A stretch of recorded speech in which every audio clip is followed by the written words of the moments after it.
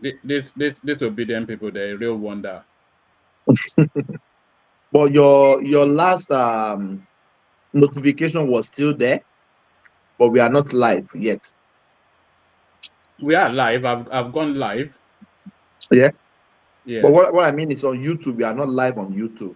Yes, I can see it. I'm looking at it on another screen.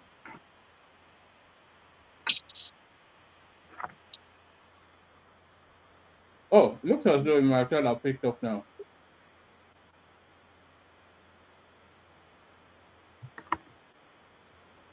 Yeah, all right. Yeah, it's on.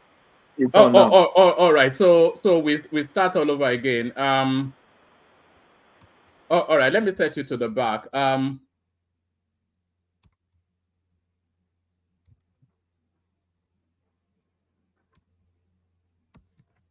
So apologies for all that. Hopefully you can hear me. So indicate in the comment section if you can't hear me.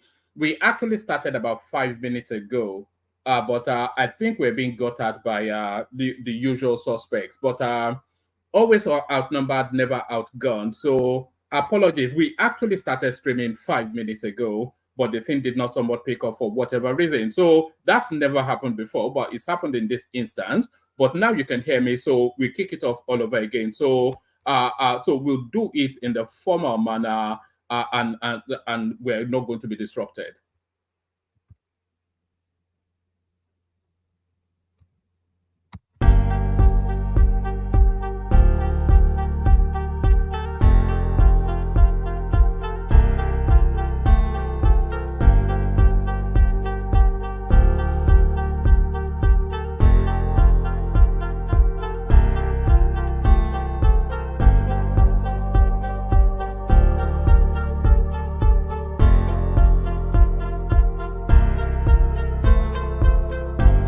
Ayandaba, ayandaba, ayandaba, ayandaba.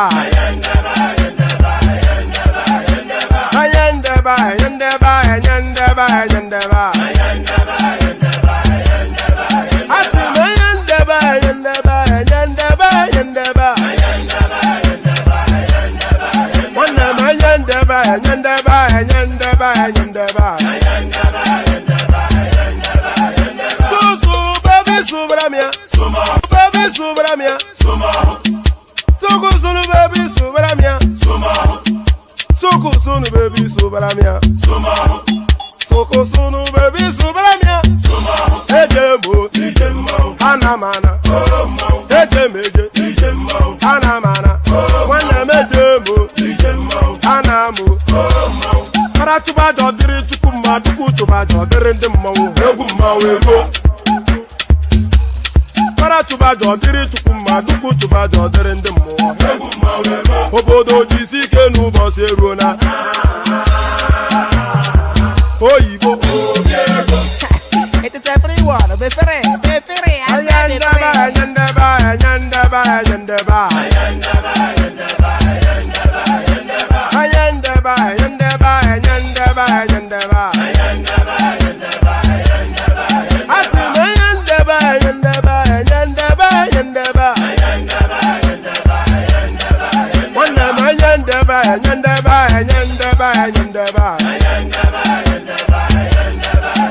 Susu baby subramia, Suku sunu baby subramia, Suku sunu baby subramia, Suku sunu baby subramia.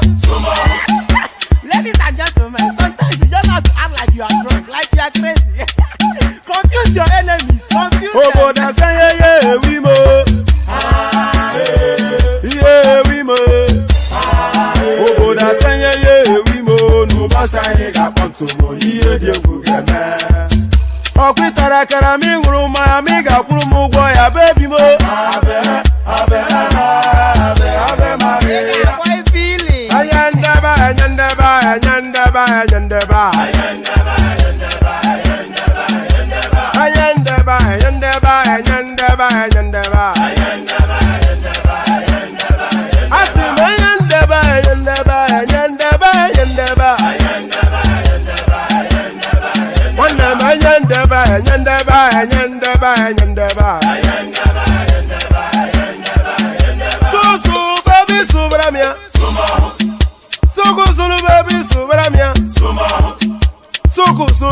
Subramia.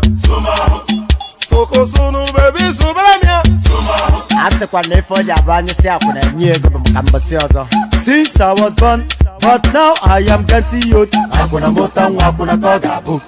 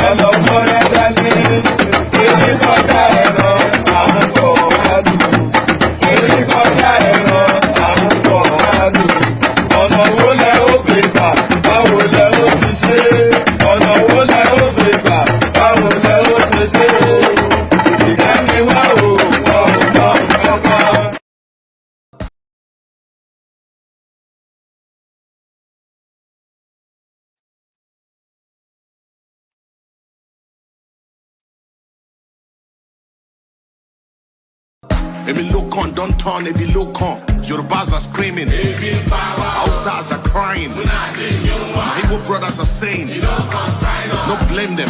Igbos are being discriminated. Even food don't turn to gold in Nigeria. Kidnapping, lucrative business in Nigeria. Imagine saying your grandchildren where they kidnap. By now, your soldiers for don't scatter Nigeria. How come a man won't get money for ransom when they kidnap him, his wife and his children? After everything, now kill, they go kill them. See, as Naira, they fall against dollar. Emilokon, don't turn to Ebilokon. And you say make we sacrifice for Nigeria. 7 billion to renovate your residence. 15 billion for your traveling allowance. That's not for you and your only vice president. 40 billion for Asurok maintenance. 5 billion for food and refreshment. 100 of millions for dogs and animals. Meanwhile, hunger they kill Nigerians. What did Nigerians do to warrant this treatment? Even Gary, they no fit afford for the family. Tinubu government blame Buhari. Buhari government blame Jonathan. Hunger day, people they die. This one don't pass jaga jaga. Oh. Emiloko, OTD, Emiloko, Baba, Emiloko, Edaku, Edi power. Emiloko, OTD, Emiloko, Baba, Emiloko, Edaku, Edi war. Tinubu was APC party leader during Mr. Buhari Jaga Jaga government. Why didn't you help Buhari to solve the problem? Debt under Buhari, 77 trillion. No proof of any positive transformation. Unborn children ain't go pay for this evil. You know, say Buhari was incompetent, but you still bring him to destroy Nigeria. Paddy government, now you are the president. Since Buhari don't destroy Nigeria, I hope say you go bring him to judgment. Emefiele printed 23 trillion within 8 years under Buhari government. $6 million for election observers. They say somebody forged Buhari's signature. Now lie, Buhari signed that document, period. Where our refineries, where we promise to fix. I've been a Dangote refineries would they depend on how much.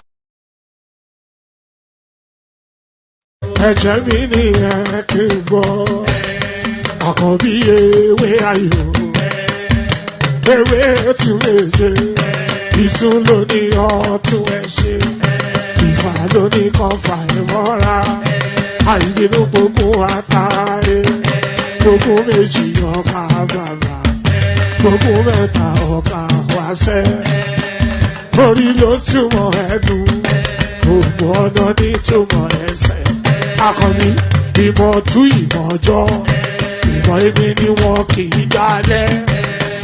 Wọ́n bá lọ mẹ́lẹ́mọ́, wá fi jóye ẹlẹ́mọ́. Akọni wọn bá lọ gbé fèrè, wọn á fi jòyè ẹnùkú. Bọ́wọ́ wọn bá tẹ̀lé, wọn á fi jòyè aláre. Àwọn mẹ́tẹ̀ẹ̀ta parapọ̀, wọ́n wá jọ ń pẹ́ mọ́. Ẹ̀ẹ́mọ́ olóko jẹ, wọ́n pa Akíntọ́lá, Akíntọ́lá ọmọ Ògún. Wọ́n pàdé ìyọ̀dà ọmọ àtàràbọ̀bà Àkànbí wọ́n pàdé ṣàkádà dẹ. Ọmọ ọba Ìjẹ̀bú mèrè. Aṣíwájú odò gbólùkẹrẹ. Ajagun lólòdì ọ̀run. Tó o bá ṣe pé tìyẹ. Tó o bá ṣe pé tìyẹ. Lọ́ba ń darí jọ wí. Àgbèrò ni kò ń gbọ́wọ́. Ọ̀gọ́ ti ṣìgìdì máa gbé. Àgétì ló máa ń gbé. Àyàn ti ìlàyàn ewúrẹ́. Ọlọ́run dákun má padà lẹ́yìn ẹ̀. Kó má gbàgbé ọ̀rọ̀ tẹ́. Aṣíwájú Ọlọ́run dákun má padà lẹ́yìn ẹ̀. Kó má gbàgbé ọ̀rọ̀ tẹ́. Àkànbí. So there it is right there. So there it is right there. Let me shut down the little bit of noise coming now. So there it is right there. So there it is right there. Here I am right here. So I'm still trying to get the lighting right, but we'll make do with what we've got. So there it is. Good day to you. Good to be in your company. And how are you? Hope you've had a brilliant day. So hope you've had a brilliant day. But guys, we have to talk. We have to talk. So it's going to be a talking session now. So now today has been day one of the Peter Obi instigated days of rage. They describe it as. So all right. So today has been the first day of the Peter Obi instigated days of rage, and we have seen how the day played out. We've seen how it panned out. So I am going to be showing you clips, but a lot of those clips you may or may not have seen. But to set the storyline, we have to go through the trajectory of the day to then land on how we're concluding it. So today has been a seminal moment in time for the Nigerian state. But what does it mean?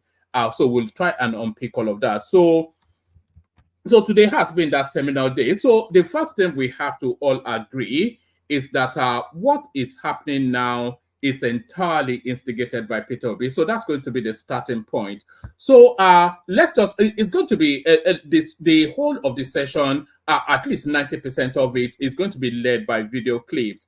So let's start from the beginning though, where the story actually started. So this first clip now that we're about to play, you've seen it already, but this is where the story actually started. This is what birthed what now panned out today. So this is what birthed what's panned out today. But if we want to go back a step further, what actually happened today, we can go several steps. So what actually happened today was inspired by what is happening in Kenya, but the way it landed in Nigeria traces back to February 2023. So all of that you already know. But what actually happened within our own space, it traces back to this clip here. So this is when this is when and where the dog whistle was blown that then cascaded events to what played out today. So this is the birthing of what panned out today. When the Kenyans rioted, their president listened. He went back and cut down, removed from the whole budget everything that concerns first lady and second lady. As far back as 2000, today, Nigeria is the home for the highest number of homeless people in the world.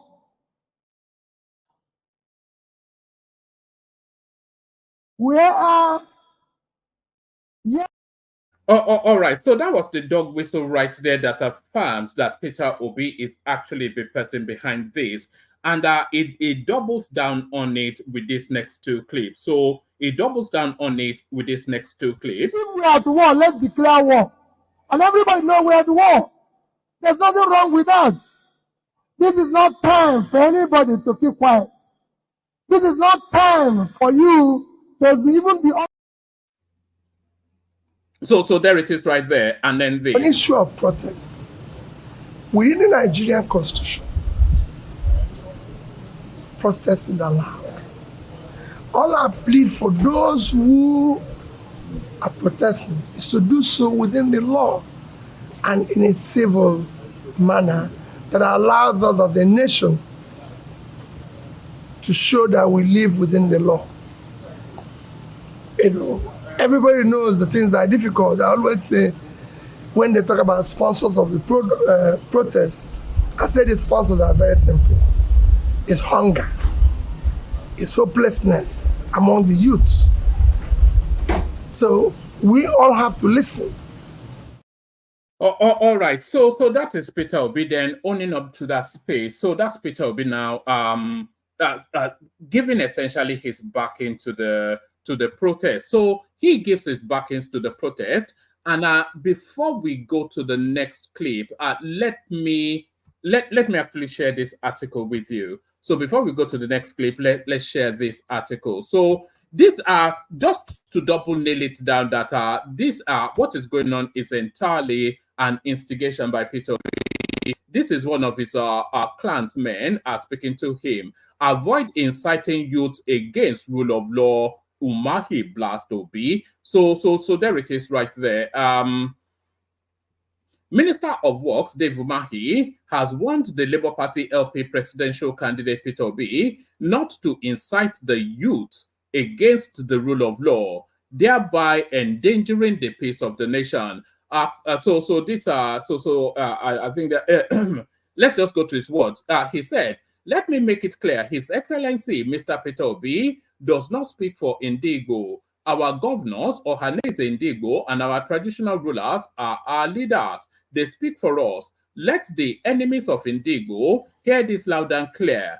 Our governors and Ohaneze Indigo are the mouthpiece of the Indigos. Let no one take the comments of one individual and use them to malign us. We are a very peaceful people." So he goes on in that vein. So let no one take the comments of one individual and use them to malign us. We are a very peaceful people. We will continue to support Mr. President. My advice to our brother is to reconsider his stance to avoid inciting some uninformed youths against the rule of law and endangering the peace of the nation. Whenever there is protest, the economy of the nation suffers. The NSAS protest did not yield anything constructive. Instead, people gathered to engage with the government and the issues raised were addressed.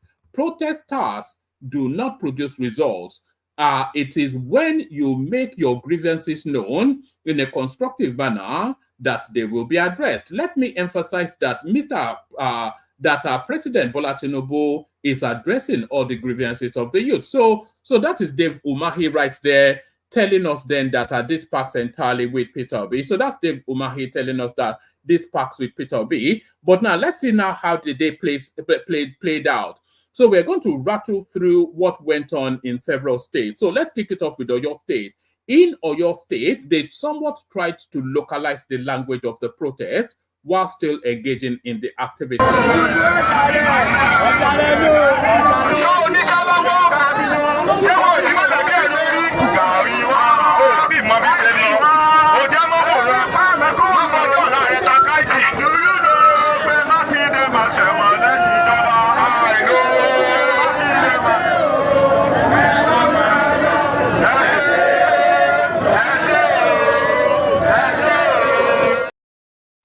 So that was Oyo State. The protest songs were geared firmly towards Seyi Makinde, even though they were participating in what is essentially a nationwide activity. So let's go to Sokoto State. We'll just do we'll do a whisk through just to see what happened in the state.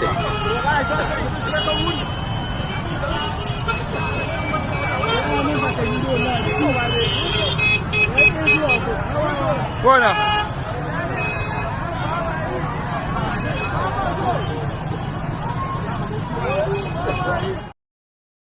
All right, so that's Sokoto State right there. A crowd gathered, but there's no signs of anything really out of untoward. So let's go to Yobe State. Look at that people. Look at that people.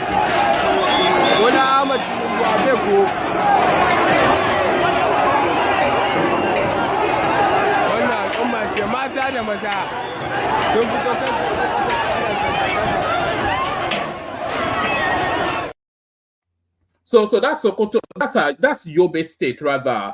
It seemed somewhat raucous, but it didn't look like it was spilling over to anything like anarchy. But it did get anarchical in some states. But like I said, Peter Obi did instigate this space. So you would expect then that his space, his region, would be the ones that would push the hardest. So let's go now to the southeast, see how the day panned out.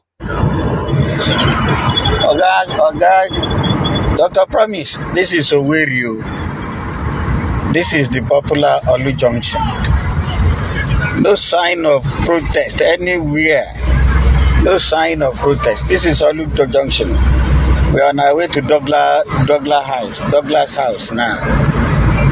So no sign of protest here. But in the West, they are inciting people to protest. People are going about their normal businesses here. There is no sign of anything. Not even a single poster. Look at it. Look at it. Not even billboard. Nothing to sensitize anybody for protest. But in Lagos, we are fighting. So I just want to show you. So there it is right there. So that was Owerri. So no signs of anything that looked like a protest there. But surely they must be protesting somewhere in the southeast. Let's go to Enugu and see what's going on there.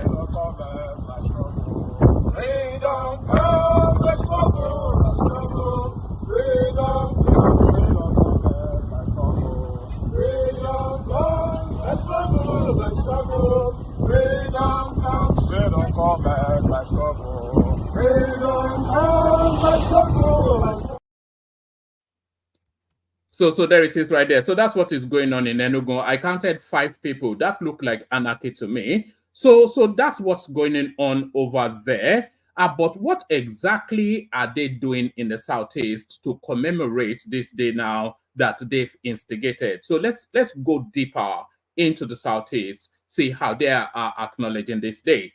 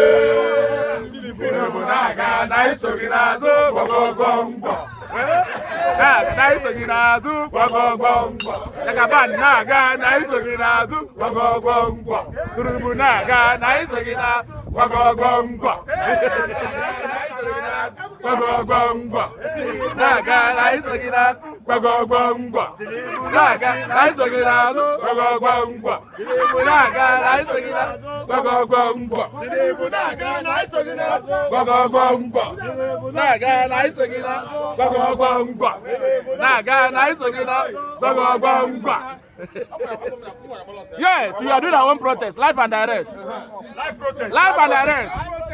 Today is 1st of August 2024.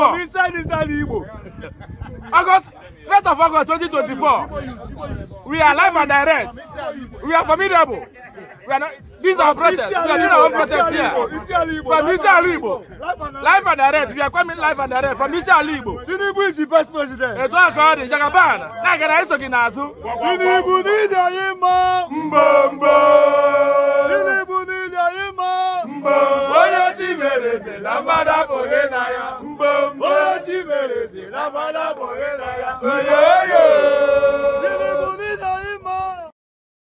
So there it is. So that was how the protest played out in the southeast. But how did the protest play out in the rest of the country? So we see that the protests are somewhat a non-event in the southeast. We saw 5 people that was it. They were smartly dressed, singing revolutionary songs. But how did they play out in the rest of the country? Let's have a whiz round. See.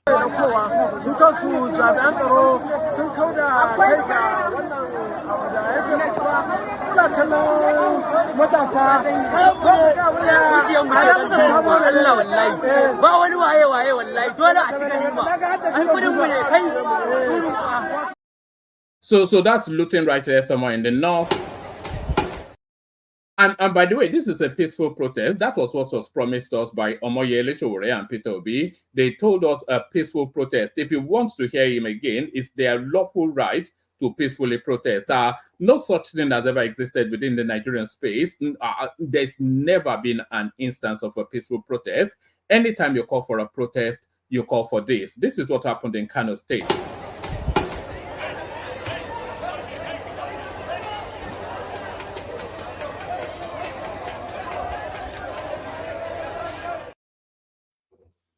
You know, have you ever seen those clips? It's usually by young pretty girls. They will, not so young and pretty girls, I should say.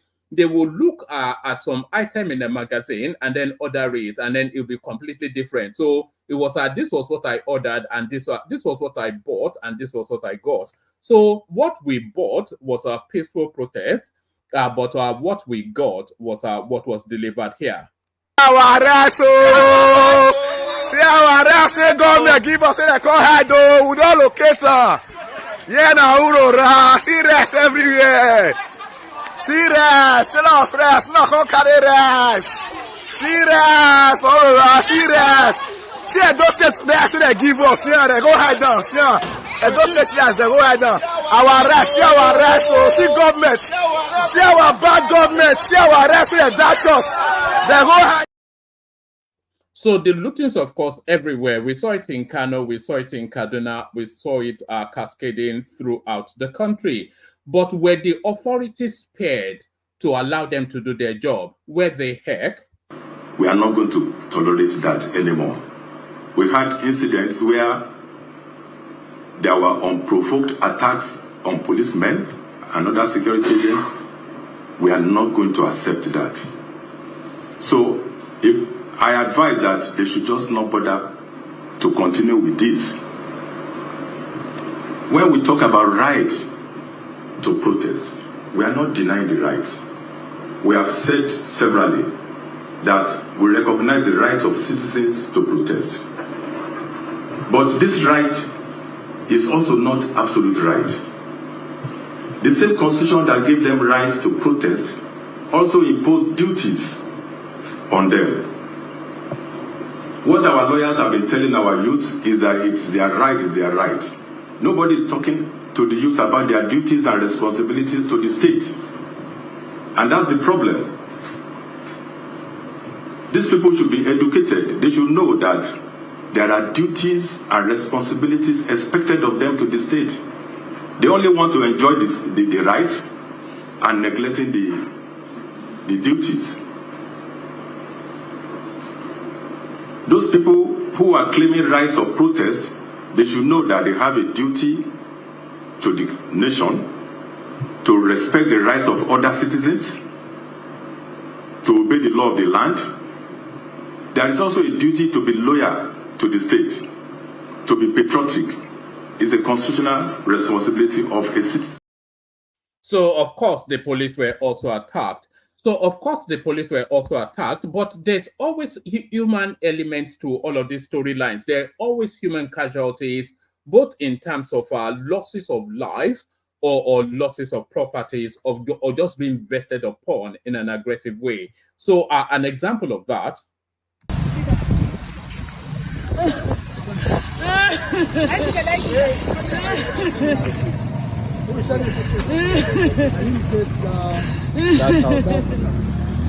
Just all have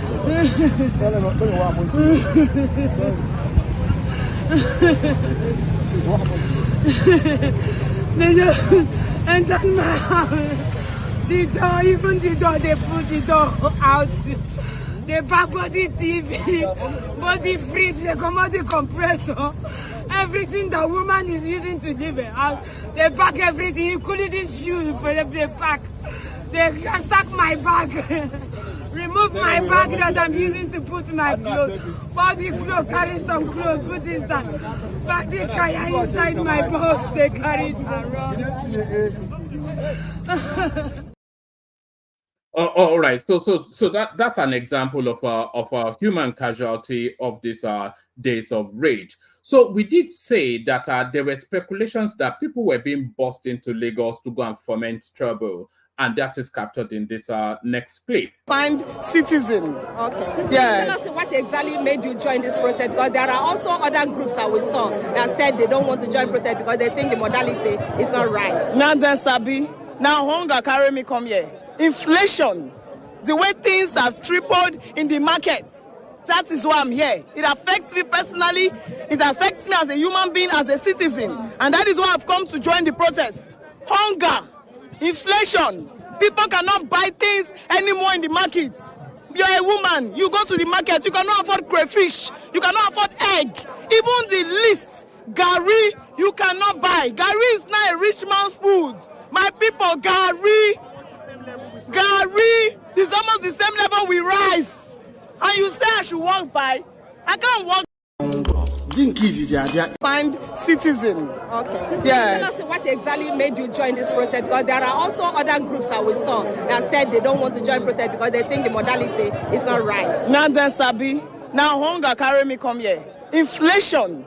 The way things have tripled in the markets. That is why I'm here. It affects me personally. It affects me as a human being, as a citizen. And that is why I've come to join the protests. Hunger, inflation. People cannot buy things anymore in the markets. You're a woman. You go to the market. You cannot afford crayfish. You cannot afford egg. Even the least gari, you cannot buy. Gari is not a rich man's food. My people, gari is almost the same level with rice. And you say I should walk by? I can't walk by. I must join. I don't need to belong to any group. Nobody is more Lagosian than any Lagosian. Nobody is more Nigerian than any Nigerian. We are all Nigerians, and it's affecting us equally. Now, people in government actually pleaded with the protesters to shelve this protest. And their reason is that the president has just been in office for just 1 year. Yes. And 1 year is not enough to actually bring about the changes that people are asking for today. 1 year is not enough to bring about the changes. But 1 day was enough to increase fuel. 1 day was enough to give policies and instructions that almost ruined our lives. It's all about policies. Make these policies and implement it. You don't need forever. When Buhari was there, they said 1 year is not enough. 2 years is not enough. Till 8 years. He has started again, same APC government. 1 year is still not enough. People are dying. 1 year is not enough, and within 1 year, fuel has gone to 1,000 TRI per liter. How long should we wait? How long? No, let them tell us how long they want us to wait, and we wait. Let them tell us 2 years, and we wait. Okay, so I also listened to the SAN, that's the Senior Advocate of Nigeria, who said he's the lawyer to some of the groups that are protesting, and he has pleaded that the protest should be limited to a day or 3 days rather than the 10 days that the protests are set out for. Do you think that is a valid point? We don't have any leader in this protest. As we all say here, tomorrow if everybody fall out, everybody fall out. Next tomorrow, everybody fall out. Have you realized that what Nigerians are asking, what everybody is asking, is not so much? It is the basics. A word from the president, everybody will be jumping. Everybody will be happy. We are not asking for the impossible. So nobody should come and tell us a day, 2 days, till it now. We will keep coming until the answers. Okay, what specifically would you want the president to do now that will end this protest? Right now, carry fuel go 100 naira per liter. Because once they reduce fuel, everything will drop. Just reduce fuel. Baba, they use fuel. Driver, they use fuel. Who they wash clothes, laundry, they use fuel. Seller, they use fuel. Once you reduce fuel, there will be peace. Let him show us a sign that he cares. That's all. A sign. No, but this removal of fuel subsidy in the first place was to deal with the corruption in that subsidy regime, which government talked about. Have you seen Dangote crying? Dangote is crying so hard that you will now realize that the corruption that we are seeing is nothing compared to what we are not seeing. Let them be fighting the corruption, but may they not use and press us. May they not use and kill us. They should reduce oil and sort themselves. Thank you very much. Okay, so you can see that's exactly what the cry here has been. Really, it's been so rowdy. People are actually very angry, and that is why they have gathered here to vent their anger. Now, if you look at this, it's the flyer that they have been distributing here all through the day. Please, can we just stop? Now, some of these points that they raised in this flyer is one, that these are some of the expenditure Tinubu and other politicians plan to do with our money. And they say 1 billion naira for Tinubu's sitting allowance. They said 98.5 billion Tinubu's personal cost, 21 billion mansion for Shetima, 10 billion naira computers for Tinubu and Shetima, and a whole lot of issues. And they say. So there it is right there. You could hear distinctly the accent of that person that was speaking, the main woman that is. That's not anybody indigenous to Lagos, of course. So there is the speculation that people are being bussed in to come and wreak havoc in Lagos. So we've not yet heard of any real high-octane incidents in Lagos yet. Maybe I've missed out on the news loop, but inform me as we're carrying on. So now, this protest, they are telling us, is a protest against hunger and hardship in the country. That is how they sold this protest.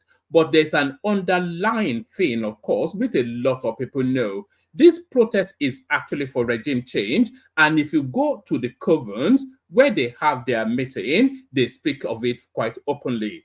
Listen to this. These guys are not willing. This is a demonic organization. This is an old man who doesn't have, give or take, 25, 30 years to live on this earth, but he wants to damage Nigeria for the young ones. He cares less about nobody. And he will stop at nothing to rule over the ashes. So the best is for everybody to activate Tinubu must go. There is no other way around this. He has united Nigerians, quite frankly, with hunger, with insecurity, with starvation. People can no longer get anything reasonable from this government. There is no need. I was waiting for Wike, since he calls himself the Obiakpo Thug, to come out today and receive protesters. But you can see these criminals in government, these politicians that are completely disconnected from reality. They have all hidden. I saw Dino Malaya today. You know, ordinarily he will make videos of his fleet of cars, pounce around them and gallivant and then drive off in one. Today he's sitting quietly in one corner of his house, making a video urging people to calm down in the protest. Well, Nigerians have risen. This is what it is. This is what it should be. Active citizenship is where we must go. It is unfortunate we have lost people today. Very, very terrible and unfortunate. We didn't expect that, these guys would, just go away without a fight. We know that all the while, all the parameters and indices we're getting is of either countering the protest or basically unleashing violence upon peaceful protesters. So right now, there is no other thing I am saying except Bola Ahmed Tinubu, the criminal drug baron and certificate forging bandit of Chicago State University and the illegitimate president of Nigeria, must go. Tinubu must go. Any other person that tells you otherwise, let that person go to hell. Tinubu must go, period. That's all I have to say. Thank you very much. Thank you. People of poetry. People of poetry, you there? People of poetry. Okay. Okay, so there it is right there. There is no equivocation that the agenda is regime change. It always has been. Since the loss of that election, these people have not been able to live with it. They've not been able to deal with it. There is no equivocation that the agenda of this whatever is going on, this protest, is more anarchy. I did say it was days of anarchy, and you people were were throwing stones at me, but you've seen it for yourself now. So these days of anarchy, there is no other agenda other than to try and collapse the Tinubu administration. But that is just one step of a grander plan. The ultimate plan is this next clip. Watch this. Nke izizi abịa ejo, nke igbo abịa ejo, nke ịta abịa ejo, nke na-abịa ejo. Nyachọkwa ụmụnne niile. So that's the whole plan right there. So in case you missed it, watch it again. Nke izizi abịa ejo, nke igbo abịa ejo, nke ịta abịa ejo, nke na-abịa ejo.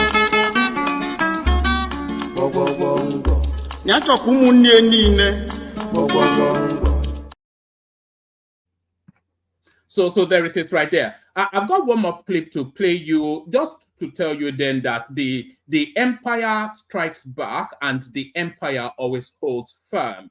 The empire strikes back and the empire always holds firm. And here is the empire holding firm.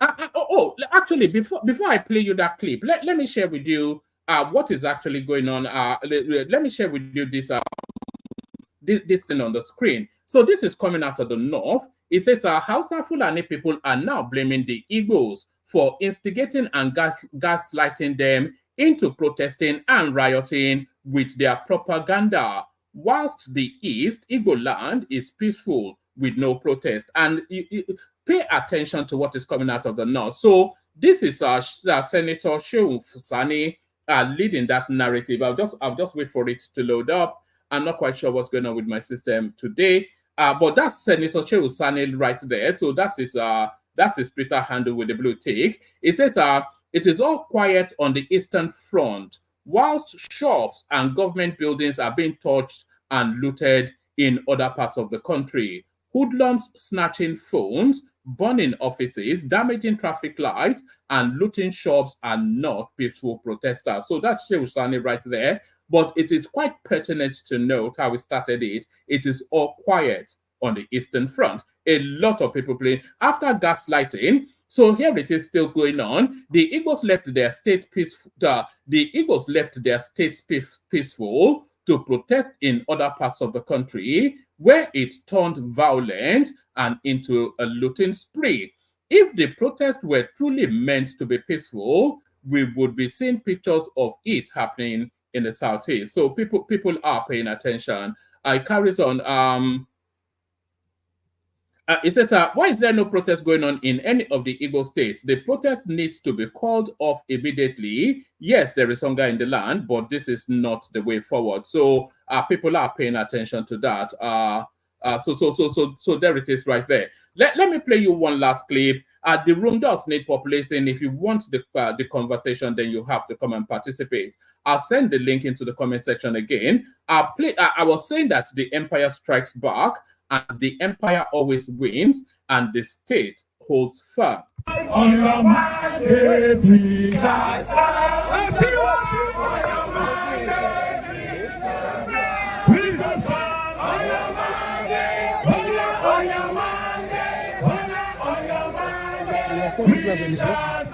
We shall stand on your mandate. We shall stand. We shall stand on your mandate. We shall stand. I see what you on your mandate. On your mandate. On your mandate. We shall stand. Progress. I see what you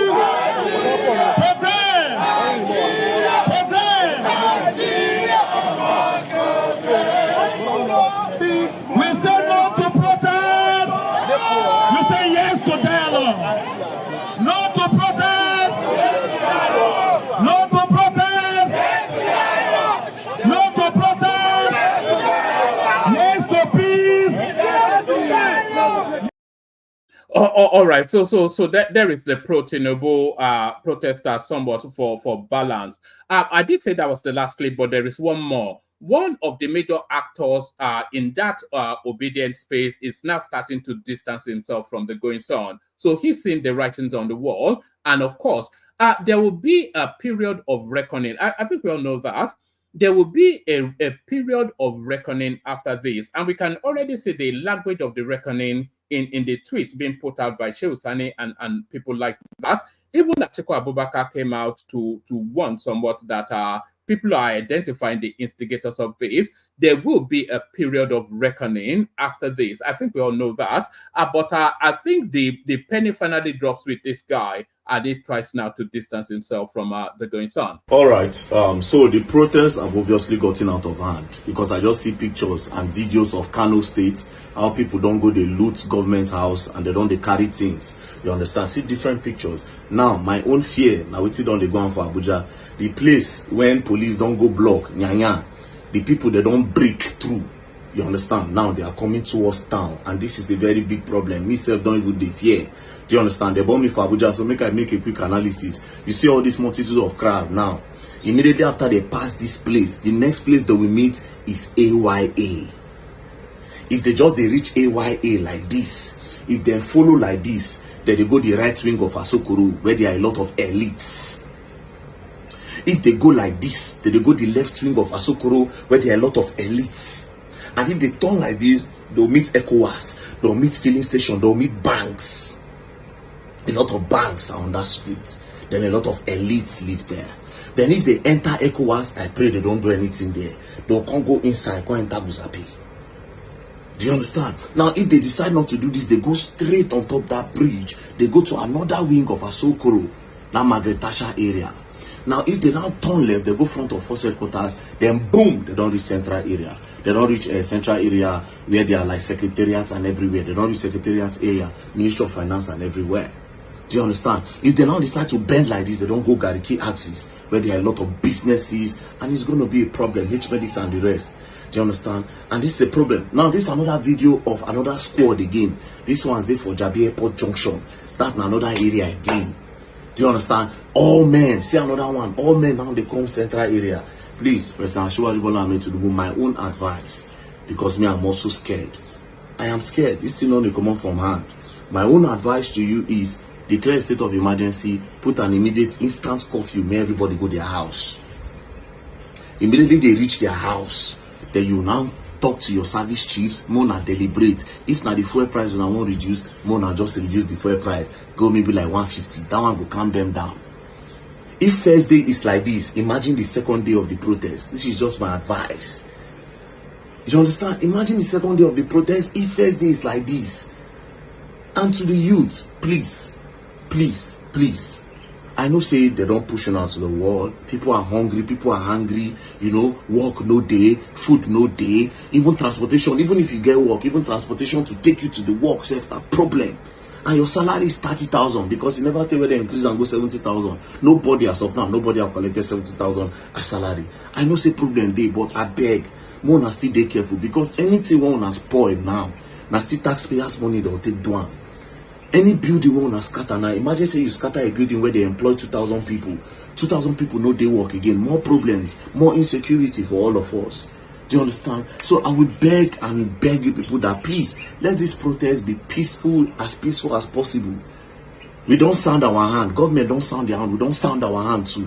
Do you understand? As the youth of the country, we have sounded our hand, but please let it not get out of control. Now to the presidency.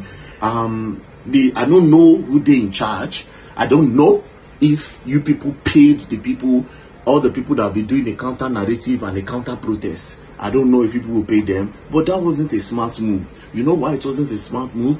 Listen, the people where the rural area, where they suffer, they don't do social media where they watch all those, nobody should come and protest to go. All those press interviews, they don't have TVs in their house. They don't have TVs. A lot of them live from mouth to mouth. And because of how expensive things are, they cannot even carry their hand to their mouth again. That is the problem we are facing. So all those counter narrative, carry placard, carry go to Eagle Square. All right, enough of the Bula Balu from the Batty Boy. Enough of the Bula Balu from the Batty Boy. Let me play you. I'm almost tempted to play this again. Let me play this again and then we play the K guys.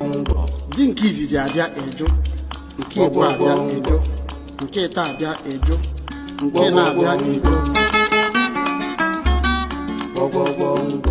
ya chọkwa ụmụnne niile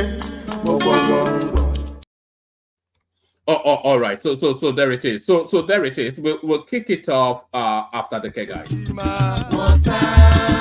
Only water, only water, where they see ma. Water, water, water, water, water, water, water, water, water, water, water. Only water, where they see ma. Hapa o naido.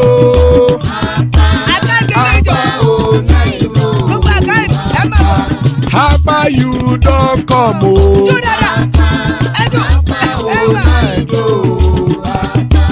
Hapa o naido.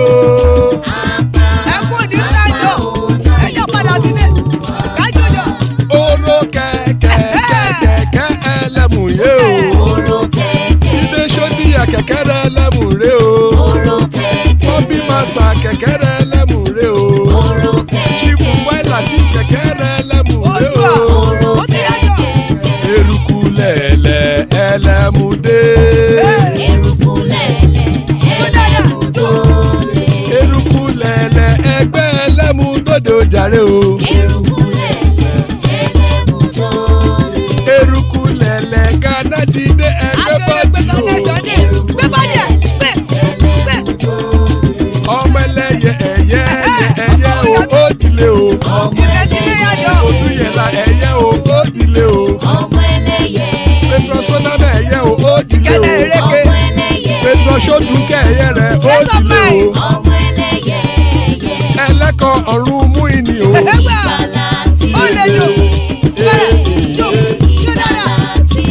Àkùkọ ọ̀run méjìkọ.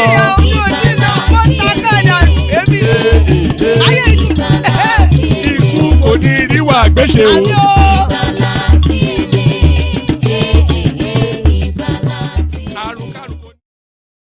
And there it is right there. So the Ikuko Neruwa Gweche, may death have nothing to do with us. So amen to that on behalf of myself and you, my friends. So amen to that on behalf of myself and you, my friends. So joining us, our Chiamaka, who makes a second entry into the space. A real delight to have you around. So that's Chiamaka right there. ASAP in the house. Good to have you, ASAP. Kenny joins us. Good to have you, Kenny. Saki Father. Here is Saki Father right here. Good to have you, Saki. Father of the bride, Ajane Koko. Here he is right there, the mighty man himself. Ekene joins us to luxuriate and glory in the day that he created.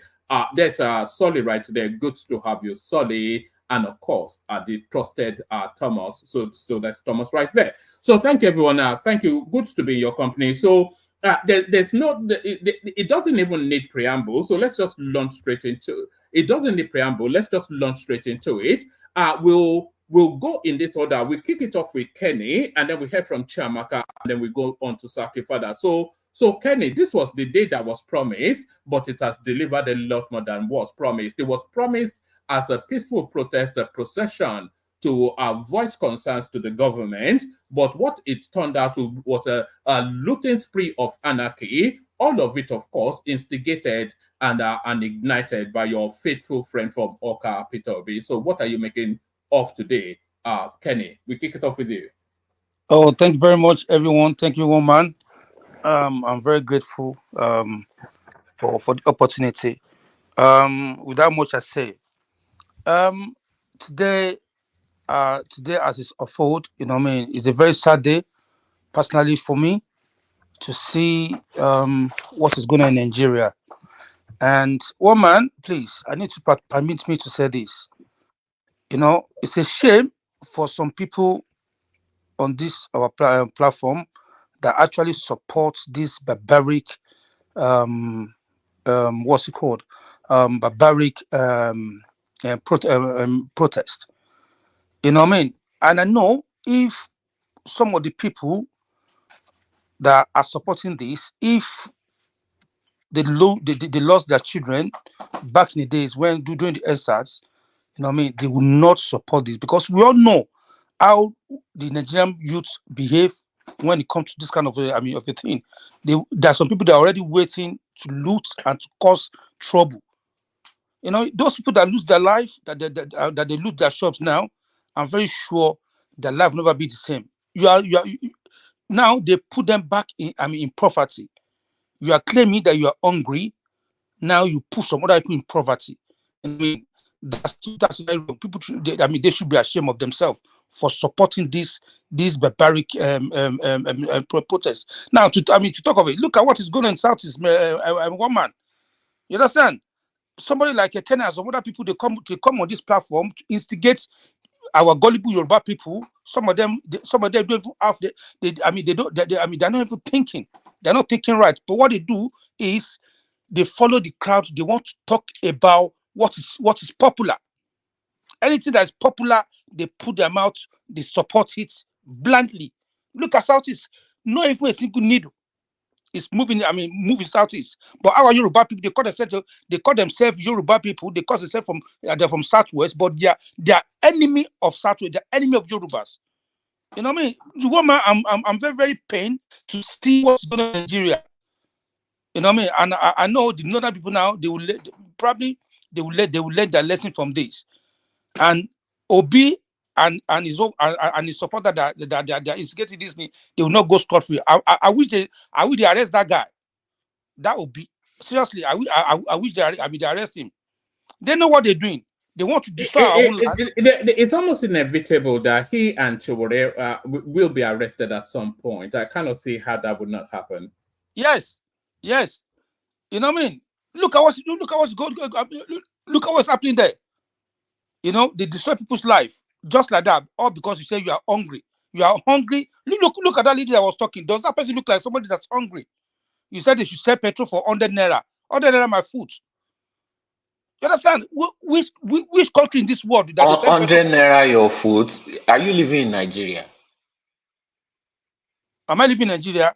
So tell me which country are they selling petrol for 100 naira? Are you living in Nigeria? Yes or no? no? I don't ask him that question, please. Are you living? You just sound very wicked. How can you say 100 naira my food? Yes, 100 naira my food. Are you the one paying? Are you the one paying the extra? Okay, since 100 naira your food, why don't you pay the extra for others? Since you feel you should be that price. I should pay extra for others. You are Baba Olowo now. You are Baba Olowo. Please, this is my space. Let me speak. Okay, don't interject me, please. It's my opinion, and I have right to my opinion. So if you like, go and collect your salary and support them and buy petrol for 50 naira. Who does that? Even Saudi Arabia, they have money more than Nigeria. Are they selling petrol for 100 naira? Why can't we think? Are we that stupid? See, when we are crying, we can see. When you are crying, what is coming out from your face, from your eyes, you can actually see what's going on in your surrounding. Does that make any sense? Petrol for 100 naira. You know what I mean? So that is not reality. We should talk the truth to ourselves. We should speak the truth to ourselves. Those Yoruba that support these people or go kill them one by one. I'm sorry to say. It won't mapa. Oh my, Jajati. Yeah. And now settle down now. Sorry, let's not go in that direction just yet. I will not mess with Kenny, it's unrealistic for anybody to expect petrol. Yeah, if you look at this chart on your screen, I think we've shown this chart before. Nigeria is, even as at now, this is 2, 4, 6, 8. Nigeria is the 8th cheapest petrol country in the world, even at the prices that we are selling now. Cheaper than Saudi Arabia everywhere. Cheaper, not cheaper than Saudi Arabia. Well, yes, cheaper than Saudi Arabia. So Venezuela, Libya, Iran, Syria, Algeria, Kuwait, Angola, Nigeria. So those are the. I'm not quite sure, unless they want it for free. I'm not quite sure if that's a demand. Woman, they're not thinking out of box. You understand? I wish those that supporting this evil. Listen, woman, don't get me wrong. I'm not saying they should not protest. Peaceful protest is the fundamental right of every Nigerian. Understand? Get me right. They have right for their protest. They should go on. You cannot block my way because I want to go to work. You block my way because you are protesting. I wish those who that support them, I wish their mother is one of those that they lose their shop. Those that supported this useless protesting, I wish their father is one of those that, they burn their car. Those people that support this useless protesting, I wish their son is one of those that died. in this protest. Some people don't act less, you know what I mean? They are blind because of that evil. I'm not supporting evil. I support people's peaceful protest, but not for you to go, okay, the people you lose their shop, are they part of government? You know what I mean? Let me ask you a question, Kenny. What is going on in Nigeria? Is it sufficient enough to protest? No, man. No, this is politics. You know what I mean? You're talking about no. I know the protest is political. Because of course the people are sponsoring it are political actors, Peter Obi and Omoyele Sowore. So those are the sponsors. So we know it's a political. It's not even a protest now; it's an anarchy. So the anarchy going on now, we know it's political. But the situation in Nigeria as it stands now, is it sufficient enough for people to protest? Yes, woman. Yeah, is very, very sufficient enough for people to protest. But peaceful protest. See, like I said before, is everybody fundamental right of them to for protesting, but not in this manner. But see, this thing has has been coming for a long way. So to that HF of Buhari, what were they thinking? Where were they? Those that are supporting the process now, where were they? You understand? Gary, every single year. Were you surprised that the Northerners participated to the level that they did? I'm not surprised. You know why? Those ones, they are power drunkards, because they know what is coming for them. They know Tinubu is you already started blocking their loopholes. So, and they know what is coming. And they cannot wait. They cannot even wait for 4 years. So they are not looking for a way. Now they be blaming themselves. They say, look at that guy that just read this message. That senator. He was one of those ones that say yes, it's right of Nigeria to protest. Now I'm very sure tonight he will not be able to sleep. He will be thinking that what have we done to ourselves? They want to turn Nigeria to the Kano state governor backed the protest, and his citizenry went on to burn the state down. Exactly. I think we had the highest incident in Kano. Yes. See, this is a lesson for them. They haven't seen anything. You understand? They think that people you know the mistake that people are making is that they think that the protest is against the Tinubu administration, but the protest is actually against elitism. And the people that are gaslighting this space, they are political elites. So there was a senator somewhere in well, I think it was Katsina. He was nearly stoned. There's this Yusuf, a chap in Kano State, who thought he was rallying against the Tinubu space, but they burnt down. In fact, they burnt down a lot of infrastructures in Kano State. We saw them ripping off traffic lights. The new ICT thing that they want to train them up to be civilized people, they burnt it down. So it's a reaction. It's an outburst against elitism and the elite space, not against the Tinubu administration. Woman, they haven't seen anything. So, like you said, they think all these things all about Tinubu. Tinubu know what he's doing. He's very clever. See, if this protest continue, I'm very sure you're not to be in fire. You're not to be on fire. I mean, they better call this nonsense off. If one day, woman, I think we've seen the beginning and the end of the protest. I have no anticipation that we'll see anything tomorrow. Woman, this will continue. If they think, it will not. Let's hope so. Hope they will not continue with this nonsense. But if this continue for the first, second, third day, if first day can be like this in the north, I thank God that in Lagos states they managed to curb all these useless protesters, curb them in one corner. We haven't seen any. They've not been able to damage anything. Thank God for that. You know what I mean? I hope they open their eyes. I hope they wake up from their sleep and go back home. You know what I mean? And let's give this man, give him chance.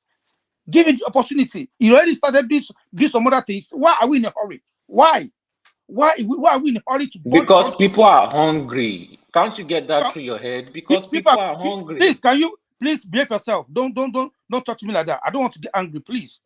Okay? Please. You already sound angry. I'm hungry because I'm seeing my country burning down, and I'm seeing some Yoruba people supporting them. That's why I'm angry. Who is I'm not burning insulting you. it? I'm not insulting you. I'm talking to one man. Please let me After be. you finish insulting everybody.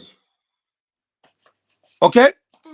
I only said whoever that supports barbaric this thing, they should if their mother, their father, and their children is part of those that Back to lose. sender. Back to sender. I mean, Back to sender. Back to sender. Okay? Back Look, to sender in tenfold. woman. Solid. Kenny has the right to be angry now. It's quite. Does he have the right to curse people too? No, it's raging against the people burning down the country. Are you not angered towards the people burning down the country? No, I'm not. Oh, all right. Well, that's your sentiment. So let him express And his. I'm not swearing for anybody that is angry. Yeah, no, but let him express his sentiment. So you don't care, but he does. He should swear for himself, not others. Well, no, let him speak freely. If he crosses the line, I will pull him back. Carry on, Kenny. Woman. Yeah, Kenny, wrap it up in a minute, then I'll do 5 minute monologues. Okay, please, sorry. My daughter wants to say something to you. Nora. I just want to say that burning down government buildings and destroying people's shops is not a peaceful protest, and they really need to stop because they're killing poor people who don't have anything to do with it. Thank you, Can Nora. you live in Nigeria? Can you live in Nigeria? Can you? What's all this now? Kenny now. No wonder he's not in Nigeria. That's why. No. This is nonsensical, man. Just behave yourself. Apologies for that. Yes, I agree with those sentiments. I agree with those sentiments. Sorry, what's your name? Are you happy for us to know her name, Kenny? Yes. No. Ayokorede. Ayokorede. So yes. I agree with that sentiment. It is not a peaceful protest where you are burning things down. It's just basic logic, isn't it? And the intention was never a peaceful protest. I'm not quite sure how much your dad speaks to you about Nigerian politics, but this is a politically led political sort of thing going on within the Nigerian space. So I don't know. So are you watching it, and what are your sentiments? Are you being led by your dad in what you're thinking? Yeah, I have been led by my dad, but I sometimes watch it by myself on my iPad or phone, and it's not boring at all. It's in fact very interesting, and what they're doing in Nigeria is not okay. Thank you, Nora. You see, as I was talking right now, she just came downstairs because Nora is just 10 years. Just turned 10 years on the 6th 8th of July. On the 8th of July. She just turned 10. Happy birthday to you, Nora. I mean, so and she always show interest in anything that got to do with Nigeria. You understand? And them seeing the news of property burning down and all that. She came to me and said, Daddy, what is going on? You understand? And she said, Daddy, can I speak my mind? See, you can see this is a child of 10 years old. She knows that something is not actually right. You know what I mean? Woman, you see, I'm actually emotional right now. Let me just leave it like that. Thank you for the opportunity. And do the right thing. We should stop this, please. All right, brilliant. Thanks for kicking it off. So we go from you to Chiamaka, who joins us. So Chiamaka, the one thing we can all agree on is that we have to condemn the violence that we saw today. And the other thing that we may want to concede is that the violence was anticipated and not surprised. So how did today go for you? How did you digest what we saw? I don't understand. Anticipated by who? Good evening, everyone. When have there ever hello, been 1 minute. Can I get 1 minute? Chiamaka, I'm sorry. Woman, I think I know the sentiment of everybody. We all carry sentiment on this issue. But I think it would be good for people to tone it down and not to rain curses on people that are pro-protest. My brother that just spoke, he rained a lot of curses on those of us that are pro-protest. He was even using Ogun to cause us. I am in America. I'm supporting protests. Am I the one that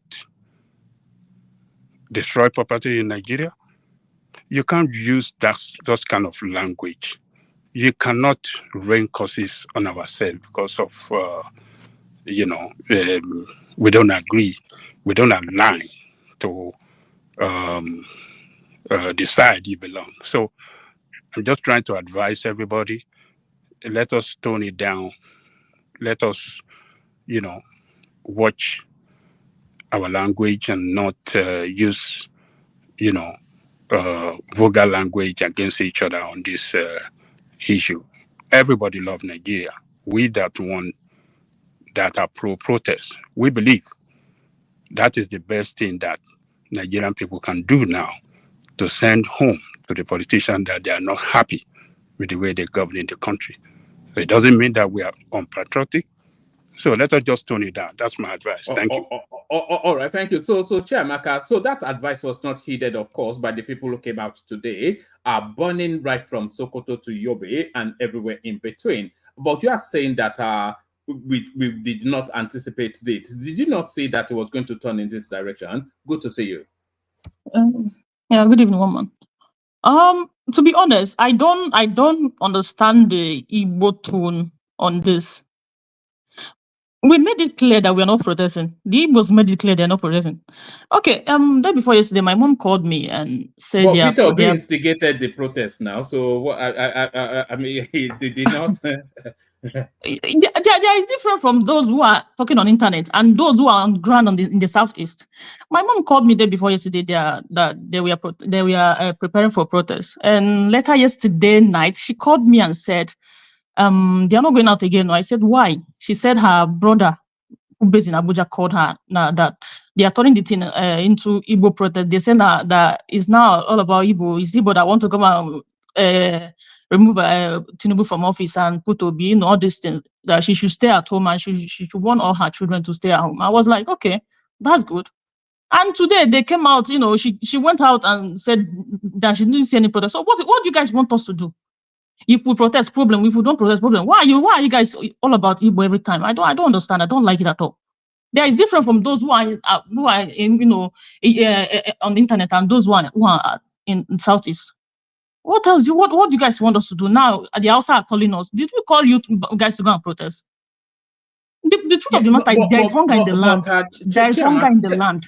Yes, there is hunger in the land, but Chiamaka, you cannot get away from the fact that Peter Obi has been gaslighting this protest since pretty much it was rejected at the polls. It's been gaslighting for How?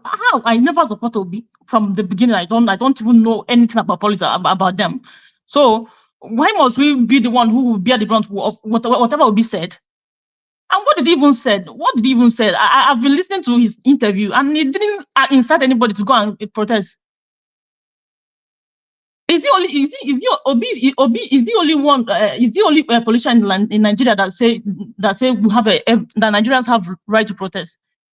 And he's shown violence now for you not to take it to other ordinary citizens. So what else do you want us to do? I don't understand. I don't understand this. It's all about Igbo every time. I don't understand. It doesn't make sense anymore. I've been trying to to contain myself. I've been going to I've been coming here, and you guys every day Igbo this Igbo that. And when I call people from the southeast, the tone is different. They don't even know anything. They don't even want to know anything about whatever is going on. Do you think they are complaining is about hunger? Do you think they are complaining is the hunger?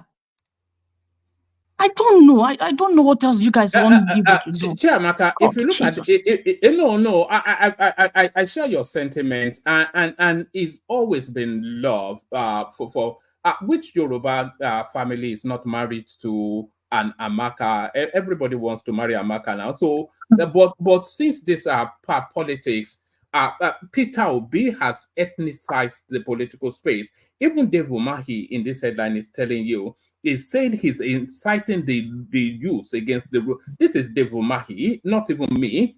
And again, if you look at what Shehu Sani is saying here, he's saying exactly the same thing. that he's inciting the youth against the state. So everybody knows that he's inciting the youth against the state, and it's now cascaded. That's not what Shehu said. Whatever he said, that is his own cup of tea. P2P cannot incite anybody to go and start. What are you even saying now? When did this man even say it? I don't like Obi that, but for you guys to be blaming him on this protest, no, it's not. No, I can't. It's not okay. It's not nice. Come on, he's not the only one who say you can go out and protest. Why is he the only one you want to blame everything on him? Now you want to turn it against Igbo, this Igbo that. And I'm sorry. I love the way Igbos stay away from it. Even my cousin who bakes in Lagos, he's staying indoor all day just to avoid this kind of problem. Even now they are living as if they are not Nigeria. That's not okay now. The threat is too much. They have been threatened. He said they came to his shop to threaten him not to come out. What kind of nonsense is this? Are we going to live like this? It's not okay now. It's not okay. No, it's not okay. It's not okay. For goodness sake, it's not okay. Let us say the truth. What is good is good. What is bad is bad. For goodness sake. Chiamaka, you will be surprised. You would not be surprised that not a lot of people are far from the sentiments that you are expressing, that it is not okay and we cannot continue in this tonality. But there is only one thing that can change it. Only one person is Peter Obi. He has to sheath his sword and wait till 2027. Always gaslighting the populace against the state, always trying to rile them up to launch against law and order, which has now cascaded in this burning and looting that we're seeing. It will not wash. It's unacceptable. Love man, body language as well. Like, for my mom have not even listen. Jesus, nobody's even talking about Obi in the southeast. Nobody's even listening to him anymore. They're forgetting about him. But why is it all about Igbo every time? I just want to know why. Nobody's even talking about him. Even his presidency anymore. Nobody's even mentioning his name. Nobody remember him again. But whenever I come here, it's all about Obi this, Obi that. I'll ask my mom, what's going on? Do you guys, Obi talk to you guys about anything? Obi, are you listening to him? Nobody even give a fuck about what about internet or radio. It's just for them to see that's the most important thing for them. But the way you guys are, gaslighting Igbo every time is not okay now. It's too much. Now the North are blaming us. Don't you know what the North will do? Why is the senator talking about the North? Why do you think the North is they're not blaming the Indigbos, by the way, they are blaming Peter Obi's politics. So we must always try to make that distinction. When did North start listening to Obi? When they did not start, come on, let us be honest with ourselves. We know they don't like any Southerner in the office. They always want to be in the power, want to be in the office. So they don't like any Southerner. It's not even about Obi or about Tinubu. They just want to be there. They want to control things by themselves. So we know about North. So it's not. I'm not surprised. Why didn't they do it during Buhari? It's not Buhari that caused all this mayhem.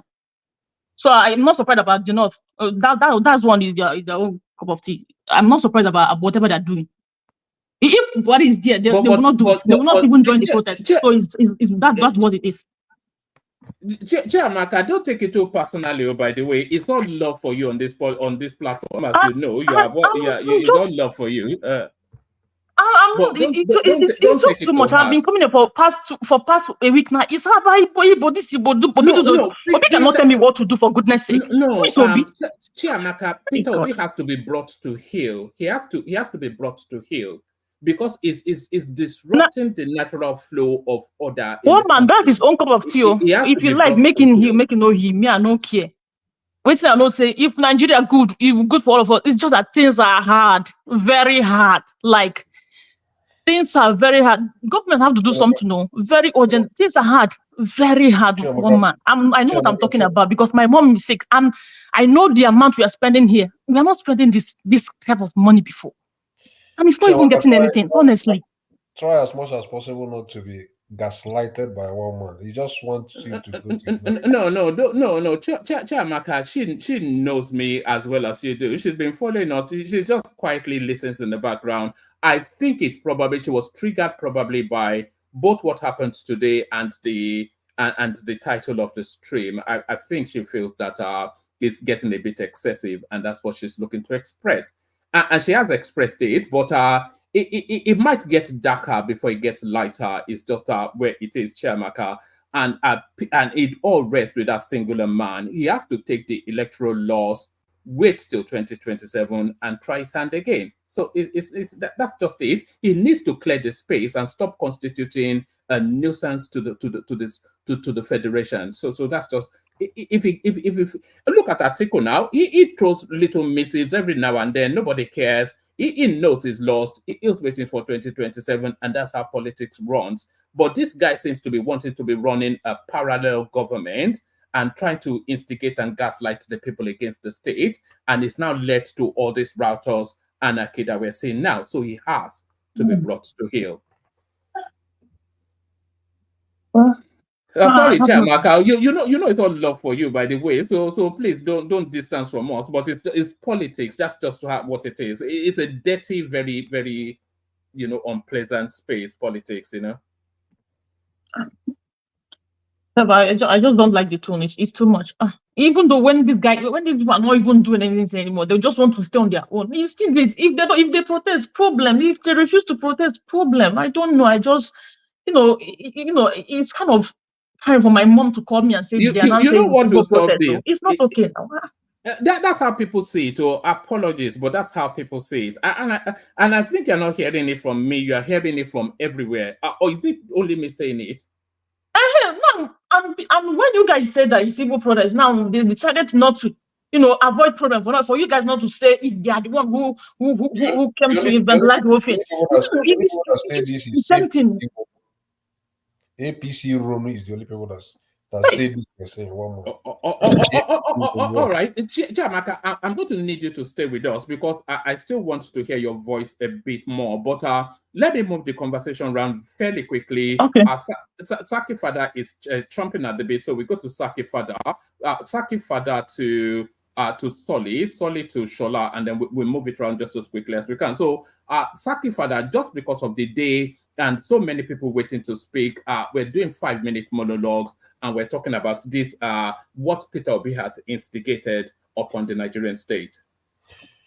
Yeah, well, thank you one more for giving me the opportunity to air my views. First of all, let me start by acknowledging, showing my condolence to anybody that lost his life in the course of the protests, expression of dissent in Nigeria. Today, I just pray that their soul should, the mercy of God should visit them, and God should accept their souls. Yeah, so then let me start by saying one man first that I don't think I'm beginning to have some discomfort in terms of the way. Saki Father, please Yeah. give me 10 seconds. One man, good evening, everyone. Yeah, one man, it's just a piece of advice. The topic we are sharing today is very emotional and very key to people. One man, if anybody is not crossing the line, can we just let people express their opinion, please? Yeah, so Please. that's what I'm doing. That's why I was pulling Solly back a little bit. But yeah, thank you for that. So that's the co-host, General Thomas. Back to you, Saki.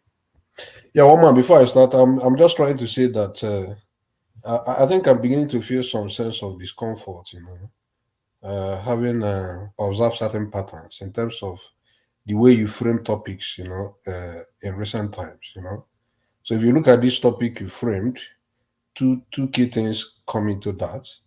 Number one is that the word Southeast came in, P2B came in again, rest of Nigeria came in. So I think it is a malicious, or rather a very intelligent way of. Is it not in tandem with the event of the day? All the actors are in play. All the actors are the Southeast Peter Obi and the anarchy that he fomented. Yes. No, the first time you frame, you framed something before, and I think you changed it. The first time you framed, you said Peter Obi supporters rage against the Southwest. Kicks off. So this to me, when I read it, it wasn't really feeling fine to me. It appears to me as an intelligent way of instigating one region against another region. and that is genocidal, in my view. That could be that could have some implications for genocide, in my view. And here again, you reframe the topic again. Southeast appear to there, P2B appear to, then the rest of Nigerians. These things are streaming in different platforms. People are reading these things on other social media, and I think this is a professional platform, and I think you may well. I will advise you should do well to be tone down the way you try to frame things, because me as a Southeasterner, when I read this thing, it evoked on me an emotion of, or a feeling of, is a sense to believe that this could have some tendencies for a genocidal outlook. I can just grab why are this you thing. being hyperbolic with No, language? Why not are you being hyperbolism. hyperbolic with language? Not The title captures the essence of the day. It's Sheusani not saying exactly what I just said. What the title says. No. Look at this headline. You're saying, sorry, I did say 5 minutes and I didn't want to disrupt your flow. Is what Dave Umai is saying, is it different from what the Forget headline what says? Dave Umai is saying. Dave Umai can say anything. So why you are saying I shouldn't speak to? No, Dave Umai can say whatever he wants to say. If I sit down with him to argue with him on this thing he said, I will criticize him for saying this. So I'm opportune to be on this platform, and I've looked at certain patterns in terms of the way you frame certain topics whenever it has to do with Southeastern or Peter Obi region. The other time I came here, I asked you a question. I said, are you fast becoming a misanthropist when it comes to issue of Peter Obi? I'm sorry to be sounding harsh, in terms of that. But in my view, it would be harsh if I understood what that meant, In my view, when I read this caption, as a Southeasterner, what came to my mind is one man. It means you dislike humankind and you avoid human society. That's what misanthropy is. You got the dictionary out. I said in terms of Peter Obi, are you becoming a misanthropist? That's what I said. When it comes to the issue of Peter Obi, I'm not saying generally characterizing you that way. But what I'm trying to say in effect is that me as a Southeasterner, the first time I saw the way you frame the topic, I saw it as trying to, push a narrative between the Easterners and the Southwesterners, because you carefully said something about Peter Obi supporters or something like that, then rage, burning in Southwest again, something like that. I wasn't comfortable with that. It was the tone appears to me as something that might evoke some sense of push towards a genocide. It's possible. I just read what Atiku tweeted this evening against this guy that has been pushing hate against a particular region. And Atiku tweeted it today again. This Lagospedia or something like that. I've been reading what the guy has been tweeting over time, and I'm not comfortable with that. So this is a professional platform. Please, let's add some objectivity.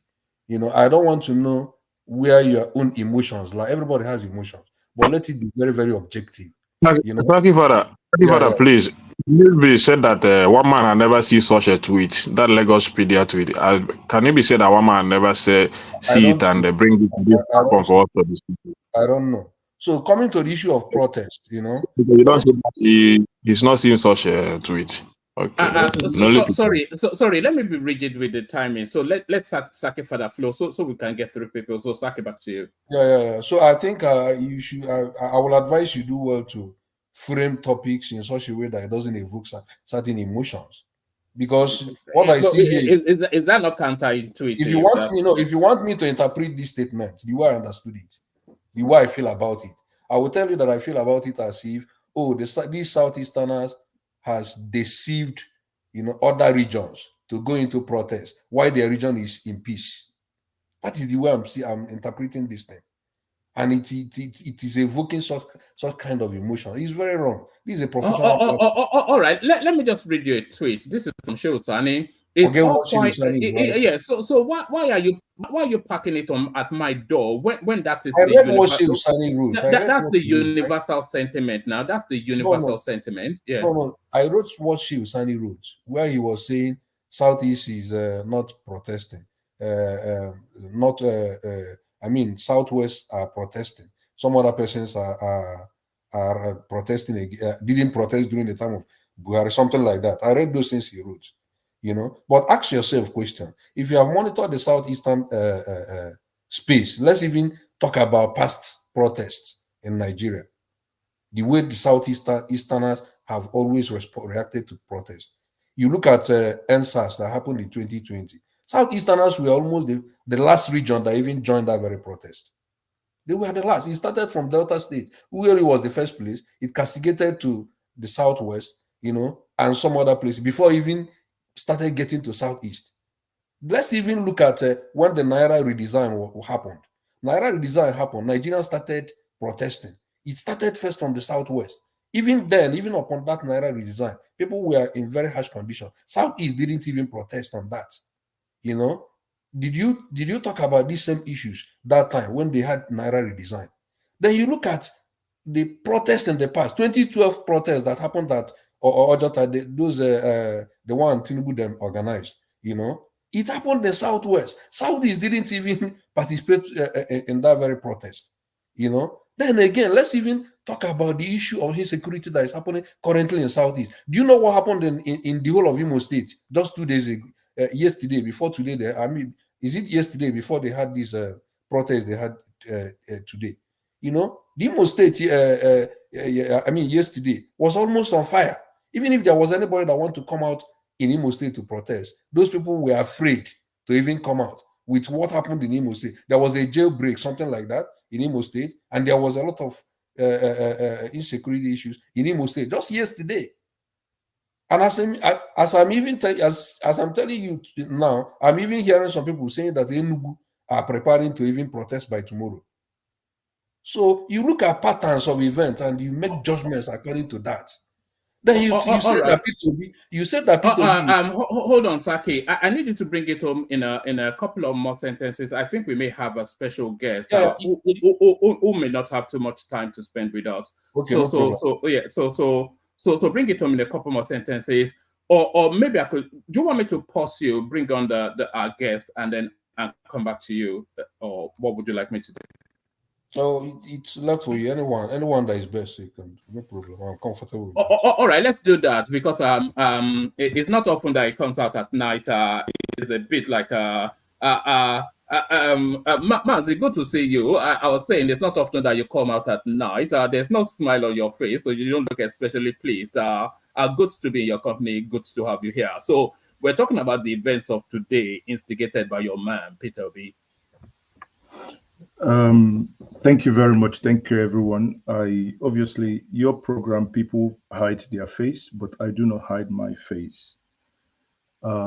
Here, someone called my attention actually to this program, hence I'm joining. And you and I converse behind the scene more than we do public, right? And at some point, looking at your title, just like the previous speaker was saying, what you're doing is very disingenuous. I think it's, as a brother, I would beg you to walk away from this. It's not good. You're basically trying to instigate a people. I can tell you that it appears you are in the same WhatsApp group with Bayo Nonoga and Lagospedia, because look, Nigerians decided to protest. If you've been on Twitter Spaces, know when this thing started. In the last 3 weeks, I have been speaking to a lot of people, both online and offline, and I can tell you that 70% of the protest you see that happened today, that is going to happen in the next couple of days, is majorly from the northwest. This you can take to the bank. It's majorly by the northern Nigerians. And many of them have asked them in private, those that are behind it. So when the government tell you, a couple of them, what's it called? A couple of them on Monday or Tuesday went to answer questions with the DSS, and the DSS kept them, some overnight. All of them, without exception, are from this region aforementioned. Then, as someone who is liberal-minded and from the Southeast, that to know that you kind of keep pushing this narrative, not only that it hurts, but it keeps me asking, to what end? I know you try to be smart by bringing what Shehu Sani said and, trying to get things muddled up. Do you know what it means? On many occasions, you've come to my program and you ask me why I talk about Bola Tinubu. I talk about Bola Tinubu because Bola Tinubu is the president of the Federal Republic of Nigeria. If Bola Tinubu did not win the election, I do not think that I will mention his name in my lips in the next 8 years. Peter Obi was not the only person that contested the election last year. Atiku Abubakar did. Atiku Abubakar was actually the first person that supported the protest. Now, there are many others that supported the protest, but I keep asking, why Peter Obi and Southeast? You wanted to defend yourself by saying that what you did was not, no maligning the Southeast. No, but it's a lie, because why put Peter Obi and Southeast in the same sentence? You're trying to drive a narrative.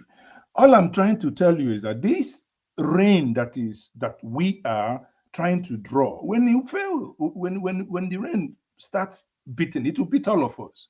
Today at Ojota, why didn't you bring it here on your program? A woman, go to Professor Chidodun Kalu's page. You will see it now. A woman is complaining today that when she came out, she was being said, go to your house, Omo Igbo, don't come here. But again, because what everybody was expecting is that, or rather many of you in the same WhatsApp group, what you were expecting is that Fondo Igbo to come out. Oh, you see, Igbo want to destroy Lagos. Igbo want to destroy Lagos. The same people said, okay, since we want to... Mazi, can I ask you a question?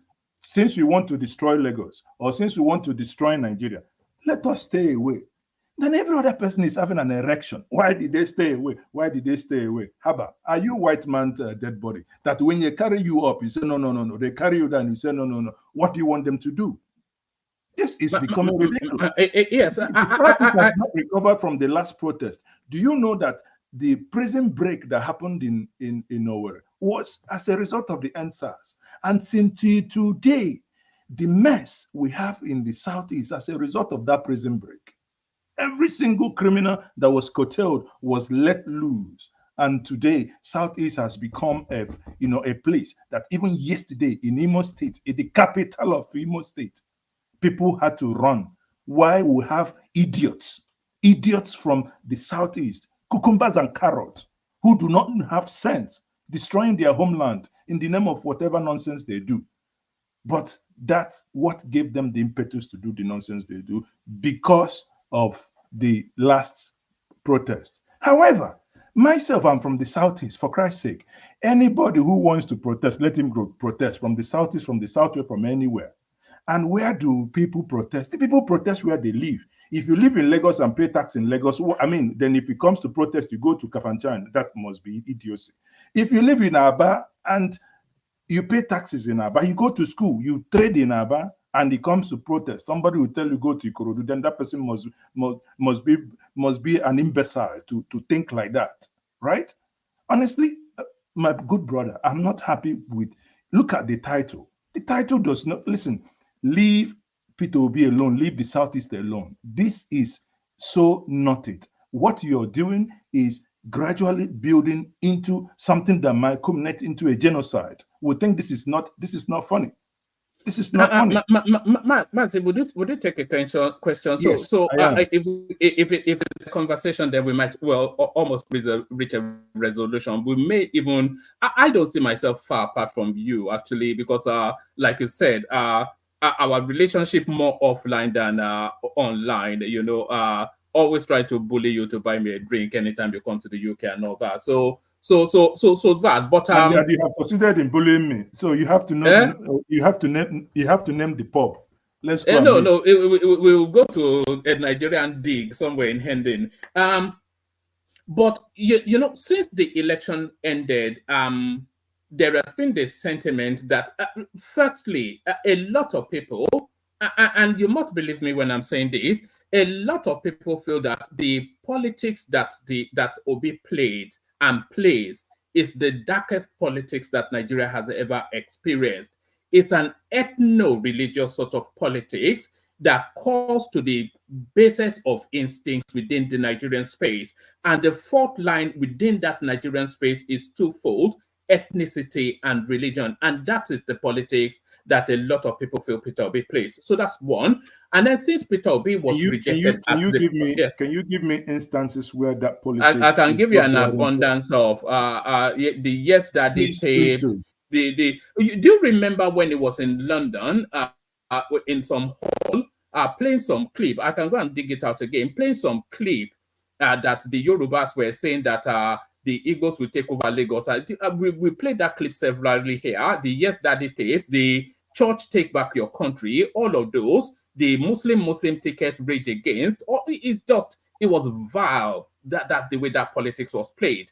So that was politics. He lost. He was rejected at the polls. But will he take his loss and go and regroup for the next time? No. He keeps prodding with dog whistles to the space, trying to. Please, do you remember please, let's stay on this issue. What Nigerians, and I say this again, not for one day did I condemn the protest, and I will not, because when is an angry man, when someone has nothing to eat. Okay, let me backtrack a little bit. We may not have had this protest if we and the governing people in Nigeria had learned one or two things from Kenya. Right? What do I mean? If when this was building up, had the majority of those behind the protest had one place of convergence, X, or rather Twitter Spaces, had one, like President of Kenya did, engaged Nigerians on Twitter Spaces, one or two, honestly, I bet you that you would have seen a very scanty street today. When some of us hear that Nigerians are not happy because they have, quote unquote, a president who does not speak to them, I say, well, I didn't vote, so why would I get angry? But I ask myself, I didn't vote Buhari and I didn't get angry, and he just basically rocked the nation. But one thing that has become consistent during Buhari's time and now is lack of communication. He may have the best of intentions in this world, but as a father, and that's what it is, whether by grabbing and running that he became the father, or by winning, it doesn't matter how, but what he is now, at least in the next 3 years plus, or rather 2 years, and a couple of months. What he is a father. A father speaks to his children. In that department, he has failed woefully. Had he used this opportunity, had he used this energy that we have seen invested in the last 1 week, doling out 6 billion naira to hire protesters to come and say, we are not protesting, but we are hungry. Is that verified? What if what is verified? If we doled out 6 billion naira, this is not coming from me. It's coming from them themselves. Let me tell you, if I loved money, I was approached too. If I loved their blood money, I would have collected too. So for them to have approached me, and I'm saying it there, those who approached me may know that they are watching, that this is the case. So with what would they have approached me? With sand, right? With sand or with corn. what I'm saying in essence, my brother, is we know it. You hire coastal buses. You see it in Abuja today. You bring them out with placards, say no protest. Yet somebody is holding a placard, no protest. But at the same time, he's saying to the camera, Gary, I can't even buy Gary, I can't even buy granite with 3,000. You know, Peter Obi stands accused of that as well, that he was hiring vehicles to bus people into Lagos to foment anarchy. Is that true? That is ridiculous. So I mean, when did that happen? It's, you know, there are statements that when you make them, it means you don't know the man in question. We know him too well. We've studied him. No, there are statements when you make, I repeat that again. There are statements that when you make them, I will tell you, you don't know the man in question. You can accuse him of many things, but such politics that he will use his money, pay people to go into Lagos, I'll tell you, talk about something else. Honestly, talk about something else that he can do. All right, man. See, I'm sure others. In essence, here, please. What I'm trying to tell you, my brother, in love, what I'm trying to tell you is, you know, I do not understand the fixation of someone whom everybody says he didn't win an election, he didn't even come close, he came third, who had decided on his own to go around the country, especially the northern part, because one, you have to understand the trajectory. You accuse him, well, he hasn't played his politics, he doesn't go to the north, or the northerners doesn't know him. He left, election won, result accepted. He has gone in doing borehole, for instance, and people start talking all manner of nonsense. Now, this is protest. People, you heard Akpabio say something in Port Harcourt the other day.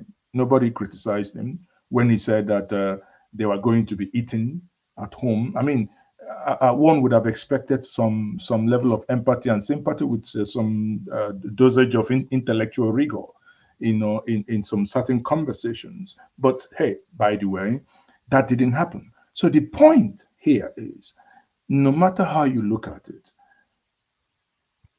if you are criticizing P2B, you don't like his politics, fine, go ahead and do it. But do not fall into the trap of trying to instigate regional tension, because that's what it is. What, by the title you've given this evening, by the conversations that I have listened to before I clicked this, that I said, well, let me actually try to join and, you know, give you my peace of mind. I think that is what it looks like. Sometimes we don't know. Mazi, would you take some pushbacks from the panel before whilst we have you? You don't often come out at night. Sure. Does anybody want to put a position to Mazi? Yes, I am. I'm here. Let me go. So, Mazi, this is Kulata. So I marvel at the I don't know if I should call it dichotomy or the confused position where in one breath Peter Obi is a nationalist figure, but in another breath is an ethnic champion. You made us believe that this guy is a nationalist figure. So when they attack a politician in a national, that's a nationalist, how come there's this strong urge to project Southeast when the man himself said, he may come from there, but he's a Nigerian? I see that very often, and I'm detecting a bit of that from from the way you're talking. So can you explain to us? No. Okay, hold on. Let me calm down. Can you tell us, is Peter Obi an ethnic champion or is Peter Obi a nationalist figure? And then can we stop tying him to the Southeast and just make him the person he is and his party and followers? You can separate both. Can you give me instances of what you're saying? Because what you're saying is, if he's a national... Instances of what you're saying is, you came here with the sensitivity because one man said Peter Obi is instigating, and then said there's peace in the southeast. You can actually separate both. Yeah, there can be both can be exist together. Logical expression. There can be peace in the southeast, and at the same time, Peter Obi can instigate. You don't have to tie that together. Beyond the titling of this broadcast, beyond the thumbnail, I have sat here and I've listened to conversation before I clicked to join. Therefore, because you see, I've been in this space since 2006, right? And I'm not keyed to this. When something starts, when I started listening to the conversation, I want to understand, is it a clickbait? Or is there something more to it that is more underlining that apart? If you want to say Peter Obi, and if it's a nationalist, bear in mind, I am more worried by the Southeast inclination in this and the bigger consequences to national unity, as opposed to Peter Obi. If one man went to the mall, which I have seen many times, it appears to be his favorite, is doing any program with Peter Obi or whatever. I mean, honestly, I don't care. I'm not his spokesperson, right? But there are certain patterns when you begin to expand it that I get worried about, right? Now, if you don't know, Alaba International Electronics had to do an elaborate press conference saying they're not joining the protest in Lagos. In the same Twitter, we have someone, Lagospedia, who is threatening an ethnic nationality that from the 10th, I mean from the 15th, that they have to vacate Lagos. And, if we do not take such serious, I'll give you an example. In my ancestral home, the people that work for me, none of them, even in my own company in Ginger Media, my chief editor is from the Southwest. The majority of the staff are non-Igbos. What am I trying to drive at? How can I, in my own entity establishment, I have this national outlook? Then I would then reduce, on the other hand, begin to talk about or care much about the ethnicity as it were. In this case, if one man wants to talk about Peter Obi, I do not have an issue with that. He's been doing that. But please, I beg, you see, I can talk about Tinubu. It is on record from morning till night. Why? Hold on, from morning till night. But what I cannot do, and that is them bad politics and trying to instigate people, is to begin to use Tinubu and tie back to the Yoruba race or to the Yoruba nation. Here's where I have a problem. All can be true. All you said can be true, but you don't have to tie everything together. Tinubu is, here's some truism. Tinubu is a politician. Tinubu is also a Yoruba man. But Yorubas don't have to suffer the consequences of Tinubu's bad politics. Exactly. So hold on. Yeah, but you're not getting my point. So when they are abusing Tinubu, I don't take offense to it. I'm Yoruba. I don't take offense to it because I know they are abusing Tinubu. So when they are abusing Peter Obi, don't take a group-wise offense to it because is Peter Obi the politician? Let me go. Also, another truism is people can be tribal. The Lagospedia stuff, yeah, it can be a tribal bigot. You can also have tribal bigots on the other side, but you don't have to tie. Let's say I don't have proof that Lagospedia works for Tinubu. Same thing is you don't have proof that some whoever works for Peter Obi. So let's take them for who they are. If they attack Peter Obi, they attack him on the merits based on the fact that he's a politician. Doesn't mean they're attacking Indigo. Mazi, let me just come in here as well. I really want to talk to. Yes, if Peter Obi wants to be the president of Nigeria, then he wants to be the president of Nigeria. What people are saying is an overly sensitivity whenever people are critical of Peter Obi. And people are critical of Peter Obi based on his antecedents, both in terms of corruption, which we've documented heavily on this platform, both in terms of how we politics negatively, which we've documented on this platform. And on this platform, and I don't know how often you listen to us, but we go to pains to dissociate the obedient movement from the Southeast. Every single day we chime it that we have to delineate that distinction between that particular movement, which is an anarchical sort of a formation, and the wider Igbo space, who are peace-loving and rich in culture. So it's exactly that's been said. The two can be this. You can don't maybe. We will flog Peter Obi some more in the build-up to 2027. I agree with one man, please. Can you give me a second? Sorry, I agree with what no, hold on. We can make we ought to make this distinction. I would always refer if we want to talk about someone, if I want to talk about the president, I can talk about the things, the policies, if obviously the corruption on his government.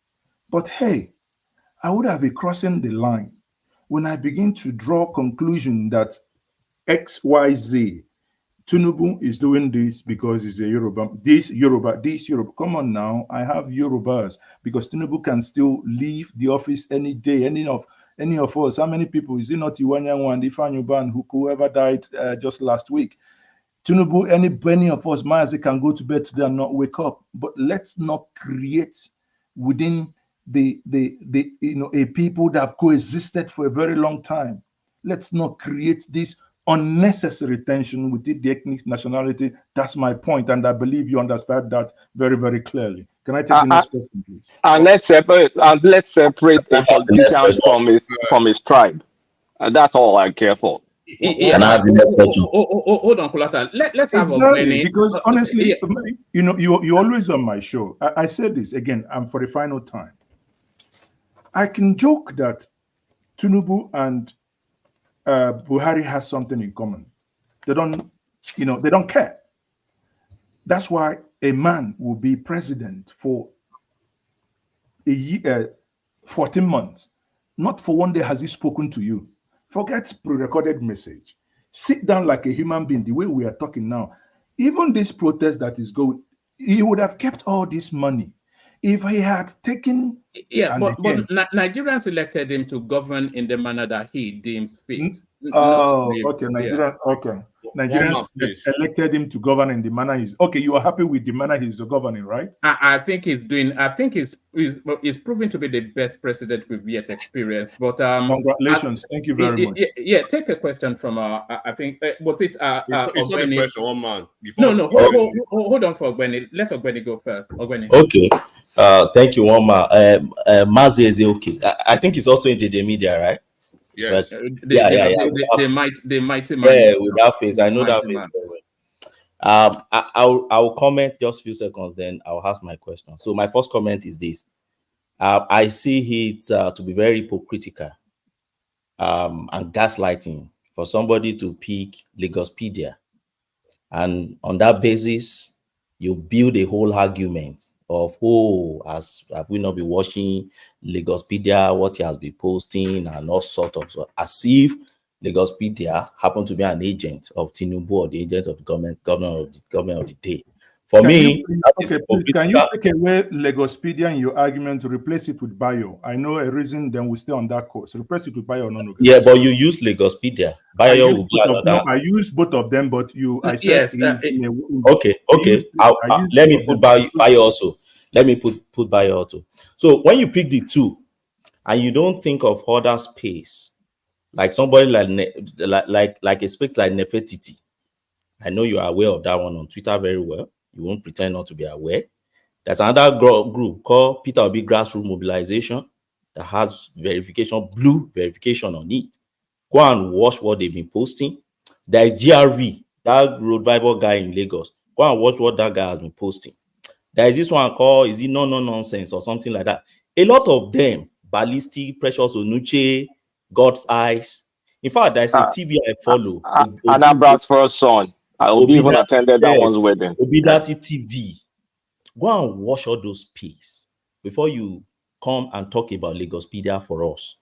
If I have to condemn Lagospedia, I would also condemn all these space. And by the way, as far as I'm concerned, Lagospedia is faceless. Nobody knows who exactly owns it. So no, he's not. Except you know the person. He's If you not. know the person, I expect you also to know Nefertiti. And I also expect you to know Peter Obi grassroots mobilization. If you don't know, if you claim you don't know those, but you know Lagospedia, I repeat again, I think it's being hypocritical. That's my comment. Now, my question is this. 1 year ago, let me read your title to you, and I will ask you to juxtapose it with the title you are against today. Because as far as I'm concerned, one man knows that I'm one of those who, I don't like people couching title, and I've said it here before. I'm a lawyer. I believe both your title or whatever you say can be held against you in the law court. Both the title. Even when you call it journalistic, what do they even call this thing? That is just it's a clickbait. You know, all those that you have the license to, you know, couching. I said no. Because this thing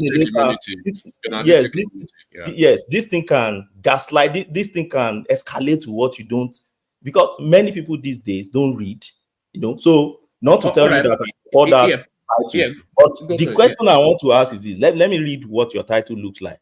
You said Yoruba thugs attack an Igbo in Lagos. Attacks on Igbo in Lagos. It's sad reality that must be addressed. Yoruba thugs. Now, my problem with this particular title, 1 year ago, you couched this title like this. And in the whole video, because I listened to that video, in the whole presentation, you were talking of some few people, okay, that you cannot even ascertain their ethnicity. And on that basis, you concluded that they are Yoruba thugs. They are first, they are Yorubas, and second, they are thugs. Then they unleash mayhem on Igbos in Lagos. Now, the reason why I said it's an hypocritical and self-righteousness for you to be condemning this title is, if you can be couching title 2 like this to have a clickbait, what basis do you have, if not for pretense, to come here and be attacking this particular title? That's my question. Okay. Mazi, you've been caught there, I suspect. No. Okay.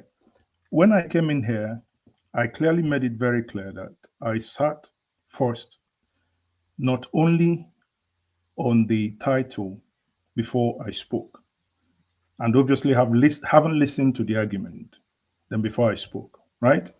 Now, in that video, please, I would want us to go back. Going back in that video, you would see that was, I believe, an election video. And that is what happened in that video. Now, let me give you an example. I have a neighbor who is, I think, from Ogun. An election happened, and certain incident happened that people were not allowed to vote as a result of their looks, because if you looked a certain way, then you were not allowed to vote. And he said, yeah, why not? They should go back to their homes and vote, not here.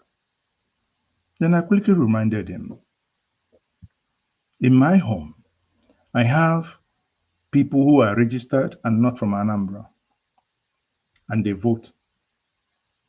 In most cases, actually, they are given preferential treatment to come to the front and vote, not pursued and to leave that place. Now, if I take what you've just said, if these incident, then assuming that individual was, because again, that put in context, that individual stays in a place where he's a minority, and if that individual was attacked, what would the adjective be? That these people attacked him. Wouldn't that be the case? No, you can just say talks attack so or voters in But if the talks made it absolutely clear on the basis upon which that attack occurred. That was not what happened in that video. Go back to that your video and check. Of course, It was that's a what rhetoric. happened because It that was a was rhetoric people were peddling that time. Oh, the Yoruba, particularly when MC Oluomo talks, everybody will start painting it as like the entire Yoruba nation has stopped. And you join them to peddle that narrative. That's my problem. No, if an like the video that MC Onomo, everybody saw him saying Omo Igbo, blah blah blah, don't come out, oh, don't do this, don't do this. Come on, people. What I'm saying in essence, please, is these narratives. No, he said Iyachinedu was specific. He didn't say Omoibo. He said Iyachinedu. Okay, no, okay. What does that Even just the context is even different. Let me explain. Chinedu's mom. Chinedu's mom. That's what I mean. Chinedu is as Nathan, good as you didn't even get it right. What actually prompted Oluomo to come out and he didn't even slap anybody. He didn't touch anybody. He just basically replied to. You remember when Obi went to Lagos that time? That he went to I think Alaba to go do his rally. Then I think we've played the video several times on this platform. When a couple of those obedients came on the street, like Lagos is our own. We own Lagos. Oluomo, where are you? Step out, come out. It was a response to them. And the people who were grandstanding on the floor, on the ground, right, pumping their chest, right, to tell him to come out. He didn't even come out to even hurt them or to even touch them. Just words of mouth. They couldn't let it go. They wrote letters to all the embassies because of that. So that was actually the contest. Listen, guys. No, hold on. One vote at a time. Let's hear from listen, guys. If you want to put everything into context, hold on, guys. Listen, guys. Hold on. What I'm saying here is, we have had extremists on both sides pushing certain narrative. I won't mention them. I have had on my platform certain individuals that when I interview him, all he will keep saying is Fulani this, Fulani that. And the conversation that even when people chastise me about that was, if we had people killing, can we, obviously criminal is a criminal, and do less with the other side of it that we know that can cause much trouble. The bottom line here is, people, the nation is tensed. If we take it or if we leave it, the current protest that is happening is real. 2020 protest that happened, sadly, even everyone, if we tell ourselves the truth, was relatively peaceful until the state brought its own apparatchik to destabilize it and injected it with whatever it did that turned the way it turned. Personally, on my own, would we go ahead and protest? Would that change anything? I do not think what it would change much. But if as a people, as a nation, that people believe so much that they want to protest, of course, let them go ahead. However, this nation that is so tensed, can we do less? Please, I beg us. We don't have two nations to go to. On the two divides, on the extreme, we have had during the EndSARS narrative that were peddled. Oh, go to this place, burn this person's house, do the other one. We're all alive. And sometimes when I heard something like that, I felt so hot. I had to, with a couple of the elite, or rather, some people, we intervened to get the individual to apologize to the Yoruba nation. It is still there. The video is still up in my platform, because we felt that this is not right. You are not aware how EndSARS was, how the younger ones planned EndSARS. You have absolutely nothing, how the protest went, just like today. But why suddenly come and want to own something you didn't start? Want to even make outlandish statements that you cannot even own and had no capacity to implement, that can now, in today's world, be taken out of context. So, but at least at that point, apologies were made. And apologies were accepted. Because in the same room, we had people like Professor Lufi Milade, FKK, the Iroko, and many more in there to say that, no, this is wrong and this is abhorrent. What I'm saying, across the divide, if we want to speak to politicians, I speak to Akpabio. Akpabio, like the statement that he made, that I think it was very silly. Speak to Akpabio, but it has nothing to do with Akwa Ibom. If I speak to Tinubu, I don't. It has nothing to do with where he comes from. That's my point. It has nothing to do with where he comes from. Please, my brother, anytime, any day, if you want to couch and create a program for P2B, go ahead and do it. But please, P2B is a politician. A politician is like any kettle that is going to the fire, to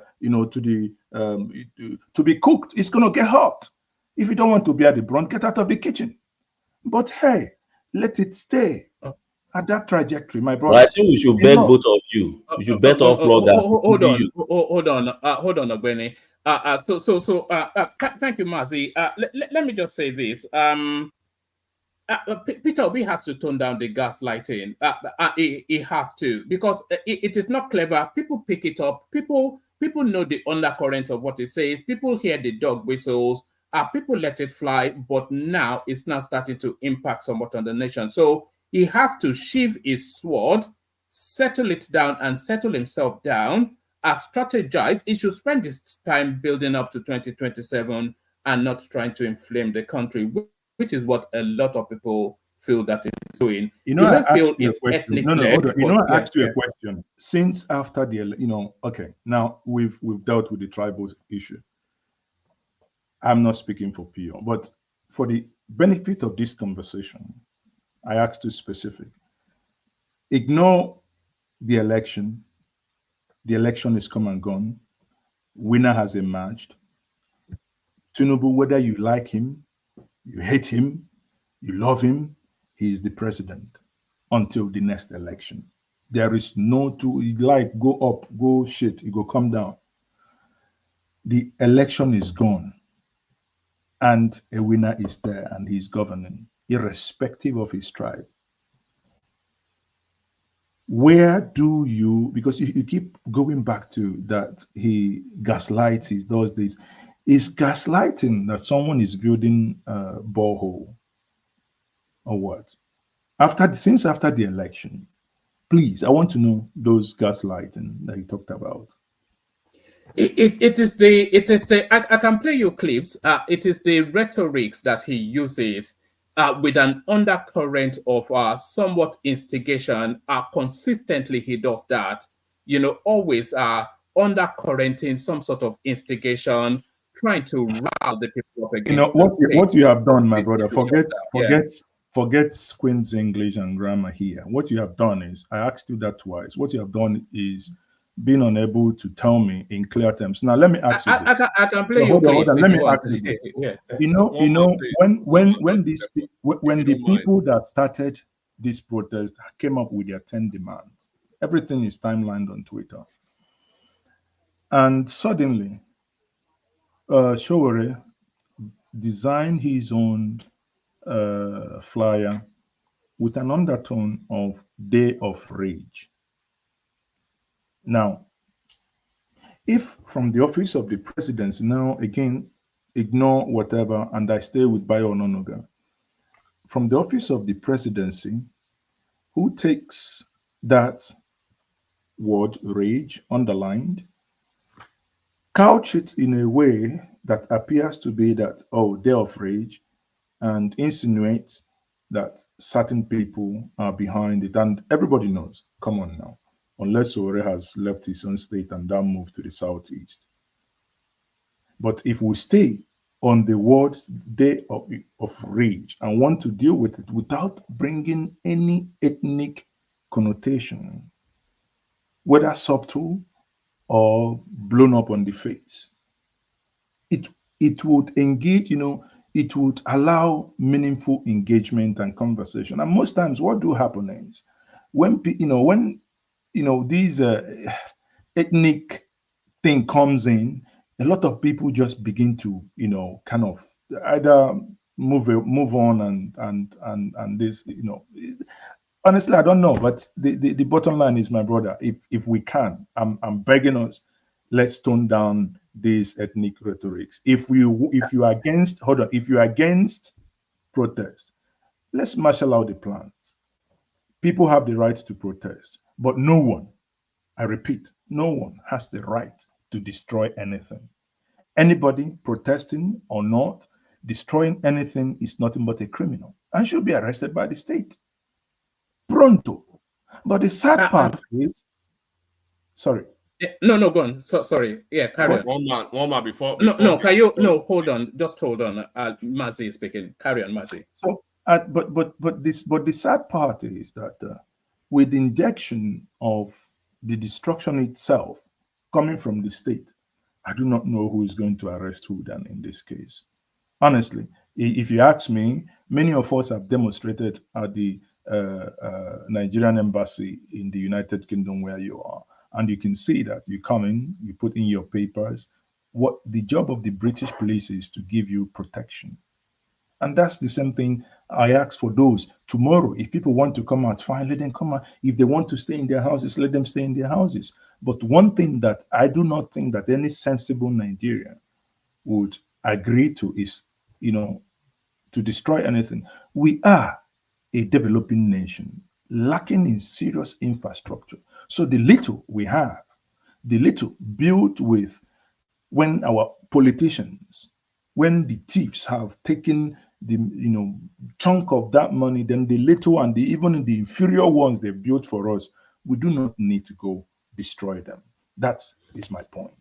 Thank you. Can I ask? Hold on. Can you hold on, please, Matthew? I'm not going to let you go until I get a commitment from you to be a guest on the platform. The last time you were here, it was quite illuminating. So I'd like that commitment. Anytime. You don't need to. After the protest, so we can come and audit what happened.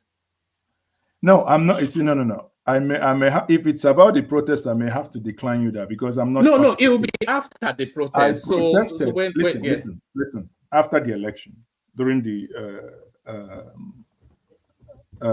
judicial stuff, I protested in Abuja, where I was resident at the point. My face was all over the place. Myself and Dr. Mo, we led the protest. So I've done my bit. Thank God, in all those protests, not a pin in Abuja was burnt. Very peaceful, coordinated. Not only that, we paid the police in Abuja to give us protection. We paid bouncers to give us protection as well. We did all those. That's what it means, civil. You see, these things there. Sometimes I pity government because if not that we have job men in government who saw this upcoming protest as a way of, there is one thing that is very, very, silly that happens within the Nigerian governing space. They always look for a way to, move money. And the easiest way to move money unaccounted for is when it comes with security. Then you want to drill it, say, no, not everything that has to do with security is going to be disclosed or discussed. But had the president been the way I had thought that, a master strategist, engaged more, he couldn't have spent anything, stay in his office and stop all these protests. Because you engage the people no matter what. When he retires, he has to go somewhere and still live with the same people. Is it not Buhari that yesterday, that he's near his house, just a couple of meters away from his house? The people that his 8 years could not affect in any way, shape, or form are the people burning tires, closing in on him. If he does not leave, maybe, I don't know what's going to happen. Or, he stays and he kind of lives in apprehension. Maybe, but if he had done things differently to have affected the life of Nigerians, many of us and many Nigerians who are in the diaspora, for instance, ask nothing than just to have a better infrastructure where they can come back and retire. Many people who have probably worked, so many years and attain the age of retirement, wanting to go home. And maybe sometimes the things they read and sometimes the things that happen on ground scares them that they stay there. So the bottom line is protest is, in my view, as a result of frustration of a people. Everyone protests, even our kids in our houses. Sometimes when your child slams the door, it's a sign of protest, means a disagreement, but maybe doesn't want to talk about, say the things he wants to say, because he knows if he says it, either he gets a conk as an African parent, or the slippers goes to work. But that is it, my brother. Anyway, thank you very much for having me. At the end of the day, I think we agree, disagree. All right, thank you, Thank you, Mazi. thank you, Mazi. Thank you, Mazi, for joining us. At the end of the day, I will hold you to that commitment of coming on as a guest so that we can agree and disagree some more. Because yes, I we think can agree, but so is that okay. babe? She's calling you. All right, okay, Mazi. No, that's my phone. You've still not given up this. I was actually trying to speak a little bit about. I never knew. Yes, I think Mazi only popped in for a moment, so we're going to have him on as a proper guest. Where we'll hold him to about 2-3 hours and set him hard. So we yes, do that. I want him to react to Peter Obi declared war. Was it 2 days ago or 3 days ago? Because when you ask, when you see a lot of people, and I will speak after this, maybe when you see a lot of people come to certain platform and you know where they are coming from. At the end of the day, we all know what we are doing. Number one. Number two, when they ask you, show me proof, show me evidence, and they have a way to dig, to investigate. If you want to get stuff from article or about article or about others, but they will tell you, show me this, show me that, then definitely you can put the numbers together and see the phenomenological of their hypocrisy most of the time. Because most of the time, let me say this, one man, and then why do they always have this urge to come to this platform trying to change or trying to control the narrative? Hold on, Saki. I think Mazi is about to take his leave. So round that up, and then I think Mazi heard you. So, but we'll bring him on as a guest, I promise, and he's given us the commitment as well. So thank you, Mazi. So that's Mazi in Genje. So thank you, Mazi. So back to you. We're back to our 5 allow minutes Mazi to escape that bullet. We have to have him back now. You know what you do. If you kung fu him to the ground, if you kung fu him to the ground, then he won't come back now. So that means it's not real. That means it's fake. That means it's fake. It's never fake. Or he will take on anything. It's a very robust character. And a very good humored guy as well. We speak all the time on the phone. It's a real gentleman, actually. I can say that. All right. We'll go back to the. I think you have a couple of minutes left. Saki, for that. Thank you for yielding that space to Mazi. So I think it was well worth it. So back to you. We're talking about the days of anarchy organized by your man from Oka. Yeah. So my argument is that you should. My advice, we should. This is a professional space. So no, you said that you've gone on to the protest. I think you've already said all those bits. Yeah. So it evokes certain emotions. Had it been I came here and I saw something like the protest, a review of that, maybe as a topic, it doesn't. It's more objective. You understand? Yeah. So then on the issue of the protest, I've said something I wanted to say about the patterns of the Southeast and whatever that happened. And it is very much unfortunate that people lost their life in the process, and I pray for the happy repose. And no matter how it happens, everyone life is very, very vital, and we should all tell people to conduct themselves in a very civil manner and try to be peaceful. All right, well put. Do people have right to protest? Fundamentally, yes. Everybody has right to protest. All right, brilliant. Well put. So, gentlemen, I will be somewhat rigid with the timing, only because so many people waiting to speak. So that rigidity starts with you, Ekene. So we go from Ekene, and then we go to ASAP Kulata Shola. So Ekene, it's just to the going on today. You promised us a peaceful protest. You burnt down Kano State, Yobe State. No activities in the southeast, and we see you dancing, So there'll be a day of reckoning after this. So there'll be days of reckoning after this. Can you give me 5 seconds? One man. Yeah. There are many. I can see many people at the background. Yes. Let's advise anybody that has spoken. Can you put them in the background? Bring new people on the phone so everybody can have their say in this 5 minutes monologue. Thank you. All right, brilliant. But back to you, Kenneth. So hold on. Actually, let me bring you in properly, because everything that happened today is going to land on this particular.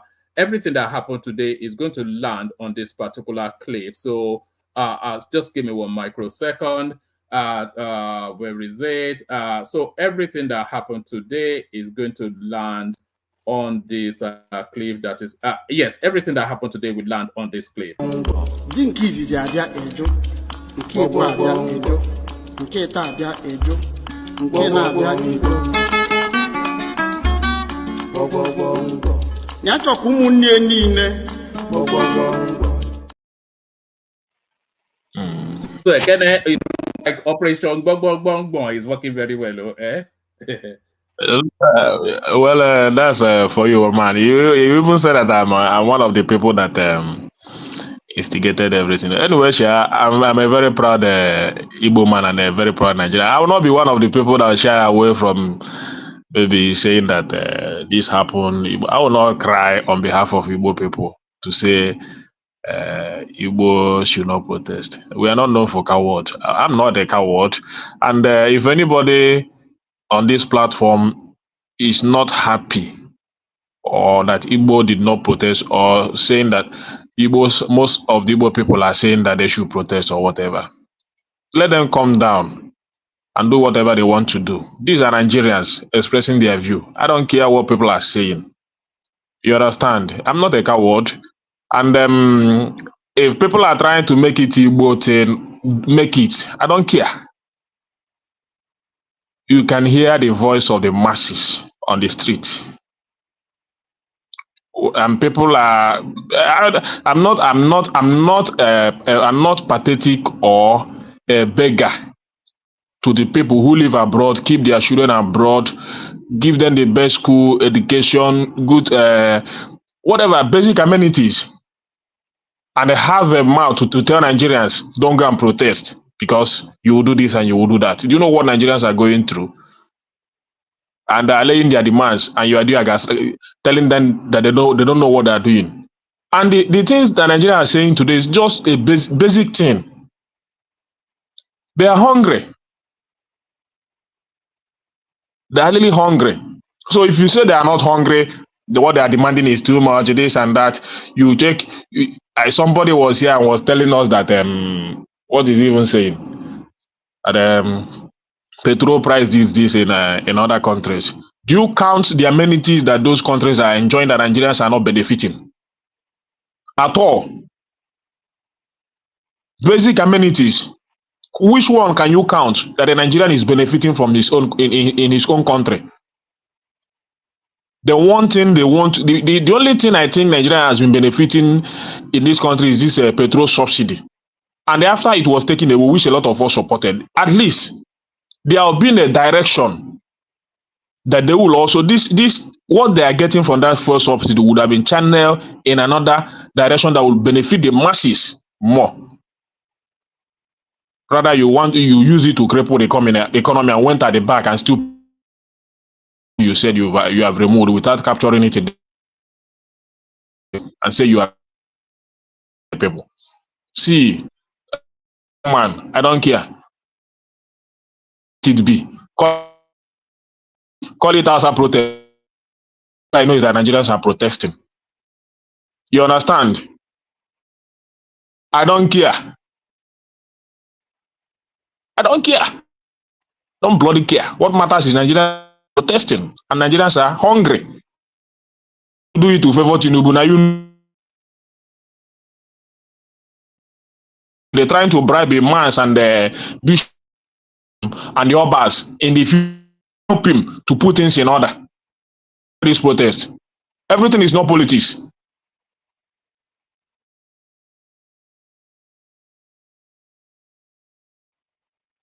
So if you need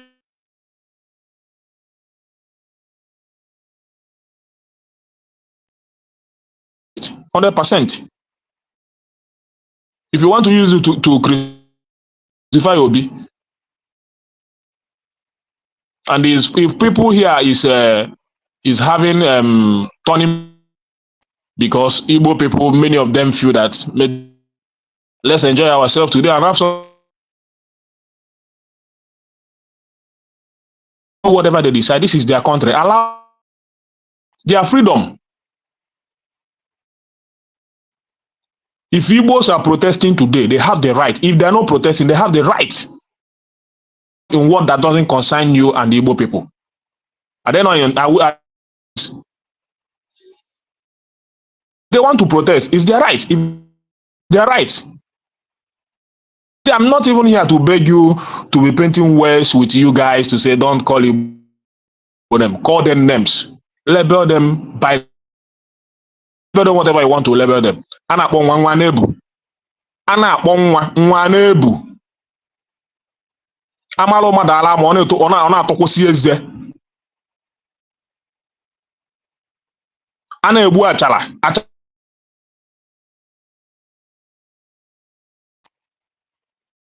You understand? Call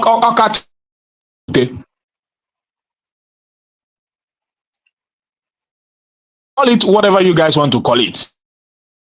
If Igbos are not or very important, I don't think you have any reason to call them or label them whatever you want to label them when it them all the time, mentioning their name all the time, that they have a very big say in the ongoings in Nigeria. And I love that. On them.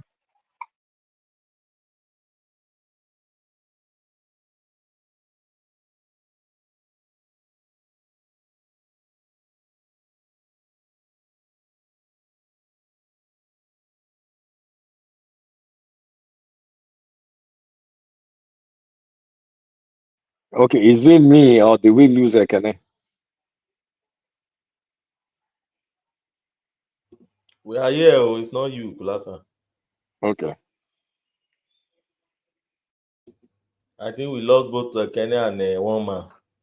One man drop. Ekene drop. Okay. Who have not spoken? I think Ogbeni. Who?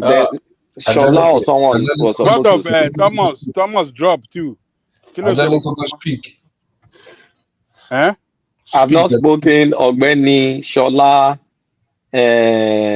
Who else is on the screen? Is Shola a new voice? No. But Shola is no longer on the screen. Angelico, you are the next now. You are the next to speak. Yes, Akifada, you guys don't want me to speak. Let Kulata speak. Let Kulata speak. No. Angelico go speak because I want to leave. Oh yeah, Kulata. Oh yeah. So it's okay. See, I mean, if anybody wants to go, but I'll be quick. This protest, I'm going to confess, I think I like what happened today. And the reason I like what happened today is the beginning. Oh, well, it's yesterday in Nigeria, but for me, it's today. Today is the beginning and the end of the protest. Because the people that were itching to protest, that didn't protest when Buhari was there, they went for it. Their leaders, especially the Kano governor, was reckless, didn't hold his people back, was saying he'll join the protest, one thing or the other. And then they went out and destroyed the whole place. They destroyed Kano, defaced Kano. There was one guy, I don't even know what he was going to do with the traffic light. Tried to destroy traffic light. So I'm happy that it was chaos. because now your eyes will be clear. Now this is the final card, right? Since election was been over, people have been itching to protest. We must protest, we must protest, blah blah blah blah blah blah. Okay, now you've done it. The president is not talking. Tomorrow they will be forced to put them on curfew, and at the end of the day, you just damage your properties for nothing. Tinubu is not even acknowledging you guys, and at what cost? You saw people, I mean, you are breeding people that are not going to school and you're not encouraging them to protest. What exactly did you think will happen?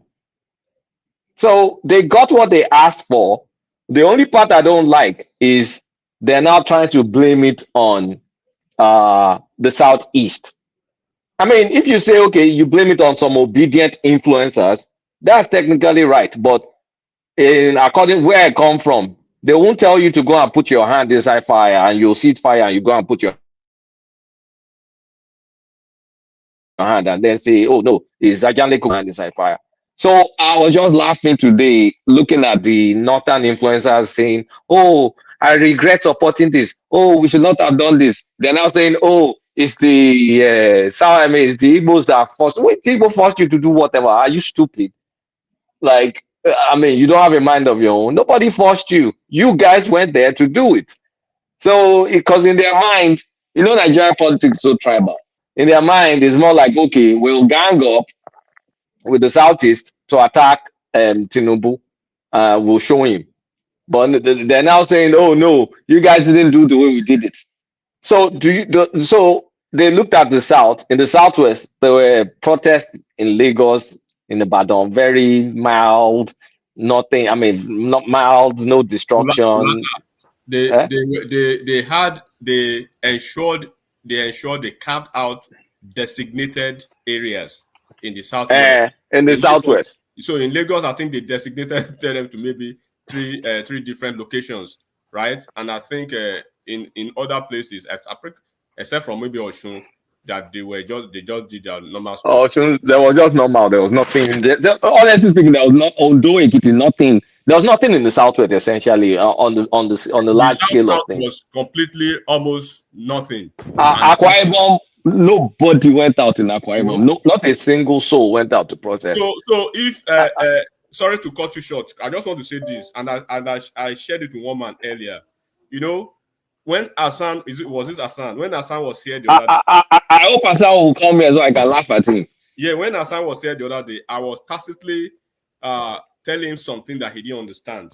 I wouldn't blame any, and I hate it. I hate to hear this thing that Southeast. No, they have to, and I always say they have to always differentiate Southeast, right, from those headless mobs. So as that was popping, two of them actually came to this platform. The headless mob guys, they came to this platform parroting the narrative of that was popping. That Zaki guy, right? I'm not talking about the Zaki here, the other one. So, and a couple of them from the Arewa Twitter, right? So when we had the states that I went to, right, in the north, when we had the meetings with most of those governors, we actually discussed the possibilities of this with them. That there will be this semi-manipulation of northern kids, northern youth, basically, right, to cause destruction within the northern region through these headless mobs, not the Southeast now. People should understand now. Through this headless mob, goading them on and then instigating them, right? While they will ensure that from their own part, from their own region, not Southeast now, get it right, then you will never see them do the same thing, but they will pretend to exercise that right. So the governor started, calling most of the youth leaders. That's when you saw that Dario Israel had to travel back, had to move back his trip to China, came back, and the couple, I may not be able to mention a lot of names, but like several of those states, this Kano state particularly, right, they engaged this governor back to back. But because I don't know, maybe because he was thinking he was playing politics or whatever, he gave more or less like a blanket, a blanket excuse that they have their right, they do this, they do. So now at the end of the day, why would you be blaming? Sorry, does Flaka still have the floor? Who has the floor? I still have the floor. Yeah, he does. So why would you be blaming the entire? If you want to blame blame the obedience who actually instigated you, and blame yourself for being stupid at the end of the day, for letting them So, put you on. so the position, the strategic position of the protest is you played your last card on the first day. You went batshit crazy. And now, when you played your last card, what is left? Nothing is left anymore. The president did not even budge. And they looked at you create chaos. And of course, the smart ones amongst you will now say, no be so we plan now. No, this is not supposed to happen. What did you think will happen when people legit hungry, but you now rile them up and then shit happened? So at this point in time, Tinubu won, protesters 0. Because they too, they're going to pipe down in the north. Do you think this chaos and mayhem is going to go on tomorrow? It's not going to go on tomorrow. They're going to curfew in most of the places based on what they've seen. The Kano governor, that governor is useless, honestly speaking. That was supporting, giving the protest tactical support, now has to back down and address them. It did not understand that it was a protest against the elite, not the government. People don't get, you see, these are folks that normally, ideal case, especially when Buhari was there, they will listen to their leaders, especially religious leaders and co. But this time around, they said, no, religious leaders have collected 16 million from Tinubu. They're not listening. So now the religious leaders will come and tell them, like, look, when elders are talking, we know what we see before we advise you. Whether Tinubu bribe them or not, that's immaterial. Doesn't even matter. But look at the chaos you guys created day one. Who in their right mind will allow that chaos to go and happen day 2, day 3, day 4? No, it's going to stop from here. And in the Southwest, people are smart enough based on what happened during NSAS that I'm not going to let anybody's protest come and destroy my own investment and property. I mean, fool me once, shame on you. Fool me twice, shame on me. So I hope I got that right. But Southwest is not going to let that happen. Southeast is not going to protest. South, nothing is happening. So the people doing it up north, honestly speaking, they're now looking foolish. I'm not insulting them, but I'm just saying that's the perception. And then you now see all the influencers backtracking anyhow. So sorry, Kulata, that the concern that Mazin Genje was expressing there, that because if you are listening to what is coming out of the north, they're blaming the Southeast now. Are they going to backlash against them? But that's not fair. That's not fair. You listen to obedience in Spaces and TikTok, and you reacted. The Southeast people, the large people in the Southeast, like they said, they don't care about whatever is happening in Nigeria. They're fine with eating akpu and ofe something in Salah or whatever, and moving on with their life. So why will you now blame them? Did they force you to go and riot? And for everybody that's been supporting the riot, no, they should go and this. When I was explaining rage, when I was asking that what's his name, the Showore guy that comes there, do you think Showore should be arrested as soon as he sets foot in that country? Why should he be arrested? Look, please, if you are the puppet master, why should anybody arrest the puppet master? You, the puppet, is the one that needs to be arrested. Who told you not to be intelligent? Who told you not to be smart? Who told you not to use your common sense? So after you did something foolish, you now want to blame people that are more intelligent than you, are smarter than you, and sat in their houses. No, I'm not going to take that. That's stupid. Nobody should blame any Southeast. You should blame your gullible self for going out to protest and acting like this is the end of the world, looting all manner of things. The only looting gun that I support is the one that happened in those states. You know the one that, yes, I support that one as well, because that's the one that pained me is the one that happened. That ICT center that they've just built in Kano and they burnt it down. Well, maybe they have no. That's a shame. That's a shame. I don't call it a shame. If they had use for it, they won't burn it down. The people that went to burn it down, did they understand what the ICT center is? The people that needed the ICT center, did they speak up? And they were stealing chairs and and they were stealing chairs and go. Kulata, did I just hear you that you support the looting that happened in Ondo State? Edo State. Why? They went to take what belongs to them, the palliatives that was given to government to politicians that they didn't distribute. That's their own food. Okay. That's their own food. That's why I support that because it's their food. They went to take. I mean, when I was young. Let me give Ajale Koko a blast of it. Our rest, see our rest, government give us a call head, we don't location. Yeah, now Uro, see rest everywhere. See rest, chill off rest, not gonna carry rest. Yes, you don't support criminality, but you can see the government logo even on those bags. So you know. I mean, Kulata, can I quickly just chime in? One man, sure. there's a different perspective about that palliative. You see, this thing is actually convoluted and it's very, very complex.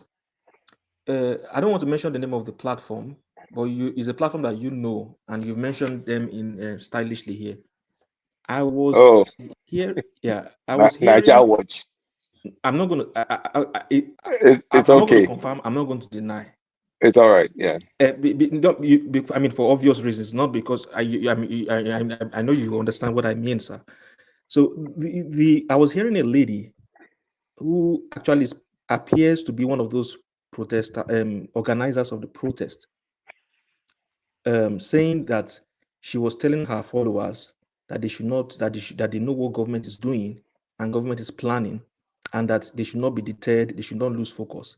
That one of the strategies the government is using is by leaking into the press or into the grapevine, telling people that there's palliative somewhere. That is part of distraction, so as to doubt detention. So you see, that thing in Edo State might actually be a deliberate move to kind of, because now you see they were jumping for joy, they were very happy. It might be already a plant, deliberate move by the government. Anyway, by and large, like Kulata was saying, I think I can agree with him that Tinubu has really played a very, very vital role, and which is actually funny because the other man, as Mazi, when he came, he said Tinubu has been mute. I mean, you see, one thing I've been discovering about government is this. Politics is a very, very, very funny game to play. So sorry, ASAP. Let Kulata round up. Let me quickly round up. You go next so that we have some sort of structure. So here's the thing: you go to all the influential area, Twitter, what's popping, Jaffa, not our own Jaffa, a journalist, and all that stuff. All of them trying to project to the southeast. Why? Stop that nonsense. I mean, you can say Tinubu instigated talks or whatever, but you left the window open to be used. You don't project. I've been saying this. You don't project your moves. It's like you're fighting karate and you're projecting a kick. Of course, it will get blocked and you'll get counter strike.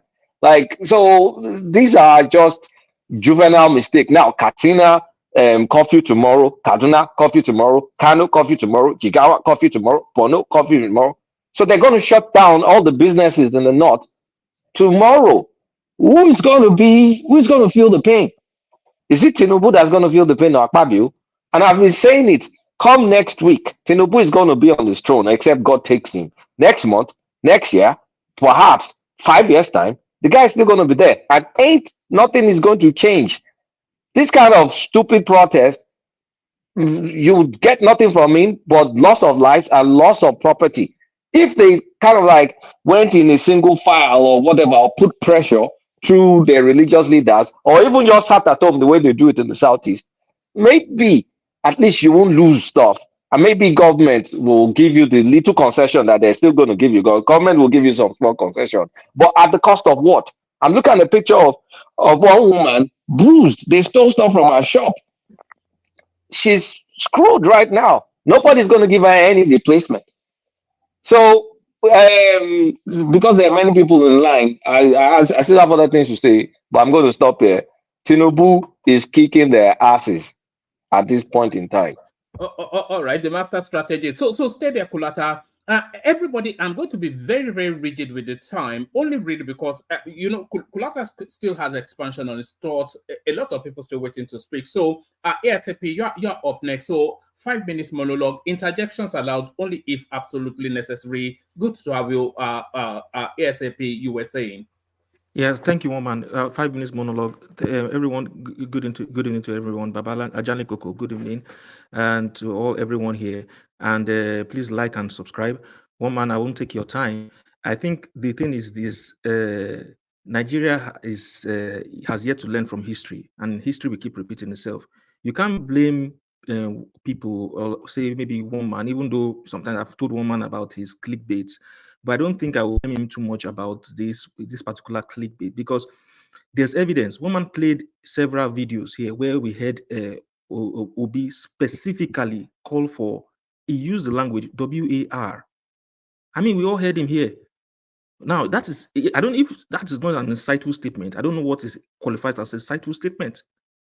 To use the word WAR is an insightful statement on its own. But so for somebody to come and be animated, you see, when Mazi was talking, maybe he didn't understand how he was coming across. I mean, my brothers are here, sisters are here. They are very intelligent people. So if you're coming here, what he could have done, maybe the way he would have passed his message was to try and delineate between Obi and the Southeast, because I don't think it's fair, to be honest, to really introduce the Southeast into this. I think Obi should be the one that everyone should focus on. And the same can be said of Shure. I like Shure very much, but the same can be said of him, because you can't go about inciting people. Somebody was saying something today, and I was asking the person. I said, okay, you are in the comfort of your home, right? You are telling people, inciting them that they should go. That there's a difference between court case and that you cannot protest in stadium. That they should protest on the street. And I said, okay, well, why are you saying this from? You are saying it from the comfort of your home. So if people are going to receive the backlash, your family will not be among them. But you can be telling them to go on the street to protest and to go against court injunction and to face the because actually what government did was a bait. They baited them. It was a very smart move by going to court. However he obtained that court proceeding, that court injunction. The fact of the matter is that they had already had an agreement. And so if I saw the video where the judge was trying to meander around it and saying that they are staying within the premises, within the vicinity of all those of the stadium. But the fact of the matter is this: I don't personally, I don't support any protest that will involve the breaking down of law and order. You can't be saying government is negative. I understand the plight of people, but we too also have investments there. So nobody will want anything to happen to Nigeria. Okay, look at the woman that lost, like one man played for us. That is somebody that was an innocent citizen. You are saying you're fighting the government. At the end of the day, someone like you, one of the poor masses, is also receiving the backhand. That's no protest any longer. So if one man is saying, oh, maybe they should call for the arrest of certain organizers, if that's what it's going to take, then I think I will support that. I also understand Kulata's position and saying that they should go for people who were not smart enough to know that they were being used, because this is obviously two elephants fighting, and the first elephant there I can rightly point out is the North.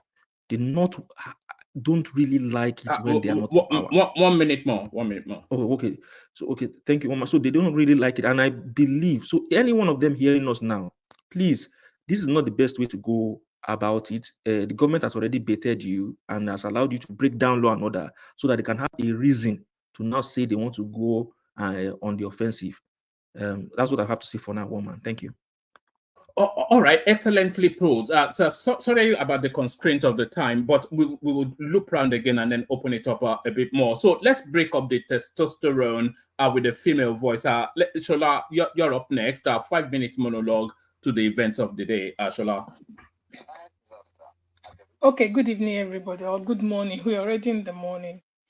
Yeah, it's very sad what happened today, and I think this is the same thing everybody has been saying about this protest. There's no how you do a street protest that will not lead to something.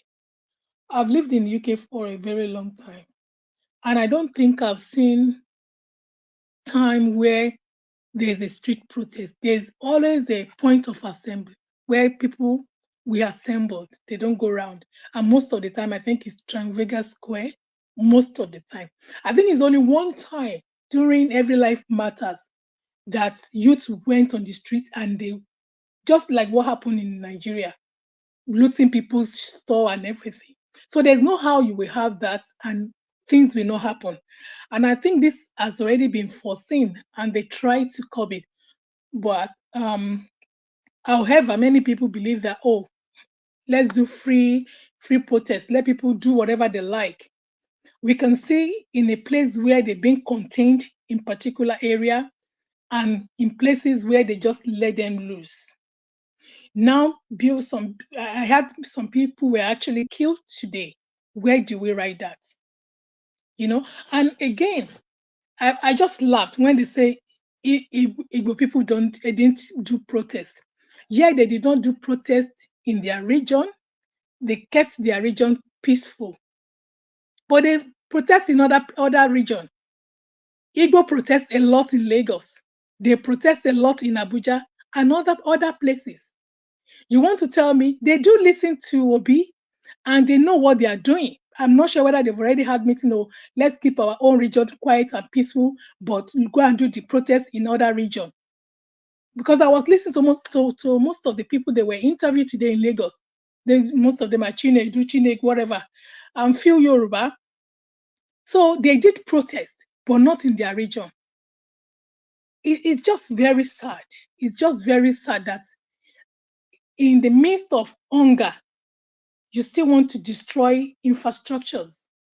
In the midst of hungers, you want to kill each other. In the midst of hungers, you want to put your fellow Nigerians, they are struggling, having their business. You want to destroy their business. You want to lose their business. So what are we talking about? And I hope tomorrow the government really contain them. Is it that they don't allow them to protest again, or they contain them in a particular area? Because it's very obvious now that you can't allow people to just roam around the streets, causing public nuisance because they want to protest, and they've actually lost the focus. Tell me, in what happened today, what can we even see that they're protesting about? Some of them in Lagos, some of them was chanting sorry, Ashola. In the build-up to the protest, countless streams here. We've always said it's an exercise in futility because we've never yet identified a protest that got a result. I think I was actually even speaking with August Cyrus, and he was pushing it, and he couldn't cite an example. It always ends in a negative, as this one has as well. Definitely. But many people didn't see it that way. They were thinking they are trying to avoid people from having their freedom of protest or whatever. I support the protest because I think it's needed. But at the same time, do it logically, do it peacefully. And we can see that there is no how you do a protest where people roam around the streets that it will not go chaos. And we've seen it now, it's very obvious. So I just hope, cautions is being taken more to. In fact, I wish they don't allow them to protest again tomorrow, because it saddens that the focus that they should have focused on. There's hunger. There's people. Many people are suffering, but they've lost the track now. They've lost the track. Instead for you to focus on what the bad governance, talk about all the allowances, the silly Senate, whatever in the Senate and whatever they are collecting. Focus on they shouldn't be importing foreign cars into the Nigeria. Those are the kind of things you should put your feet on, but rather you've turned it into chaos. What is the meaning of chanting Tinubu must go? Is that what you went out to go and protest about? It's just very sad, and I hope street caution is actually taken tomorrow so that many lives is not lost again. I don't really feel sorry for Kano. I'm really sorry. Somebody said earlier on that when you don't educate your community, this is what we see in Kano. Because all those young youth in Kano, is only go they hear, they don't hear come back. Because most of them are illiterate. What do you expect? Look how they trooped out. And they only hear go. That's quite a broad statement. Or you'll be surprised. I'm sorry to say that, but you'll be surprised that Kano State is actually an intellectual hub. Kano and Kaduna, they're actually intellectual hubs. They're known for their intellectuals. I'm sorry, what is the percentage, one man? What is the percentage? What is do you know what? It's very In huge. fact, Madam, please, it's very huge. Very, very huge. Don't use that bias mindset. I don't think no, you've it's been not there. excuse me, I'm not using biased mind. No, It's you've something never that is been there. it You've is never been let there. You've never been I've there. been I've been who there. tells I've you I've been to never been Kano. there? I've been to Kano. I've been to Kaduna. And who It's says a I've not been to metropolis. Kano? I've not been to Kaduna. My husband used to work with Nigeria Airways, so I It's travel to it's a Kano, I travel to Kaduna a lot. it's a huge city metropolis. Highly intellectual I'm not individuals are there. I am So not disputing that. don't say please don't use that word. Don't say it's Excuse me, little. that is they say that we don't have to agree. You might It's not disagree with about me, agreeing. It's but if this you is can't what I've been you're to on the Kano, I've wrong been to side. You're on the Kaduna. wrong side of facts. You're on the wrong side of No, I'm facts. sorry, no. Do you want to tell me the level of education in the West is the same level of the education in the North? Or Yes or no? they have a much huge population than the people in the West. So when you look at it, I'm not going to argue if with you that. factor in the population, is more than the West. It's more Okay, than if you the say West. so. Go If you say there, so, I'm not going to interact with the argue. people. Don't be biased. Is what you are doing is like what white people do to black It is not. people. Now, Excuse no, me. It wait, is not. madam, let me. I'm putting a proper No, let analogy. me. What you're doing, Please what let me you're say my doing own. now on this platform Can you is what allow white me to? people. Now, You no, don't I have want to you. agree. It's You not don't have to about agree with agreeing. me, but let You're me not finish taking what back I'm your saying. word. You're not taking back No, your I'm word. not What you're taking back doing any is what word. I'm white not taking people back do to any black word. people. It's I'm not. ignorance. No, All it's right. not an ignorance. Sorry, it's not an ignorance. All right. Is my word. All right. Fair enough. But we don't have to agree.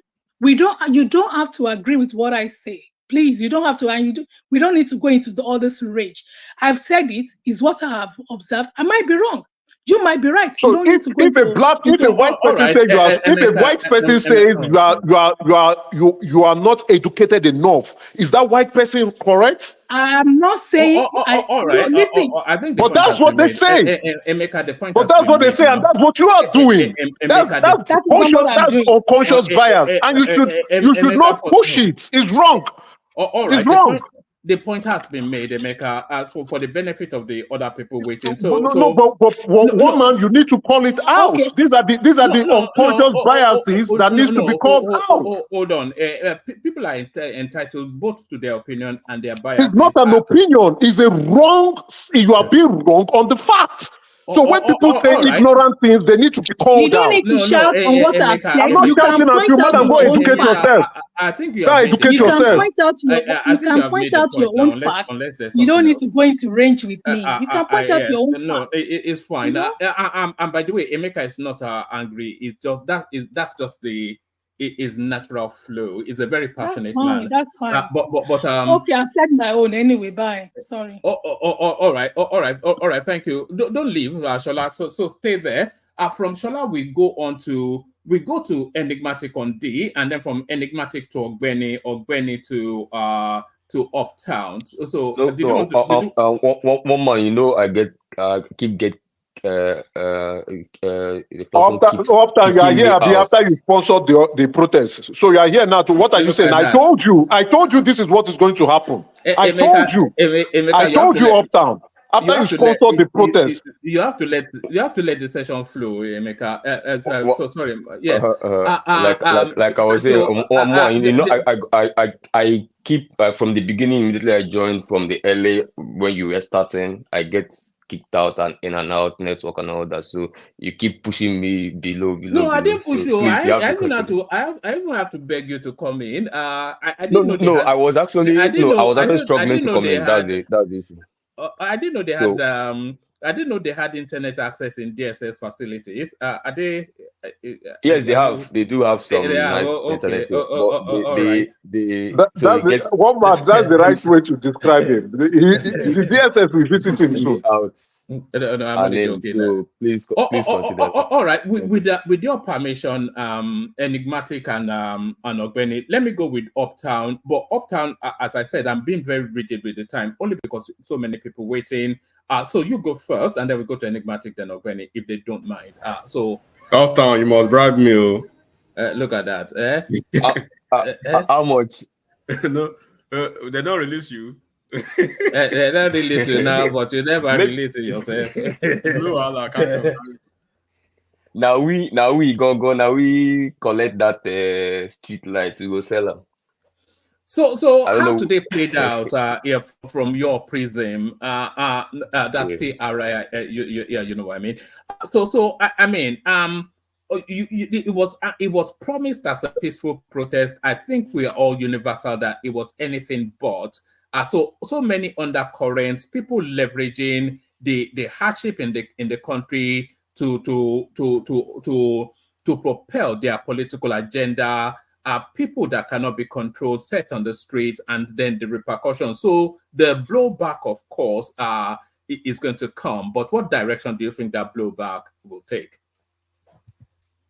All right, thank you, one man, and thank you everybody on the platform, my fellow panelists, accurate timekeeper, panel of judges, listeners. So thank you guys. One man, there is nothing that happened today that me, Uptown, the homie, bad guy. I think that's a new title, bad guy. So you guys should take notes. There's nothing that happened today that I did not predict, that I didn't say. You get what I'm saying? Since this whole protesting started, first of all, I said I don't know who gives 1 month ultimatum for protest, which is one of my first ground of saying that I will not outrightly endorse it, or I will not outrightly participate in it or go to the street. But that said, in these last 1 month, if anybody will recall, I've been the only person coming here when the whole madness, because I call it madness now because that's what's going on, the whole madness about Igbo protest, oh, Obi protest, obedient protest. I was the only lone voice in the wilderness coming here and telling you that I now spend more of my time on Arewa Facebook, Arewa Twitter, which is actually the lowest engaged one. Arewa Facebook is a bigger platform for them. And then more recently and more notoriously, Arewa TikTok. I was the one coming to the platform. I was telling my people that love to be identified as raw news, you know. I was telling them, you guys are being all this Igbo thing, you guys are shit. You're chasing shadows. There is something going on. Arewa people have suddenly found some voice on social media. They are printing t-shirts and posting on TikTok. That's where I learned the word Zanga Zanga. I didn't know it before. Everybody shouting Zanga Zanga on TikTok.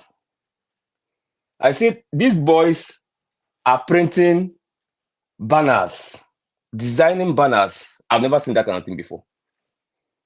Go to Facebook. These guys are calling out their imams. I've also never seen that before. Hey, how can this imam tell us a protest is haram? One of them said that on that day, their imams should be stoned. Those ones that are advising them against protest should be stoned. I think that one was arrested by DSS. Another one again said that they were starting from politician's house, which is the point one man made about class, a class protest, which is the narrative in that space. I've also never seen that before on the internet. I was coming here and some other platforms of all these Ronu people that busy chasing shadows of Igbo people that are eating jollof inside their house. I told them, you are looking at the wrong direction. These guys are the ones, this is where the heat is. It's in the north. They are mobilizing massively. But nobody listened to me. People were preoccupied. Igbos want to take over Southwest. You know, we already have bulletproof. I already have bulletproof vest I'm wearing on that. You know, they enter me again. But the point is, they lose guard. I also, okay, was it in this platform that I said that the government should focus more of their ammunition on the north? I don't know if it's on this platform, but I advised the government just a few days ago. I said, all these ammunitions I'm seeing, all these war tanks you guys are sending to Lagos, let me give you an expo. If we are in the engine room, obedient, we that did NSAS, if we are on the, there's a difference between influencing. Once you are active on Twitter, what is trending is protest, so you're going to be posting about protest. Obviously, you can't be posting against it unless you're a government agent. But that is just normal influencing. That's normal posting for likes and stuff like that. But there's something called engine room. I told them, obedience are not in the engine room. I was in the engine room in the NSAS. We know what engineering the protest means. It has to do with funding. You have to have donors, preparations, bouncers have to be hired. There's a lot that goes into that. And nobody was participating. Aisha Yusufu was not participating. Most of the people, Rinu was not participating. She was just doing her regular reposting and posting whatever is going on in that space. So the engine room was most likely more occupied by showers and the take it back movements. I was looking at them. They came up with the design of the flyer. They came up with the day of rage name. Some of them came up with end back governance. Some of the dumbest, sometimes I consider one of the dumbest name for a protest. I don't think if I am part of an engine room of a protest, I will come up with end back governance. And they came up with the demands, which I also said in this platform that some of them were not demands you can reach. But we were watching them. Obedience, obviously, if you want to protest today, who are obedience? Most of these southern Nigerian youths, they would definitely say that is the trending topic online. We will post and all that. But the engine room was basically taking back movement. And it showed in this protest now. And I told them that as far as obedience are not in the engine room, they are just on the influencing side. This protest will not be as potent as NSAS in the South, starting from Lagos. So I advised the government, I told them, where me, Uptown, the FBI of Nigeria online space, and the CIA and FBI agent, I told them, I gave them expo. Look at those boys in the north, see what they're planning. All these armored tanks you're sending everywhere in the south, forward it to Kano, forward it to Castina, forward it to all these places these boys are mentioning. Nobody listening to me. They were busy doing their Igbo, whatever it is. They sent armored tanks to the south. Protest broke. And I told them, I said, Northerners does not know what is called protest. What their interpretation of protest is riots. And I'm talking about historical antecedents. If you check the protest that even recently the Kwankwasias did a protest when they thought their mandate was about to be snatched, everywhere was on flames, burning tires. They don't know, that's not their understanding of protest is not all this ajiba thing we are doing in the south. Oh, let's buy granite and be eating. Oh, let's call DJ to be playing song. That's not what they understand protest as. So I told them, as far as North is in on this protest, send your securities there, because the antecedent does not show that they understand that protests should be peaceful.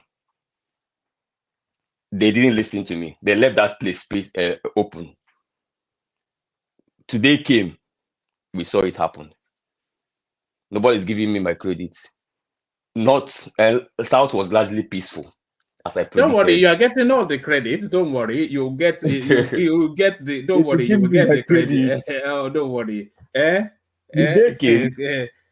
South was largely peaceful. You know what I should do? I should send you a ticket and prepare a room for you to make your escape. Maybe you should come spend a week with me here. I prefer Dubai. I fear for your safety. You know. I prefer Dubai. Oh, no, not your freedom, your safety, but your freedom. You know. Okay, so protest day came.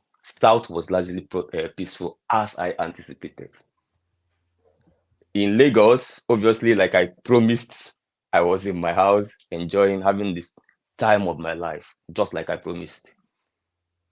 We followed the Lagos protest, largely peaceful, wonderful. Lagosians are not going to allow anarchists to come and destroy their properties. Across the other states of the South, where it happened, largely peaceful.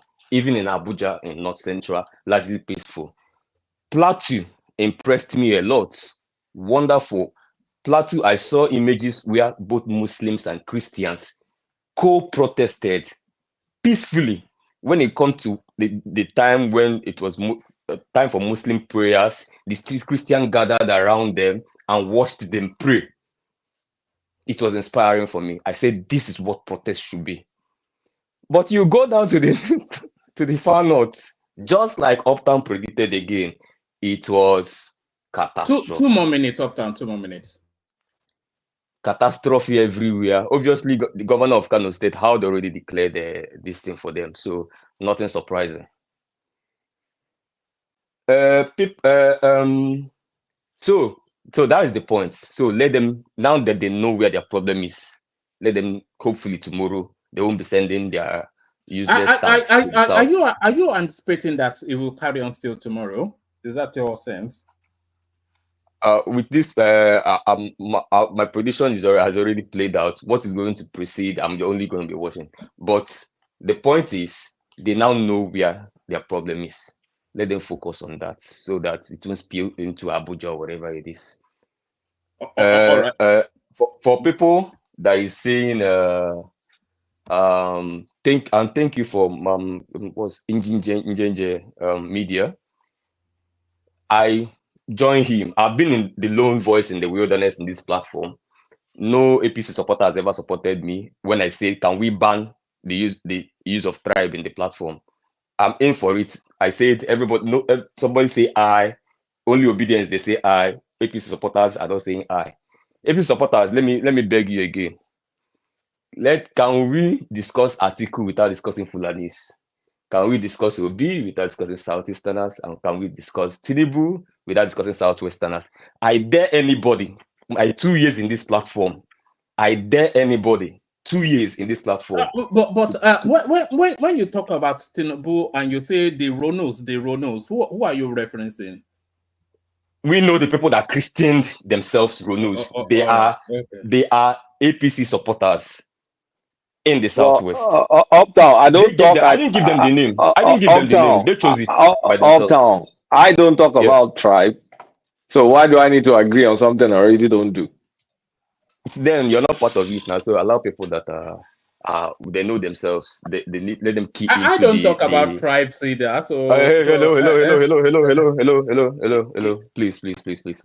Please, calm yourself down. But the point is, please, we can do it. I know some people they are not engineered in that way. If you remove tribe, they can't contribute to conversation. You can't stifle Enigmatic's voice if you are going. Don't worry, it's after you. So bring it home. Then Enigmatic comes next. Yes. One man.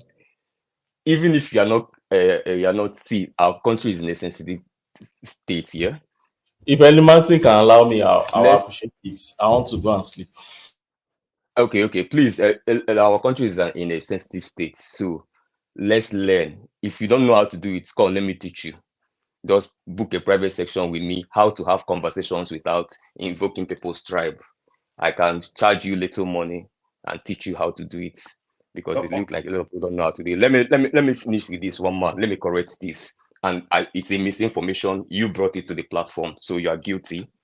A lot of people have run with it in the platform. They are also guilty. They said in last 3 days speech Obi did that he declared war. That is blatant lie, and we can sue you for libel rather. But then my lawyers, I don't have money for them. But the point is, on a more serious note, I'm not joking now. That clip was maliciously clipped just for that agenda. It's very, very wrong. What this guy said, the last guy that spoke to that space, and he was claiming right, he was speaking a lot of Queen's English to back it up and all that. And I'm like, really, guy, did you even go to watch the full video? So you just ran with a 7 seconds clip, and you're using it to project your arguments. We can already hear sleep in Ogweni's voice. So yeah. So let me correct that, because that is like a misinformation. This guy was very clear. He said that if insecurity, banditry, and all of this has taken over the country, that means they have declared war on us as a sovereign nation. So let us declare war on them and wipe them out. That we are treating insecurity with kid's glove.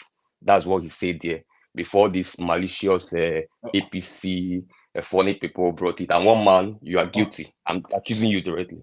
All right, brilliant. I have only one response to that, and then we go on to Ogbeni, and here is my response. Di nke izizi abịa ejo, nke ịbụ abịa ejo, nke ịta abịa ejo, nke na-abịa ejo. Nyachọkwa ụmụnne niile. So sorry about the long wait, Ogbeni. You're up next. Thank you. Oma, funny enough, my dad had a lot of this man's tape, other music that this man played. I know he will be very happy now that the man has become popular once again. Oma, let me first address. Sorry, and by the way, well done for the gotcha that you did with about J. I think his voice changed when you. Yeah, of course. Now, the same thing. Uptown also comment to bamboozling us with. I said it. It's happening now. You know, one thing the obedient actually want is that since they realize that the government of the day has called them out, called their hero out, called the opposition out, and the opposition has chicken out. They first chicken out like, no, we did not support, we are not the ones sponsoring. And later they were able to get their boldness back and said, we're supporting, but we're only supporting peaceful protest. So when they realize that, in case if anything happened, they will hold us responsible, they started looking at the North, where they know, okay, these guys are just in that space. Let us gaslight them into this thing. So before you say anything, they will tell you, we are not the problem. Just go and see what will happen in the North. The North is the most, they stereotype the North so much that you think everybody in the North are hitting in the gutter. I think one of them, last time Azan was here, was telling us how under this government, children will be waiting in Buka. That thing has been there for a very long time. Go to Pr0Test, go to all those spaces. Children will be waiting for you. They'll be scrambling for your food. Before you, even if you start to go and get water, they can get your food if you are not careful. But they will come and tell you, oh, no, it's because there is so much hunger on the land, so it has just started now, or it's growing well so much. That's the kind of thing I see them saying. For instance, somewhere like Uptown now has come here to tell us that has never seen that kind of protest. In fact, first and foremost, for you to even say that the Northerners don't know what is protest, all what they know is riot, that's stereotype. I don't expect that from you. I expect you to give them their respect. No, I spoke to presidents. I spoke to presidents. But president doesn't show that. I'll give you a few examples. Kaduna, they protested severally without any problem. In Kaduna, in Sokoto, in Kaduna, you remember El Sasaki protest? Until that man went inside them and caused trouble with the El Sasaki. They've been protesting in the North for a very long time. They would do their normal procession, wear their black robe, and then occupy the old town. Then before you know it, this guy will freeze off. So for you to just come up and say, oh, the Northerners, as sometimes when we label tribes. Benny, just a second, just to refreshing your mind. The late Shuba Okadigbo, the situation that actually led to his trial, which state did actually that protest happened, including Buhari that almost lost his life that day. Yeah, and the tear gassing. And I think it was in Kano or Kaduna, right? Yeah. Yes. Oh, yeah.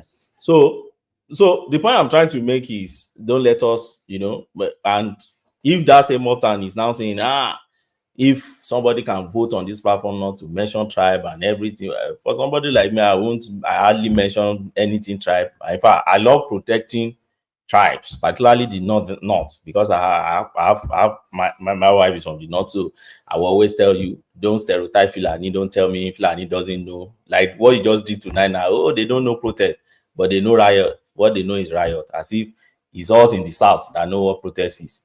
And figures and statistics and history doesn't show that we even understand protest in the south too.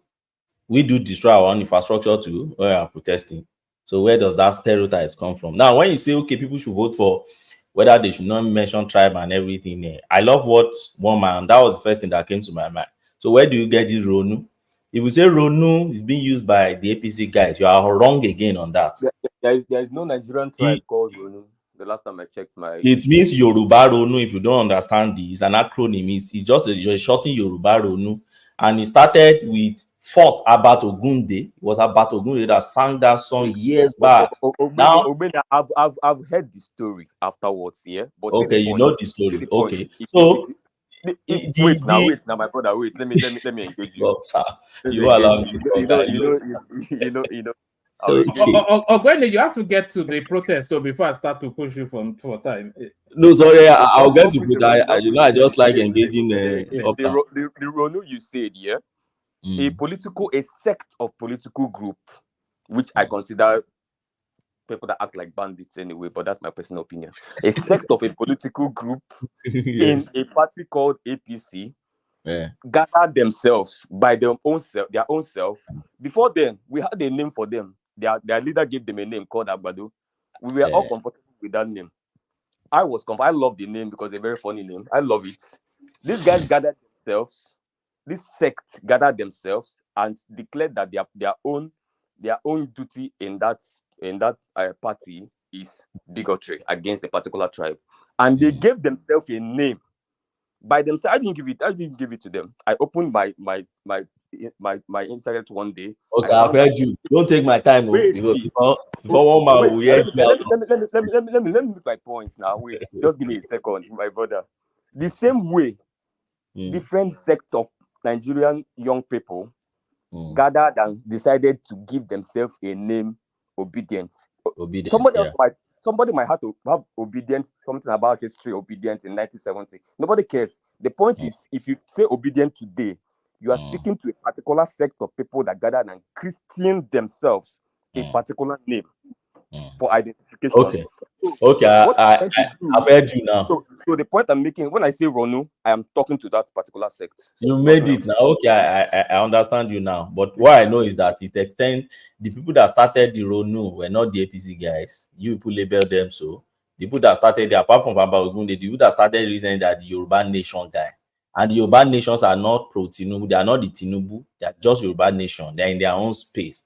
And when you now pick them, these days we are adding APC to the Ronu, so it will be more. No, it's the Yoruba Nation. You just get Uptown, let him flow a bit because we still have to get to Emeka, enigmatic. One I'm just looking at the hypocritical, just the same way I exposed in JJ today. Okay, that yes, I'm against this kind of thing, and I've told one man severally, but my own is you don't come and play self-righteousness here. You're also guilty of this thing. Go back to your own thing and go and correct it first. Then you cannot come here on this platform to correct us. And I think he got that point. The same thing. Okay, look, Uptown, and I think in JJ also, they are asking you, where did Peter Obi say war? Oh, you are twisting things, you are taking it out of context. But this is the same thing you guys do. When you are talking about 5 for 8, grab it, snatch it. There was a context in which that man was talking, but today now, people, you have to run a grab out. The Agbado you just mentioned now, there was a context in which Tinubu said it, but you just gaslight it and give it your own. So it's both ways. So don't anybody come and sermonize, and when they are playing the same card that you played before against you, don't come here and be gaslighting us and sermonizing things, Get your own. Let's move forward. So that's it. So now, one man on this on this protest. And by the way, Uptown, I saw you are disappointed in the shameful hypocrisy of what happened in the Southeast today. I saw it on your Twitter that you are not happy. Where I sympathize with you. I just feel they were bullied, and that's very nonsense. I know I sympathize with you. I sympathize. So unfortunately, they left their own base to focus more on the North, and that is why that is happening now. On the protest, one man so far, it has been largely peaceful. I don't know why people are worrying about that protest compared to the past. Apart from 2012, it has been largely peaceful, and I give kudos to the government on the steps they're taking so far. The only disappointment I have for now is that I've not seen government official coming out to speak. I think the Minister of Information should be out, and at last, if what comes to the worst, the president also should speak to Nigerians on what they want to do. only the IGP, and what the IGP is saying, as far as I know, just blah blah blah. Yeah. I don't buy all those ideas of Joe, 5 seconds. If they come and speak early, don't you think they're going to be powerless like Ruto? See, I mean, you have to play Yes, I know. Machiavellian politics here. Go on. I know. That's why I said the president should be the last resort. Last. I don't think he should speak to them at all. He shouldn't. No, I think the Minister of Information should be talking now. Yes. Minister of Youth and I don't think Shetima should speak as well, because some of those ministers should be speaking. You know, we more like you encourage them, you fed them, you understand them, you know, things like that. I'm not saying you should come out, but they will stone some of them. No, I disagree. Wear them out. Let wear them out, and then don't give them anything. Okay, that's a strategy on its own. But I think let me agree with Kulata, because that's my thought as well. I think let them vent their spleen, which I think they've done already. They might still attempt a little final pop tomorrow, but that's it. And then do a cleanup exercise and then just carry on, you know, and then let them go back to their watering hole and start to ferment again. As I'm speaking right now, as you are speaking right now, Benny, they've made 269 arrests so far in Kano State. The same 269. Even Abuja and counting. The same city governor. Yeah, the same city governor that actually was encouraging them. Why now is he arresting them? Why? So that man, you know, on this platform, I've always called that man rascal. He's an illiterate rascal. That Kano governor is not fit and proper to be a governor at all. I don't know how NNPP should go for that kind of guy. He's an illiterate rascal, you know. So I don't even see him as a leader. But far as I'm concerned, we've seen it before. I don't know why it's now. But in 2011, I was in the north when that nonsense started in the north, and they started killing people after election. They started buying people after election. If you remember, it was Kano, Kaduna, Bauchi, all those places. And in the same places, you still have issue happening today. But largely in the north, when we pick the north, and that's why I disagree with Uptown and say, oh, there's fire in the mountain in the north, you're just gaslighting. But I spoke to Plateau.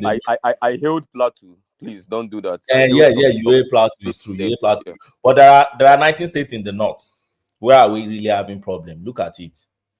They have EU in Kano, because they looted the property and started bringing things out. Then they destroyed some of the properties. They had some EU in Sokoto, little in Katsina, right? And then where again?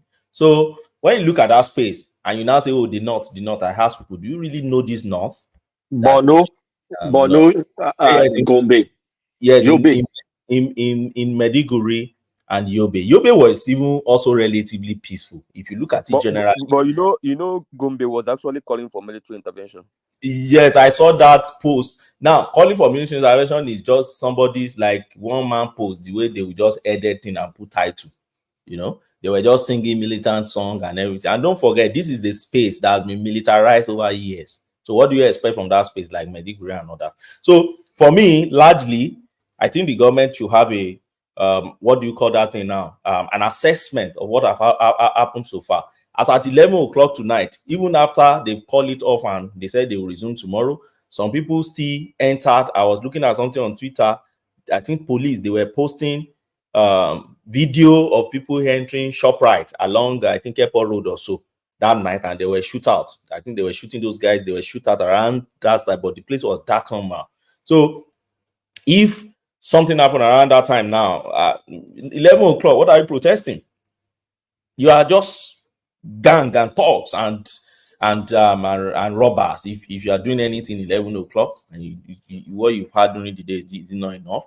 So for me, I think government should just have a reassessment of what they have had so far. They shouldn't allow obedient to gaslight them into as if there is no success. There is success so far with this protest. All the efforts the government made before this protest, I think it has worked out. At least it worked perfectly in the Southeast. Southeast are very peaceful. I worry for Southeast before, but now peaceful. South relatively peaceful. I worry for South. I worry for Southwest and Lagos, but we can see it, everything peaceful. Abuja to an extent. Then some few Alaba, states. you did not mention Alaba. You said? You did not mention Alaba. Yes, I said Lagos relatively peaceful. or was there any crisis in Lagos? Alaba specifically now. They set it ablaze. You're supposed to mention it specifically, Alaba, because Okay, okay, Alaba, to separate from Alaba Biscu. So relatively, when you look at out of 36 states in Nigeria, I think largely it's been a peaceful one. I just hope the government would listen to them and feel embarrassed enough, to do something and let people feel them that they are doing something. Thank you, Woma. And Uptown, stop gaslighting us. All right, brilliant. So this is why will you have to end with my parents? Why? Uptown is a double dodge, double dodge from Uptown. So double dodge from Uptown, but a single scotch from enigmatic Hondi, the mighty man himself, enigmatic Hondi. All right, one more. Thank you so much. Ogbeni, I think Ogbeni hit some things that I was supposed to actually say, but like the usual saying, we all know what we are doing, one man, So now, one thing that I'm actually very happy for and happy about is that now, now we know where we all stand in Nigeria, right? No region now will have the monopolistic tendency of having to, chastise any other region. So far as Nigeria's, political structure and landscape, and even, coexistence is concerned. When you look at what happened in the North today, and I believe one thing that people are actually missing is that they should be very shameful. It's a day of shame for them, and it's a day that the leaders in the North should call themselves and have a day of reckoning. They've held power more than any other region in Nigeria. But when you look at the paucity of ideas in the leadership in the North, by virtue of what you saw today in the street, shunning out kindergartens, right? Kids.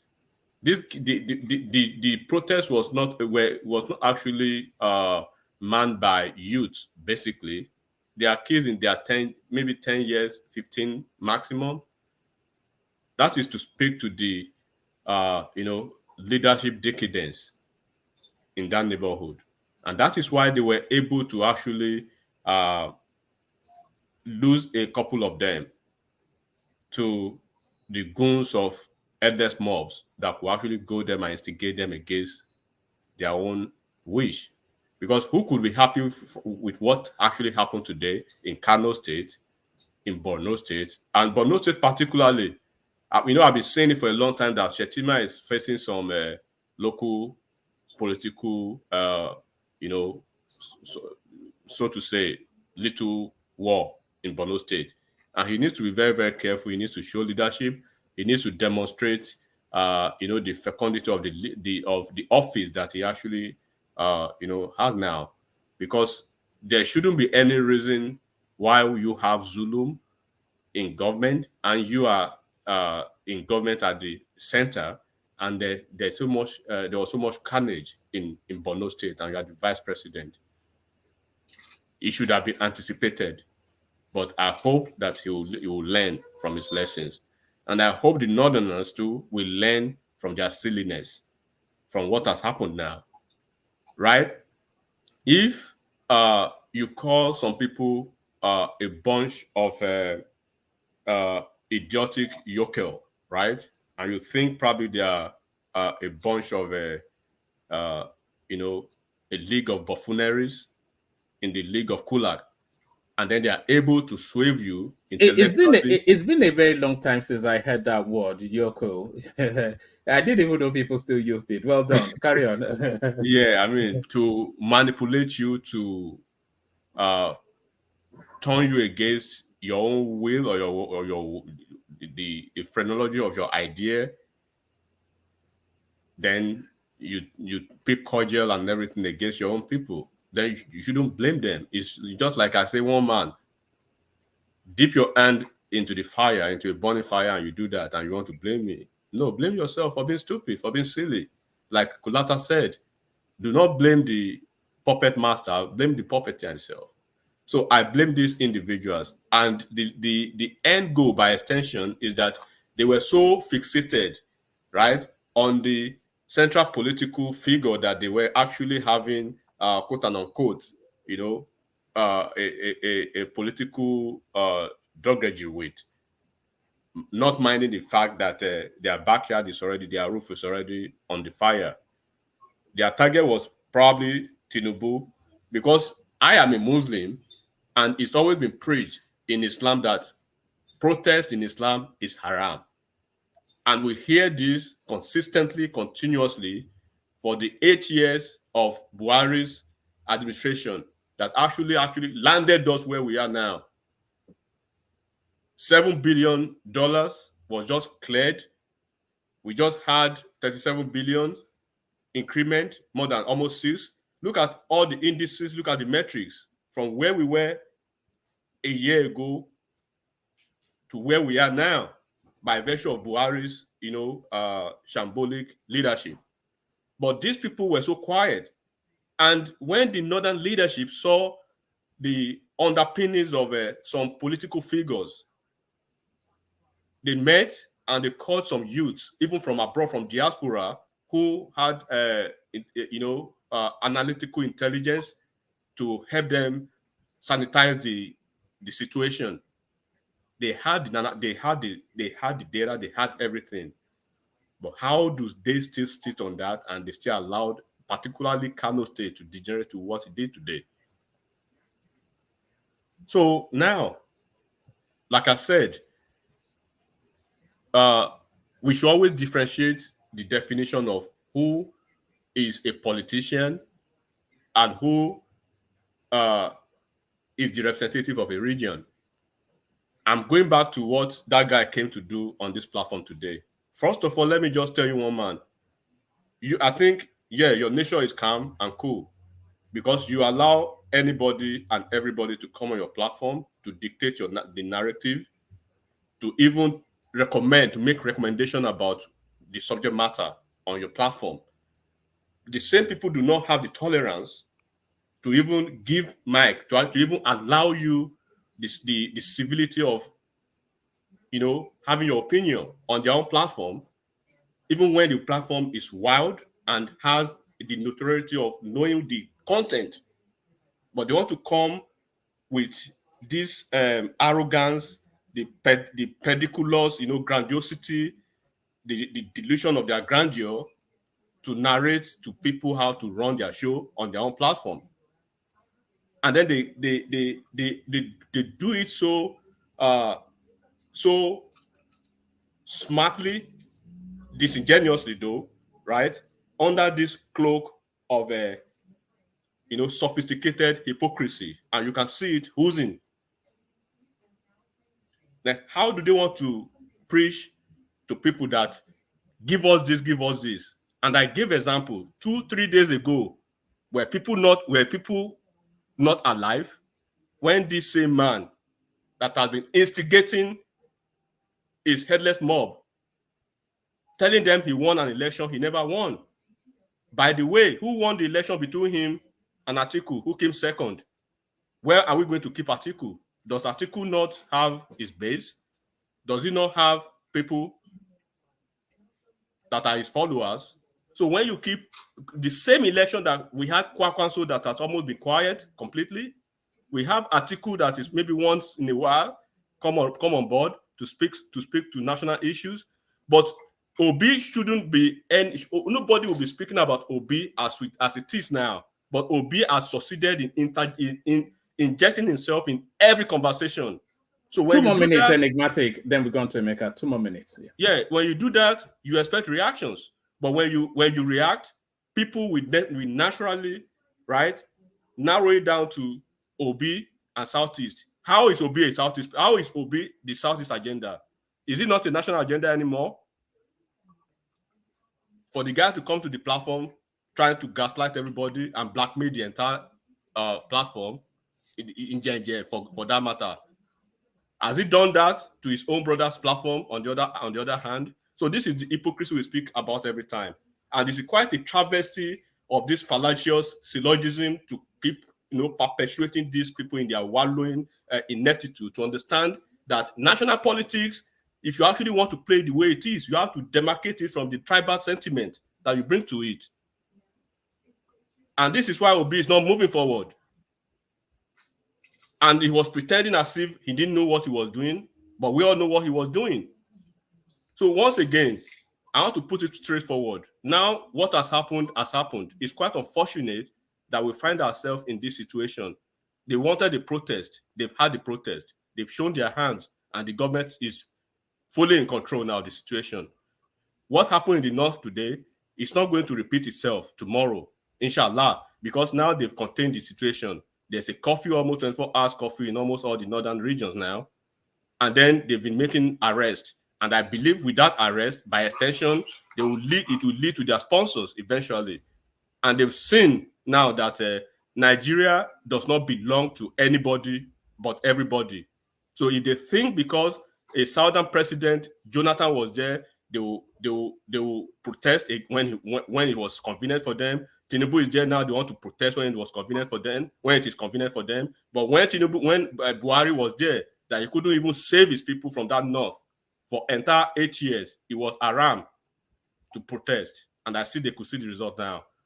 So when you sow the wind, you will reap the whirlwind. This is the end of it. And then we can play the game as it is politically. In the party, can I ask a question? No. Let me go to Emeka because you want to deny me of a question for no, because people don't like being held for too long, especially Emeka. He likes to speak quickly. I don't want to be on your visitors list at DSS location. Look at that. Is your time not up? How many credits did you buy from Officer Hassan? So let me go to Emeka. Somebody sent in a clip for Emeka. So we'll play the clip to bring him in. But as we play the clip to bring him in, the whole of everything that is going on at the moment, it all is encaptured and enraptured in one operation. They call it Operation Dum. Do you know what Operation Bum is? Nke izizi abịa ejo, nke igbo abịa ejo, nke taa abịa ejo, nke na-abịa ejo.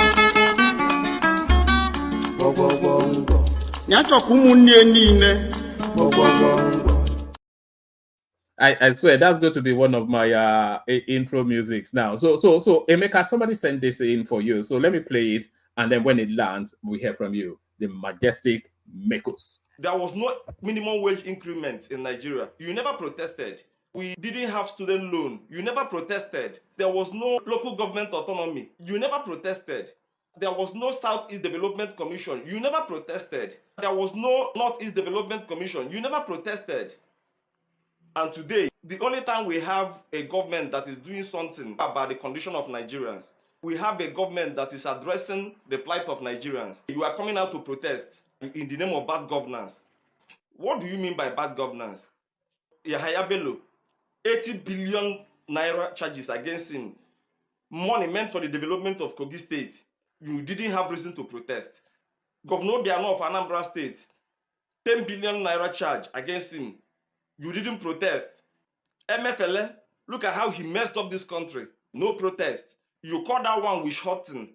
Governor Kezue Bazum, look at what the present governor of Abia State is saying about him. You didn't have reason to protest.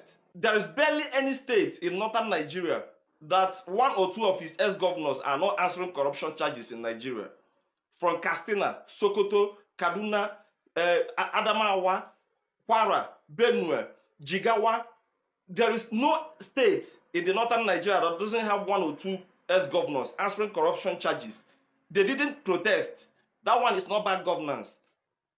But you are protesting against a president who is barely 1 year in office and has done something that all the Nigerian presidents in the past joined together have not done. Why are we so hypocritical in this country? Minimum wage from 30,000 to 70,000. That is what you are protesting against. You must be silly. There is something wrong with you. People are demonstrating their hypocrisy and their stupidity in the name of protest against bad governance. Now today, you know, say hunger in this country. Now today, all of a sudden, there is hunger in Nigeria. All of a sudden, you people are not serious. I have nothing against people criticizing or trying to checkmate the government, but you must be truthful about it. Whatever you want to do must be built on truth. It must be built on honesty, not stupidity and share. So there it is right there. It's exactly like I said to Mazin Jenje, that Tinubu will prove to be the best president Nigeria has ever had. Mekus, you're up next. Meka. After all that build up in Meka, man, look at that. Okay. Okay. I think we've not had. So Dewale, you're up next. If Dewale is ready to go, I think we may well. Oh yes. Yes. So Prince Daddy, you're up next. So let's go to Prince. Yes, Prince Daddy, you're up next. Prince Daddy. Oh goodness me! Yeah, you just Oh, came in now. hello? You must Hello? be ready. Oh, brilliant! Good to have you. Oh, I thought I was not in the show yet. No, you are. Are you ready to go? Yeah. Let me go with my 5 minutes quickly. That'll be Oh, fine. all right, go for it. So look at this guy. Wanted. Okay, I thought he wanted to show off his fine boy. That's rational mind. But yes, the floor is yours. Really, there's no other topic is there to discuss today. So what went down? How did it go down for you? I don't know. I saw a little clip about how do you address them? People from Yobe, are they Yoberians or Yodomites? They are Yobos.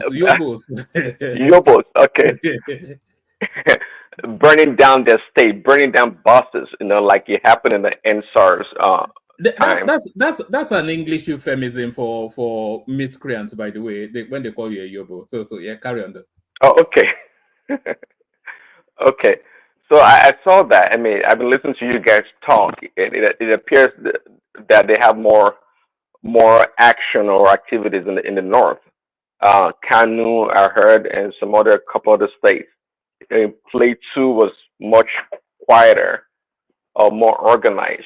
So, um, but it's always nice when you have a rebuttal against somebody. You have more, you have content, in order to refute their argument. I'm glad Prince, I was not in the can show. sorry, can you give the credit to obedience in Plateau for the organization because they're an obedient space? Okay, well, maybe it's true. I know nothing about it. I just heard from the commentators what happened there. I didn't watch nothing, so maybe so credit goes to them. You know better. Um, but when Mazin was on the show, I'm glad I was not in the studio, and Ogbeni was there to refute his argument with more solid, presentation. Um, yeah, he came in breathing fire, but the counter argument was solid. This is the problem. Imagine sound like Uptown. That pious Peter B never does nothing wrong, and I'm not even sure why the protectiveness. Why there's so much, protection for Peter B as a national. Peter B is not even the guy. If you run for a presidency, it doesn't matter after the presidency, especially one like Peter B that talks a lot, that never keeps his mouth shut. It's always everywhere. Then people should be free to call on him at any time. His argument was that Tinubu is the president, so Peter B should be out of reach or out of touch. I don't understand that argument, especially one that even talks more than the president in the public sphere. So again, I'm glad that Ben was there to rebuttal. Um, what is happening right now is not strange. Now, well, man, we all said it was going to happen. Yeah, they were able to curtail or restrict the negotiations of the people in Lagos to in a certain area to protest. But it's other people. I think maybe Uptown knows better. In the north, they don't distinguish between protest and rioting. To them, it's synonymous. They don't know the difference, and that's what I kind of feared was going to happen. And they're burning down their own city, burning down their own property, destroying people's property, and looting and stealing.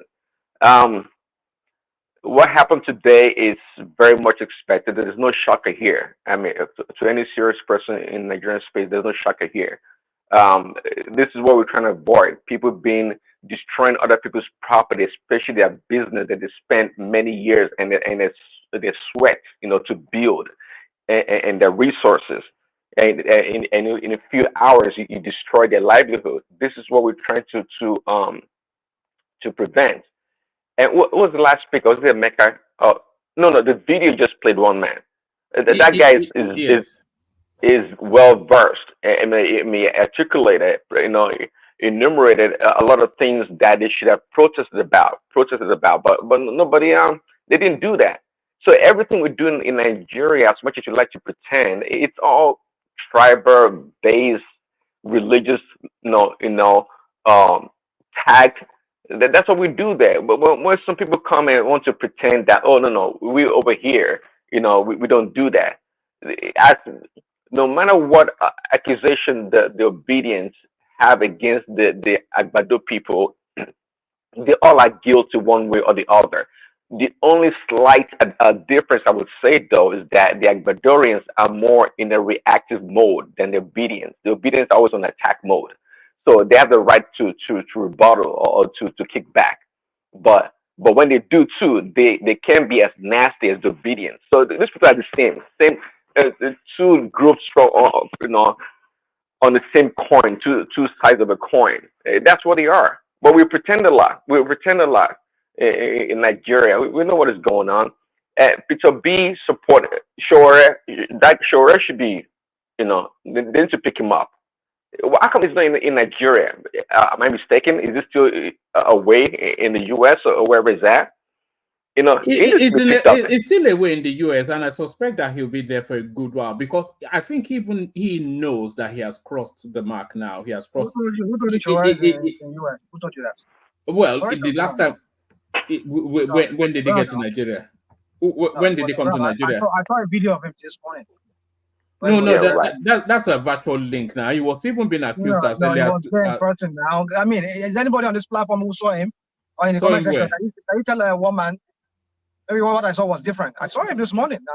On the streets? Yeah. I didn't see that too. Some news, sometimes this is what I'm saying, people using their discretion about certain information.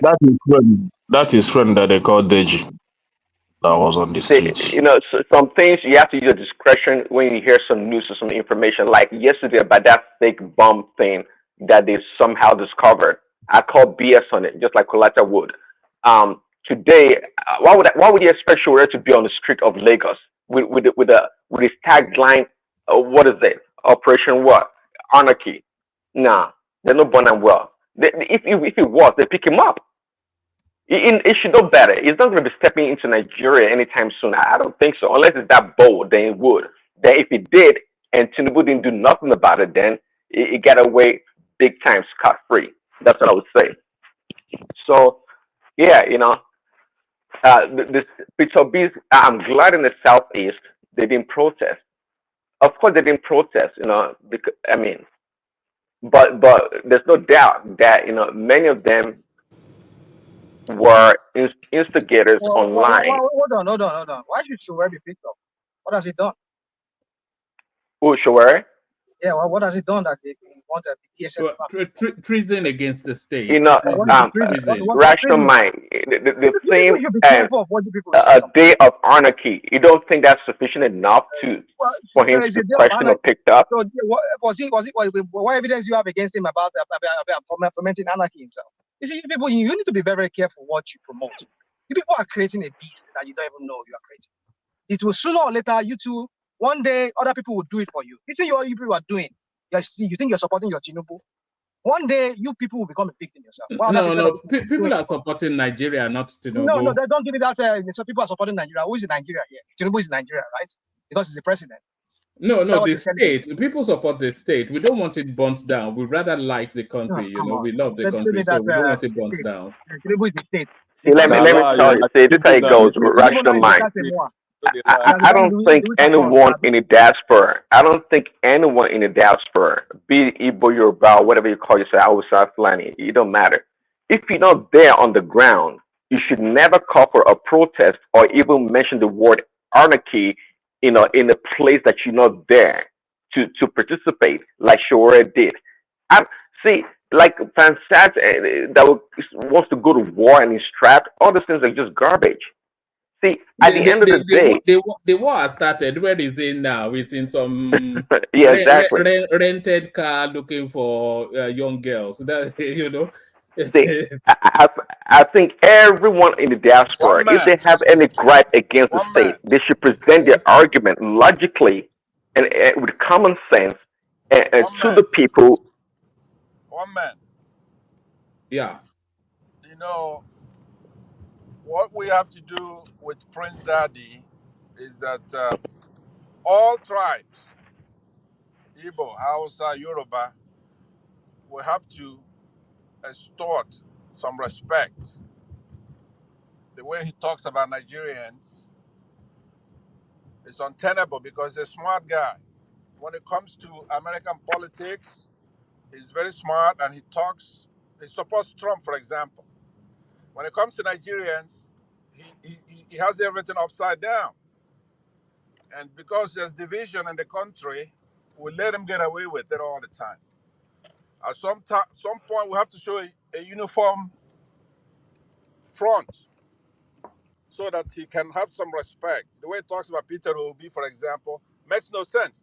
A lot of Nigerians have issue with Peter Obi, but at least that's a rational thinking on their behalf. Maybe they're doing it for tribalistic reasons or maybe doing it for political reasons.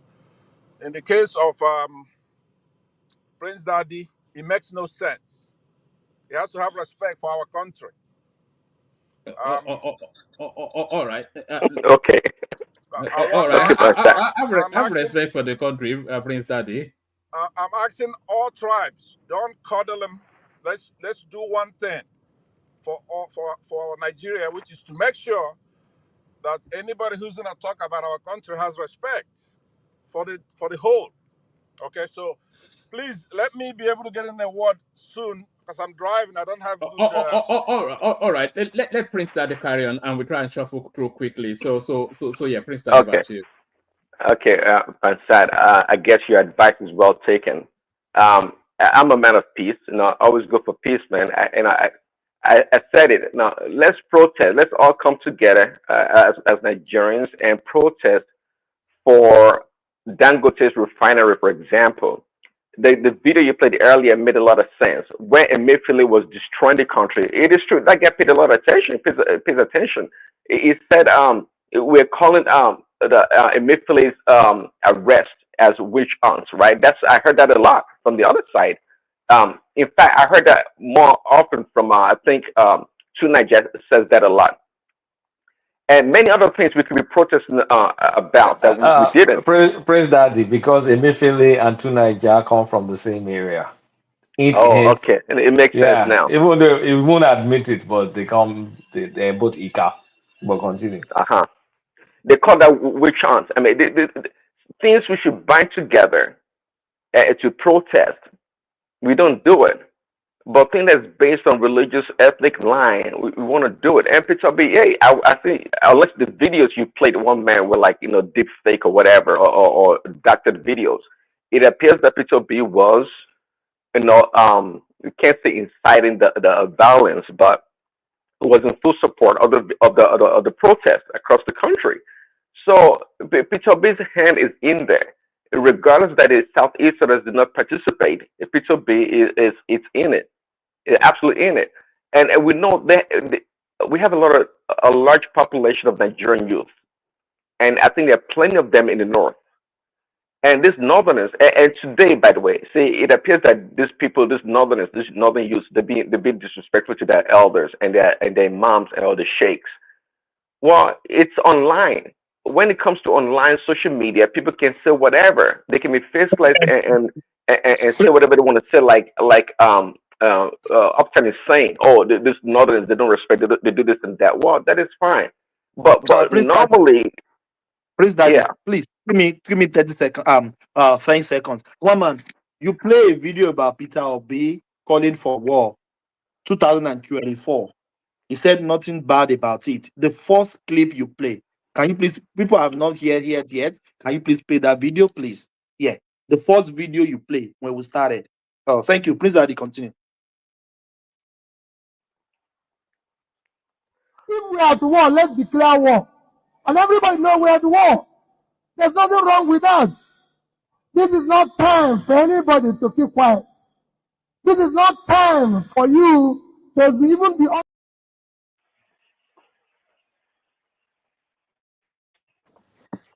Can Thomas explain for us what we say in the video that made him record the video? Well, he was declaring war on the Nigerian state. That's what he said. And that played out today. No, wait. One man. Uptown, just a second. Let me just explain something to you, because sometimes things we should try to, be very cautious and very careful, even when we have politicians to support. Look, when you wear the toga of a leader, quote unquote, if you want to be a national leader now, not just some sectional leader, regardless of how you want to define that or explain that off, right? In such a climate that we find ourselves in Nigeria now, choosing to be choosing to articulate Is one that correct? through a call for war, Okay. even if metaphorical, is deeply irresponsible, absolutely irresponsible of any leader to do that.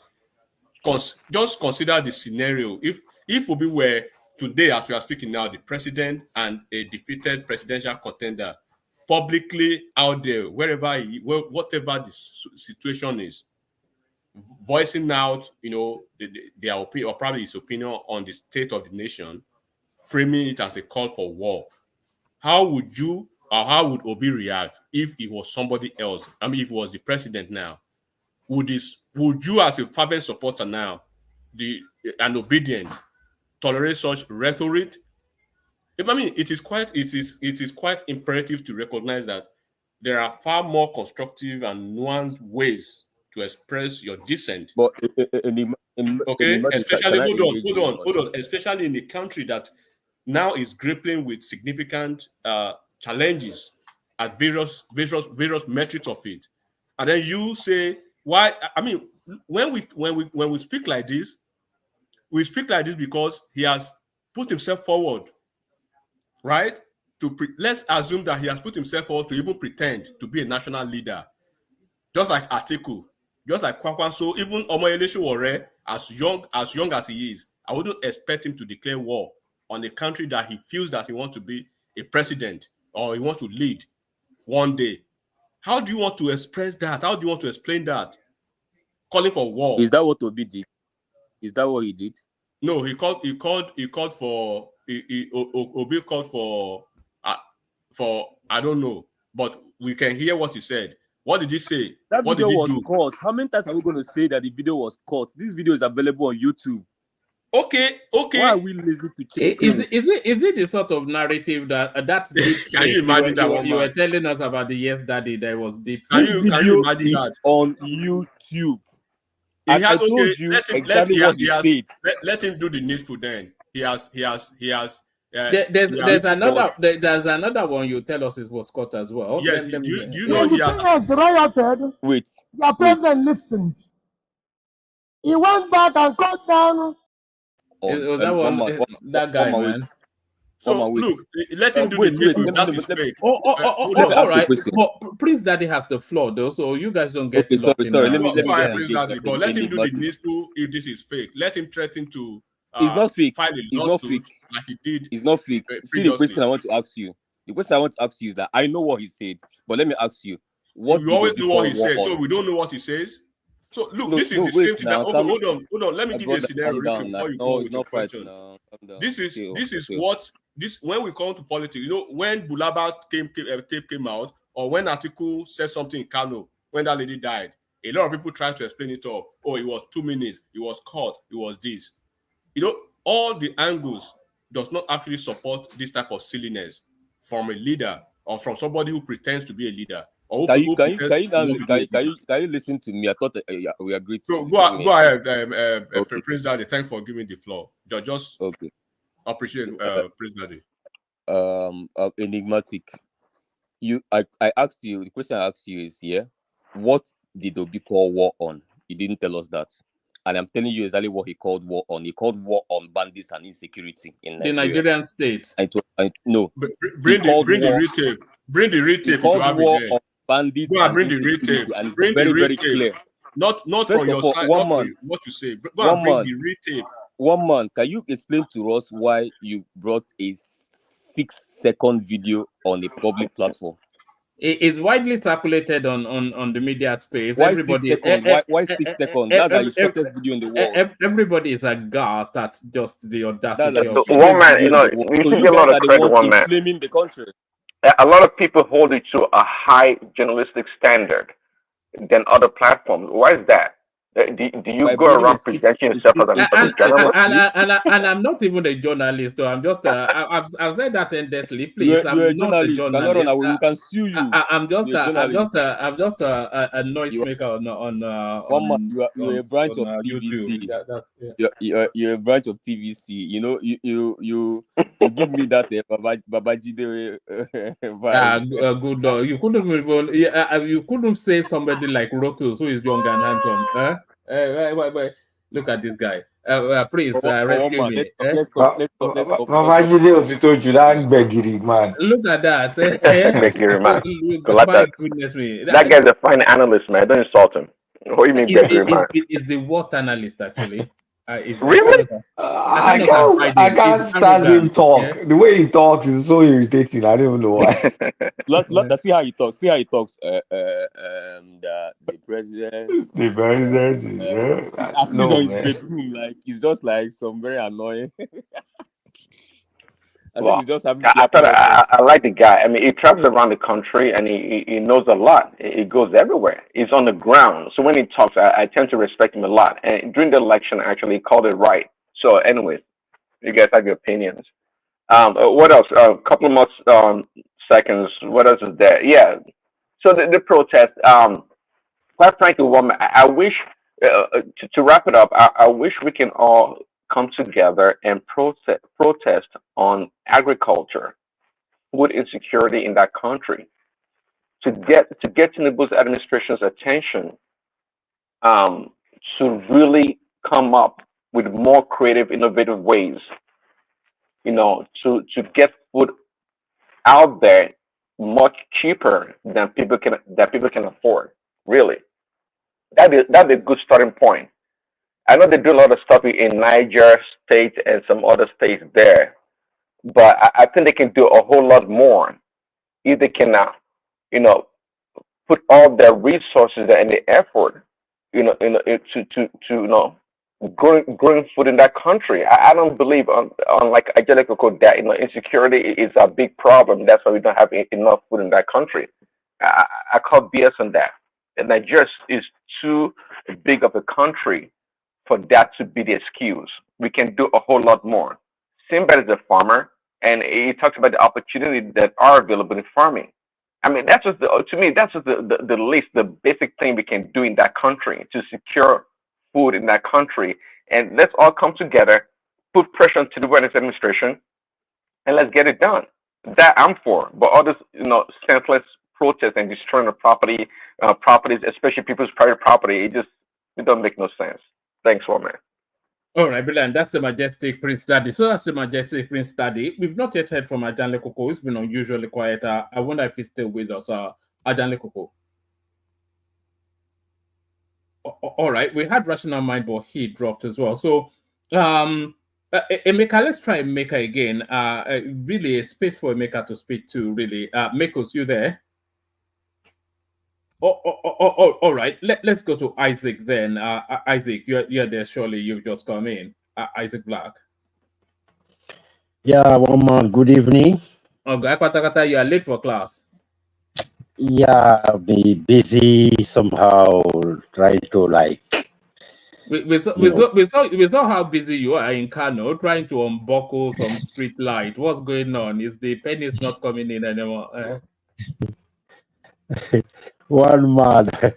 Okay. It is so pathetic the way you people say it. I've never seen that kind of a thing before. You are saying that you don't have enough. You are destroying the ones you have. It's very funny, eh? In fact, I actually came in, because of our brother that came in here, EJJ Media. Though I know he has a platform or so. There was a time, so most times I know about all these platforms, a lot of them.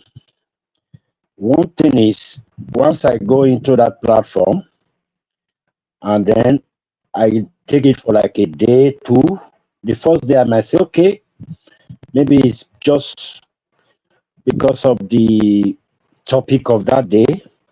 The second day, the third day, and when you never see me there again, you just know that what you are doing there is nonsense. So I think that was one of the platform I went, and then about 2, 3, 4 days, I couldn't. The Spanish people say I couldn't aguanta, which means I couldn't bear it. I have to leave.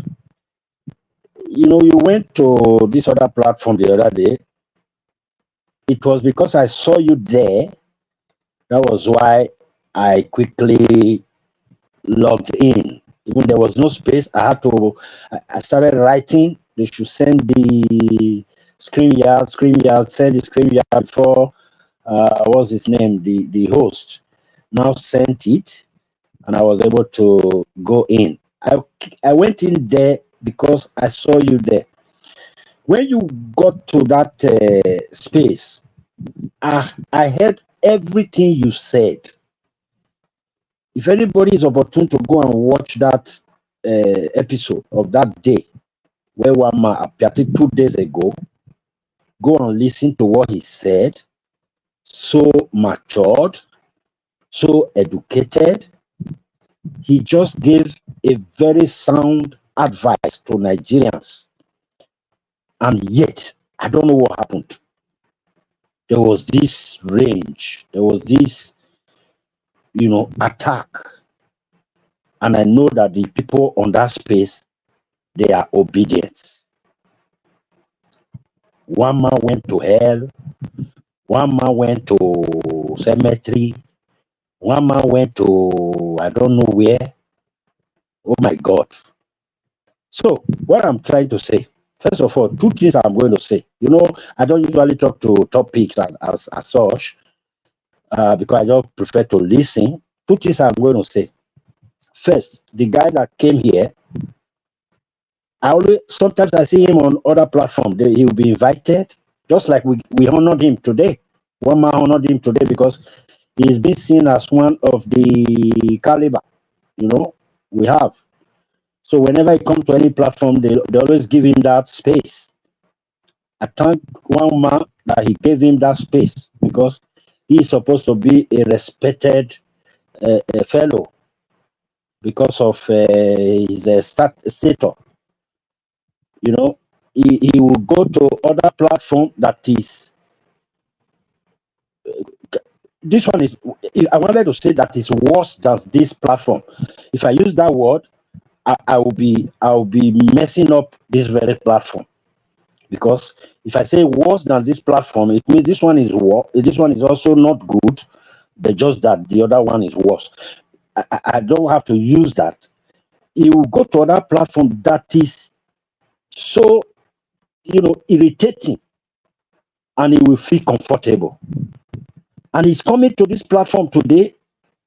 I know that we have some people who go that way, that we should not be going, who want everything negative.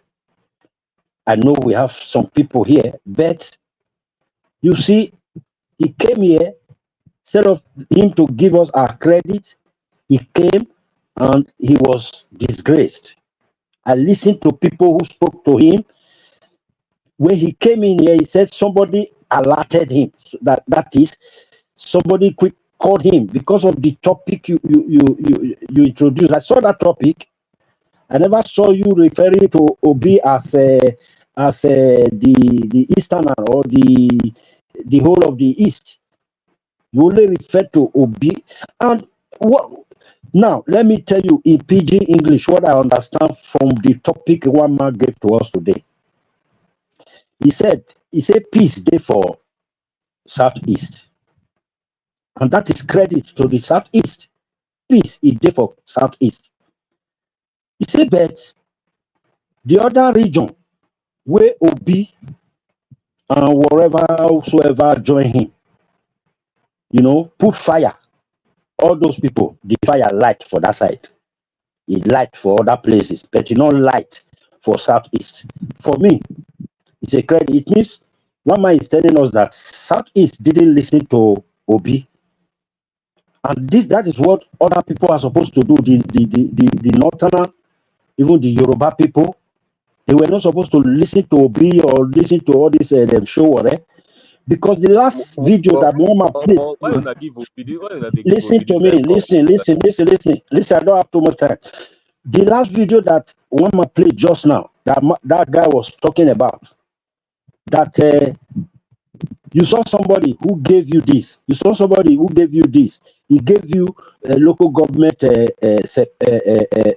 do you call it? Autonomous. He gave you,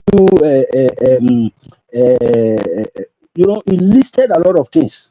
And in addition, he removed fuel subsidy from you people. Something that has been, fuel subsidy that has been killing you.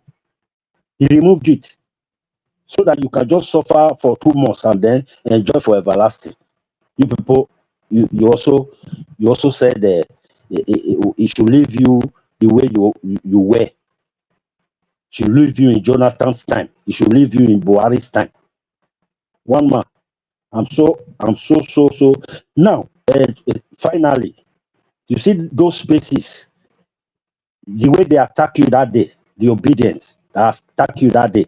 That is what we are saying. When we are saying that Obi is the one that is propelling their ego or to make them push the way they are pushing right now, it's because when they are doing all those things, Obi is up. As long as he knows that these are his followers. So some people don't even know how to read body language. When people accuse Obi of the one who's firing this cause, it's not that he said it with his mouth. Uptown will come here and say, "Did you hear him say?" So if you are not wise enough, there are wise people with wisdom who read body language. Okay, people say the body same thing. Why language didn't is you high. read The articles? body language is so strong. Body language is so strong that even when you don't say anything, people will know what you have said. So Wama, I praise you. I encourage you. Your platform is the best platform in the world that I've seen so far. Please continue with your good work, and God will bless you for it. In Jesus' name, amen. Thank you. All right, amen to that. You can always come again. In fact, you have a permanent seat here, as you know. Anybody that can massage my ego is always welcome here, unlike everybody that comes here to slaughter me. So thank you. That's the mighty Isaac Black, of course, an eminent fella, a champion man. A champion man. One man, please. I want to leave now, and I thank you for the opportunity. And thanks for not giving in to blackmailers and people who want to gaslight your platform. But before I leave, to corroborate Isaac before he leaves as well, to know that, like I said earlier, that we all know what we are doing and they all know what they are doing. Remember some few days ago, right, when Mr. Anarchy Looms, what's his name? Kenneth Okonkwo, right, wrote some epistle about Obi not being a good leader or stuff like that. Obi quickly had to reply with a memo calling obedient to ceasefire, right? Not to embarrass him, not to insult him, that the usual thing that they do to people who disagree with them. And then that is to let you know that he knows the activities of the headless mobs when it comes to insulting people and then, resorting to derogatory tirades to a lot of people. The same way that he was very quiet when they embarrassed the Sultan, when he was very quiet when they embarrassed Prof. Wole Soyinka, when he was very quiet when they embarrassed almost everybody, but you will see the way he actually came to support Kenneth Okonkwo. So when we put all these things together, when you put it to them, they will say, show me proof. So you will see the hypocrisy in that. And thank you, one man, for the opportunity once again. All right, brilliant, excellent. So thank you. I want to drop, since that's the wait for people to put fire and go. Let me drop too. Most of the things he said right now before he left are all lies, and I can back it up. What Obi said, replied to Kenneth Okonkwo's case, he was replying to Labour Party's statement bashing Kenneth Okonkwo, and that statement was dropped by the publicity secretary of Labour Party called Obiora Ifo. He called Okonkwo a mole, and he called Okonkwo all sorts of names. That was the letter Obi pushed back on, saying that Kenneth Okonkwo should not be called a mole, just like the Labour Party under Obiora Ifo did. That is the point. So let's not do it. And he's now calling Sultan. That's a big lie. Nobody insulted Sultan. APC came up with propaganda that Sultan endorsed Obi, whereas what Sultan said that he was a tenant under Obi was his landlord when Obi was in UNN. That's propaganda was debunked within 24 hours. Soyinka, Obi visited him in his house, but Soyinka decided to continue and not cease fire. Obi cannot be visiting him every month or every Eke market day. So everything he said is a lie. So on that ground, I dropped to one man. Thank you very much. Wait, before you drop, I have a follow-up. Where's the lawsuit against People's Gazette on Yes Daddy? All of No, I said People's Gazette. Don't put words in my mouth. Where's the lawsuit against People's Gazette? Number one. Number two, where's the audit, the campaign audit that was promised? Number two. Man of integrity. Man of integrity. Your number one. There was a number three now. There's a number three. Bayo Ononuga is the latest one, and I've not followed up on that one, so I'll leave that one. But the top two, they've been over a year old. Kilon Shele now. Number one, I don't know what his lawyers are doing with the People's Gazette. Probably they want to get the proper clip. I don't know. I've heard that from on the second one you asked. Was that audit campaign finance audit? We Obi clearly did his Obidati organization. Look at that. Audit. Where's the audit now? Calm down now. Wait. He called on the Labour Party National Working Committee, which he's not part of, to please make their audit. I need Bobo story now. Where is it? Just show us. Because it's supposed to be the dog ate their homework. The dog ate your homework, Abi. Look at these people. Unbelievable. Up down. No need for grammar, honestly. Just show us. You guys are very, very, very funny. We're not cracking jokes, but we're laughing, yeah. But show us. To be fair, I show you Abure's. To be fair, Uptown, that audit is ready, and they were about to present it. And as they were about to present it, then a big lion jumped out of the. These people, you're too funny, man. You are too funny. You are too funny. To answer your question before you start being very silly, it's coming, Abi. It's coming. Abure clearly saying that Abure is coming to EFCC to INEC as is required by the. Let them pack or I get and it. Honestly, I'm not concerned about Labour Party audit. Do you know why? Because nobody controls. No, this is Obi promise now, not Abure. Obi said Kulata. Obi said he'll do. Passat, calm down. I'm talking to Uptown now. Hold on now. Be civil now.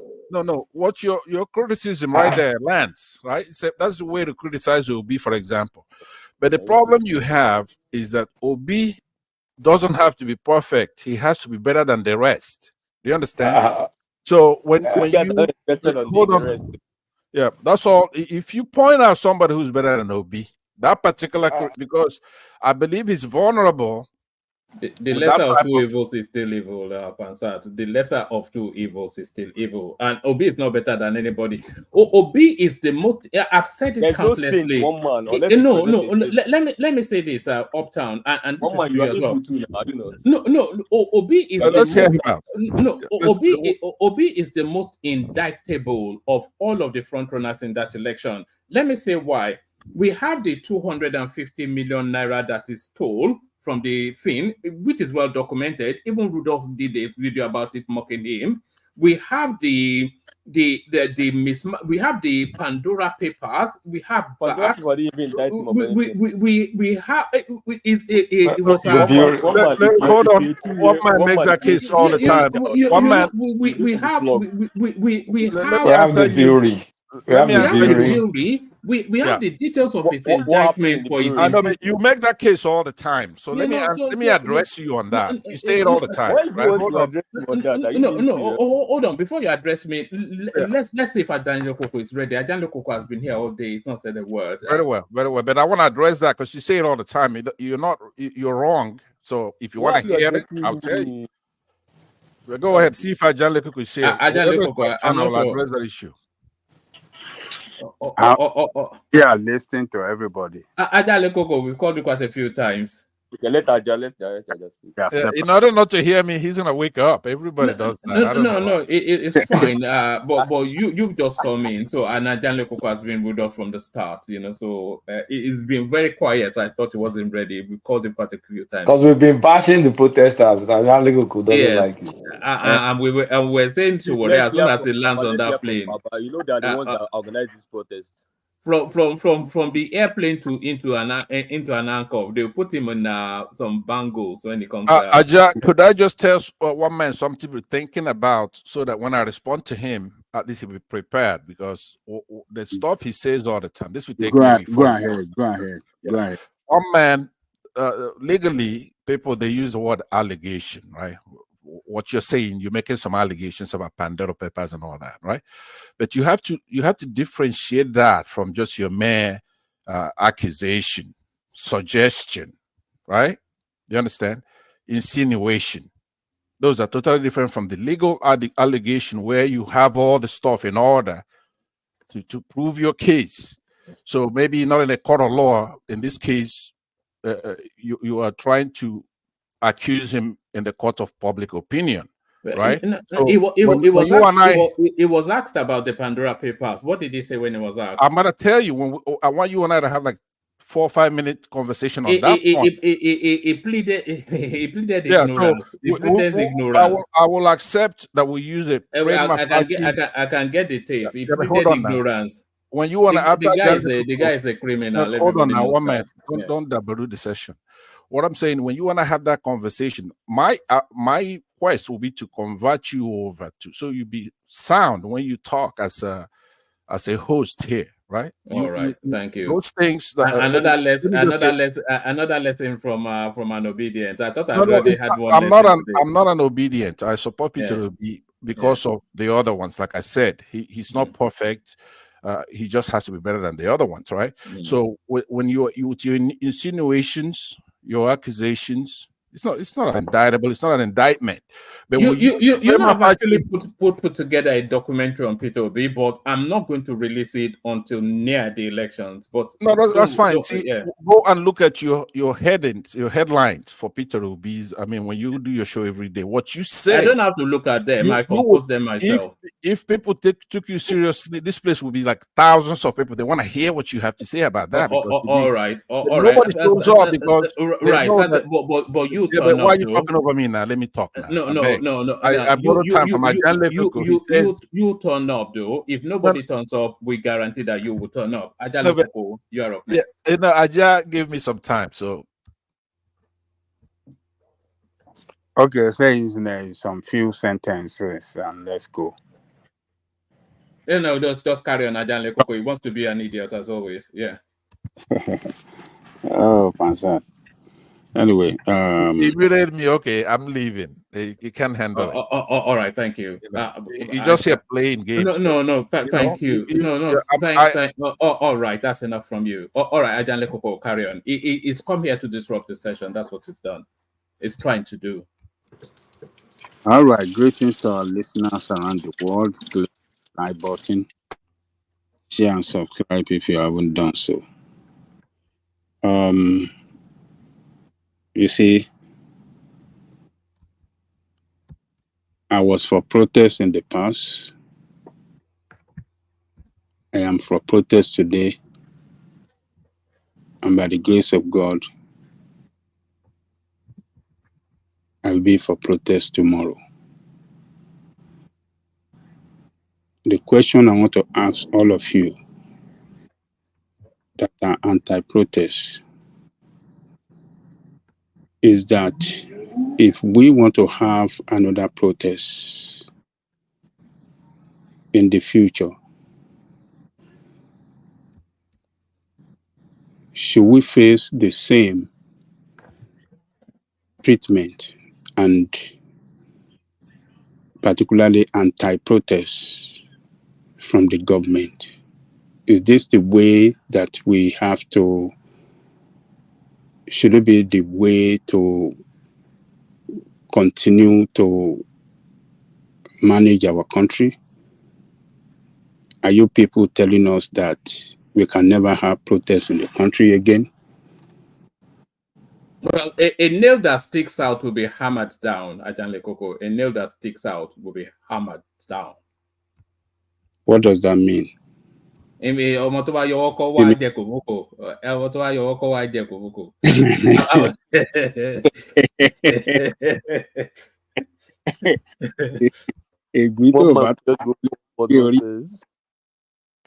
So let me tell you this. Those of you that are supporting the government in their anti-process effort, you are doing a serious disservice to that country, to the people of that country,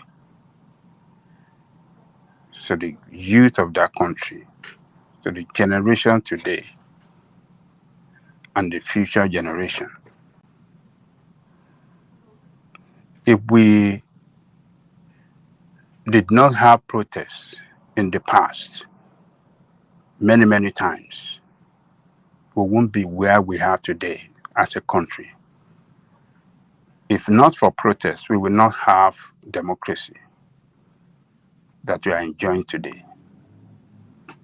Many, many things that we have achieved as a country and as people, it was protests that were carried out in agitation for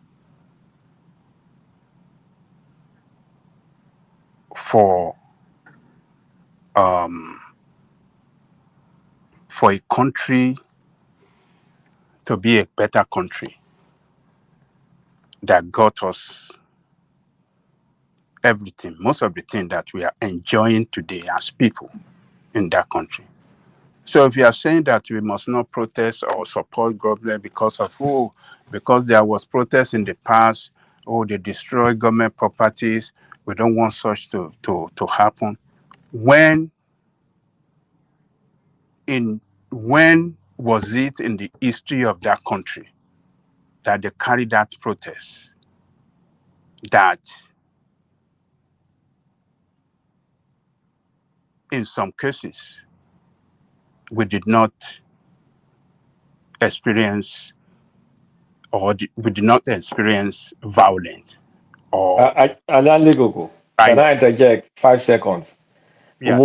Why are you creating a strong man? I don't believe there's anybody here that said nobody shouldn't protest. I've not heard a single person on the platform that said no. People should not protest. Even the government itself says people have the right to protest. They always say that. I'm encouraging them in Kano tomorrow to go out and do stuff. You didn't listen. No, you are saying people here that are against the protest, and I'm saying nobody's against it. Some that try, Baba. The reason that you guys are giving that you must not have protest is that it will turn out to be violent and it's going to lead to destruction of government property and, violence and riots and destruction. But we've been vindicated. You are not. There's no protest we had in the past that never at one time or the other resulted into violent. I'm saying some that does not result to violence or turn out to be riot or This is only in 3 states, Baba. Only 3 states out of the entire states. So when we are continuing to push and support this lawlessness that this government is trying to effect on Nigerian people, like I said earlier, you are doing a serious disservice to your people in that country. I'm confused though. Did we say that nobody should protest? Nobody said that now. Did government say people shouldn't protest? Nobody said that. All the government said is protest here, protest there, and don't destroy properties. And so why are you saying this? But Kulata, you were saying that people should go back to their states and protest, and not in Southwest. Some of you were saying. Did I say that? Did you hear me? A lot of people have been saying that here. That people should. I said that. Okay, then if I said that, then maybe you should go and protest in Enugu. No. You said. Because I don't recall myself saying it. But if you say I said that, then there must be a reason. I'm sorry to say you. I see some people here have been saying, if you want to protest, go back to your state. Go back to your state. Yeah, but it's still encouraging protest now. I say that though. Yes, but carry on. But that's still encouraging protest. That's not saying you shouldn't protest. Just say protest somewhere. A lot of people said protest will never happen in their region. Because maybe they don't want protest now, but give you an alternative. That the people that want protest in your region will not protest because you are more indigenous. It means the number of protesters will reduce. No, you're saying that protest will not be allowed in your states. Can anybody literally stop protest? No, you can't. But that's what they're saying. They can say anything they want now. It's freedom of speech. But you said nobody is saying no to protest. He said I said it, and I said I don't recall myself saying it. I've never said don't protest. Okay, you can speak for yourself, but you were advising us not to protest anyway. I never said don't protest. All I can say is you're not going to gain anything from it, and I still think you're not going to gain anything from it. I insist. That's anti-protest now. That's what boys say. Well, it's reality. I say what I think will happen, and I can be wrong. I don't mind. So it's unfortunate that you guys are supporting illegality. What the government was trying to do, or what they did, in some cases, particularly that of Lagos, to restrict people and restrict them to and confine them to a particular area, that this is the only way you can. It's illegal. It's illegal. We have to define our law very well. The law Babaja, don't say and that. Babaja, I can't correct you, but that is wrong. It's totally wrong. That you can protest anywhere, it is wrong. It is wrong.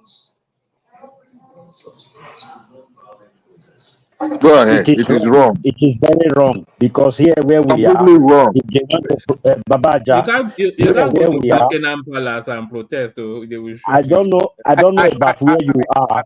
I mean, we are. Babaja, here where we are, they will tell you, they will map out forget the about location. where you are. I don't care about where you are. I care about Nigeria, and I want Nigeria to do things There is the no way. way that you can protest anywhere. No. There are certain areas that you cannot protest. You don't do it here. They give you where you I want to don't care protest. about where you are. Okay, I am talking about Nigeria. Nigeria must not be Are you different. saying Nigeria should be a lawless country? If hold on, if the law is not clear that the law people is can clear. protest, hold on. If the law is not clear that people can protest anywhere, why did Lagos State rush to court to get injunction that they should be restricted and confined in a particular place for protest? If the law, I mean, you guys should just stop this propaganda and stop supporting illegality. But Ajale Koko, can I respond to that? You see, Respond. you see, why we have people in government is because those people in government oversee the operations of the law. For example, in areas where the laws are silent, they can trigger processes that will help come around and work around the principles of the law to eventually carry out an action. It does not have to be specified, but there are places that is implied that people cannot protest. For example, you cannot protest near a hospital. It doesn't have to be written in the law, but it is implied that you should not protest near a hospital. You should not protest around people's residence. You understand? Because even though it's not written in the law, it is such that you should not disturb the personal peace of people. There are other sensitive places where you cannot protest, near a military installation where there are sensitive security issues. You should not protest where there are sensitive information, documents that will make or render the operation of the company or the country vulnerable. You shouldn't protest around that. You should not protest around area where there are sensitive economic interests. For example, you protest around maybe a Dangote refinery or an oil installation or even the wharf or the port where the national economic interest is high. Now, those are places that you cannot protest around. And I'm sure these are places these people want to go protest. Even though it's not written, but it's implied.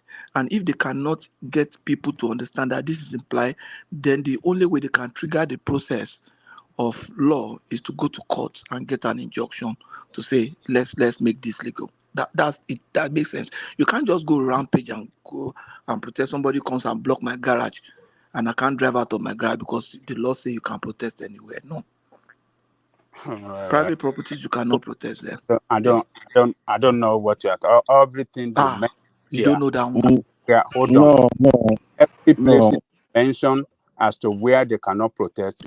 Our people did not say they want to go and protest near military installation. They did not say they want to go and protest at where all those places at residential places.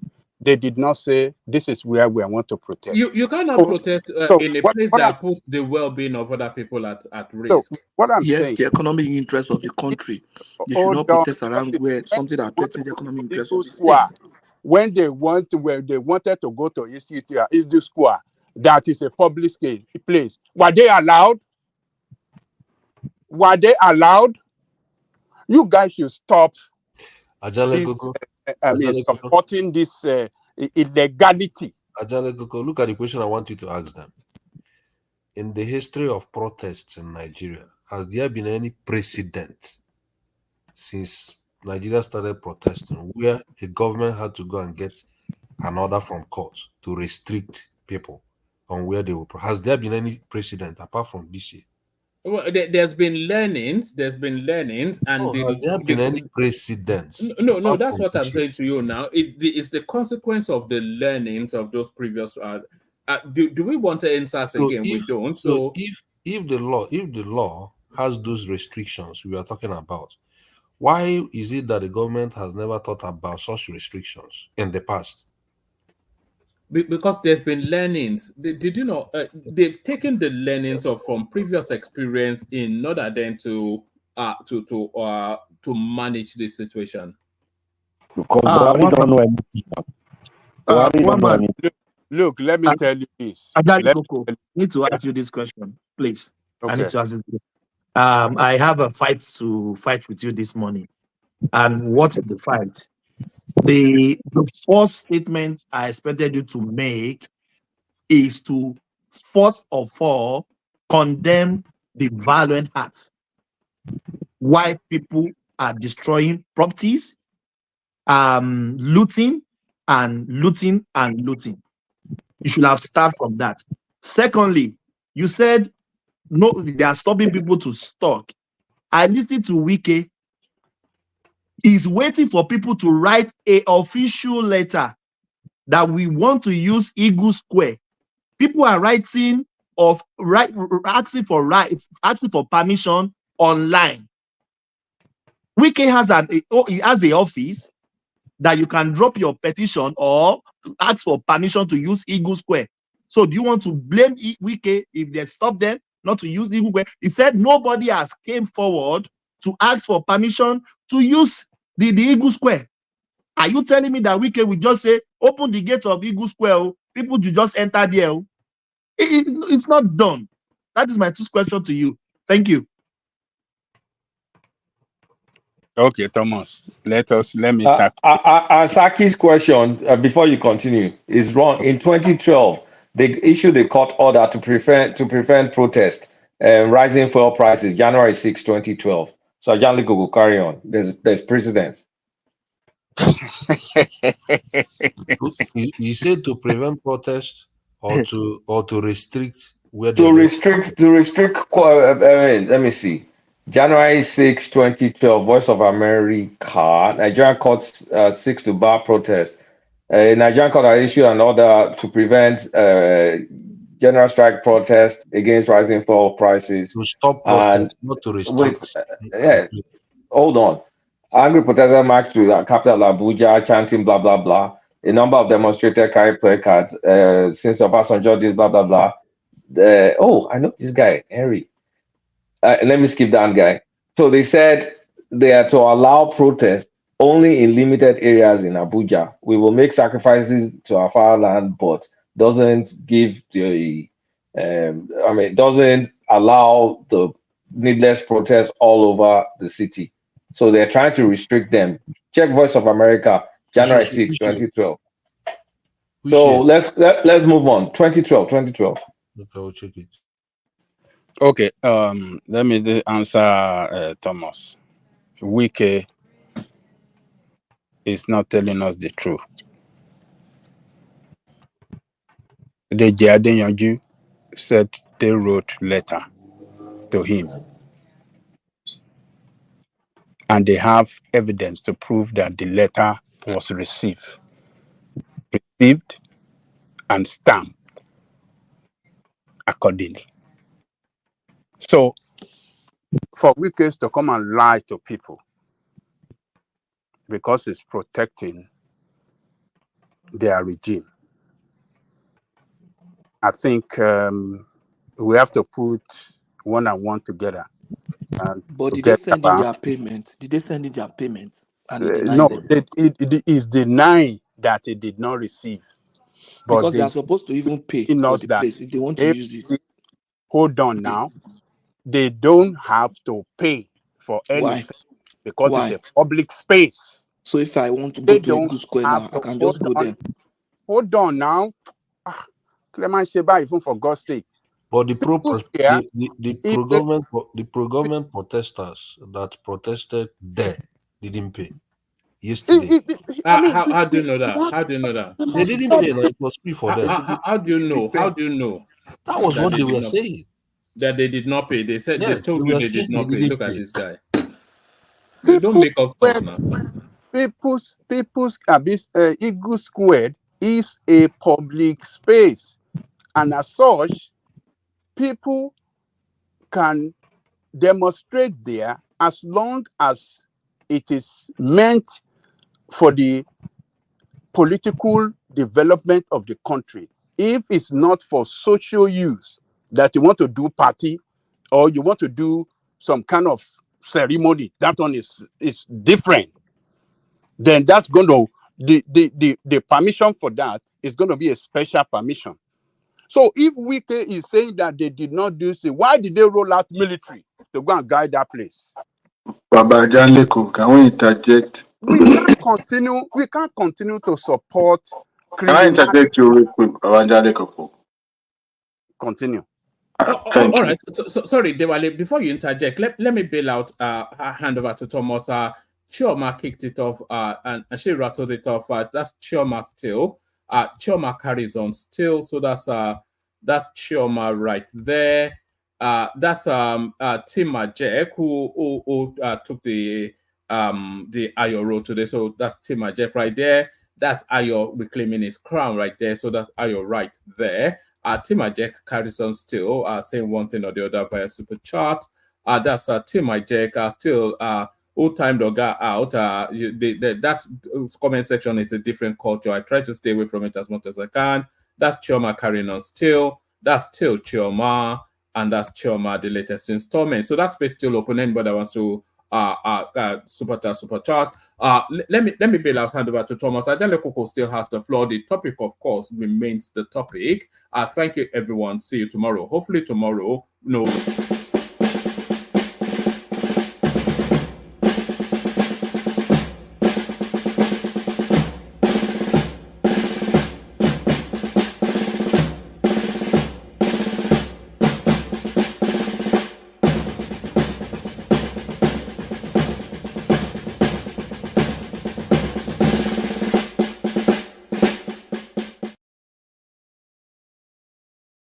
Yeah, thank you, everyone. Welcome back to the second section. Second section, we have a rule here. You can't call people out. You can't swear. If you swear, I throw you in the bin. Yeah, you don't call people name, please. I beg, please. Also, you may not like what you are listening to, but people have the right for their opinion. Can we let people flow? You can interject. Interjection should not more than 1.5 minutes max. Oh, thank you, everyone. Ajale Koko, you have the floor. Listen, Angelico, can I just interject you like to give me a chance? All right. Listen, Thomas, we're an American. We're allowed to curse, so you can't do nothing. We'll sue you. Real quick. Public space is quite defined. You cannot say because it's for political purpose that you're going to hijack it. Those places you mentioned are subjected to authority, and you have to take permission. Aso Rock Villa is a public place. I've never seen anybody then born where say they want to go and protest, not even at the front door of Aso Rock Villa. And the same thing with Eagle Square. Eagle Square is under the authority of Federal Capital Territory. It has facilities, it has toilet, it has water, it has light. So when it get occupied without authority, without being approved, who would take the bill if anything is destroyed? The authority in charge says they did not receive. I mean, you know how long it takes to move a file from all these civil service desks to the minister's desk. So it takes a while. So you expect something being submitted within weeks or within days to get to his desk. So it would tell you, apart from the political connotation that it has, it would tell you that it did not receive it, did not receive it. If there's no response from that authority, the organizer have no right. Like I said earlier, they have no right to occupy that place simply because it's defined as a public space. You have to have approval because, like I said, who would take the bill if anything got broken? Who would pay the bill for the light or the water or whatever they use there where there's, they occupy the place, the space. So public place is not open to everybody. You have to follow the guidelines. Okay. And those organizers did not have the authority, the approval to occupy. And that was the reason why I think the court injunction says they have to go to the stadium. There was a standoff between the Jadianju and the commandant that led them to the police personnel to that campaign, where they were standing at the premises of the stadium, but the commander said they must go inside that stadium. So there was an standoff between them. But like I said, public places is not open to everybody. Do it for the public. You can't go to the White House. Oh, I say White House. You can't go to the governor's lodge and say you want to protest there. It's not done. Like Pr0Test said earlier, military establishment. There's some places like that, like hospitals, is not open because when your rights start is when other people's rights stop. The way they occupy the toll gate, Lekki toll gate, that same spot where they block the entire road and disrupt the flow of traffic was wrong, even though it's also a public place. They have no right to occupy. Thank you. And Ajali Koko, also you can ask for permission. Adewale, if I'm wrong, you can ask for permission and be denied, and they will state you why they denied you. Correct. Yeah, they are allowed to deny you. Yes. Ajali Koko, you have the floor. You heard from Adewale. What is your response? You see, I'm just laughing at you guys because it's unfortunate that when you are supporting your own, you are supporting your political, the political party that. Ajali, we are not talking about political here. I am not a Tinubu fan. Can you listen? Yeah, No, you are boxing us in the corner. No, I am not Tinubu fan. I don't care about him, but I care for the rights of Nigeria. Do you want me to talk or you want me to drop out? Do you want me to talk or you want me to drop out? That's all right. I will mute myself. Continue. Yes. So let me talk. So I know you are all supporting the present government. You are supporting their shenanigans as they are denying Nigerians their right to protest. So you can justify it with anything. But when politicians want to carry out their rally, they are never denied. When politicians want to carry out their political activity and political rally, they are never restricted. They are never confined in a particular place by the law. Nigerian doesn't go. Nigerians never go to court to get injunction against political rally. But now, Nigerian people are saying they are not satisfied with the government policy. Nigerian people are saying the government doesn't listen to them. Nigerian people are saying, okay, we want to send a message to the government that we voted you in, but we are not satisfied with the way you are doing the job. And the government is doing everything to make it impossible for Nigerians to express their dissatisfaction at the way they're running the country. And you people are supporting them. I mean, we have to go, sometimes we have to sit down and look at ourselves. Are we doing the right thing? You are not, we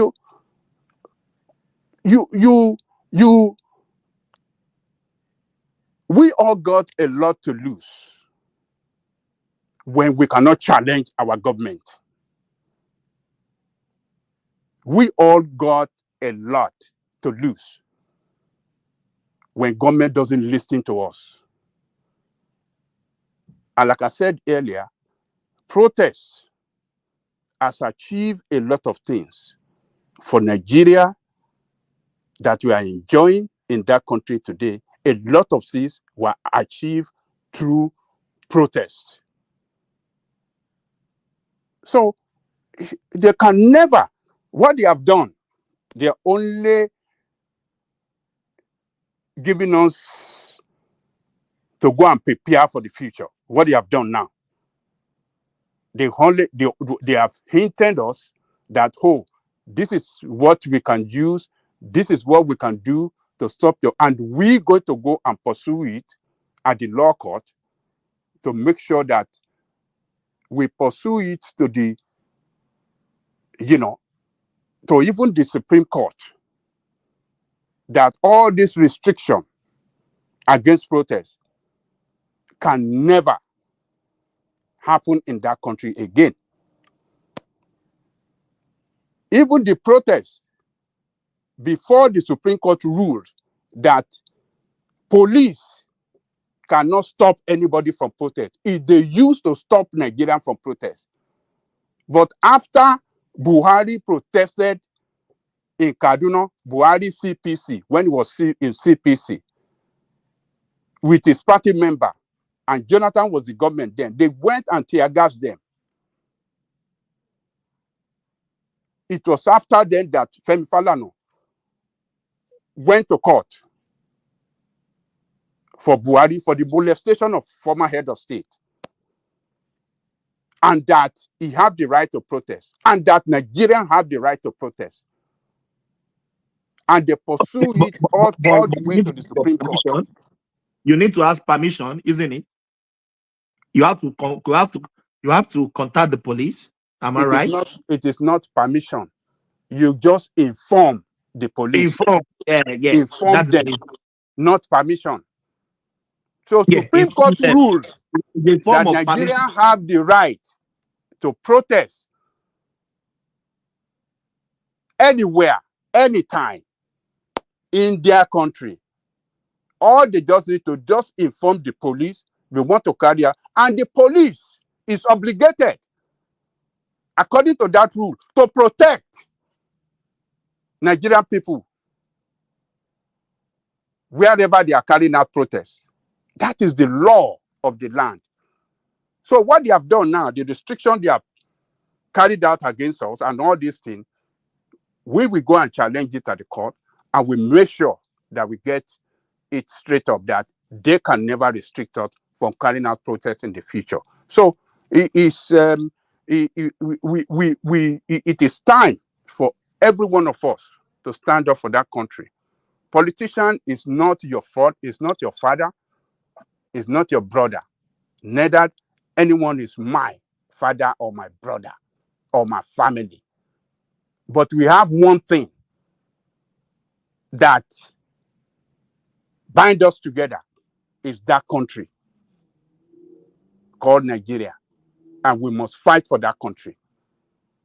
And the fight for the survival of that country, protest is one of the elements that can be used to fight for better Nigeria. So I'm for the protest today, and I'll be for the protest tomorrow. It's unfortunate that some people in some part of the country, in the northern part, went violent, destroyed properties, carried out looting. That was very unfortunate. That was very bad. That's not what we want. But you must understand that even in the South, we have done that several times. We have done that several times in the South.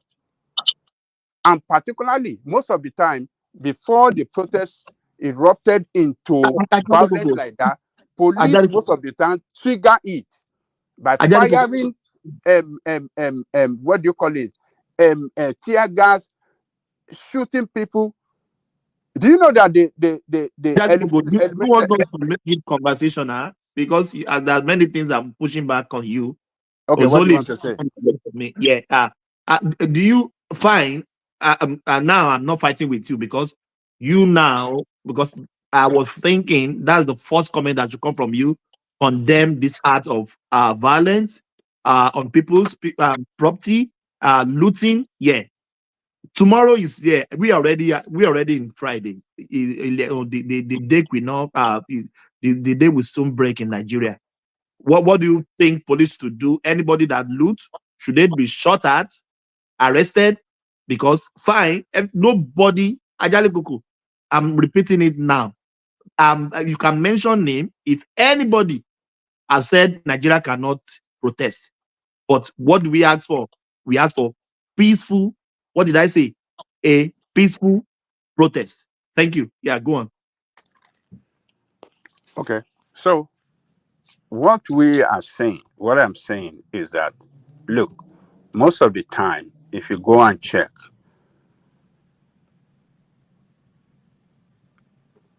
protests, when it erupted into riot and looting, police, most of the cases, trigger it. When they fired tear gas at people. Abajala Koko. So tear gas will say, okay, oh, this is the time for looting. What are you talking, Babajala Koko? Okay, so That first, okay, oh, they tear gas you. They will after tear gas, then the next thing is that okay, this is the license for you. Yeah, start going and looting. Is that what you are saying? I love you. Have I said that? That's what you just said now. Are you Have listening to I yourself? said that? You say Have I anytime they said want that? to loot, anytime they wanted to loot is police Okay. that normally started it Okay. by tear Is gassing that what them. I said? You Is that know, what I said? That's what you that's said, what you though. said. That That's is what what I I said. understand. I said that is okay. Do you want to listen to me? Yeah, We put are it well. listening. Maybe you want to We are not rephrase it. deaf. That was what you So, said. okay. So, most of the time when protests erupted into violence, police trigger it. And they The trigger one we it. saw, Yes. Babangida people, sorry, the one we saw yesterday, it did not even erupted to any violence. And we can't see people beating one another. This one was absolute looting. So just don't reframe and just be I doing all am this not your defending. emotional I am blackmail not. and gaslighting that you are doing. Though, so what you are saying, you are not speaking to the topic. You are not speaking to what happened yesterday. We are talking about what happened yesterday, looting, Simba, stealing. Simba, wait, please. Let me add my own before he will continue. Baba Ajale Koko, I think most times, nowadays, some of the things you say, all I can get from it is that it's like you are enjoying the praise that these people are praising you, disobedient people. He has been You are carried away. enjoying it, and you are carried away with it. He's You a are good enjoying person. it. It's not So tribalistic. I It's say you are not a this. good So person. it's already on his head. Exactly. That's what I just see in all these things. Because most times I don't really see that, The last time was praising Azan, that Azan that was saying that insecurity is not a major problem. He came and said, Azan, I like what you just said. You are the that's what I champions of think. insecurity. That's what me I think. I think It's already, Ajalo Koko is already working on the offside. When you say offside, he's already working on the offside, and he doesn't know. Simba, he said that if they want to protest, they must go to Eagle Square. Must they go to Eagle Square before their voices will be heard? Don't allow these people to gaslight you. Don't allow that. No. I'm listening to them. I want them to run their emotion, their sentiment, and I've not started with you. I'm just beginning. Just continue. To run it. Let me run it. Say you run. You see, I am for protest, though, and I've argued for it, but I am not for violence. I saw what happened today, and I felt like crying. Ajale, can you imagine someone in the US? You have worked, you have labored. You say you can't come and die here. You are investing at home. You saved money. You went home. And you started a business, you open your shop. Now you are old, 60 something, you can't hustle, you can't drive car like you can't be driving Uber like before, you can't be doing odd job like before. So you are now in Nigeria doing your business and coming to US just for medicals. And one day somebody came, entered at your shop and destroyed everything. Now you don't have the energy to go back and drive cab again. Just because they say they want to end bad governance. Are you bad governance? That's what I don't like. Me, I am for protest. Up to yesterday, I was still speaking against this protest. I was still speaking in favor of protest because that is one way we can really express ourselves. And if we are really not protest, it means that when we really have a terrible leader, then we'll be in a very difficult situation. But the point is that we must know that we cannot be destroying our things. We cannot be destroying ourselves because we hate a Buhari or because we hate a Tinubu or because we hate the way they govern. You can't be injuring yourself Tinubu will come and because you are go. fighting Tinubu will other come people. and Yes, go. now. He's not there permanently. Is Buhari not gone Why now? should you use bad belly just because you don't like somebody, then you want to destroy the country? The person will come and go. It has a limited time. Why would you be hurting the same country that you are saying you are claiming you are fighting for? You understand? So that's what I'm against. I'm not against protest, but I'm against what they've done today. Some people, Patrick, that's their livelihood. Some Patrick, people, their Ajali education has stopped. Koko, Patrick. I Yeah. saw people climbing traffic lights, destroying traffic light. What is traffic light got to do with bad government? Traffic light. Are you these people? You don't. Nobody see something These same wrong. people, Thomas, these same people, all these people that looted yesterday, you will see all of them now, they will carry out their mat today. They will go to Moscow to go and pray. Go to Those are go people. pray to one stupid God. They will go there, they go and pray their useless prayer. Ajali Koko, continue, please. No, let me tell you, some of you people, especially you people in diaspora, I used to say, they say, me too, I'm in diaspora. If you have property that they destroy, I think what Adabe Lokoko is displaying this morning is so insensitive because it's not on ground. It is so insensitive. It even took you, Thomas, to actually ask him to actually, to speak to the even some people lost their life yesterday. I don't know. I don't know when Adeloko became the kind it became like this. Let's hear from Ajali Koko. Yeah, he has his own opinion, but we have to push back. Yeah. You see, when you people like to be too emotional on it, it Ajali Koko. doesn't help. It No, doesn't no, no, help no. at all. Let him talk, please. Let him talk, No, I please. just want to say something there. It come out Explain. at the wrong time. Talk, When the please. night shift people are now If you don't running out listen to from me, their shift. I'll put you to background. Let him talk, please. Thank you. Ajali Koko, continue. So let us listen to ourselves now. When did I say that I'm very happy that they destroy property? I said earlier, I say it's very unfortunate that people's property, government property, were destroyed. How can I be happy that what people have labored for to build their business and within a twinkle of an eye, everything, some miscreants and hooligans came and looted everything? How would I be happy about that? You see, when we don't blame our leaders for their failure to control situation that is capable of erupting into violence, but rather we want to divert away from putting blame on them. They were not. We are not doing good. If the leaders in government, if those people in government had invited all people that want to carry out, I'm talking about the head.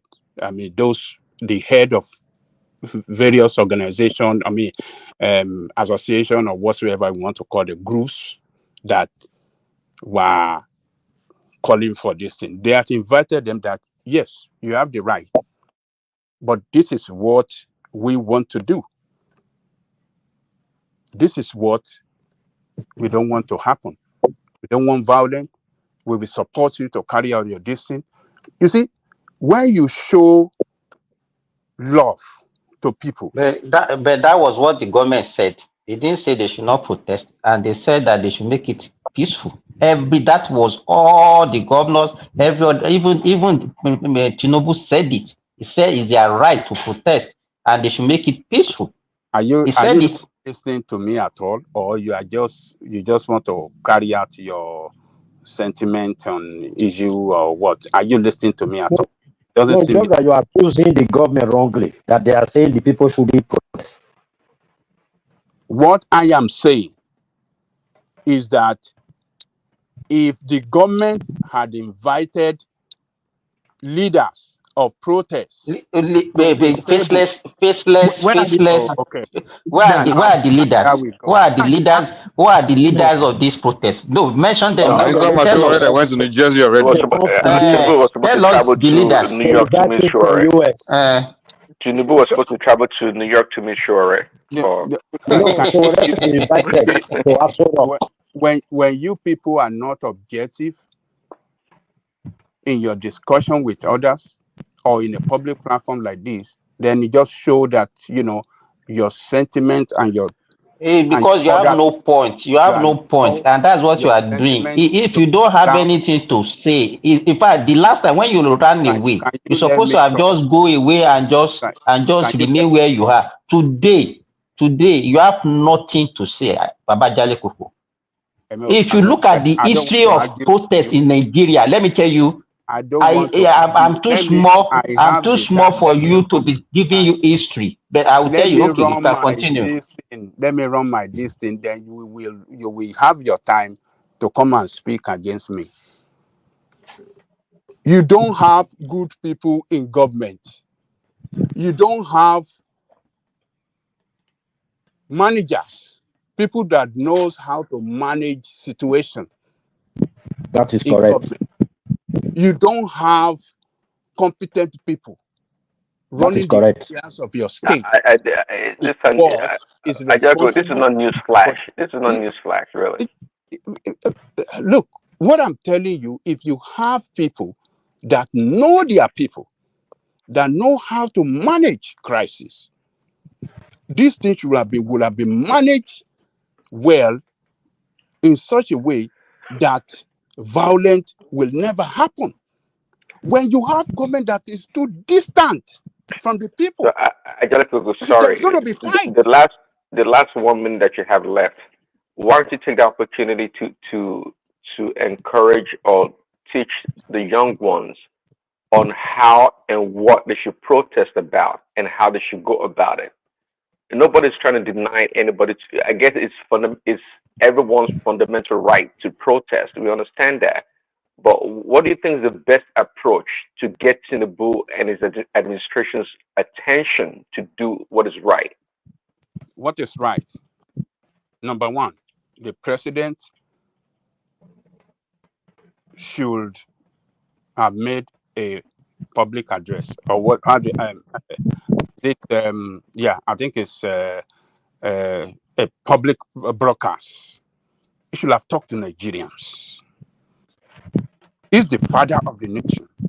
You have a country. You are the leader of the country, the father of the nation. Doesn't speak. That is complete stupidity.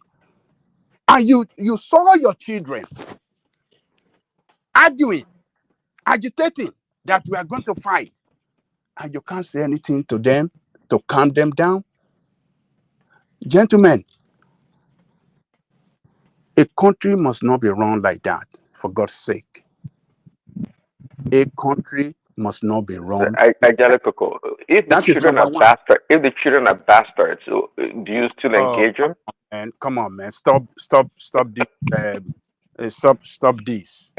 He's talking about obedience. I didn't say that. Mike, I didn't say that. He's talking in totality of all Nigerians. They are all bastards. That is what you mean, right? Jolly Coco, sorry, I agree with you. I agree with you on that point that the president should have it as its turn to come out and address the people that felt they are aggrieved or hunger that are hungry. He should have come out. Nobody is disputing that, and you've spoken right. But there are some other things like you say it, and then we think you are supporting those bad hoodlums who say in the name of protest we want to go and destroy things. Your Isaac, matter they like mess up, they miss some. You go talk the one way good, and the one way you can't talk, John, and you go just bad, like so bad. That Isaac, is why I said one second, see, even though there's politics in everything, we know that, but at the same time, what has happened the protest was predicated on what happened in Kenya. And and you know, at the end of the day, there's power at play here. See, any government that shows a sign of weakness is a done and gone government. See, so the Tinubu administration, not like I'm supporting them in this instance, but they have to straddle to try to determine how to respond to this protest. So maybe if finally it determined that, hey, me coming out here talking to the nation may be a sign of weakness, or people may take it in the wrong way, and therefore it decided not to address the nation. But you know, it's not a straight line as we are analyzing the situation. It's more complicated than that. Let me tell you, Prince Daddy, when I said earlier that you have people in government that doesn't know how to manage crisis and they don't know how to manage their people. If Tinubu, if he had invited people like Falano, Onogurua, some other like what do you call this guy? Deji, some others, all those big names, civil rights leaders, invite them to Aso Rock, sit them down, let the camera carry it. That look, yes, we know what you want to protest for. It's very genuine. Are they the one? Sorry, are they the one that called? Are they the one that called for protest? The question is, are they the one that called for protest?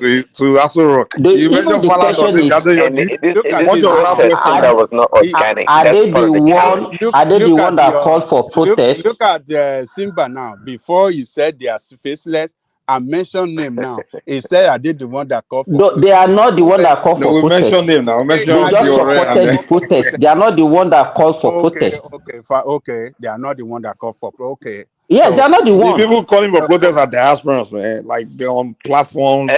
That is You know, true. and the government said And it. Like also, this. this protest is not organic. I think that's part of the challenge. Also, it's like a copycat kind of a model.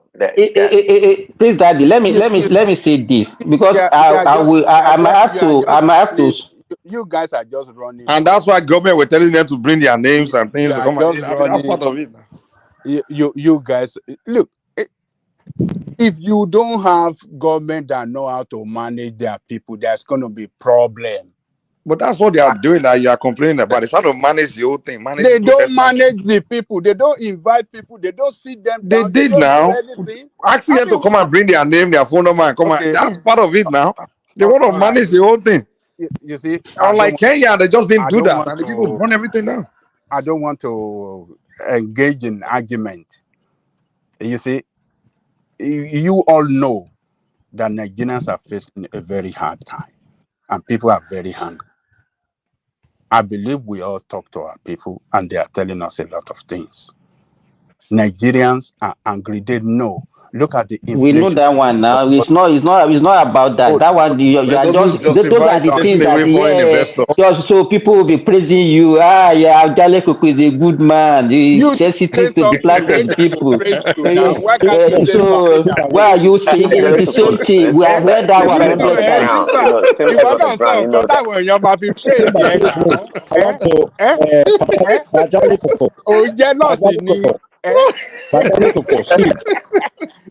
Let me give you one. They jealous me. He said that let me say something. Yeah, I know. Wait. Let me give you one point. Uptown came here. He told us that he told us his role, the part that he played in this protest. He told us with his own mouth. Okay. That he knew everything. He was the one that, the northern side. He went to their TikTok. He went to their Twitter. He knows exactly what he did that was able to provoke them. He said it with his mouth. But when they were asking these people to come and identify themselves, show their face, he didn't go. Why? No, Isaac, let me even say this. Because Ajay Kuku was saying earlier, oh, you should have invited Falano In what capacity is he will be inviting those guys?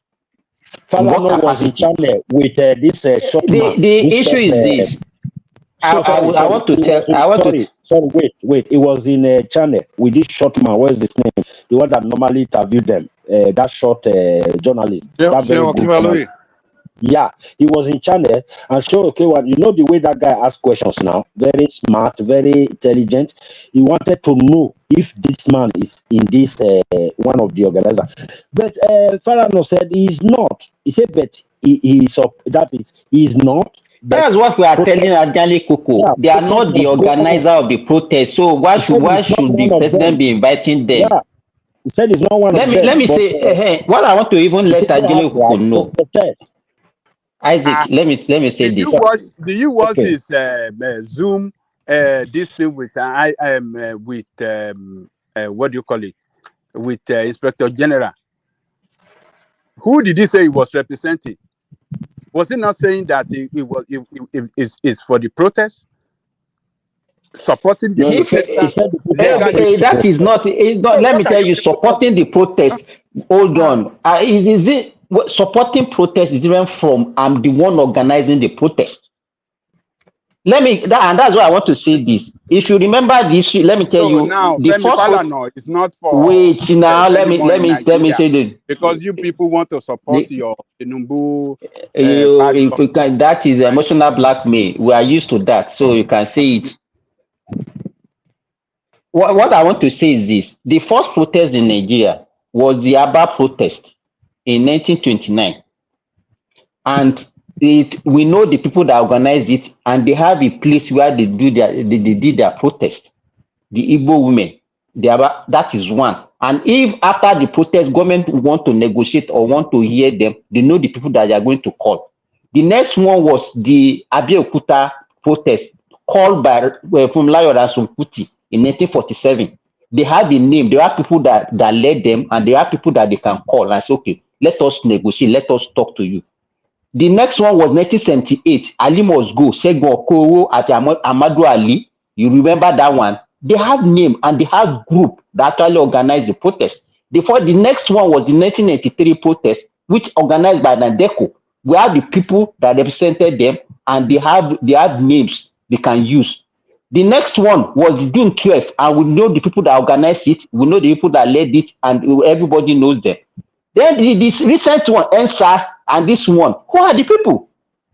And you will come here and be telling us, okay, they will call Segu, they in what capacity? Femi Falana in what capacity? Who is he representing? Are they the one that organized the protest? They are only telling you that they supported the protest. And that was all. Femi Falana is representing obedience. You know, actually, Simba, that was a good, list of past events.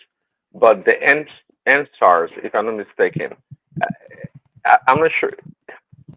They had a lot of celebrities that showed up eventually, but I don't think it was a well-organized protest. But nonetheless, they had what they had. The last two, that's what I'm saying. NSAS and this one are the same. They are faceless. Well, at least for the NSARS, they had a clear. And even sorry.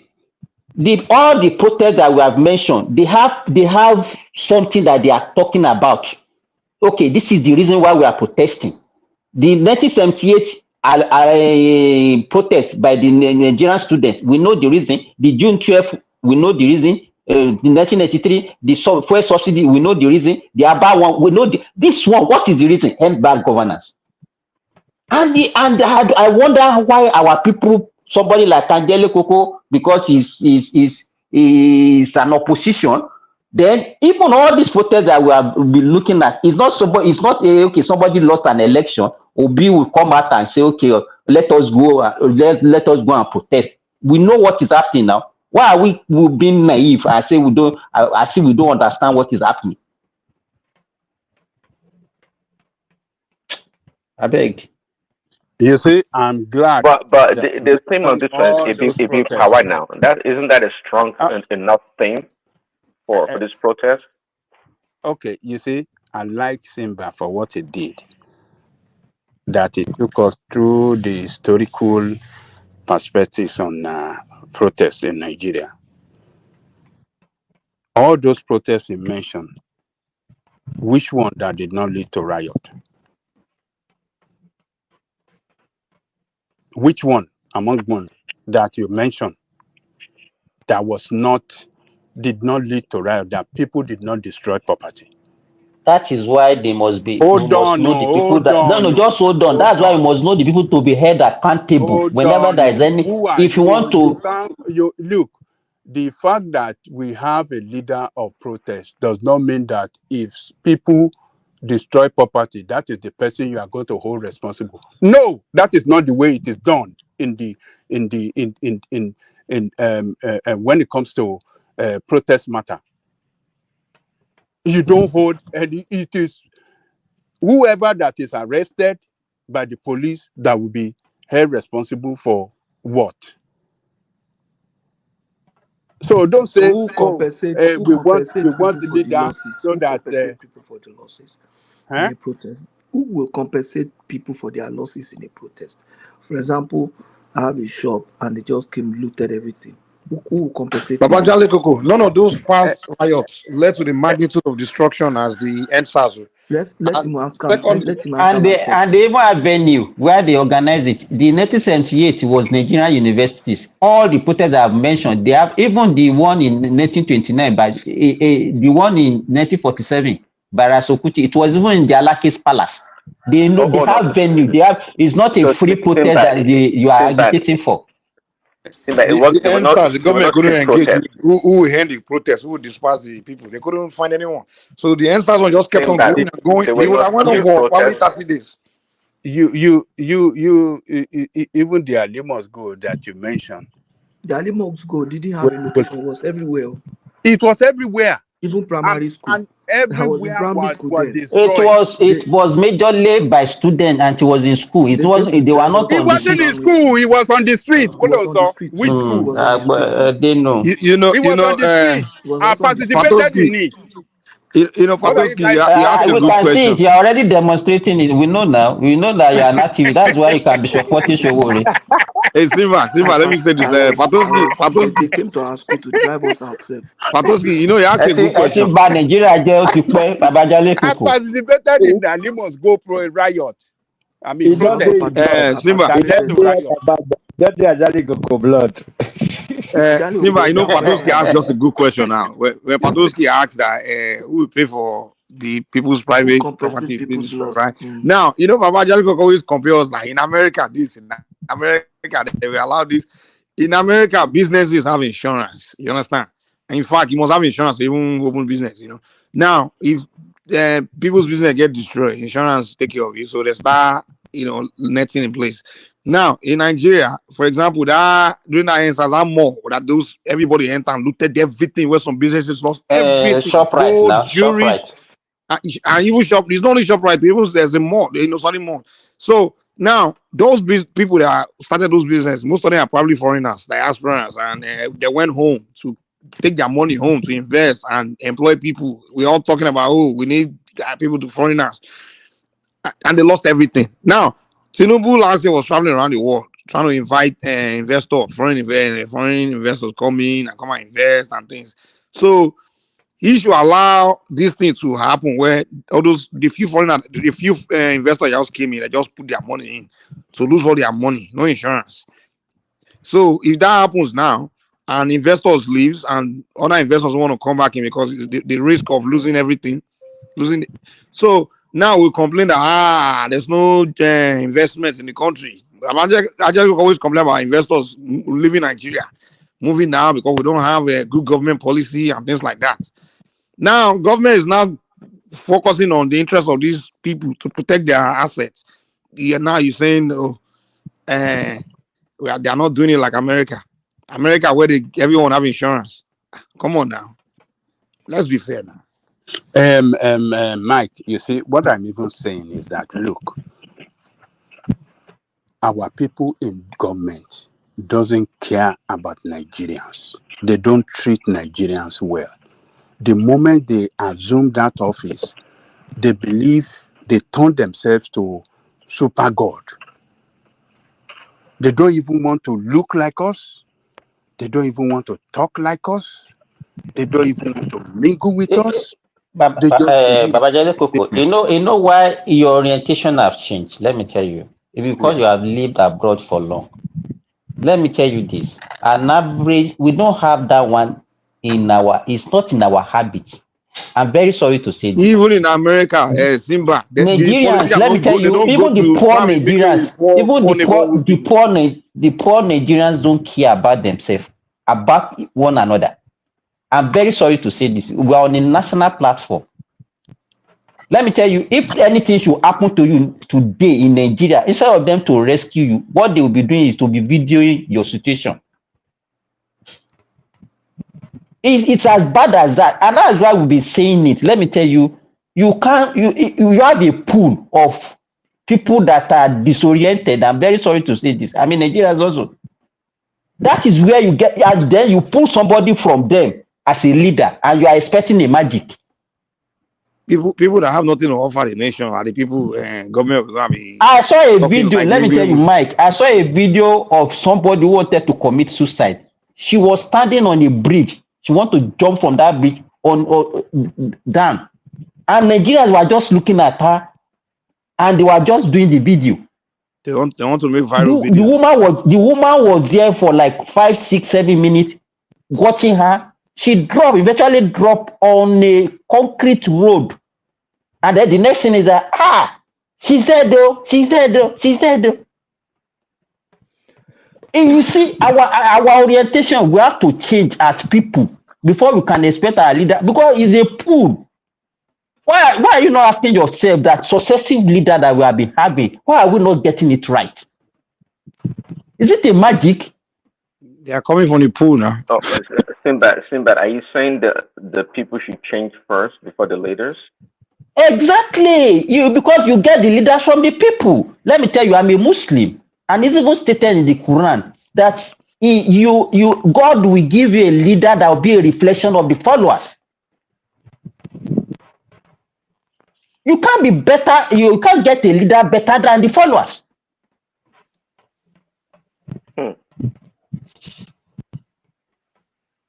But you see, Simba.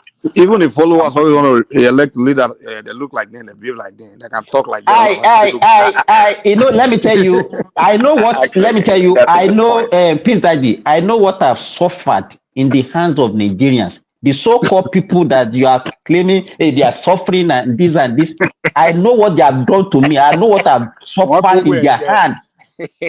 You understand? So what are we talking about? The corruption and everything is not about the leaders alone. Even the poorest of the poor is corrupt.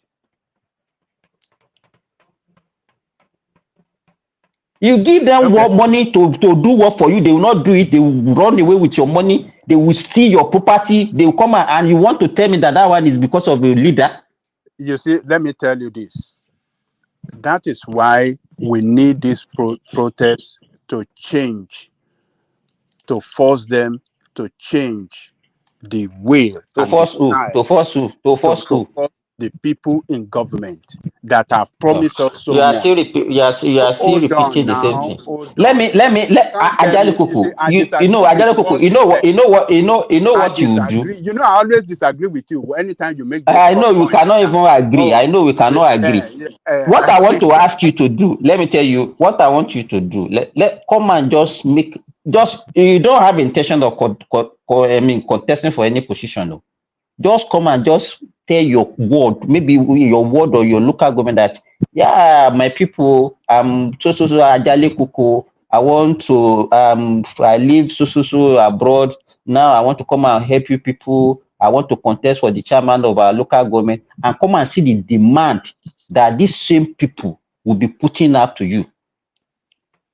You'll be amazed. You'll be surprised that, okay, why are they paid? Paid? What do you mean by paid? Okay, when they make a demand and you said I'm not paying you, I want to serve you. If you You will believe not get vote for it. me. You will not get it. Why is your Showori not get because anything? you have some other people. This is what we in AAC, this is what we are fighting against. Because your politician in APC and PDP pay them. That is But why the you one that never don't have pay them, the people don't support now. Even your the show people already don't that's not support paying them. the people that pay them. If you want to, if the only way So show already what will I'm start getting saying your is vote, if that they So start giving what you you are if telling us now if that 5,000 the naira. people themselves does not know what is good for them, Abi? That is it what is you are telling us, that the people does not know what no, is good for them. no, it's politician that weaponizes that, you know, is it Even the one, voters? let me The tell one you, that don't weaponize it, how come the people the don't one that support? did not even require their vote, even the military that did not even require their vote, what did they do? You said the military, or what did you say? Yes, the military government. We are, at least the military has ruled. Before 1999, they were the one that ruled us for the majority of our existence as a corner, as Nigeria since independent. What did Yeah. they achieve during that period? Is it not the same thing? What did the Economic military crash achieve? and everything. What did they achieve? The military achieved better than this. I beg you, don't boo You us, know that Joe, as if we are not in during the, existence. no, We during inherited bad road, bad infrastructure. Uh, By the time the military left, if all they the are road in Nigeria was if they are they were prepared gone. us well, if they are prepared us well since 1970, when we even have the oil boom, we won't be in this situation. All forget the about road in how Nigeria, bad they were that gone by the will time the not be military well. left. Why can't your politicians that have been governing your place for 4 years, So you that want to were be fighting, defending the hold on, military now, have you? them that were fighting against military, that military was corrupt, or they are not good government, now they got there, they did the worst. They are worse off than the military. But All you know, that the one man military said did, something. Yeah, all the the good worst thing of that the military did for the betterment of the they country, are they destroyed it. all of them. We didn't have good governance, and that was why everybody was chanting. If they were good, nobody would say they should go. They were not good to us, also. So don't paint them as if they are better. I'm not saying but they are better than the The civilian. question, They have governed that we're Nigeria better asking than you, the even the people civilian. that they did not pay a dime before they got there, they did not even pay the Nigerian people. We knew what what is his name, Babangida did, and legalized corruption in Nigeria. We knew what that guy did. So how much? Even if you are saying that okay, the politicians were paid, what about the ones that were not paid? Babangida, What that did they I do? agree with you on that. That Babangida started the worst institutionalized corruption in Nigeria. And that Babangida you are talking about is a very, very good friend to all these civilian people, this politician. He was the only military man that was very, very good friend, other than Gowano. But when you say after that, no other military that was very good to the civilian, to this politician. Babangida and Abacha, because Abacha was trying to transform into civilian leader. So he mingled with some politicians too, not all of them. But Babangida had a lerien Baba lerien Maradona laughing with them. Was it good or was corny? It was just is the corruption that we have in Nigeria. When we are talking about institutionalized corruption, Babangida started it, and the politician, this corrupt politician, built on it, and we see where they brought us to. So, but what I'm saying, let me round up so that Ajale Kuku, I think we need to just sit down as people to actually, decide the way we want to run our country. All these that things is that the we most are blaming, important thing. you can't be blaming an individual or somebody. We need to sit down collectively. But It's not the this people, one that the people in this charge, one. if they have not Don't done deceive enough yourself. to The one that we are doing now, we know that it's not organic, it's not genuine, it's not a genuine cause. When we are ready, this is not the way to go about it. And well, Let him let me round up. round up. Let him round up. Let me round up, please. So, but you see, what I'm saying is that I am not for violent protests. I totally condemn it, and I will never be for violent protest. But protests in the real form of it, Nigerians must not be restricted to carry out protests. Government must engage at all times with Nigerian people. That is what can stop protests. And if they open a channel through which we can have that frequent communication, let us know what you are doing inside that our house that we put you there and paid you to work for. What are you doing there?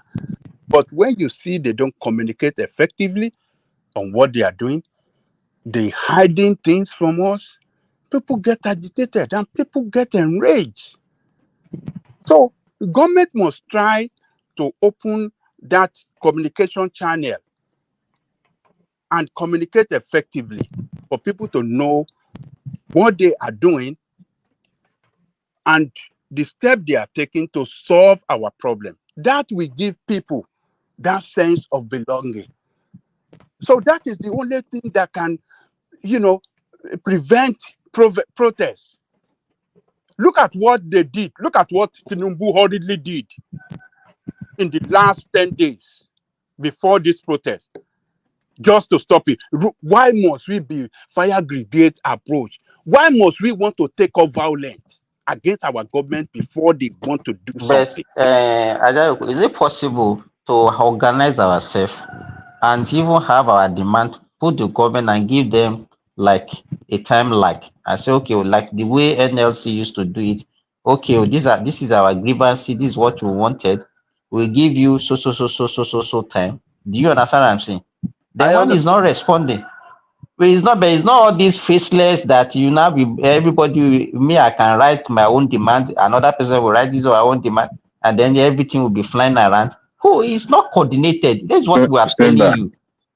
Simba, Okay, Okay, let me Simba. Have you round up 1 minute and bail out. Let me round up 1 minute and bail out. So what is the best thing for, like Simba said, which we as Nigerians should get ourselves well organized. I support that. And at all times, come out with our own demand for the government. But Nigerian government, do you know that they don't listen?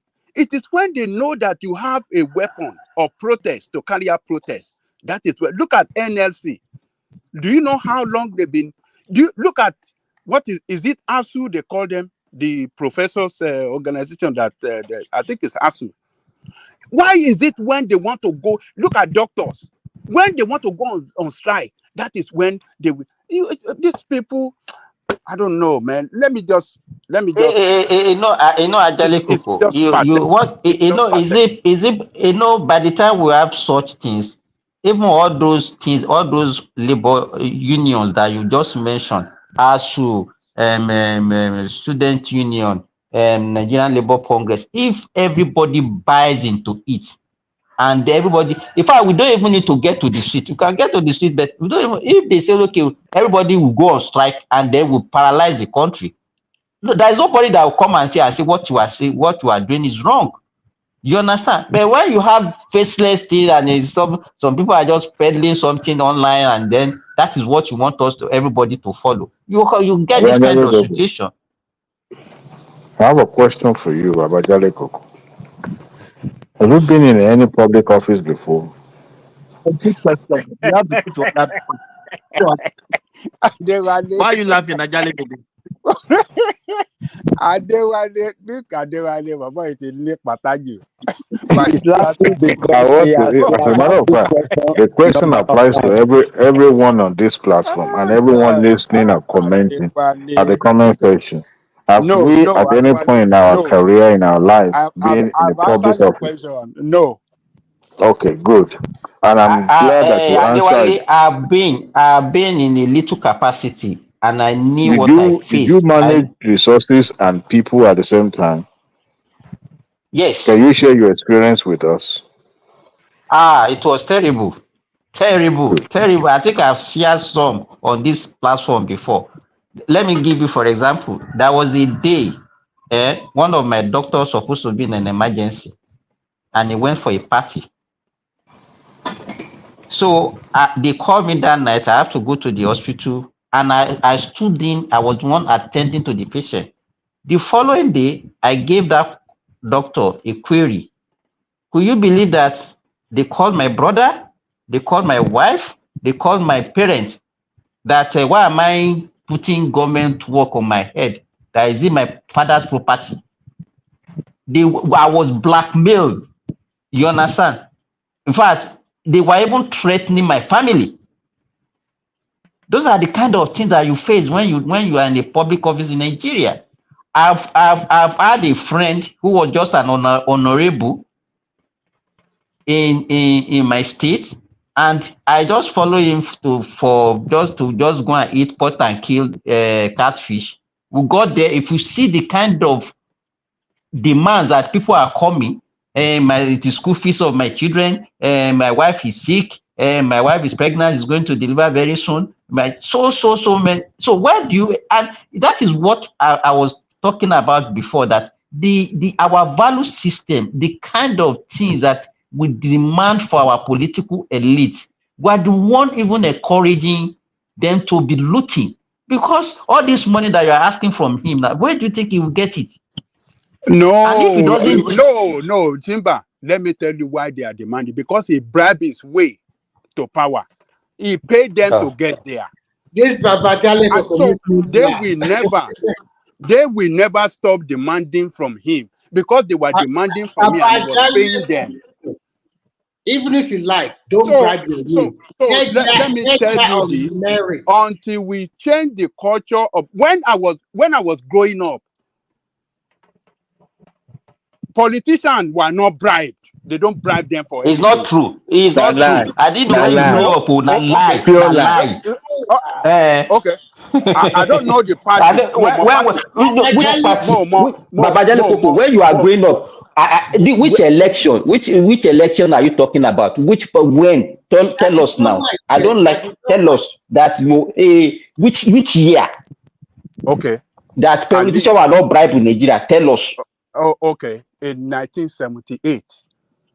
It's not true. Because in fact, I knew what happened in 19. Hold on. Which party? Politician. UPN. Politician back then. They don't pay anybody. It's not they true. Don't pay, I knew what they brought. Let me tell you. Àwọn MPN ló ṣe, MPN làwọn èèyàn yìí ṣe. Ẹ̀yin ará Òṣogbo, MPN lẹ́ ń ṣe. Ẹ̀yin Ìlọrin, MPN lẹ́ ń ṣe. Ẹ̀yin lọ́tí ibi tó ti your action group. If I could recollect, let me tell you, Ajale Koko don't lie. If I could recollect, Adamu Ata, who was the governor of Kwara State then, was a UPN.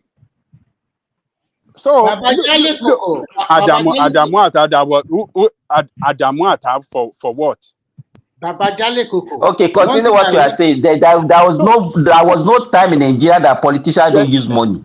Believe me. But what we were saying is that in Yoruba land, tell me more, and the party that was very popular, people were not bribed to vote. That is people did not demand.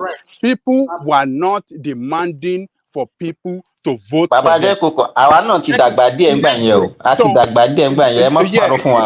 people in the membership donation, membership donation, just as the way we do here, is what they all those Iru and Iyodet, they always give people. Where do they get it from? To fund the party. The Iru and Iyodet that they will distribute on the eve of election. Where did they get it from? Look, let me tell you this. Wọ́n kì í sanwó. Even ládùúgbò, àwọn tó máa ṣe kánsẹ́lọ̀, they were doing it voluntarily. Yes. They will go and sit down. People in each area will sit down and look at the best among them. You know, Ajay Koko will be lying to us, and he will be telling us confidently. No, you can see the amplitude of his voice. All right. I don't know. I don't want to. We belong to different experiences. So experience it yoto. Experience me auto. Let me share this. You see, in 1978-79, in the southwestern part, politicians, especially among the UPN, they were not sharing money. In the north, among the PRP, they were not sharing money. And I think in the east, they were really not sharing money. I think it was mainly MPN that was actually sharing money. I'm talking of 78-79. Yeah, it was MPN that was sharing money. What are they giving out? Tell people, what are they giving out? UPN. Actually, from my experience, UPN was just giving out their campaign promises. So I'm telling you. They never give clothes. I don't know. Hold on now. You guys, I'm telling you. I don't know in your area. Hold on now. I don't know of your Where area. did you see them sharing clothes? I'm talking of wait now. They might not share On the eve of election, they were sharing salt, and they were sharing salt, bag of salt. Where did they get it from? And you said they didn't give anything out. Adewale Enisuru. Hold on. You see, I don't know of any other place, but I'm talking of Ibadan. Then, and precisely my area, Mokola, Adamasingba, or Emeji area. People were voting based on that thing, on the party stuff, and their interest in the party. Even Asho UPN Asho Antonia Bella at Map Nigeria, they were selling it. If you like the party, you go and buy. One taloja. It wasn't something that they go share in party secretariat, because I know people in my area to help more at not confidential show. Normally, So it was sold. Maybe that was a way of their own way of raising money. True. I don't know. Thank you. Because they were selling clothes. That their logo that has candle and map of Nigeria or something. That was what people were wearing them. But MPN, I think MPN was sharing money, and everybody knew that MPN was sharing money, but not even like this. Not the way it is even done now. You understand? So that's the point. And PRP, they no share chacha. Cupboard, the man no even get to share. So it's not like that. It's terrible.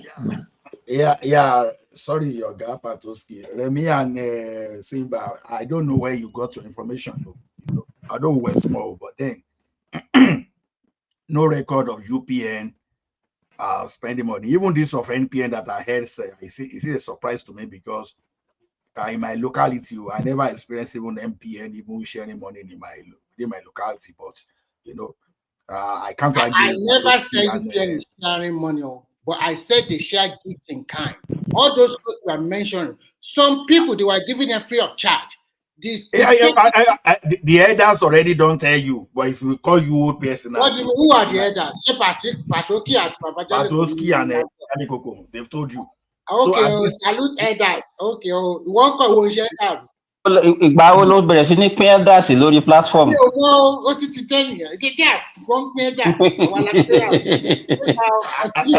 Let me tell you, let me tell you this. Me, my father was a politician. You understand? They drew political meeting in our house. And I it's not as if I'm not saying this I knew what they do. There are some things that I cannot be able to say. Even between in 1983, I knew what UPN did in the old Oyo state. Now BB laggard and they share those days. When they gather, they go they drink, they go they do some kind of I don't. I don't. You know that time. You know that time. You cannot even be telling me this because you are from. You are in Ondo State. There, you are no Ekiti. There was no Ekiti then. So you are in Ondo, and you cannot be telling me that even when Omobioro became from UPN to MPN and they were doing all those things, they didn't share money. They didn't share materials. What are you people telling me? I didn't experience it, at least within my local. Hey, you might be very small, maybe your father is not a politician. But the question is, so I know, and they brought some of these things to our house. Now, I be. Simba. Simba. Then go write to petition that time. So I'm not aware of that. That's right. To Niger. Not to Niger, that is Aola now. Olamira, in Edo State then, there's UPN was the most recognized in Edo State then. And that was Abros Ali now. Yeah, listen, the song we used to sing that time was, although their government was good, but this vote buying before election, before you vote them in, I won't dispute the fact that they weren't giving the things, because in those days, the Ojon we raise in all the areas, they always receive money to help them mobilize people. And the people were for UPN, you know. Even there was this popular song, If a Benima is here, it was a demo there that sang that song. UPN Otuga we mitakao. UPN it was one all this Nollywood actor. That's what they call them now. He was a TV person that time. They call him Idemo. They are very short man. So he was the one that composed that song for them. They send money to John Wires in different locations to give to them, help them mobilize. But they don't share this money like the way they do it now. They just arrange on the line, start giving 5,000. No, they send it to like John Wire of this quarter, just to help them mobilize. The John Wire will not call people. They will eat. They will drink. He will not be telling them it's UPN or it's UPN or so. I think it's that still vote buying. Thank you. What you just described now is not vote buying. It's just a mobilization effort. Go and play for them and to mobilize people out. And but you people said they don't give anything now. Yeah, it's not. The only thing I can agree, Ajali Koko, you can say that the level now might be higher than there, but there was no time in Nigeria history that our political system was devoid of corruption. Even if you, I read about Macaulay, even in 19th century, I read something about Macaulay when he was campaigning, and corruption was even part of what he was campaigning for that time. Imagine 1945, corruption. So what are we talking about? All this thing did not start here. Okay, that it was not the same this thing when Buhari and Diagman came in 1983. What was on their list? No, Simba. Don't let us miss it. We are talking specifically about vote buying. Corruption was on their list. Corruption. No, corruption is broad word, but we are not corruption. Corruption. So corruption. This guy, they took. A day long, love you so. A day long, love you.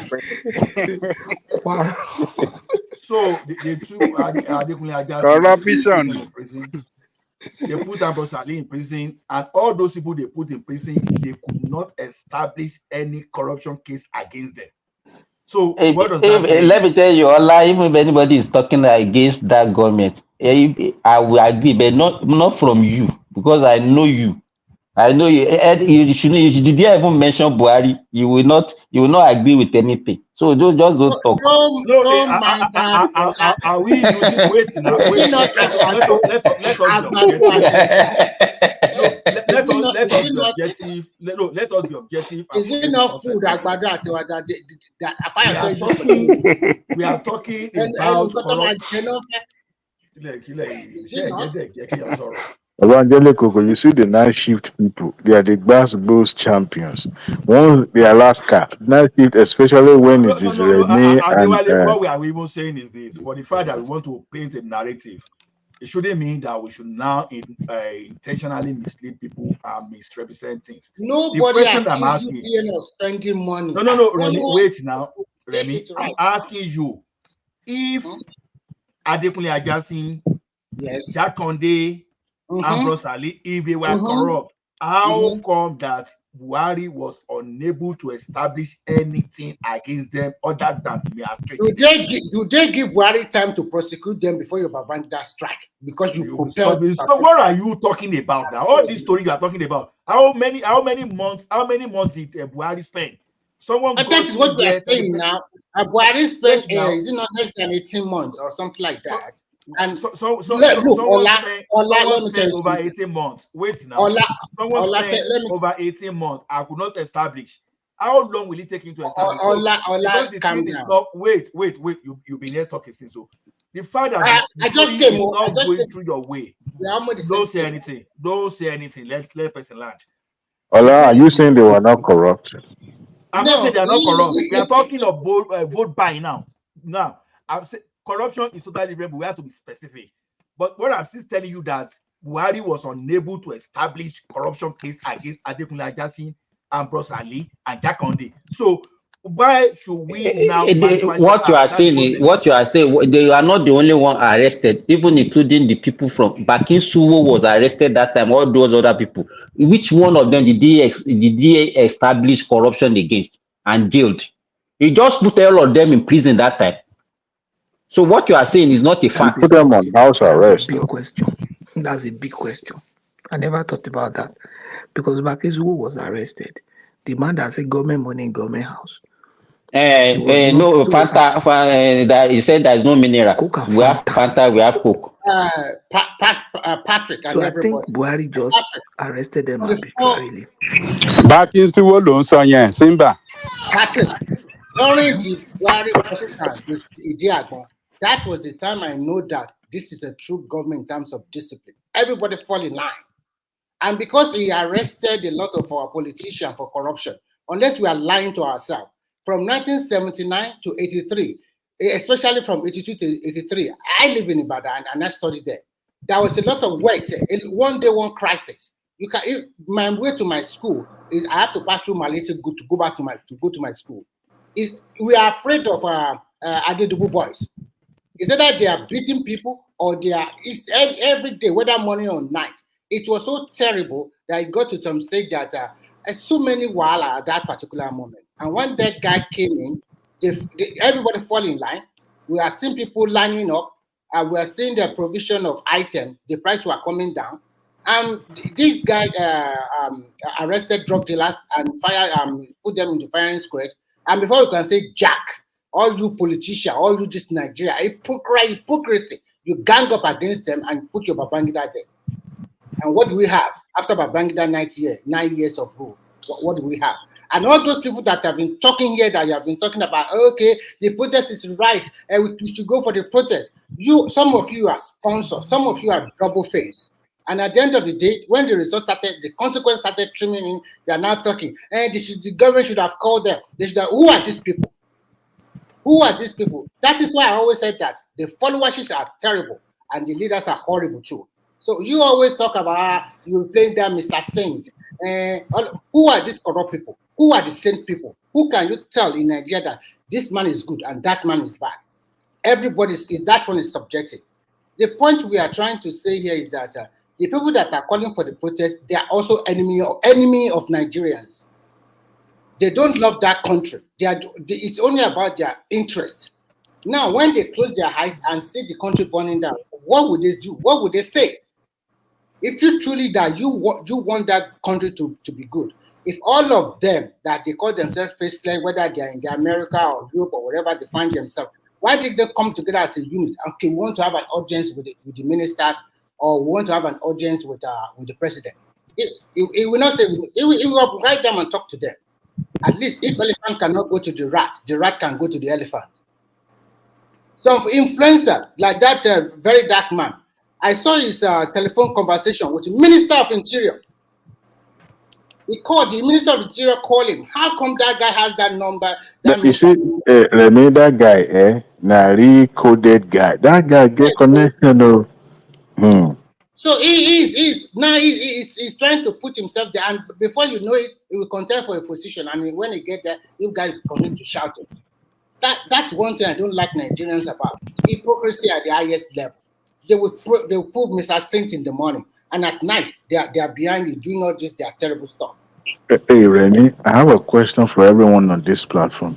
Would anybody in this panel, in this studio, or on this channel tonight, if ever called upon to come and serve Nigeria, would they honor, especially this current administration, would they honor that invitation or they would not? I want to know who would I not will. honor the invitation. See, Huh? tomorrow I will. morning, I take the first flight tomorrow morning. You don't need to So even ask. everybody. So let me conclude. Everybody is waiting for their turn to go and chop.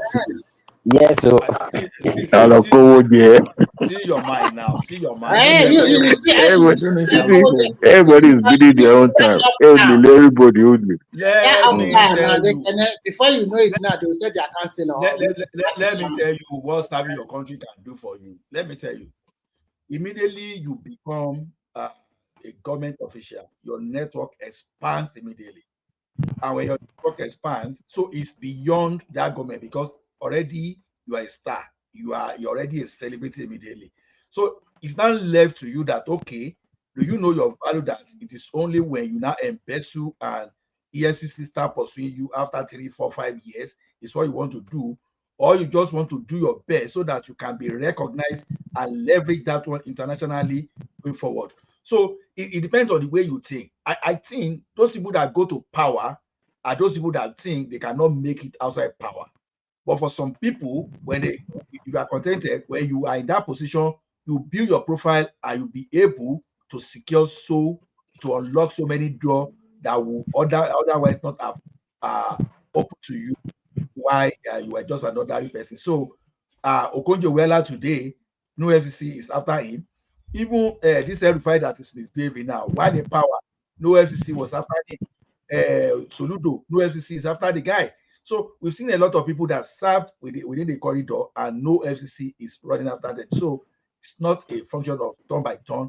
It's a function of if you associate yourself, go and deliver and build your profile. Thank you. You've answered the question correctly.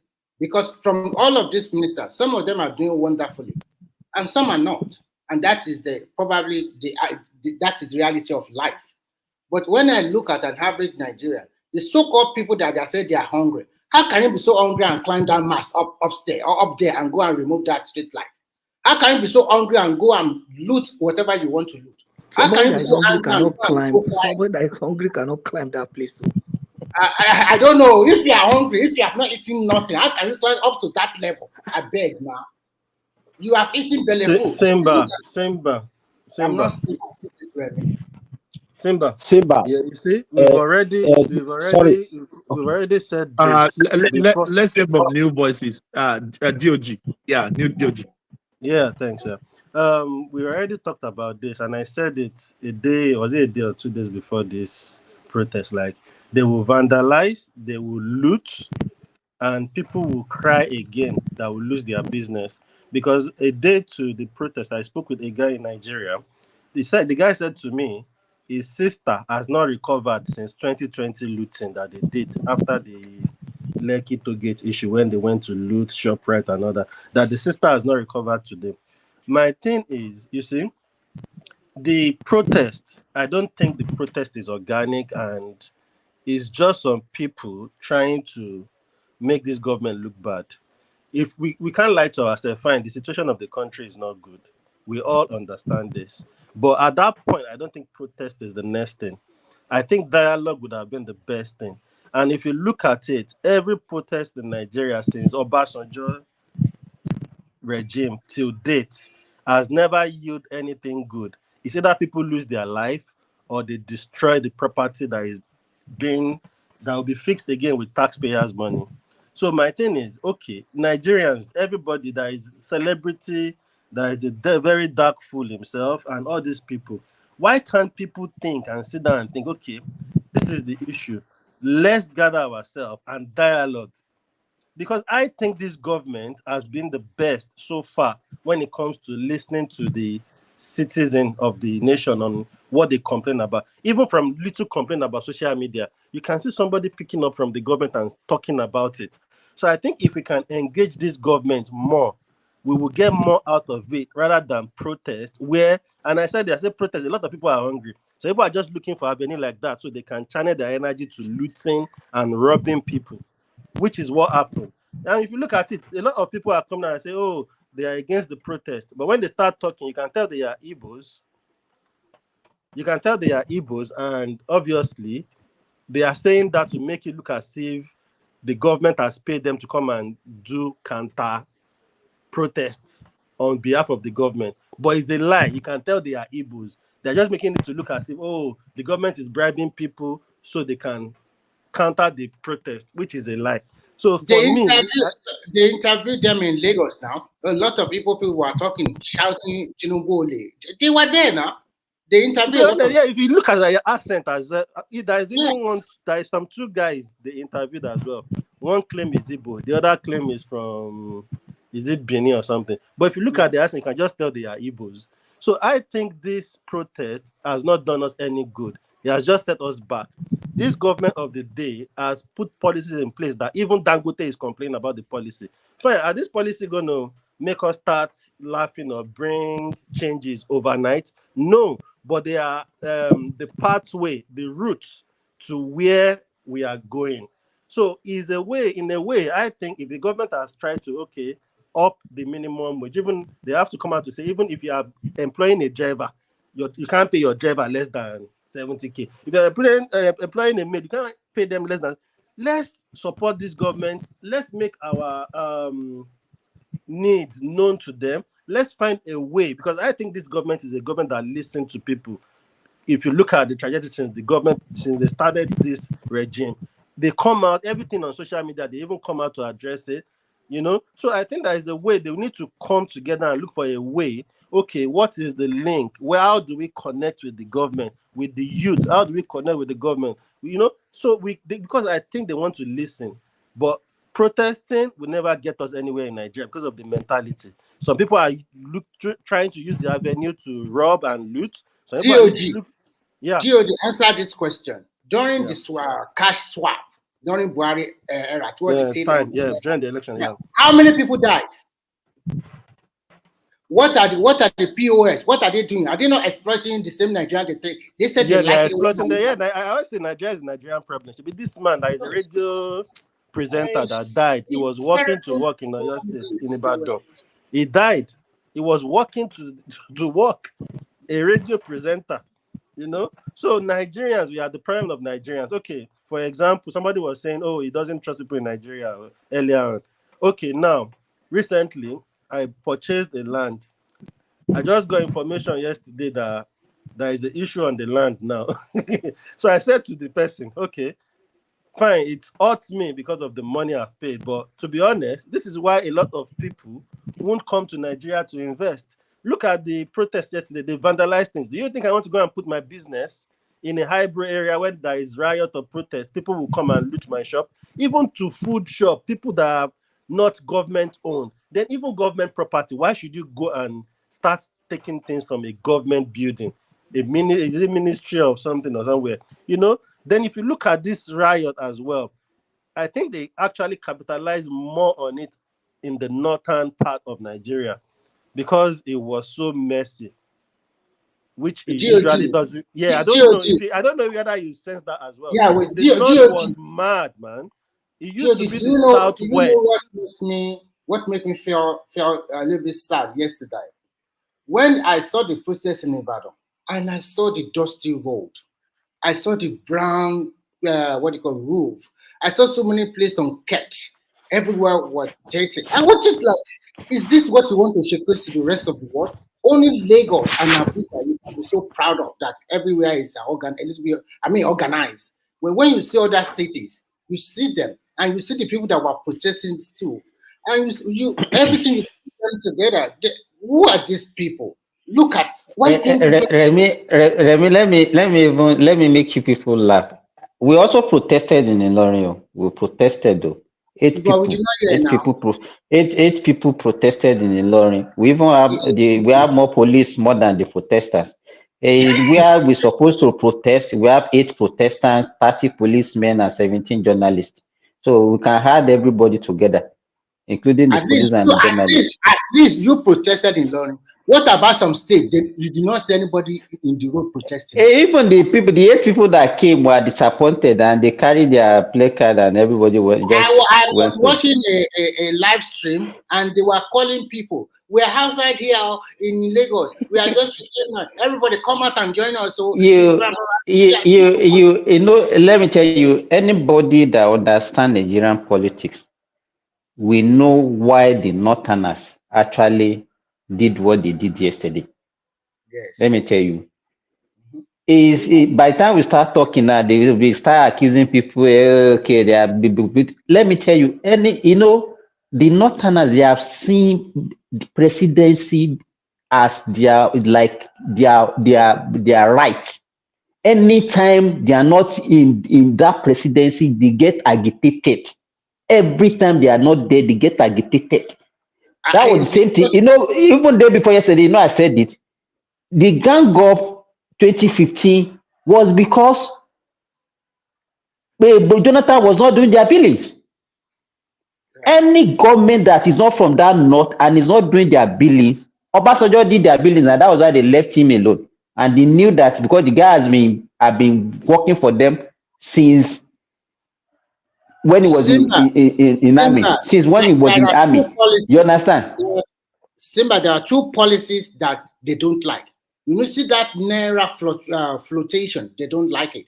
It takes away a lot of things from their hand because they are known for currency discrepancies, and some of them get rich quickly through that scam. They played very well under Buhari, and that is why we have various exchange rates of the dollar in Nigeria that time. And some of them became instant millionaires. But the moment this guy continued to tap with what do you call it, the black market. There are so many. It's not even only that, Remy. There are so many things that Tinubu is doing that is not that they are not. The local government financial everything, even to the kind of appointment that is making and all those things. Yes. If you have been to Abuja and you see the way these people display themselves as if that you see that arrogance in them, and some of them they come on this platform also to come and display that arrogance to us. And one thing I don't really like about it, when they came to this, when they come here, the way I'm sorry, I will call out one man here today. That kind of the respect or that kind of the way he works on them. No, one man will shut everything. He will shut everything down. I say, Azan, Ribadu, kill. No, it's not. They are all just ordinary Nigerians like everybody here. Why you give them preferential treatment? Who are they? Why now? No, we must call it out. This is not No. Wait. Don't let us start getting one another justice like that. Those guys come occasionally, so you can't just say just because of that you say it would be unfair. I know, I understand. Maybe what man is thinking is a way to let me tell you something. If Baba Akure arrives today, you understand? One man will clear ground for Baba Akure.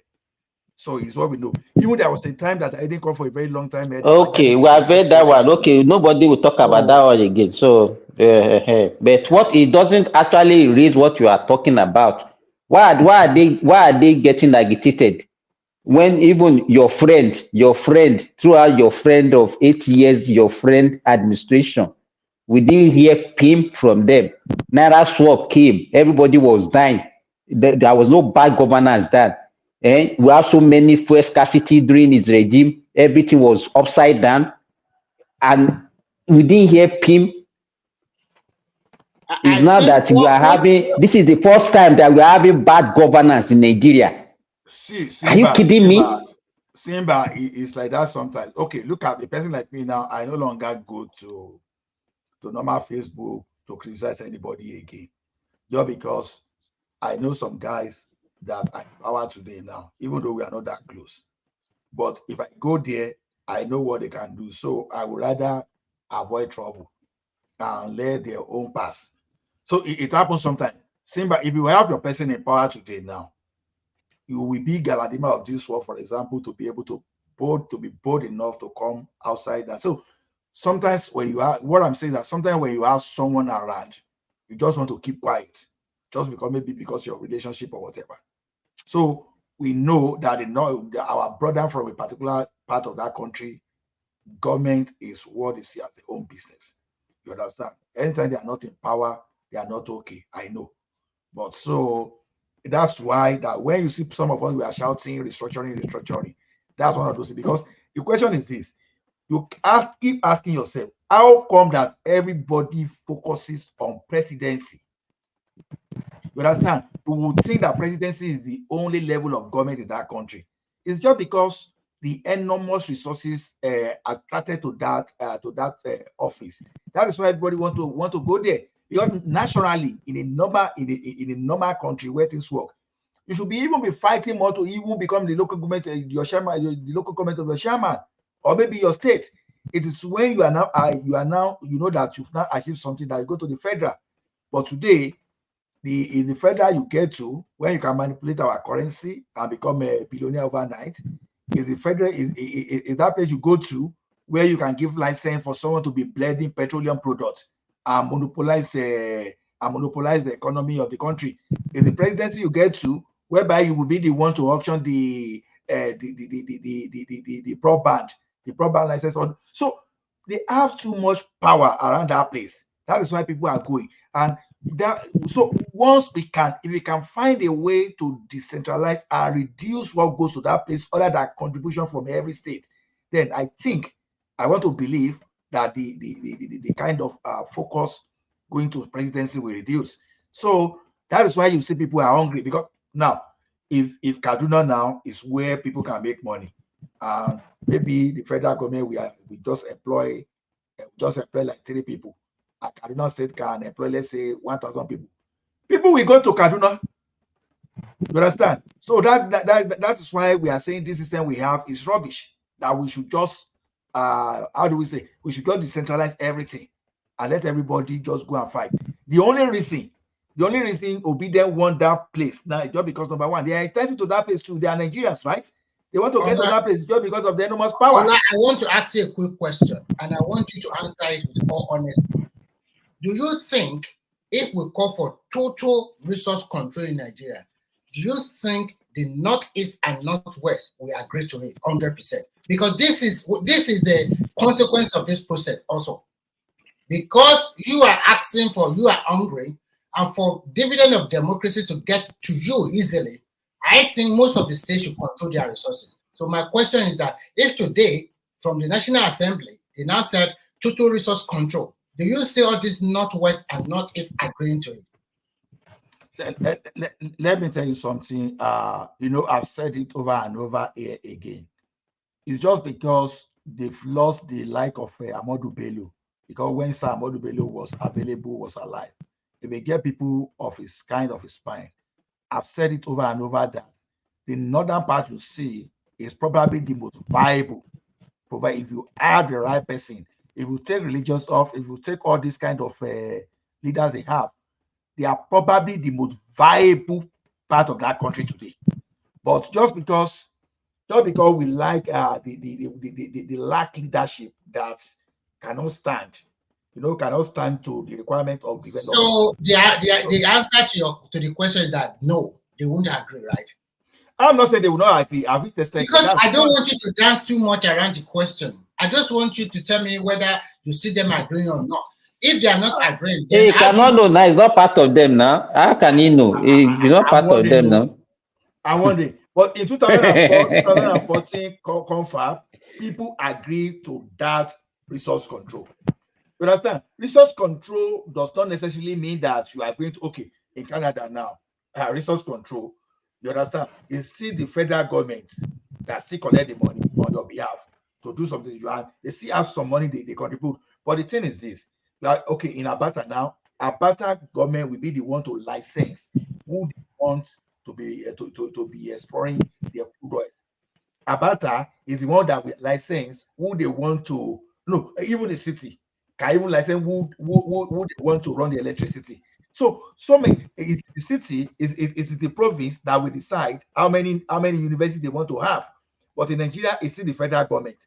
So even here, it's the province that will license who they want, the telecom people they want in conjunction with federal government. But in Nigeria, federal government want to control everything. That is where the problem is. You understand? But at least if you can allow the state to say, okay, I have these resources within my state. You know what? You know why I asked you that question? Is because if that thing is in place, all this agitation will slowly die down. Because everything. Yes, now. So I asked you that question, and I'm damn sure that those people they will not agree to it. And if they are not agreeing to it, let me tell you, you know, there was a time that Bata was training when Nigerian textile was functioning, when our hide and skin industry was booming. You see, all these the recruitment into banditry in Nigeria today, if those things are working, I can tell you, they will no longer have people to recruit into all those bad businesses, and they will have less people to manipulate, using religions to manipulate.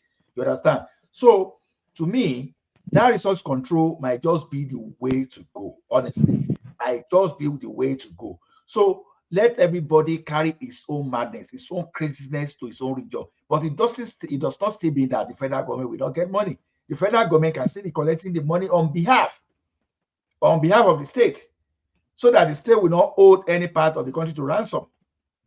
So, but you can decide on, maybe you want to have a 1 million local government, go and do that. You want to have a 1 million university, go and do that. So there won't be this situation of, okay, federal government must approve secondary school, federal government must even approve dispensary.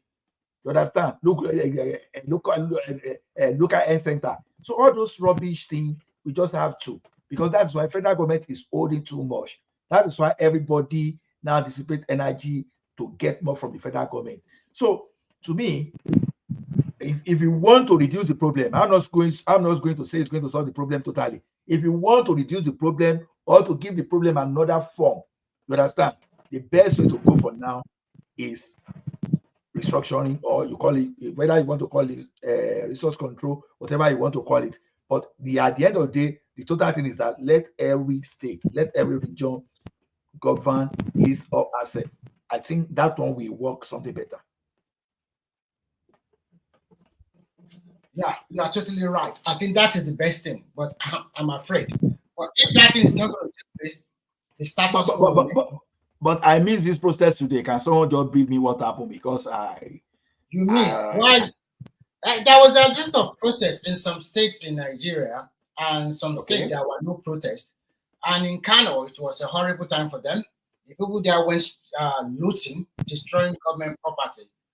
And in Lagos, it was predominantly peaceful, but not as large turnout of people all over the place. They were able to curtail them. And in some Kwara, that Simba said, just 11 people protested. And most of the Southeast states, no one even protested, okay? So that is the situation for now. Okay, hope there was no fatality, right? No fatality. There were fatalities now. Some people died. Probably, I don't know whether in the northern part of the country. Simba. That's sorry. What happened in the east? Why is there no protest in the majority state? I don't know. Maybe you should ask Ola. He is very conversant with that region. Ola. Okay, Ola, you just came back from the north. You became a southeasterner just now. You just came back. Ola, they are setting you up. Ogbo, what do you have to tell us? No, because see, our north, our eastern brothers, they are not stupid. You understand? They understand the situation. You know, ahead of time, they've already debunked it that no, they are not interested in protesting. So, you see, some understand the politics behind this. Some understand, and many people that want to protest. Like I said, probably Shore is the only person that I can pinpoint that has genuine intention, because that has always been his area. Whether you be you'll be whatever you can be. Showore will still do whatever I want to do. So it's probably the only person with the right intention. But others, maybe they are just political actors that see opportunity. Okay, let me just show my face and maybe prepare myself, or if possible, let us see whether we can do something to the government of the day. So to me, But Obi, I saw Obi in one video now. He led the protest. Was that? I didn't know whether it was in Abuja or Lagos, but I saw him. Maybe I think it was in Abuja. But you can see the difference between obedient going to the presidential post and this one that is doing. So he led the protest. How many people following him? Because people are not stupid. People are not stupid. People are wiser than we give them credit. No, I think he just wanted to take advantage of the protest to just show Nigeria, no, me I care. If your president is not care, me I care. But He just Obi using for he's political part of the blackmail. people that encourage and instigate this protest as well. Because if you look at it, just for example, on social media till date, Tinubu has done 1 year now. Till date, there are some people when they see Obi post, they'll still say, "Oh, this is my president. Oh. This is the president I know." So people are that bitter that anything to discredit this government, they will do it. That's how bitter, and they are not even related to Obi. They're probably just from the east, or they don't like Tinubu. Elemi, what you just said, DOG, Dangote situation came to mind now when you are saying this. You remember that the way they were attacking Dangote, that it was Nigerian money that they gave him subsidy on Forex. They did this, that it was borrowing money. Then immediately Dangote now started crying. They said it's a useless government now. The only refinery that we have, you can see hypocrisy. You understand? There was a time where I engaged somebody on this platform. He said, "Hey, but the president is not saying anything." I said, "What do you want him to say?" Now he has stopped. He called them for a meeting, and they've already settled the issue. That is the way a presidential. It's not as if whenever you make any issue, then the government should come and address you as if is your houseboy or housegirl. A good leader will listen to, he will consult people and seek for more information before he will make any announcement or make any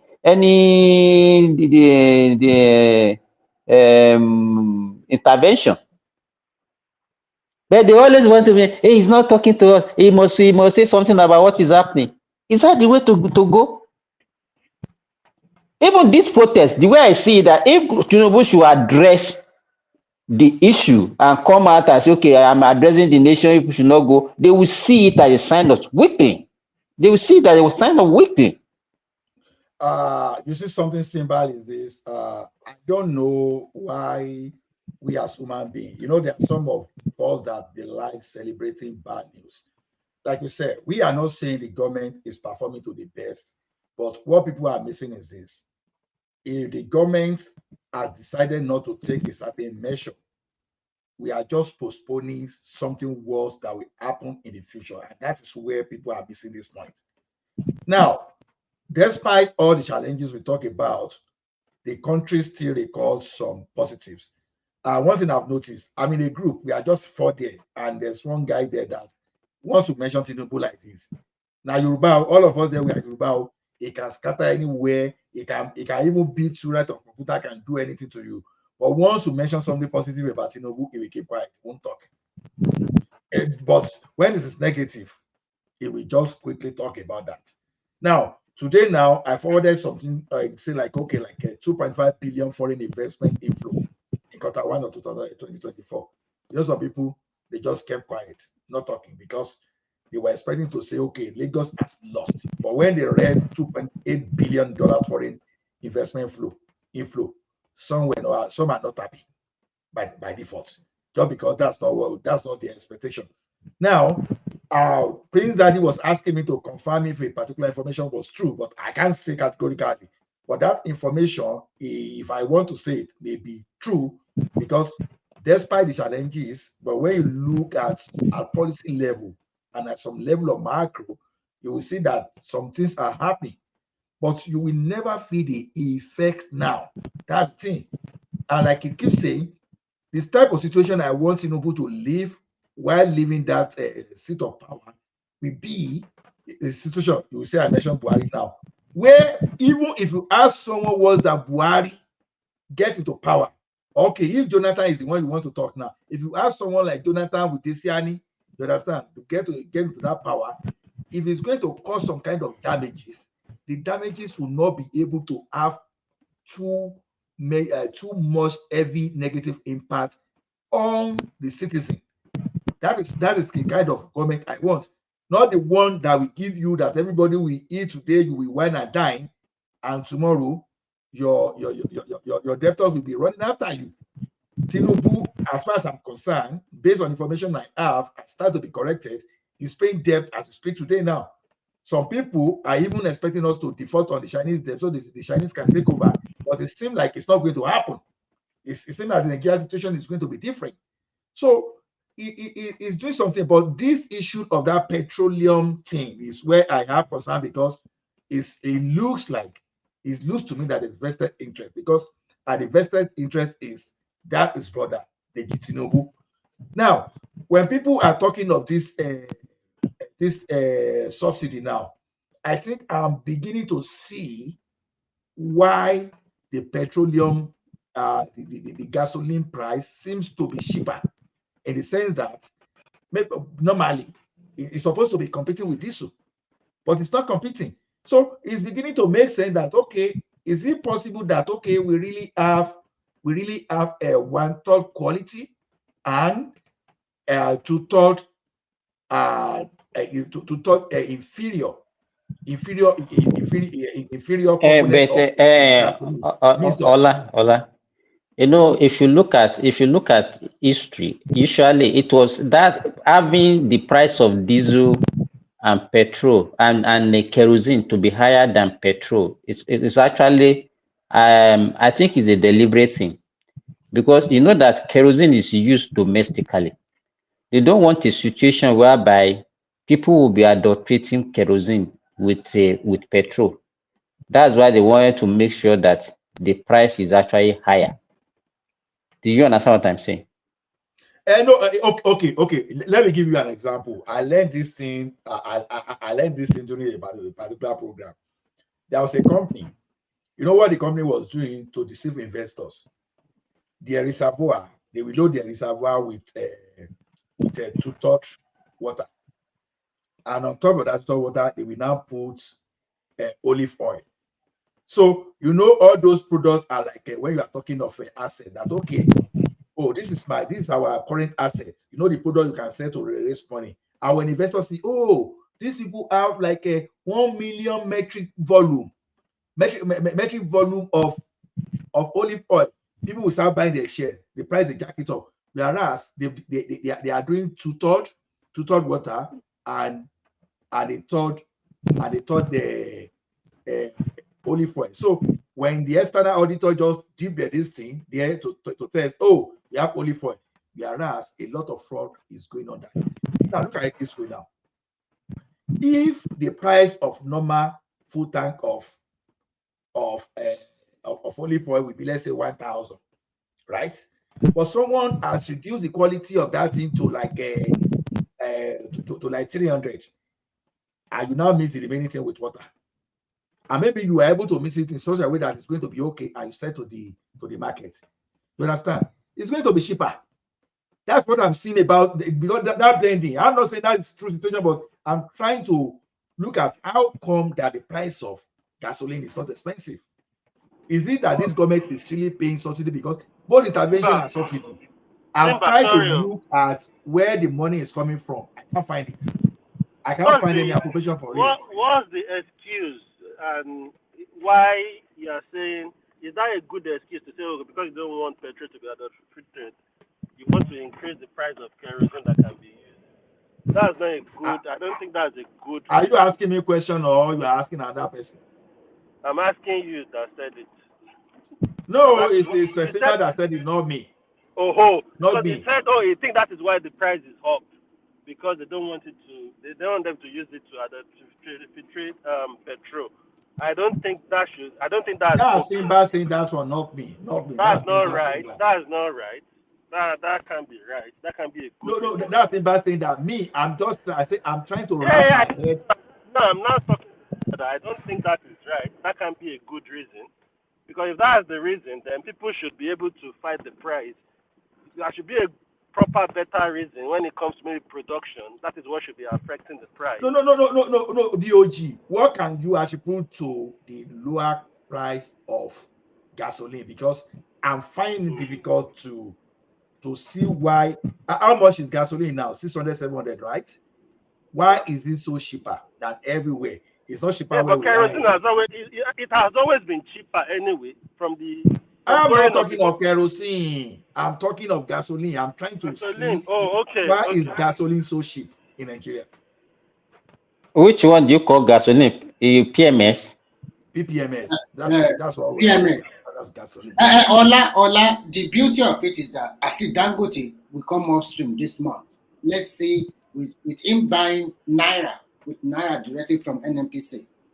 Let's see how much it's going to sell to. See, even if Dangote produce, and if Dangote produces, I will be surprised if Dangote is able to compete with that price. Then someone will have to go and test. It's not possible now. It's not possible. No, the government, if they want to continue selling at this present rate, then government has to be paying subsidy. Yes. Yes, directly. Dangote. At the end of the day, maybe you can sell for 500. It's okay. That's why I believe that blending is responsible for this cheaper, this and that. Maybe they are bringing low quality gasoline. So but even that's why it's cheaper. That's a possibility. If the quality is but even with that one, now do you know how much they are claiming? Because NNPC said that it cost the landing cost of PMS is 1,117. Yes. So guys, quick question to everybody. Now with the situation of things and everybody's looking at this subsidy thing, is anybody for them bringing back the subsidy, or we should just say it's already there is subsidy already now, DOG. Okay, cool. There is subsidy, but the subsidy is now on production. The subsidy now is on production. So there is subsidy already. Let us use the right. There is intervention, have you? Petroleum Act remove subsidy. If you are bringing subsidy the way it used to be now is criminal. The way it is now is that okay, let us call intervention, and as temporary intervention now, right? But then the question still remains that where is the appropriation for that? Because we can't find this intervention in any bill, in any appropriation bill. So they have to send a new supplement to them. It's so easy. So why not? No, it can't be in the budget now. Something that is something that is not legal cannot be in the budget. Yeah. So they have to make if it is not legal, why are those people that want power by force are not shouting that okay, let us remove? Because see, even if this thing had happened during the Buhari period and they are doing this thing illegally, I bet many senators and House will be shouting now. They'll be shouting. But the fact that nobody is shouting, even from the National Assembly, it means that something is Yeah, because they are not. You are right, Ola. Because they are not. Nigerian government is not subsidizing anyway. They are doing some intervention. Exactly. But now with selling crude oil directly to Dangote in Naira, that means we are also doing intervention. If you call intervention, nobody cares. Because at the end of the day, you are now subsidizing Dangote or all those modular refineries. That's what they are doing now. So whether you throw the coin, when you throw the coin off, any side that landed, it's almost the same thing. So but if they are selling to Dangote in Naira, is it not dollar equivalent in Naira that is going to pay, or is going to pay less? What we learn is that they are going to sell to him at a fixed price, and that is a kind of subsidy or intervention too. Because if you continue to sell to him, that one is sound vague. Which fixed price? No, at what price? This gas sector, oil and gas sector in Nigeria, it's too much wahala is there. You cannot see. There is no transparency, and there will never be transparency unless we are deceiving ourselves. There are too many power brokers, too many interests, and you can't fight them all. just let's find a middle ground. Nigerian people, you want petrol at 500 naira. If government and Dangote can come to an let's sell it for 500 naira and everybody move on. So because if you are trying to dig, nothing will come out of it, to be frank with you. So and they also have international collaborators. So because your country is not in isolation. So if you really want to be transparent, the price of petrol per liter in Nigeria should be nothing less than 1,500 naira per liter. That is the cheapest. If you want to really do it, because so the type of intervention they are doing, I'm suspecting that it's not necessarily money. That's why that blending, they should have allowed Dangote to talk more. They should have allowed Dangote to talk more for us to understand. But now the president have find solution to it now. No more wahala. Said directly to him at Naira. And let's see what he said. Dangote can also come out. Said directly to him in Naira is one thing. Having the supply for him is another. So say No, they guarantee 4 crude vessels, maybe I don't know, maybe per month or something like that, and which is the one they are going to give him is enough for Nigeria for him to blend for Nigerian market, but not enough for him to sell to the other part of the world. But the one we are giving to him, so it's okay. That's so what concern us now. And Nigeria concern us. So you can find anywhere crude from anywhere in the world. So far your government are not producing enough. So But the kind of intervention that they are doing is money, no. It's not as if they are doing anything. It's money. See, Simba, I'm even open to. I want to know. That's why I'm asking that. Anybody knows how that, because to me, okay, Google everywhere. Follow the National Assembly from up and down. You will never see where they are discussing this. I thought, when they even did it for the last few months of last year that remain, I thought they supposed, but as you said, if it's not in the bill, and if they said they want to include it in the budget, it's going to be legal. So nobody actually knew how they are going about it. Is it are they If it's doing not part of the work as budget, they won't include it in the budget. Because all these governors you see, except maybe they don't collect a kunje. When you are sharing money and you are spending money like that, the governor forum, they will complain. Trust them. So for everybody to have kept quiet, the National Assembly and the governors, something is just not adding up. Something is not adding up. I know Nigeria now. By now, they will have been dragging the federal government that, the federation money, whatever. But they are not doing that. It's telling me that something is happening that we don't know. It's like the more we look, the less we see what is happening. That's the way it is. So if you ask me personally, based on the information in the public space, they are not subsidizing. I think Dangote has given us the hint of the reason. The petroleum product, the gasoline is cheaper in Nigeria. I think that blending is the problem. It's like you buy cognac, maybe you buy cognac, and I say NSC now, let's say for $60, and you just pour 2/3 of it to somewhere. But what about, okay, so the money that they are claiming, where is it going? Because they are claiming trillions of naira that they said that they are using for intervention. So if you say it's not that is what NNPC Limited, they have been waiting that they call it is claiming, but nobody has spent that thing now. So probably someone might need to, because it's run as a private company now. Maybe some auditor might need to audit those guys tomorrow, because those guys will be claiming money for them to shop now. One thing is for you to claim money to pass through their possession bill.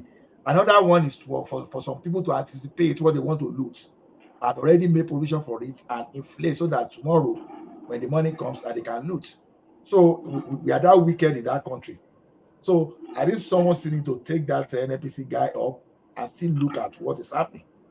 To me, I don't trust our politicians. The people that want to push Tinubu out, if Tinubu is doing that thing underground, trust me, they'll be talking of impeachment now, because they will want to use everything to push that guy. But for them to have kept quiet, for people like Okume to have kept quiet, for people like El-Rufai to have kept quiet, and those people that are power hungry, even for the like of Obi and Obedience to have kept quiet, something is not that. No. Something is not adding up there. One more question, guys. If Obi was president, do you think we will be in a better situation by now? There's no way for us to know. Huh? There's no Let way me for tell us to you, know.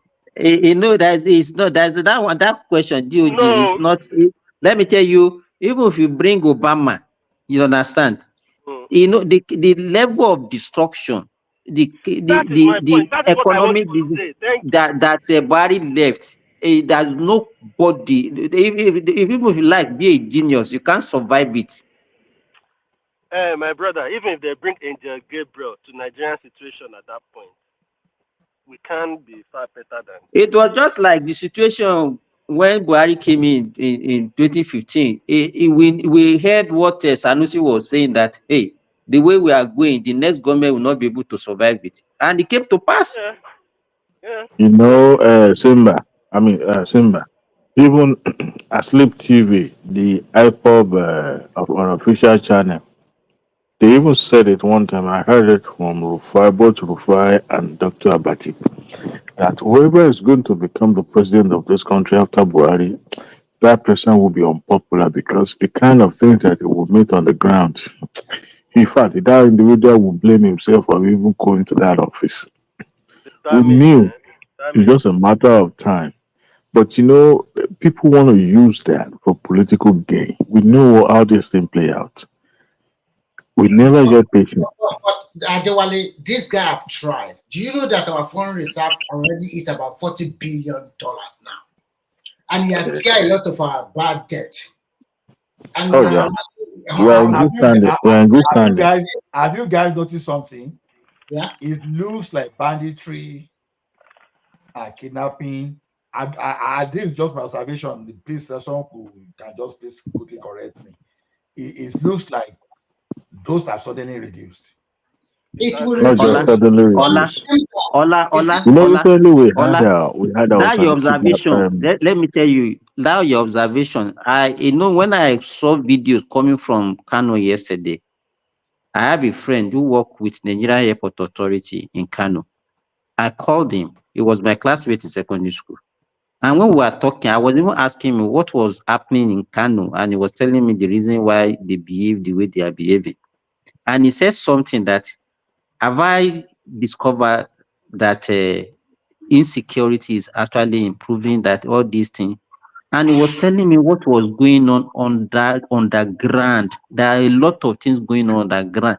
The former government were pampering these people. They were pampering them. You understand? But now, a lot of them they are no more on this world though. Simba, in addition, And I heard that there is an attempt to flush some people out of the army. Is it true? I did not hear that one, but what I know is that. Can you repeat the question again? I heard that there are ongoing attempts to force some people out of the military. That although they want to use forced mass resignation, because that's intentionally some people that are not getting promotion, and maybe that one may lead to them being flushed out. So I just read that in blah blah blah yesterday or 3 days ago. But that one is not related to security, because that is a norm in Nigeria. I think exactly. Even once you fail twice or 3 times, and if you fail, because they used to do exam for their promotion. I think if you are there if you stay in one rank for so long, maybe it has a stipulated time. The next thing is for you to go on retirement. I think with the way I read this thing, is like if I see that information. Let Ola finish now, Remy. We have what is Ola? So the way I read it is like it's more than that. Understand what we are talking about? Because it's like the target is for most of these people that came through the DSS, the Direction Service. So it's like it's more than that. It's like, I don't know. When I get that information, I forward it again to some people here. What I learned what I like is that there is more synergy between the Nigerian Army and the Air Force, and they talk less. Their operation, maybe only people who know, they will just carry it out and dismantle everybody that is there. And then they have killed a lot of this banditry, but they are not reporting it. It's a very good game. Before, maybe some people would have leaked it to them, and they know that the issue are coming. And they have trained. Remy, do you remember there was a time Ola's friend was even saying that when they said they wanted to use the Nigerian Air Force this thing to bomb all these bandit area, Buhari kick against it that time. Now he said there are innocent Fulanis that are inside the bush that is going to be affected. Blah blah blah blah blah blah blah. So they are finishing them without even let the press cover it or whatever. Because if you let the press cover it, you know, the problem is that, you know, they used to, you know, in that part of our country, they used to be pampering their people with even with all their shenanigans. They I be think pampering in them. that part of the country, that's the key. They pamper them to keep them in poverty and do what they want. so yeah, you're right. That's part of their game. Recently, don't you see the kidnapper they kill inside Ladipo market? All the market women, everybody were hailing the Nigerian police. Professionally, they killed eight of them inside that market. And those kidnappers were carrying AK-47. Only to find out that one of them was Friend to a famous actor. yeah. And they are billionaire kidnappers. What are we talking about here? Friend to who? Friend to who? I forgot the name of the guy. The guy is a famous Nollywood actor. Ode, I think it's Ode, something Ode or something like that. Ode or something. No, someone mentioned Femi now, but Femi, it's not Femi now. Did Adiwale mention Femi? No, I didn't mention Femi. Okay. Yeah, I didn't get friend then. So the thing is this: why would they be kid? Why would they be billionaire? You don't know what they are demanding, and these people will do things and they will be demanding, and government will be paying them.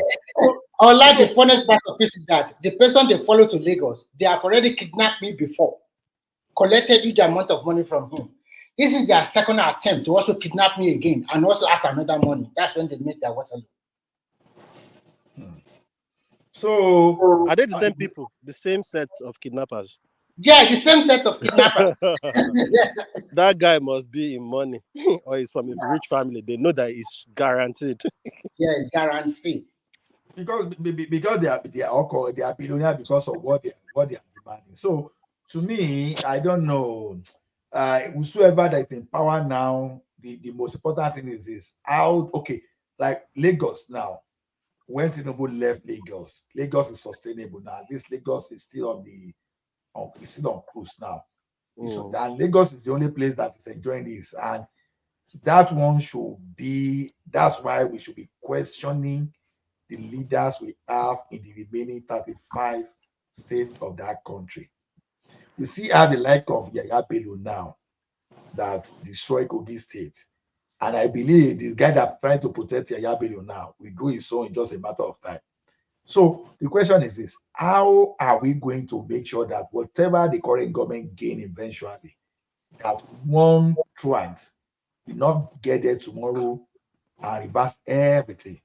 Because having been that we were on the same cruise with what Obasanjo left, I think the country today should be like a 10 times ahead of where we are today.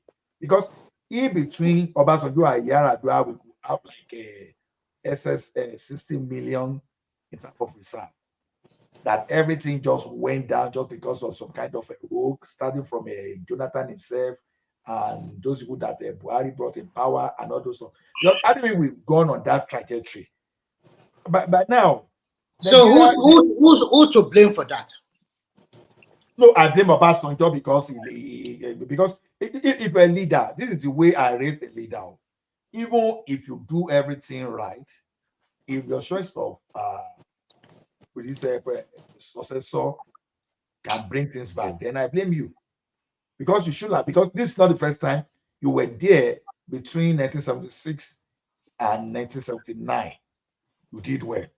But the person that you ushered into power did woefully. Now, Continue. in Well, oh, they 2003, know. Kini, what did he do well? What did he do well between 1970 to 1973? okay. I pardon me for that. I start to be corrected. So now, between 1999 and 2007, in my opinion, you can challenge the opinion, though. In my opinion, he did well compared to where he met us in 1999. But this guy went ahead, gave power to Yadua in just an attempt to make sure Atiku will not get to that place, right? But look at what Yadua brought upon us. We should have Don't you had think? refinery. Before you carry on, don't you think because it was directly from military regime to democracy, that was why it looks that easy. If it was a democratic president that handed over to Obasanjo, it would have been worse.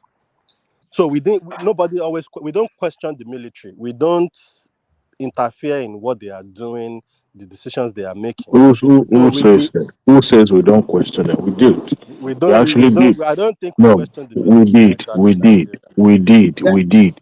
When he took over, there were a lot of uproar about how the treasury was completely looted. There were a lot of noises, a lot of complaint. Yes, we did. Nigerian cars out. It's just that a lot of things were now. Remember, that was the day of PTF. That's what they were using to, you know, provide all these, some of these major capital projects here and there. And look, they did. People protested. People shouted. People, those who were in the inner caucus, the likes of Olufala too, never relented. People have been speaking up. But like you said, in the military era, there are a lot of things that happens. But it's just that the government of Obasanjo then lacked integrity, lacked the capacity to prosecute those who actually put their hand in the till before they went back to barrack. He couldn't do Are that. they not? He Are could they not the only, one that put him there? Adewale, oh yeah. they brought. That's the point. They are the one That's the that point put he's him there trying to now. make. No. You see, one thing is this. If Simba was in power yesterday and I took over from Simba today, I will not probe Simba. If Adewale was part of those people that voted, I will not probe Adewale. You know why? I will not waste my energy to run after you. But I would rather waste my energy to make sure that who will come after me will find it difficult to steal. And I make sure I face the situation. It's gonna Now, be hard, Ola. That is gonna be wait. hard. Wait now.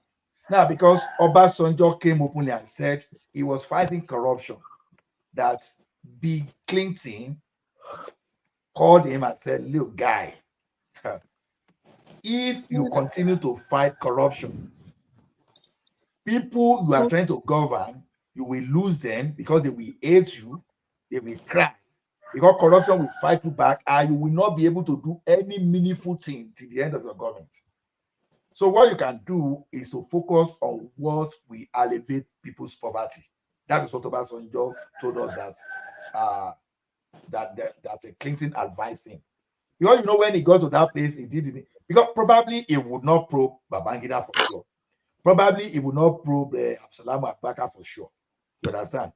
But he still made attempts on Alamesia, he still made attempts on Tababaloku, and he still made attempts on some people. Even when he tried to even probe, to even deal with Atiku, that one became too big for him to even handle. So now, if you now have a situation of like 2 or 3 Atiku, it's enough to take But care of. sure, I want to put everybody in prison now. Why not? You see, there's a difference between running mouths, right? There's the even in the Western country, where we are, you can't successfully probe the corrupt people. But now, okay, look at how long they've been trying to handle Trump now. You understand?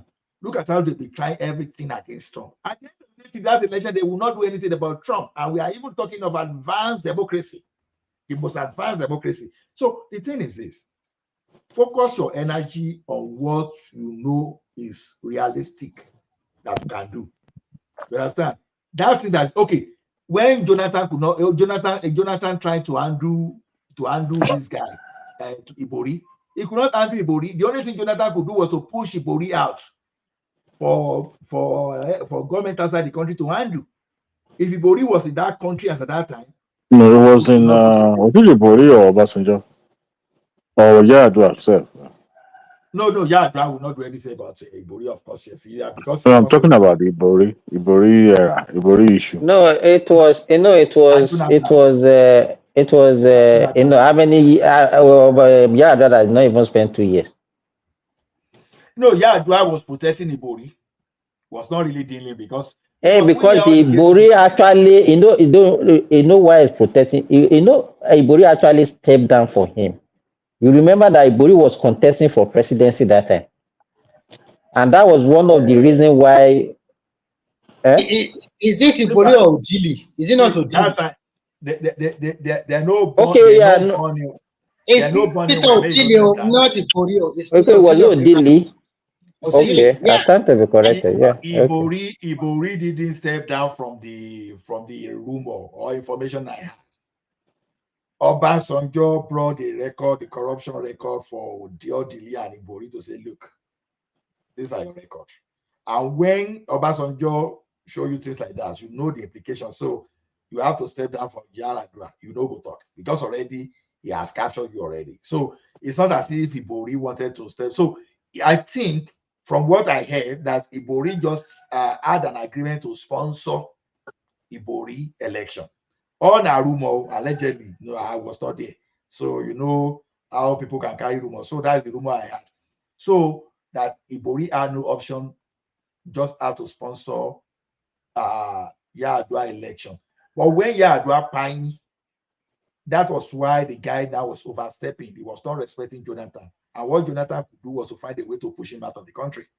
And with pushing him out of the country, he now set up a foreign government to run after him, at least to keep the guy quiet. So to me, Ibori had no option that time, even including Odile, because I heard too that those guys they went to Pure Refinery outside the country. Whether that's true or lie, I don't know, but that's the rumor circulating. So to me, that's that country. So we still come back to the same thing. Let us go and restructure so that if you want to start licensing the like of Afe Babalola of this world, because Afe Babalola now is one of the most innovative educators in Nigeria today. Educators in Nigeria. Ola, sorry to interject you again. I asked the question before, and you are coming back to it. You never give me a categorical answer. That total resource control, do you think again, the Northwest and North State, do you think they will agree to it? Because if they can agree to it in Nigeria, that country will have a respite. They win. Why? Okay. Do you know that? Okay, it's like the outlet. Yes, right? The outlet. See, if you follow what Mustafa has said, when you look at the quantity of the type of resources in the north, they probably have more than the south. Then let them go for it. Then why are they against it? Understand? It is not about. See, this thing is about the political gangsters. It is not about not a particular versus the south. So I think if it's about the political gangsters. So this now, this is what I will use to checkmate them. It's as simple as ABC. I will use this one to checkmate them, and then you will know the true enemy of that country.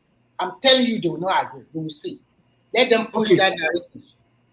See, look at illegal mining of gold in Sapara, for example. Now, quick question before you go further. Remy, in regards to the states in Nigeria right now that are viable, how many states are there that can truly sustain themselves if you go resource control way? As at present, I would mention like 3 or 4 or 5 states. I would mention Rivers and Akwa Ibom and Bayelsa. And so in essence, the states that are And when you talk about the Southwest, I will only mention Adewale Ekitike. I will only mention I'm just Lagos, kidding. Lagos and Ogun. Ikogus Ekiti Abi. Lagos and Yes. Okay. Remy and Prince Hold Daddy, on. let me shock you. Let me shock you. It's like we've learned that all this is just a speculation until it happens, but we still don't want to face the reality. Now, it was the intention of Obasanjo to incapacitate Tinubu, because as at the time Tinubu got to power, Tinubu was using overdraft to pay debt, to pay salary of workers. They were just getting about 600 million naira, while they were using 1.2 million to pay for payee. Now, when Tinubu dealt with, when Obasanjo dealt with Tinubu, he held on to the allocation. But this guy found a way to find sustainability, because his own, what do we say, father of invention, is necessity. That brought the creativity. Look, Necessity is mother. Father of Invention, yeah. So now look at this. The Ekiti you are talking about today, I take an exception to this because I see that people disrespect Ekiti. And I still tell you that as you speak now, Ekiti is more viable than the state. You just know, You know that that airport will go sell and last. Can I say something? Adewale, wait. Look, we see have in Ekiti today. You know, people no longer talk about our cocoa. People still think we don't have cocoa in Ekiti today again. There's no cocoa in Ekiti. Our cocoa is still there. Hold on, but there are only like 500 people in Ekiti. What are you gonna do with 500 people there? Man, you go and sit down, Gary. What do you mean by 500 people? Can I say something? I think a lot of governors in the south, most especially in the southwest, maybe even in the southeast, they will not agree to the structuring. Maybe the only governor from the south. And it's not that those governors, if they really work hard, it doesn't mean that they cannot get resources from. Even like Ekiti, you said, they can still do some certain things. But most of them will not do any jack. Take for instance. Thank you, my brother. That's the point I was trying to make. That right, even you think in only the northern states, the south, and the southeast, and even some of the southwest states cannot sustain themselves. Yes. You can put the plug what you people are saying, I'm very sorry. What you people are saying is actually wrong, and you people are talking from position of ignorance. I'm very sorry to use that language. Let me enlighten you people. Already.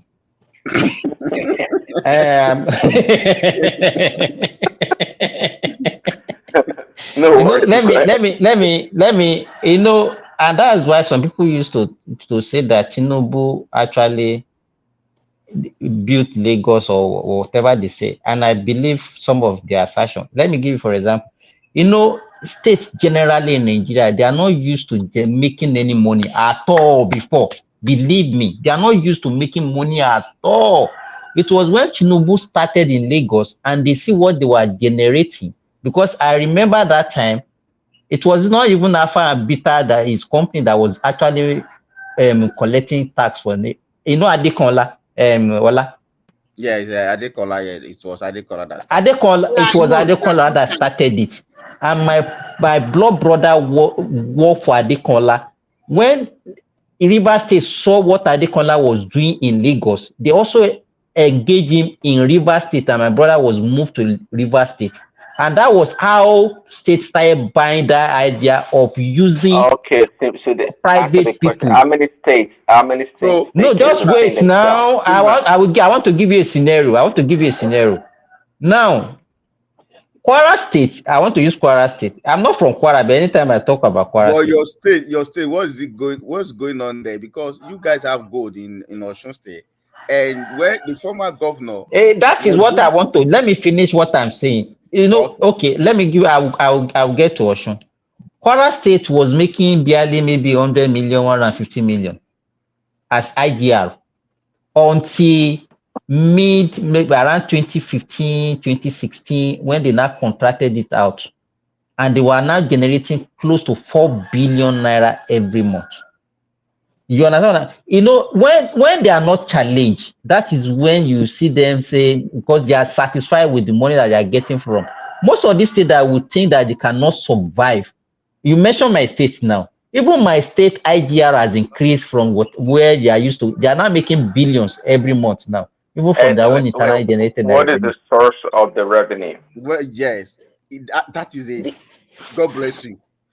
Because most of them, Let, hold on, Mhm. Simba, hold on 1 minute. Most of them, those things are from the civil servant. The tax they cut from the payee, they got from the civil servant. It's not that they have a resources that they are utilizing. Just for instance, now in Osun State, they have gold. As where this guy, the former governor, invested a lot of money there. This particular one, dancing one now, is not doing anything about it. So those are the source of income that you can say they are generating, not the one that if they did not give them money from the federal government, the money you are saying they are getting will cease because they will not be able to get the tax from the staff, from the civil servant. Apart from the civil servant, they're also taxing some of the companies in their state, and I'm Most aware of of those that. states, let me tell you, They even generate tax. People, let me tell you, they have widened their tax net. Oh. Even individuals that own business now, they pay. They make see, you to pay. So are Simba, they generating more money than they get from the federal? Simba, they No, have it's like, let me tell you, when Kwara State was initially, that time they were giving them like 2 billion. They were actually getting like, by the time they get 2 billion from the federal government, they are generating close to like maybe 1.5 billion. Almost what they are generating, what they are getting from the federal government. You understand? The federal is giving them more money than they No, can but what generate we are saying internally. is that if this was, let me tell you, some of this money that the federal is actually getting is actually belongs to this state. I hope you know that. But how many Yeah, states? How states many like states Lagos State. actually producing You what the think federal Uh-huh. state government? like Abia State and other states they give a lot of money to the So center? let me tell you what is what even presently let's say a state, because in the southwest, the poorest state in the southwest is Ekiti. What to hey, You understand? look, Don't let hey, Ola bring it down. Ogbeni, Don't let Ola Ogbeni, Ogbeni, what are you talking about? okay, Adewale is there. The Simba there, who fell with Amoshiwa. Simba, see, a lot of these governors in the southwest, they have to invest a lot of this thing on agriculture. If they cannot invest on agriculture, how many companies do we have in Osun? How many companies do we have in Ekiti State? Crown. Do you know where Okay, we are hold on. making mistake? Let me talk Tell after what? Crown because Simba said we are ignorant, but he didn't answer the question though. You He didn't didn't answer answer the question. anything. You're So just talking No, no, about no, no, what they no. yeah, generate, Simba is what the actually source. correct. And I Simba like is actually correct that we are ignorant. no Of course, yes. Prince. I like the question you asked. Where is the source of the income you are saying they are generating? I know only 3 states that think they can survive easily in the southwest. Maybe okay, Ogun State, Lagos State, or your state. Ondo State has a lot. Ondo State, but if they're they not have, making nothing from it right now. yes, that's the problem. You They can have have a all the lot. gold in the world and all the diamond, but if you don't Yes, have the they have a industry lot in the and the industry to support it or bring about revenue, it's useless. That's I my think they point. are even richer than But remember Yeah. what Ola said. By the time the necessity come, they will make use of it. Why are you saying as if Okay. they will not? They will No, not. I tried something earlier. See, if you pull all the states right now from the central plug, right? Only the states that are matured in that industry, like the South states that have all this oil and that will survive. Please, Daddy. Okay. Please, Daddy, will you listen and let us talk something? See, economy has a way of adjusting to the reality. I'll tell you something now. If you are going to Okay. buy, Yeah. wait, Before you go for it, I'm not disputing just the wait now. future benefit of this state. I'm not talking about that. Okay. Even Unless he's telling. Hold the on. Unless economy he's will telling us react that. immediately. Even the economy will react but immediately. all that they're supposed to be doing something now. Not in Wait. Like just talking. He's just talking like, these lazy people that they're not Yes. creative or innovative. They're just going to jump up and everything's going to turn around overnight. Is that what you're saying? to just restructure the? That's all I'm like saying. Hold on 1 minute. Hold on 1 minute. It is that easy to do. Well, how come they're not doing it right now? Yes, because they are getting money, free money now. They're supposed to use that free money to invest in those things that we are talking about. Not when they will not get any money again. They will now Okay, I think you people are right also, because what you people are saying is that we are we're saying not that by the time ignorant the anymore. time comes, That's good. they are sorry, Prince Daddy. No, I'm just playing.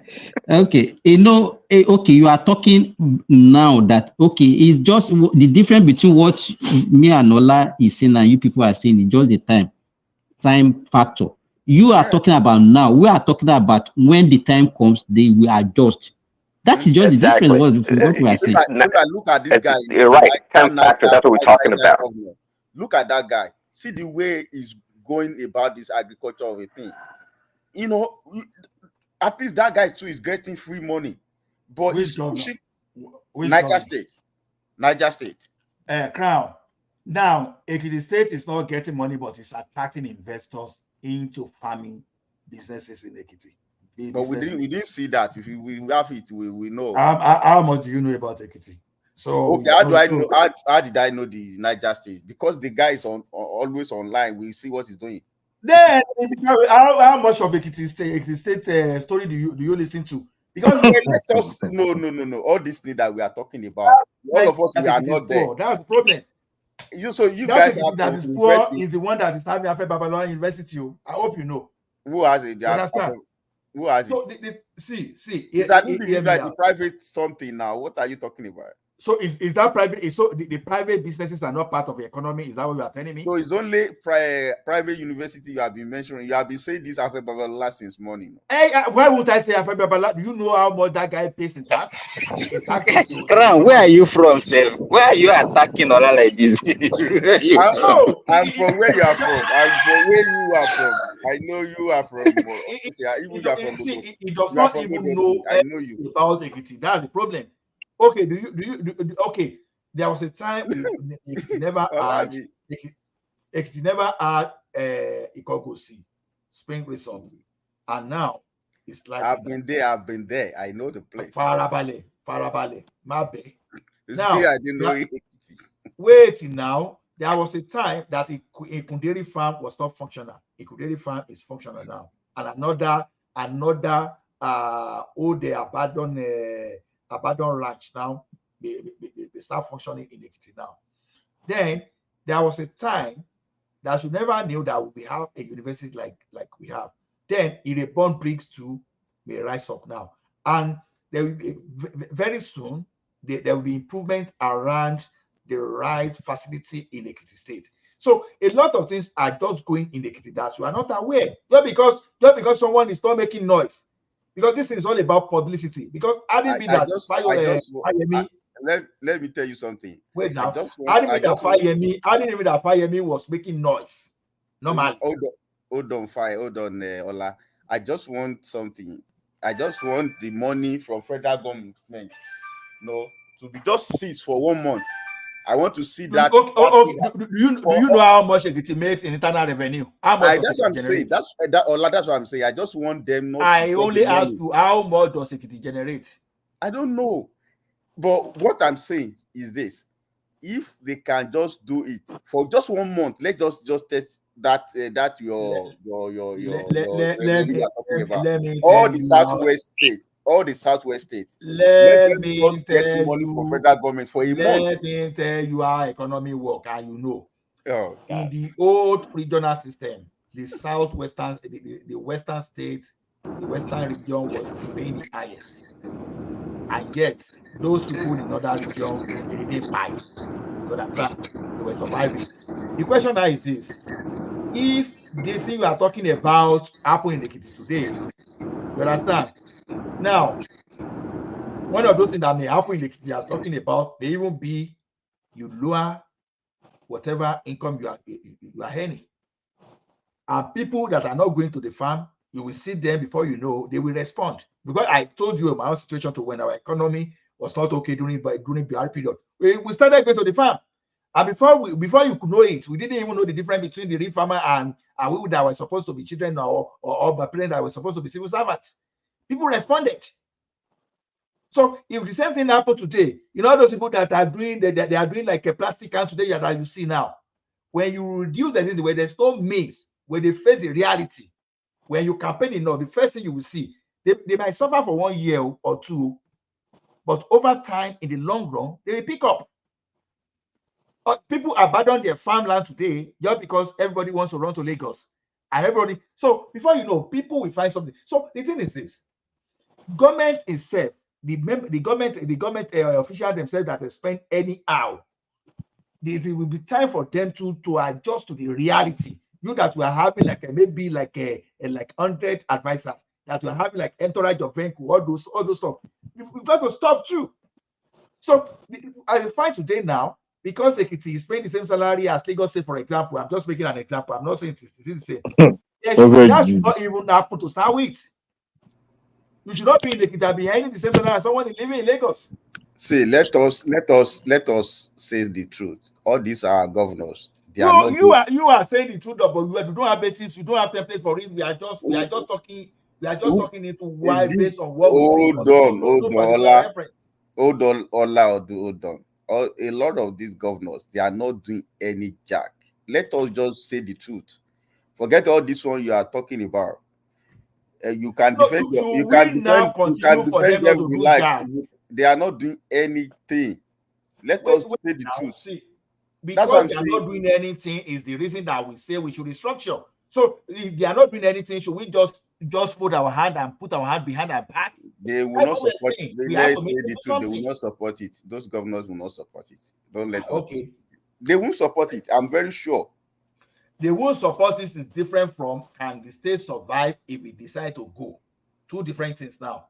Can we survive if we decide to go? So who are the people? Who are the people to pass the law? Let's assume they support it is what we are talking about. No, I'm saying that if they want to do that, they're supposed to have started now before even we restructure. Now, if you like Lagos State that you are talking about, that we said it was not viable before, but when the Lagos State was forced into it too.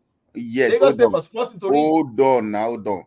Now, he has started it, and as it is now, everybody knows that Lagos State can stand on its own.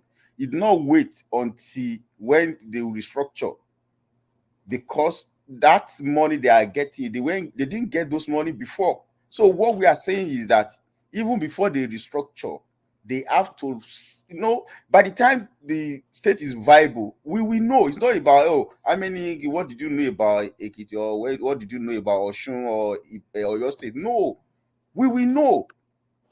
It's not something hidden now. It's not needle. It's something that we can see.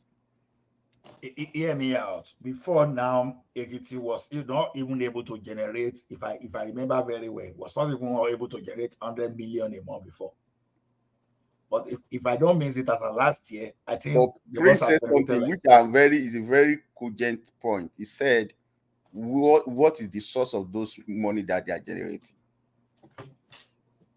No, you don't hiss now. What the source? Just tell me the source. You tell me the source because you wanted to tell me. I don't know. I say I don't know. That's why I'm asking. We have offices. We have industries in Ekiti too. Mention the industry. So all those MTN offices and all those bank offices, they are there. Are they not in Ekiti? Are they not part of Ekiti? I mentioned Afe Babalola. Now you say I should not mention Afe Babalola. That's what I wanted you to say. No, now why would I mention Afe Babalola? I didn't say that's what I wanted you to say. I wanted to. Okay, at least you mentioned the pride of your state. Afe Babalola is the pride of my state. Afe Babalola. So why would I mention Afe Babalola? So okay, no, but me, I'm just being. I just want those governors to stay tight. They are just funny. In fact, they are not serious. A lot of them are not serious. That's what I know. We are not saying they are serious. Don't get me wrong. That's not even what we are saying. You understand? That's not even what we are saying, but we are saying that if we try to restructure today, you understand? And one thing that people are missing about restructuring now is that, let me make it clear. I don't know how it is done in the United States. Even here in Canada, the states that are not standing on their own, it's what we call the equalization fund. That equalization fund, now, for example, Quebec has the most problematic province of Canada. They are the one that want to go. And at them, they assess that equalization fund pass. They assess it past anybody. Even there was a time that Alberta wanted to assess it that they don't even agree give them, because an Alberta they contribute most. What is their population in Quebec? I don't know it offhand though. I said I Google. I don't know it offhand, but I So can. they want to stand on their own as a country. They be pushing that for a very long time now. They might not up to 1 million.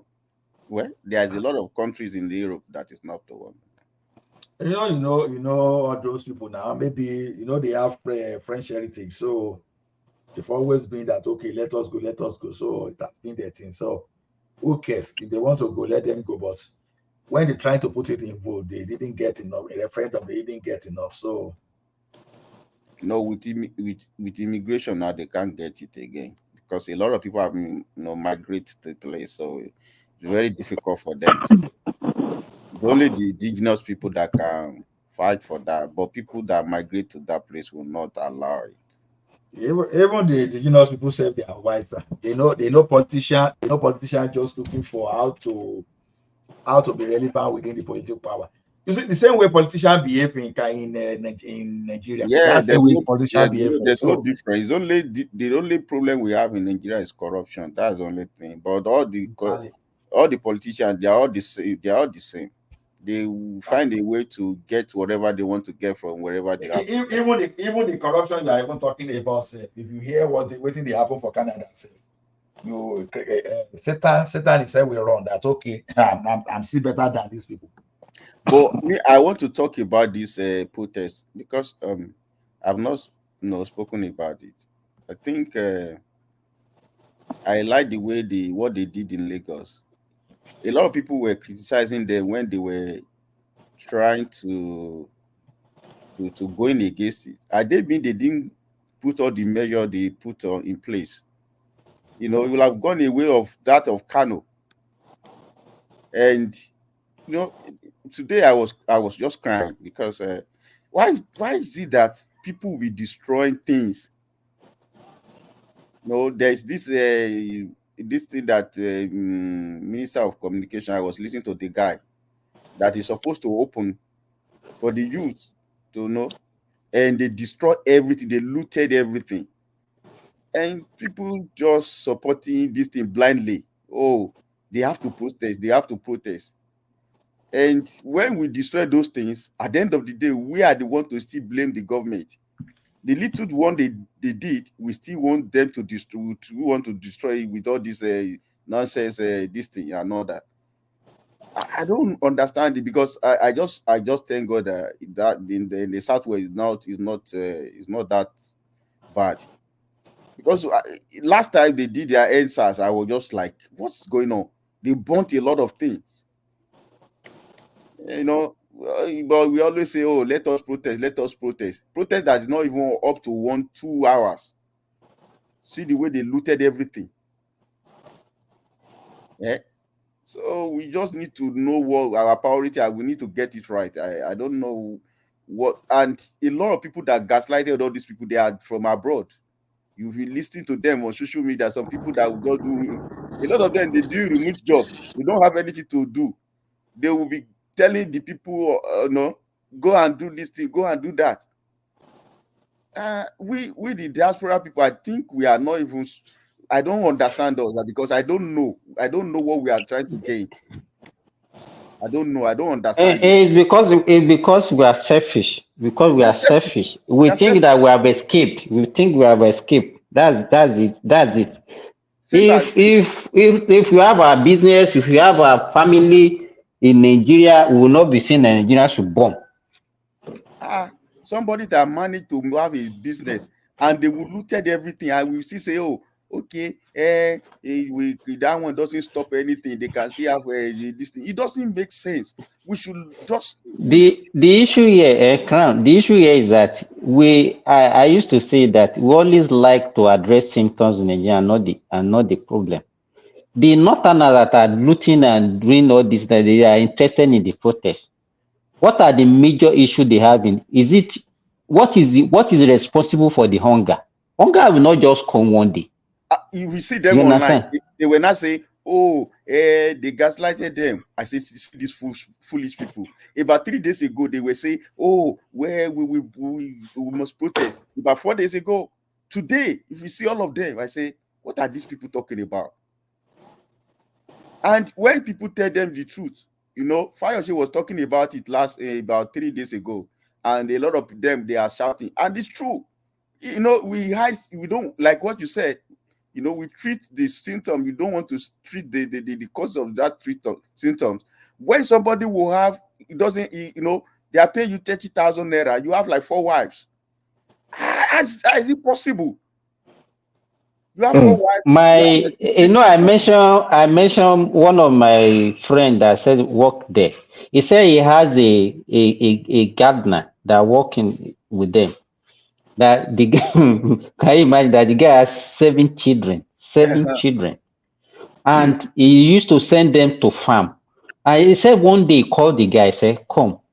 Every time you walk in the airport, you see people coming from abroad. You go and helping them to carry their luggage and everything. Didn't you want your children to be like these people one day?" He said, "No. That if Allah want them to be like that, they will be like that." That okay, what about you that you are working in the airport? Why do you come to work every day and not stay at home and say, if Allah wants you to feed, you will eat? He said, no, it's Allah that destined him to be coming. That's why he's coming. You can see that they have been brainwashed. That kind of mentality, you understand? Now, the elite, they are elite. You understand? They are elite. The one that are even educated among them, there is a little difference between the educated one and non-educated one. And you can see those are the things they're supposed to be fighting for. Those are the things they're supposed to be challenging their governors. No, we want to reduce the level of illiteracy. All these almonjiri want to reduce it. We want to banditry is our problem. Insecurity is our problem in this place. This is what we wanted, not free food, not free food. Right? Okay, we are hungry. You can see what is responsible for hunger? Unemployment, you can see those insecurity. Those are the things that are responsible for your hunger. Just 11 years, 10 years, 12 years old. You see one that climbed the traffic light. It's not up to. Let me tell you, most of these people that you see yesterday, most of them, they don't even know their parents. I bet you. And that was why I don't know the kind of anger that Emeka came with when he was accusing Shola for saying what he said. I was listening. Is there anybody that want to convince me that the people that you see out there yesterday, are they educated? Are they not illiterate? You understand? You want to tell me that okay, we can say okay, some of them are educated, but majority are not educated. Even in the south, if you want to put it by percentage, how many people are actually well educated even in the south? Talk less of the north. Why are we deceiving ourselves? What is the literacy rate in Nigeria? Somebody say you are hungry and they are giving birth like rat, and you are saying you are hungry. You know what they used to do? Like somebody having 4 children, they would take their children from Kano to Maduguri to go and put under one malam.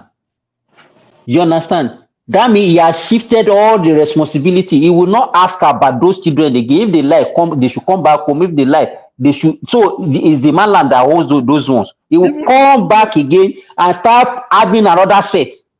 Even that thing, that thing, you live in Kwara State. That thing is in Kwara State too. Because there was a time I did some. I know now. I know now. That's why I'm very close to them. I know all these things. Yes, the first time I will see that thing, I was like, those children just came to my room. I like, what's going on?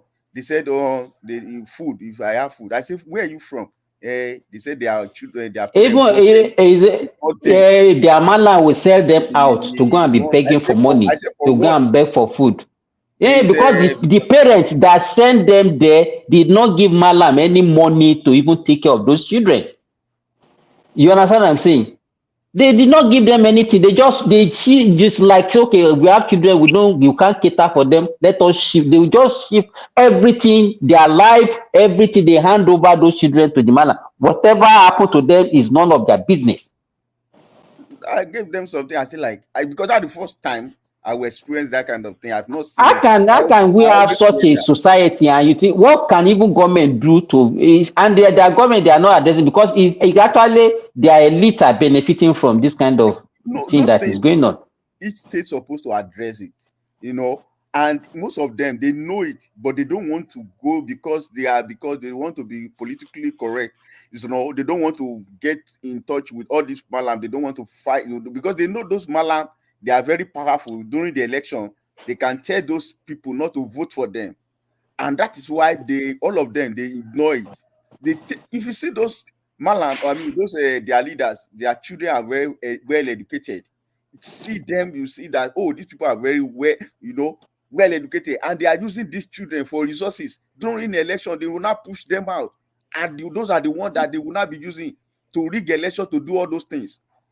And we don't address that in that country. We are just deceiving ourselves. Now, how is it possible that governor of a state, you will see all those things? No, children will be roaming about. You will not tell them that, no, you don't want to see anybody on the Remember when Sanusi raised this issue? It was part of the thing that they were accusing the guy of that time before they got him removed. Sanusi. Even Sanusi himself, because the reason why he's talking is because he's rich. He is doing the same thing. He got married to 14 years, maybe, after like 4 or 3 wives. And you want to correct those people, they will say, oh, because you have the money, that's why you are telling us this. You have 4 wives already, so why are you telling us that?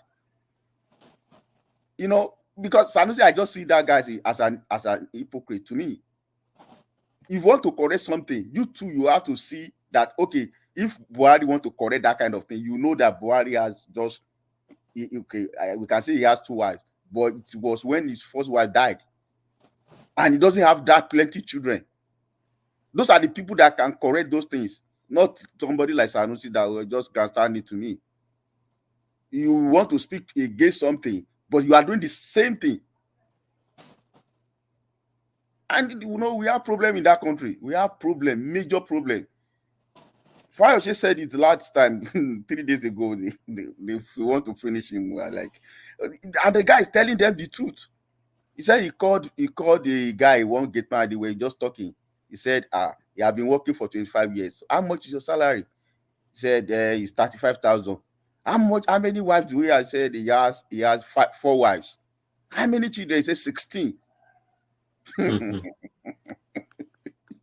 I have only 2 children. Say, why? Because it's Allah that will take care of the children. Now it's not your power. It's Allah that will take care of the children.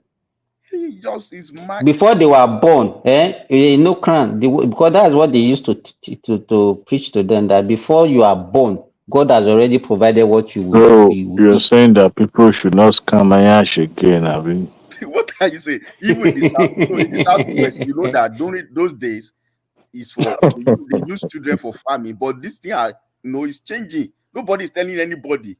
They are changing it. It's not before we know. Some parents have like 3, 4 wives and all that. They take them to farm and all that. But you can see that thing is changing. It's not like that. Even anybody that want to have in the southwest that want to have 2, 3 wives, we know that. We have that in the southwest as well. I know, that's what I'm saying. But you know that as it is now. But let me tell you, the difference between what you have in the southwest and the one you have in the north is people still take responsibility on these children. They will not abandon them. Yes. You understand what I'm saying? Let me tell you, I in the early 90s, one of these northern guy we used to work with my auntie in Lorry. And that was the day I asked him, I said, Suleiman, when are you going back to see your parents? He said he doesn't know them. He said he has left home when he was like maybe less than 5. Wow. And that is the story. You will see a beggar that is you see like 4 or 5 children with a beggar. And Yes, now. after a while, you see all those children, they will just walk away. They will just walk away like that. Maybe the woman, the girls among them, somebody will just take them and impregnate them. The guys there will just walk away. And that is the end. That is it now. In Yanoba, if you go to Yanoba in Lagos, see, in that place, you will just see that, okay, you have like 4 children here today. Oh. Before you know it, you just see small kids. Where did they get pregnant? You will not even see. There was one that I saw 3 days ago with a triplet. Just see. No, I like, what is going on here? You during Fashola time in Lagos. He chased all of them that to the extent that it was TB Joshua that took all of them to this thing, because he said he doesn't want any of them on the street then. So that thing was so managed. But that now, present now, you will see them. Just see them littered around the street and all that. Let me tell you, that is when we said religion is part of the problem that we have. Somebody like Ola will start attacking me now. Those are the things that they have put in their brain that they have used to brainwash these people. Religion. But it's not, I don't think it's, but you are in Saudi Arabia. It's not like that in Saudi Arabia, right? Let me tell you, the reason why it's not like that in Saudi Arabia, I will tell you. Women are not cheap in Saudi Arabia. If you want to marry one woman, you know how much you have to cop out.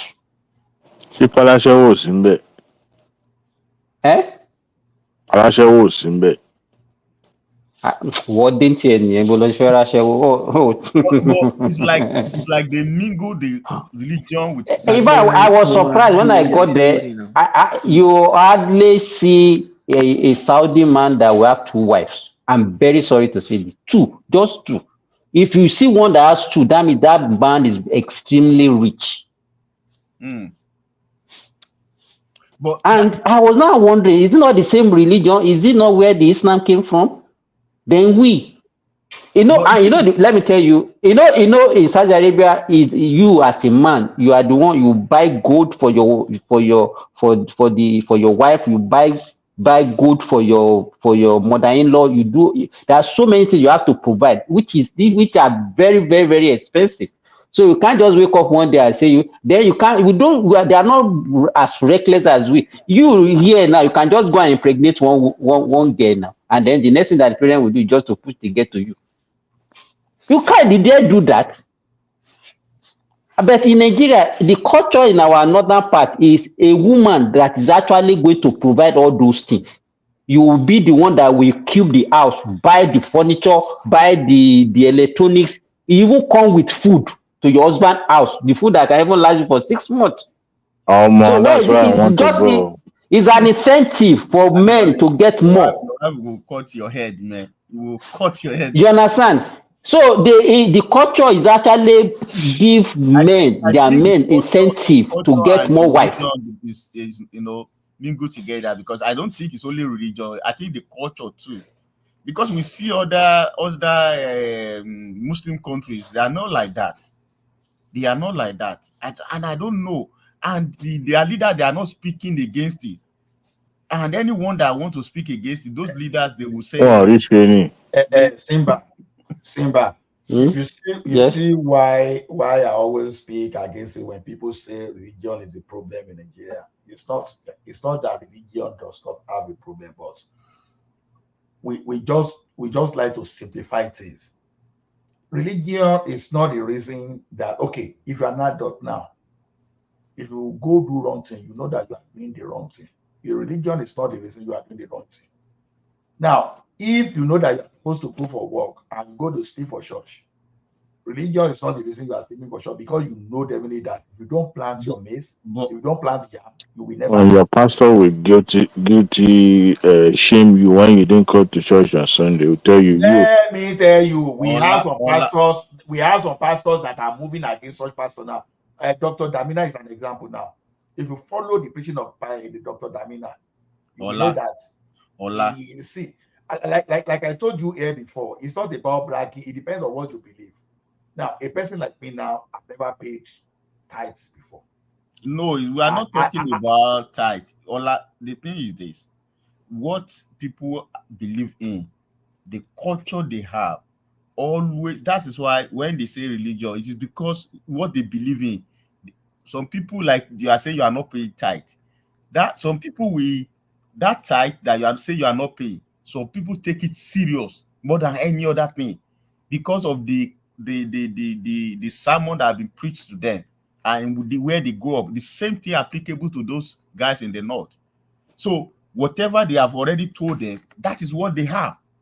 It's the same country whereby we have those religion where we have some proof. It's the same country You we might have be some opportune criminals. to you have the opportunity No. You see, where I say we oversimplify it, the same country that we say religion, in the same country we have criminals.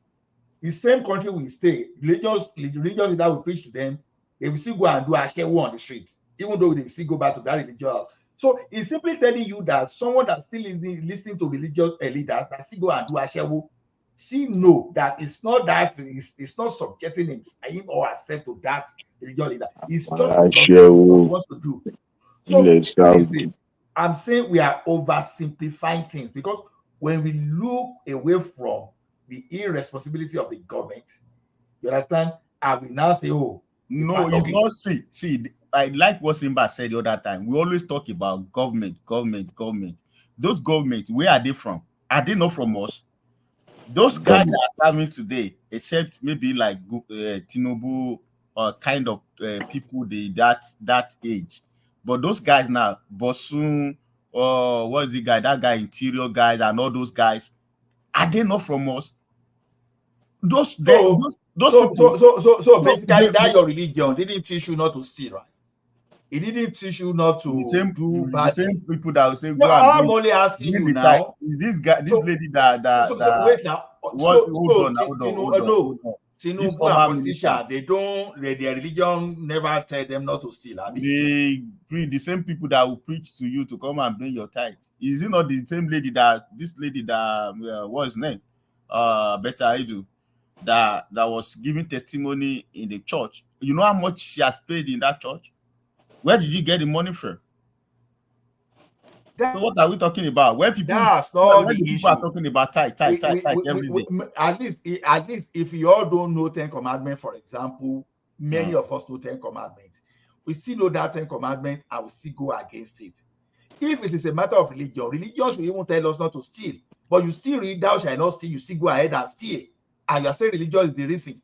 It's not adding up. No, it's not about religion. It's the way we are, the way we handle religion in that country, both Christian and Muslim. You see the churches springing up every day now. What are they doing? What are you talking about? Most of the factory in the Ikeja side, all those places, all of them, they are churches and all that. Somebody that cannot get question I ask you now is this. What are we talking about? The question I ask you now. So the religion is the reason the government is approving that place, that the government cannot stand by its own planning. You understand? That's why I say we are oversimplifying. What is wrong if the church approach and the state government say no, this place for industrial area we are not approving? What's wrong with that? So those governments, where are they from? Is it not from the church or from the mosque? This thing now oversimplification. That's what I'm saying. No, I'm asking you, Ola. Those government people, where are they from? Are they not from the church, the same church you are talking about? I said, if I'm a member of this church now, I become a local government chairman or the governor of the state or wherever, and I'm from that church, and my pastor now come around and say, oh, I want you to approve this thing for me. Am I not going to approve it? Isn't that what is going on there? So why are we just telling? We know the truth. We just want let me tell you, if they still belong to the same club, as they being it's not the same church. Let's assume we have a club that you all associate with, and you go to that club, you know a member of your club, or you know a member of your clique. You still approve the same thing too.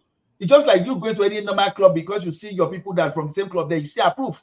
So the thing is this, it's not a question of church. So what are you not talking about? You say it's the not government. about why I talk whenever they say religion is this. When we are trying to solve a problem, I don't appreciate when we try to ignore the elephant in the room and now start looking for symptoms. What is the elephant in the room? The elephant in the room is that we have ineffective structure in the country. We don't have the basis. What are you talking about? So who are those people? Now let me ask you, who are those? You assume that hold on. If they take all the churches away from the street, let me ask you. Take all the Olawe. Suddenly be okay. Is that what you are saying? Olawe. So who are those people to put the structure in place? Who are those people? I said this is over. Okay, look at it this way now. Oh my goodness. Just tell me now. The structure, you say there's no structure. I said this is where we are confusing ourselves. I'm still saying we are laboring on what is not supposed to be. So who are those people to put? Wait. It's not about the same people. Look at it this way. Let me tell you one thing. If you want to know that religion, you have been telling me what this is now. If you want to know religion, it's not stopping all these governors. Let one of the pastors go and talk anyhow to the governors. And if you won't see bulldozer, take it to that particular place you are talking tomorrow. That will tell you that it's not religion. If a pastor today just mescafo and mescanyan to one of those governors you see, the following day you will see bulldozer there. They will give this place is talking channel. It will tell you something that is not about religion. But what I'm saying is that those governors or wherever the politicians, they are from us. They are from that religion sect, and that is why it's very difficult for them to fight those things. Let me tell you. You see governors, you see politicians. Okay. Why is it that wait now? If they are not benefiting, just take for instance what is going on in the north. If those governors are not benefiting from all those MRB, what do they call them? That they will keep like 10, 20 children not going to school. If they are not benefiting from it, are they not seeing those things? Because they are benefiting from it. They are from that circle. They are from that place. So they will not go against it. So that's what we are saying. It's not about religion is not this. Religion is the issue. Okay. The way we are taking religion in Nigeria is different from the way other people are taking it. And we have this argument is tiring actually, because like I say, I don't want to get in over simplicity. If you say it's religion, that's fine. I can't change my people's mind. Thank you. If you say it's religion, that's fine. Thank you for agreeing with me. It's not that I agree with you. I don't take oversimplification. You see a problem, you divert it and you point to symptom. You know when you are doing things, you look at the root cause analysis. Religion, you see, is a symptom. When you want to know that it's not a religion today, give Nigerians job. And before you know, the churches you see, the mosques you see, they will no longer have enough congregation. But when they don't have, okay, let us flip it around like this. Idle hands, they say what? It's devil's workshop. You understand? So give these people job today. Let them see, give them between job at any church.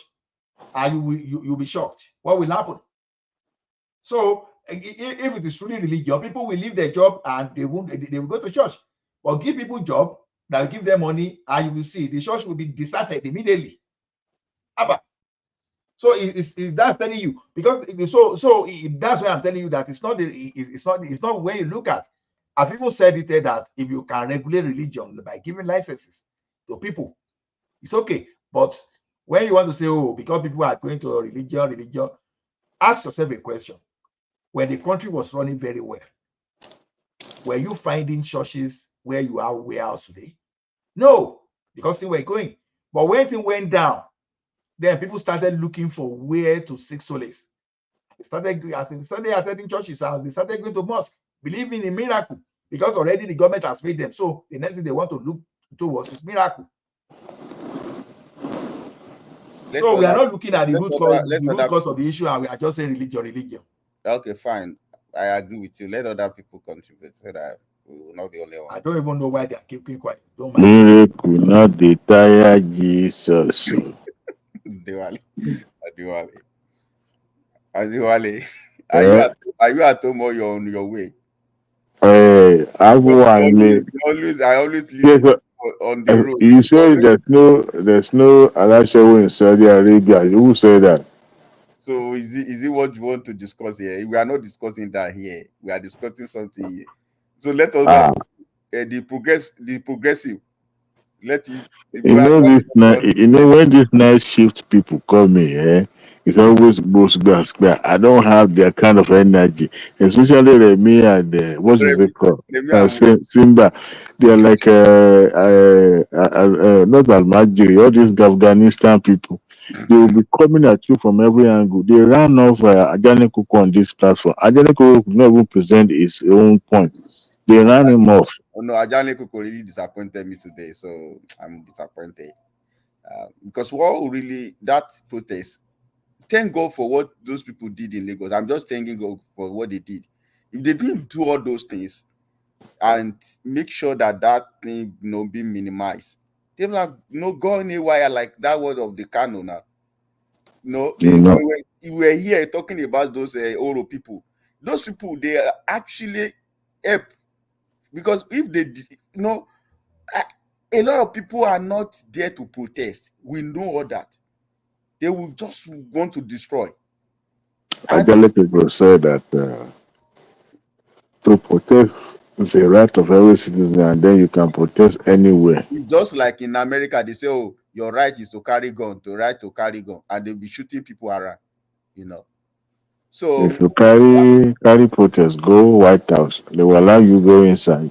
you know that guy in the Kano, at the point, those people are moving towards his government house in Kano. They were going inside. They were going to the government house. All of them, they now use this thing, police to chase them away. We should use our this thing.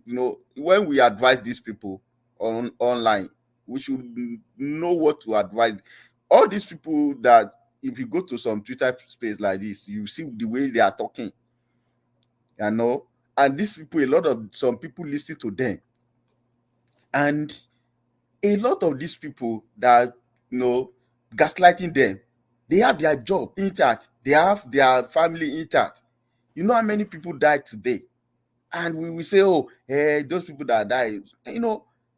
I don't know why we are reasoning like that. There's a way we can go about this thing. We know that just imagine 6 hours protest or 10 hours protest. See what destruction that was done today. Just 5 hours or 10 hours. So if we have like 3 days in court, the protest that they want to do is not just to go and be shouting sorry. No, they want to destroy. They are all principalities and powers, and that place is trying to destroy, kill, and destroy. You see, today I was seeing them. They carry corpse. People died. Police died. Civilian died for nothing. For nothing. Khan, the funniest thing is this. To be honest, a joke apart, I think we are losing it. Society, the entire world is losing it. And I think a time will come. We will reorientate or reorder the way things should be. Honestly, we've made a very giant step towards not just developmental growth, but some form of futuristic goals. I mean, we would have thought in the 1999 that by now people will be lying up on the street, whether it is organic or sponsored or, you know, but here we are. And I bet you some of those people carrying placard, destroying and all that today or yesterday would not have done so if their kingsman or the person they favor the most had won that election. They'll be trying to find an excuse, just like the way the Tinobus are finding an excuse one way or the other. Not an excuse, but it's the main point. But it's just that some Nigerians do not have patience. They want miracles, they want things done. And all these years, they've been going through this hardship. But just this time frame alone, they couldn't bear it. They know what happens. They knew their country was in a deep, deep problem, financial problem. But we were living large. We were living fake life. We were borrowing at a rate that was just not sustainable. And at the end of it all, we were borrowing to pay salary. Now that is where we got it completely bunker. It's no nation that does that survives. You cannot do that. Even at the macro level, you have to look at what you earn and weigh that clothes according to what you earn. It's simple as that. You don't live beyond your income. You have to live below your income. So that is the way it should be.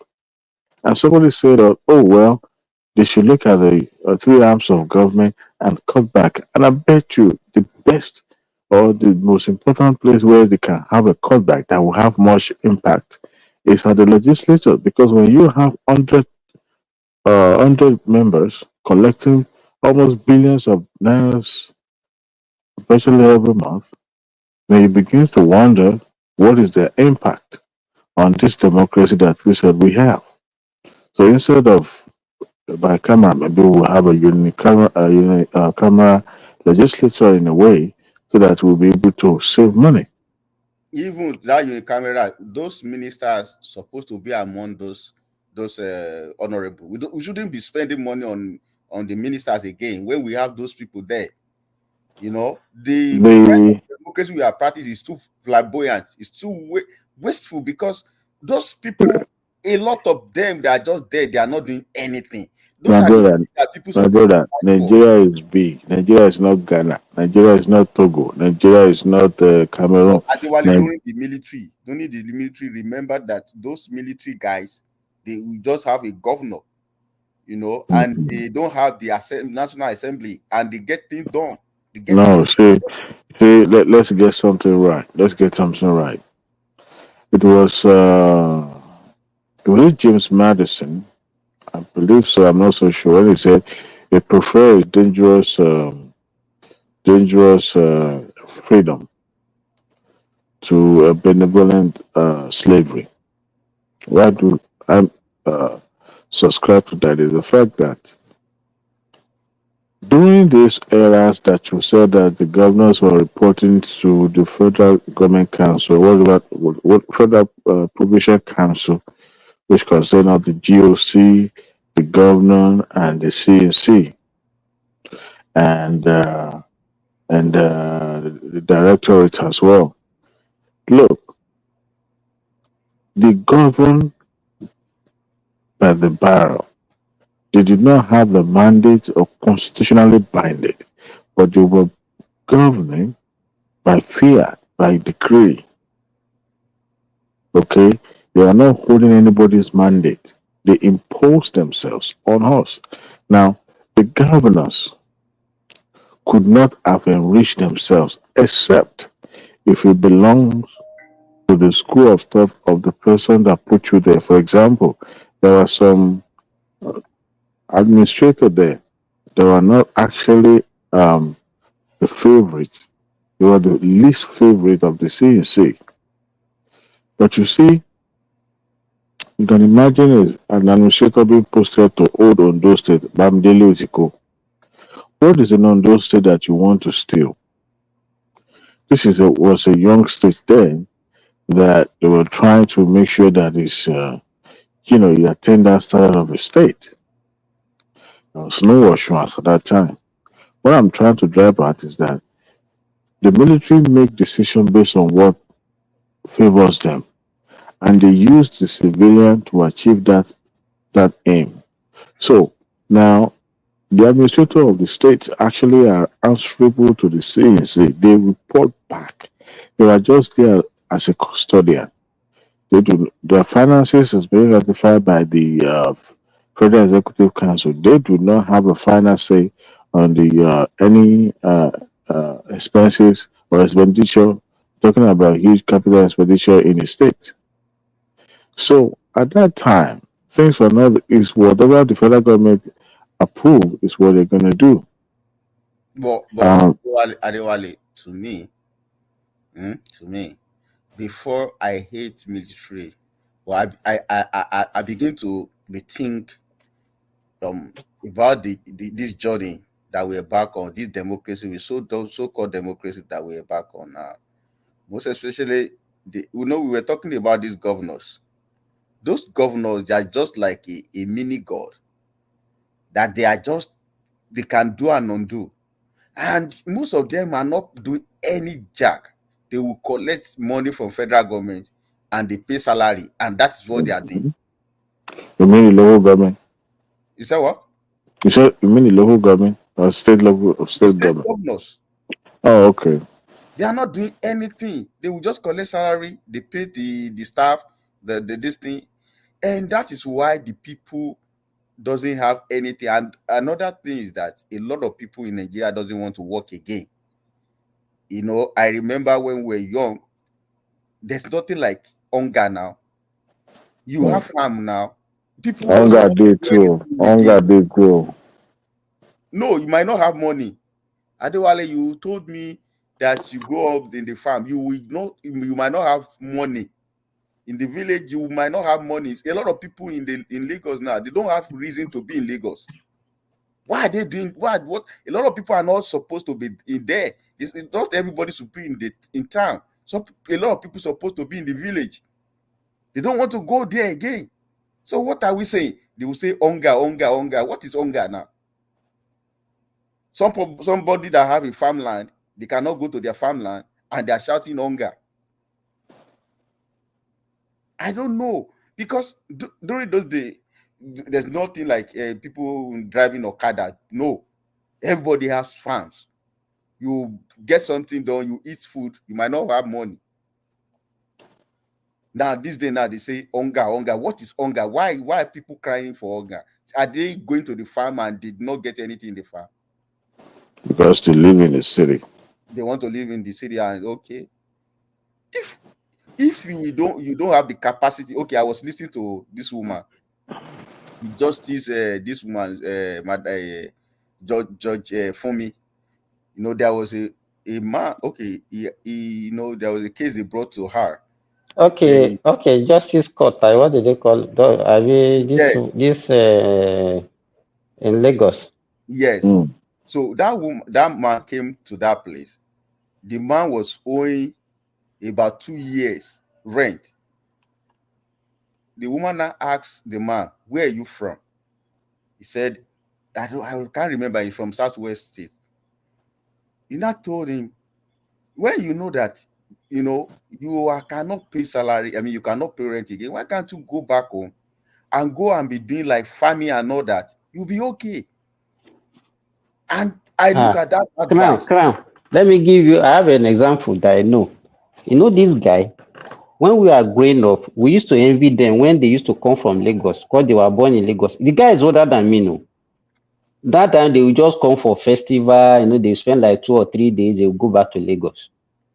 All of a sudden, I went home about 4 years ago. I met this guy at home. I was not wondering. I said, "What is it? Is there anything that happened that made this?" They said his guy has relocated from Lagos, now stay in the village. That he now confessed that he is actually living a better life in the village than what he was living in Lagos. Simba is not, He you are has not, a whole. Could you believe that he has a whole apartment? He has a whole apartment to Simba, you are not, himself with his wife and you are children. saying, He's not even paying anything. you are saying the truth. I know a lot of when during in the 80s, a lot of people relocated from Lagos back to the village then. when things are not going right. And when they got to I'm not even talking about it. This one relocated like 3 or 4 years ago. I'm talking about this, what happened recently. So you have a farmland. Probably maybe he was managing, he was living in a one-room apartment in Lagos. This is somebody that is controlling a whole house now, a whole house free of charge. And when we are talking about people that are, I don't think there's anybody that should even be humiliated. Go to the village, you see a lot of houses, even people build houses in the village, they are looking for people to just stay there and be maintaining it. Don't even pay any cover. Yes, now is it not those people from Kogi State that used to stay in those houses?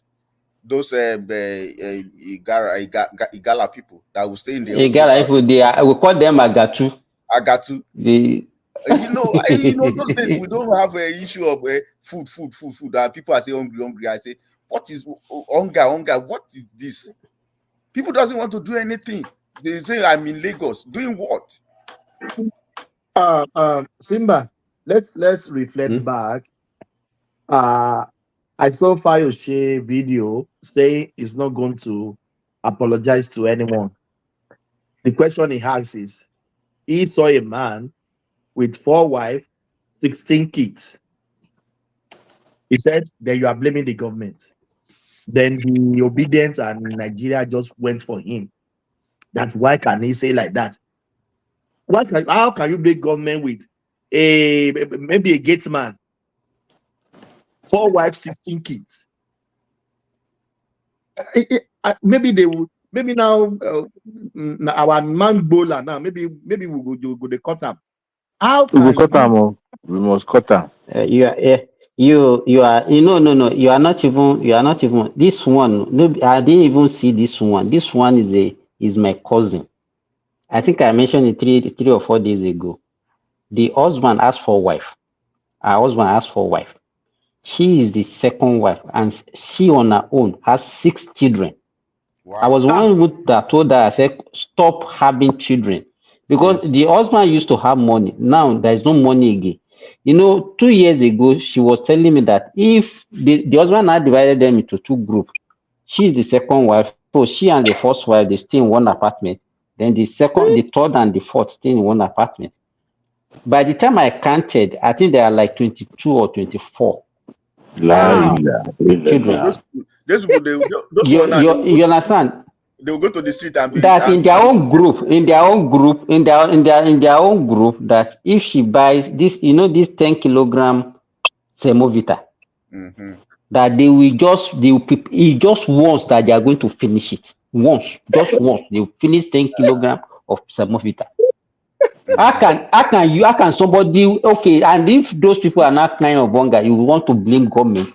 How can government provide for somebody? You as a person, one man, you have 24 children. They didn't have a farmland though. They are not going to farm. Not planting, they are not doing anything.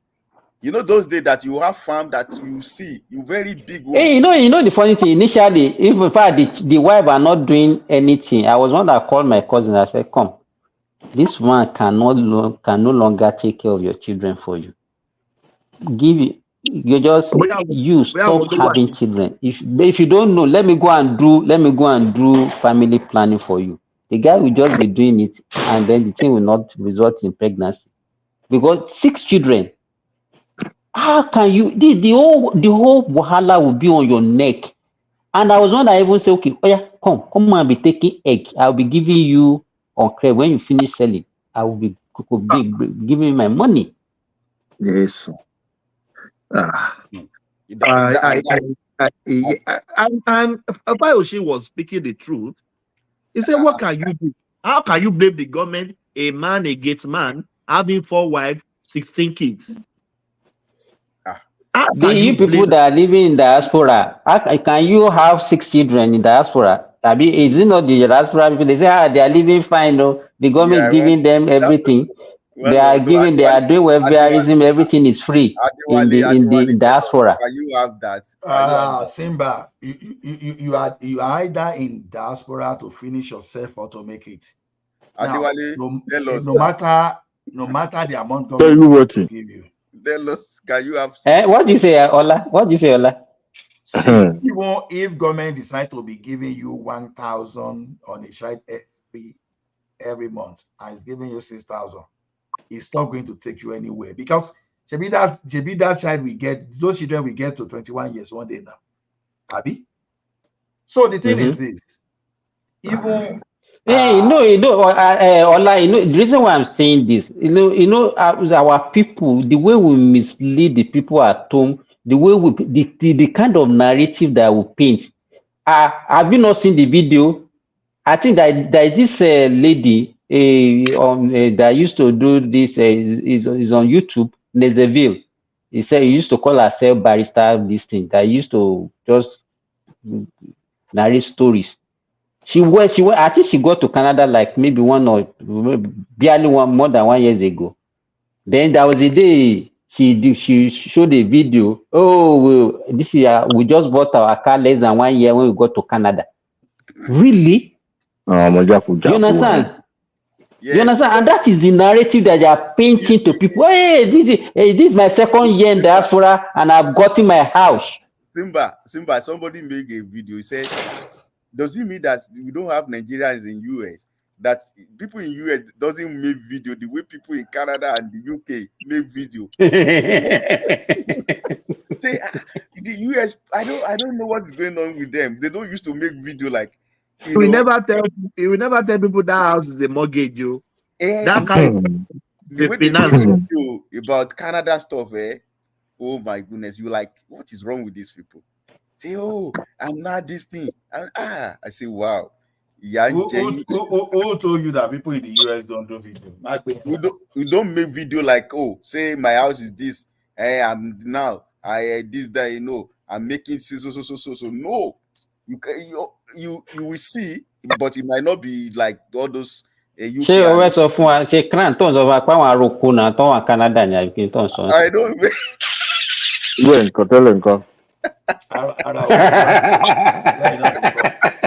Simba, you like trouble too much. You want ara oko tẹ ní wá so kí ló dé lẹ́yìn náà nǹkan èèyàn ṣáà ara oko. No, Adéwálé ló sọ bẹ́ẹ̀ ó ní lẹ́yìn náà ńkọ́. Adéwálé sọ bẹ́ẹ̀ ó ní lẹ́yìn náà ńkọ́. Now, all the people I know on this platform living in Canada, they are Araoko. Ola is the Araoko. Araoko ni wa Padoski is the Araoko. All of them, they are Araoko now. Padoski, Emeka, Abi, Tani Chairman wọn. Tani Chairman wọn, Thomas. Emeka na read trouble. Emeka ni ja. Troublemaker. Emeka na read troublemaker. So Araoko ni wa kẹlọ gba prices. Ẹ ti ẹ̀ pọ̀ mi ìmọ̀ pọ́n ti ẹ̀ pọ̀ tó yẹn.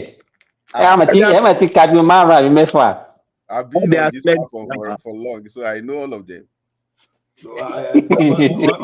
Gbogbo èèyàn pè yẹn lára oko, Thomas náà bá wọn pè yẹn lára oko. Ìwọ fẹ́ kangaroo ma. Gbogbo àjìnàrè ìwọ wà tó ń sọ̀rọ̀. We are elite than you in Canada now. Ní Australia. Ṣé àwọn tó ń fi ewúro ẹ̀? No, Australia ejò ni ejò pọ̀ bẹ́ẹ̀. I've been living in Australia almost 10 years now. I've never seen snake one day. It's only people at the remote area. Kangaroo, yeah. Yeah. Kangaroo is our friend now. That one is. Kangaroo man. À ń sọ̀rọ̀ ẹranko tó ní wo ìgbín yọjú. Àwọn tó ń gbé òpin ìlú. What are we looking in this second day of this? What's It will continue as usual. Some states where they didn't have yesterday, we probably have some today. In the southeast, now let the southeast to know to have their own today. They are not participating. Don't mind them. They are just gaslighting. If you see them on Twitter, oh my God, you will think they will come around and they will come and do protests. They will say, no, we take it now, we go and no. There's one now. Oh, I think one man took, oh no, he played that. I was listening to them. In fact, at the point I just deleted them from my Twitter. Oh, is now Tinubu must go. That is our now agenda. I said, what is these people talking about? They will not come around to come and do what they are saying. And they will be telling people, because that's what annoys me about all those things. When you will not be around to come and do something, you say you are protesting, you'll be on Twitter, telling people, and you allow people to go and die. Your children are in the school, your own children are in the school, you kill people, and you say you are because you are fighting for one thing or the other. Why can't you participate? All these are abroad people. These are the people that will bring Nigeria down. Are you not in abroad too? I mean, I can't. How many times? How many times did you see me on the platform? I just sometimes I look at them. I say, you escape. You thank God for your life. Tell us the country where you live now. Tell us. I'm He with said you here US now. now. I'm with He you said here. US now. I How recall many people times this do you want abroad him to people. say it? I don't know when it was when it. I'm living. Adewale, I'm with you here in Texas. Only our abroad. You are not an abroad man. I know.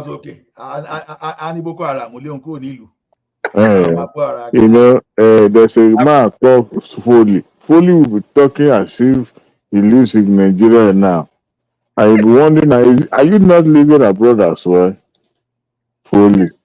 No, but if you look at it, Dewale, It's Foley is now abroad. He used to tell us that he's in Nigeria now. Abi Ekene the millionaire. You know how much it costs to even buy data every day? And he doesn't get paid for it too. As of now, the country is sad. They're being power Ekene. Ekene the don't millionaire. mind those one. Don't mind them. There's a lot of them. They'll leave. You leave your village. You come somewhere. You make it. You thank God for your life, and you still be crying. What else do you want God to do for you?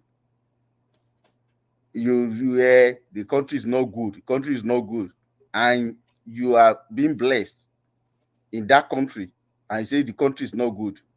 So that means what the money you have, you not believe in it. Me, I don't even have any issue with somebody saying the country is not good. Anybody that say country is not good is saying the fact.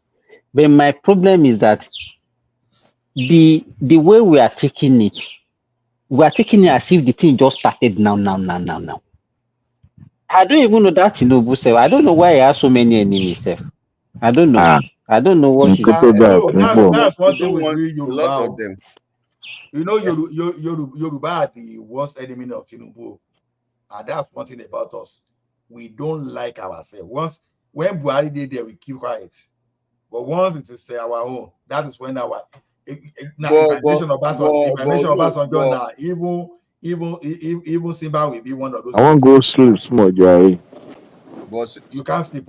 You cannot sleep. Shehu only said that. He said every government, the Southwest will protest. He said during Obasanjo they protested. During Yaradua, they protested. During the Gulo, they protested. But it's only Tinubu is here now. They are protesting. It's only the northern that used to say they choose their fight. They will know which one to fight.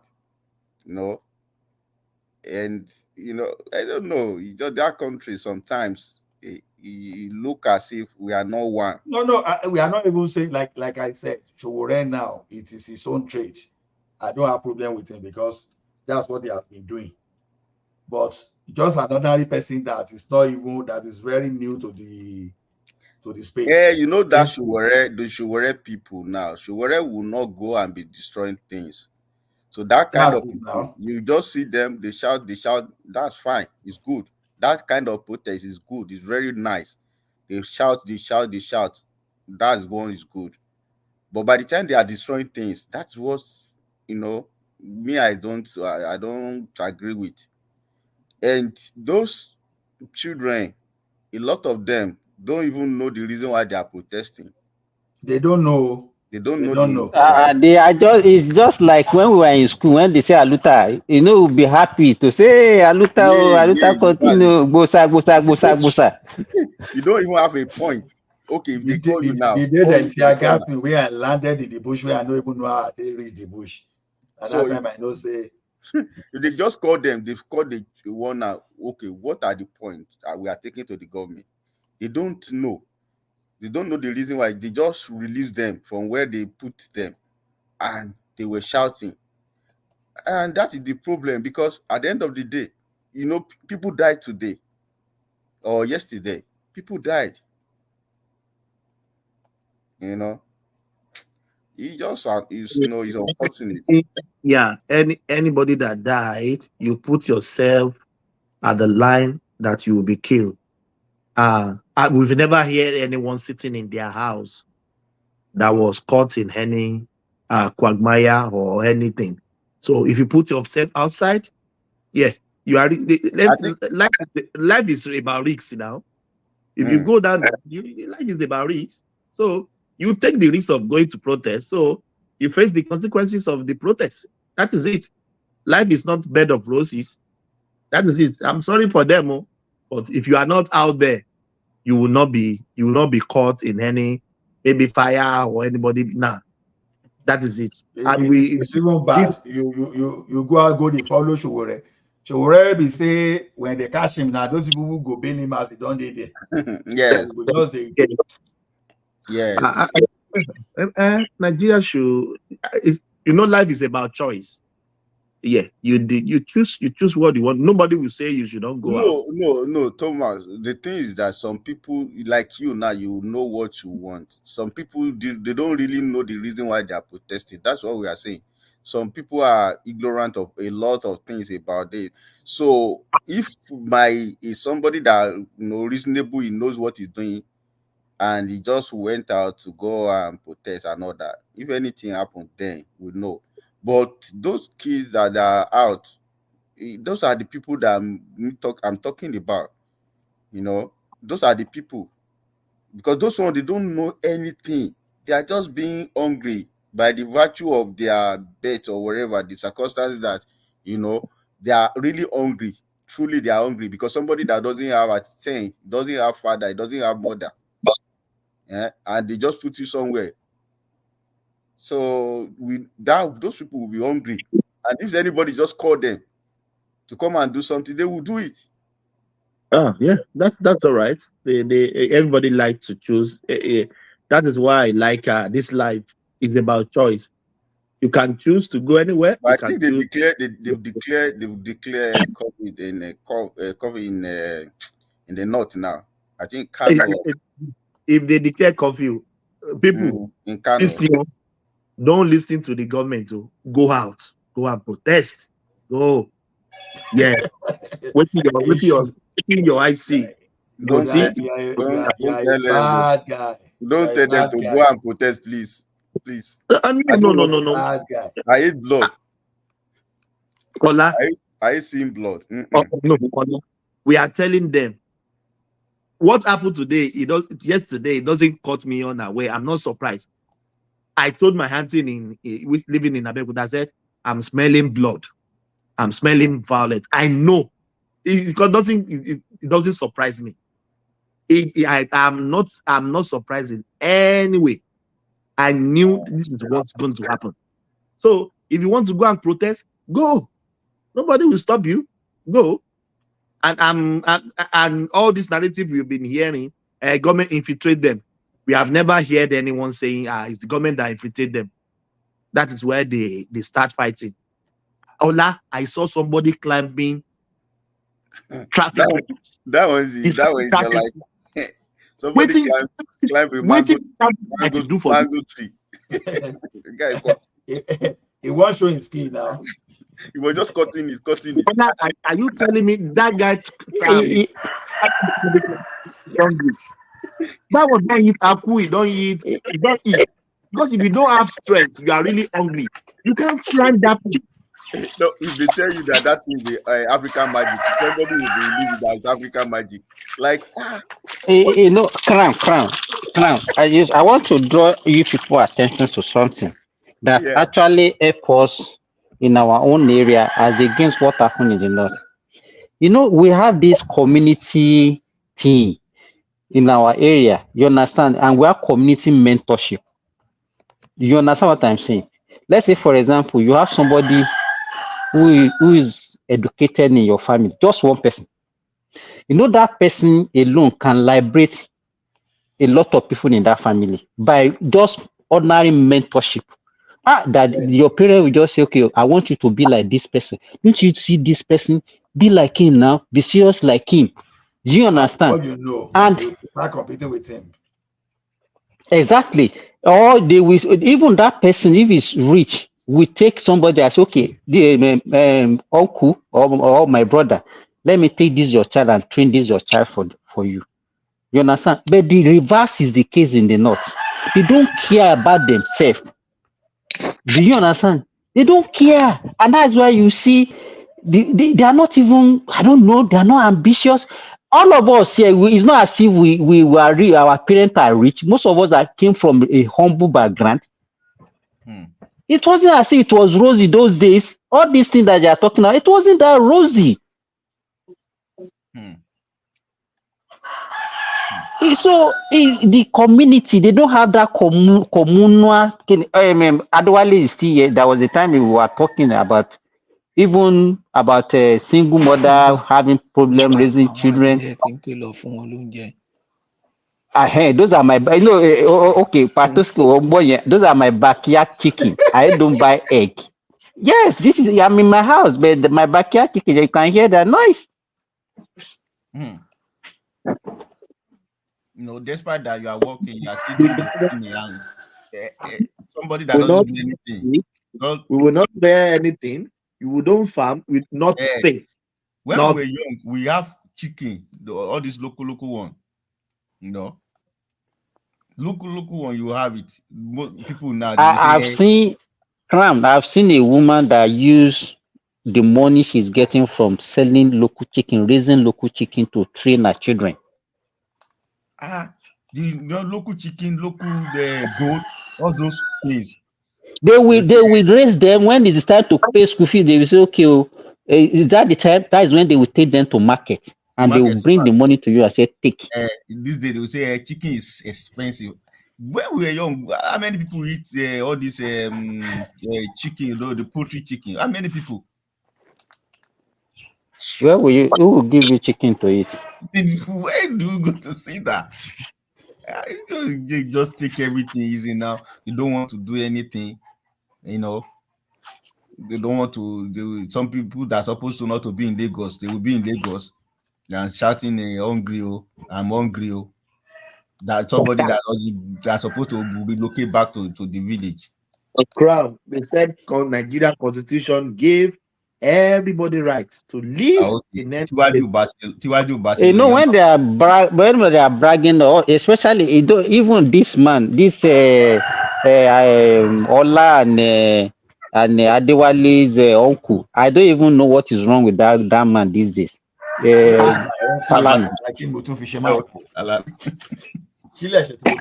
don't know what is wrong with that man. He's becoming another person entirely. Who now? He talks nonsense. He talks too much of nonsense these days. I don't listen to him again. Who? Falana now, your uncle. I don't like people that doesn't provide solution. That always talk about issue. That man has faith. Let's just leave him. I don't know what you are talking about.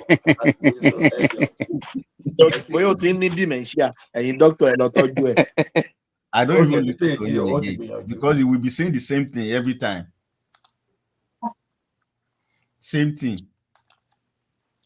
No, serious now. So I hope this second. He's supposed to take back seat now and allow the young one. Gabi, what is that guy name now that is doing activists, law activists? This guy. What they call it? Yeah. That Aquaball guy, that guy. So all those things, the Baba should just sit back because every day we'll be on TV, talk. When you begin to talk every day like that, people will not even take you serious anymore. You know. I think Baba is enjoying that celebrity status that they are giving him now. He's Wait enjoying the now. celebrity status. I mean, now take it easy now. He has always been a celebrity. So what are you talking about? You are talking as you say he just a start. Ola, Relax. Ola, you just like to defend your town. This man, No. It's not a matter of defense. So see, let me tell you something. I envy that man because if I have Kí ni ṣé ẹyẹ ni àbí adìẹ? tani to ìtàtún ni bàbá aládìẹ tó tún sọ̀rọ̀ báyìí. So the thing is this, we can't discount what that man has achieved. So that's why I'm just saying that I don't necessarily agree with the way we are painting him. Baba Tidagba. That's what we can say. But then we can't now say, we can't totally say he's saying rubbish. No, I won't. No, nobody is saying he's talking rubbish. Simba Sobel. Man, till the respect me. Orí Ọlọ́run, ìgbà wo ni mo sọ pé ó sọ rubbish? Ó gbọ́ rubbish nínú ọ̀rọ̀ tí mo sọ. No, lọ Simba náà. Kí ló dé tó ń parọ́ mọ́ mi? Kí ló dé tó ń parọ́ mọ́ mi? Okay, ẹ má bínú sir. No, all I did direct interpretation of what you said.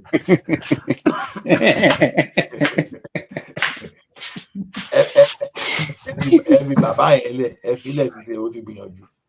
So. Kó lọ jókòó, wọ́n ní tágbà bá dé ibì kan yóò lọ sinmi, kó lọ sinmi, kó mọ́ sọ̀rọ̀ mọ́. Ó fi wá sílẹ̀, ó ti try. He's still in 60, oh, it's not that Ọlá old. ó yẹ kó ti sùn báyìí. Ṣé mi? He's still in 60, oh. Document tí mo ṣe lọ́wọ́ page 5 mo ìwà.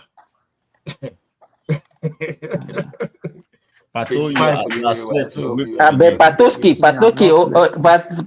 why did you just do a 360 degree turn around against the protest? They were supporting protests. Now they see destruction. Now they're saying, "Oh no, why are they doing that?" You know, we should always know. We should always know. Very careful of what we ask. I support the protest, but I don't support. Most of us that are we were not against the protest in the first place. This fear, our fear is this destruction, looting, and that was why we are saying we saw what happened in Kenya. We saw what happened during NSAS. We know that this thing was going to resort to that.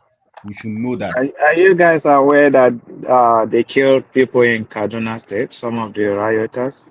I know now. That's what we are saying the things now. They killed. Who killed them? Who killed them? Police. I even have a video clip of one of the incidents. Police also died. Not only police, not only civilians. I have a clip of a police, but he did not die. But they injured him. But I have a clip of one of the rioters that was shot dead. You know, those outside boys were saying, Kariane, this one, that one. Until police shot one of them. You know, most of these guys, if you see the way they behave, I don't even know who's talking, but if you see the way they behave, they don't even value their life. This Abdul. You know, these are the people. Okay, Abdul, good morning. How are you?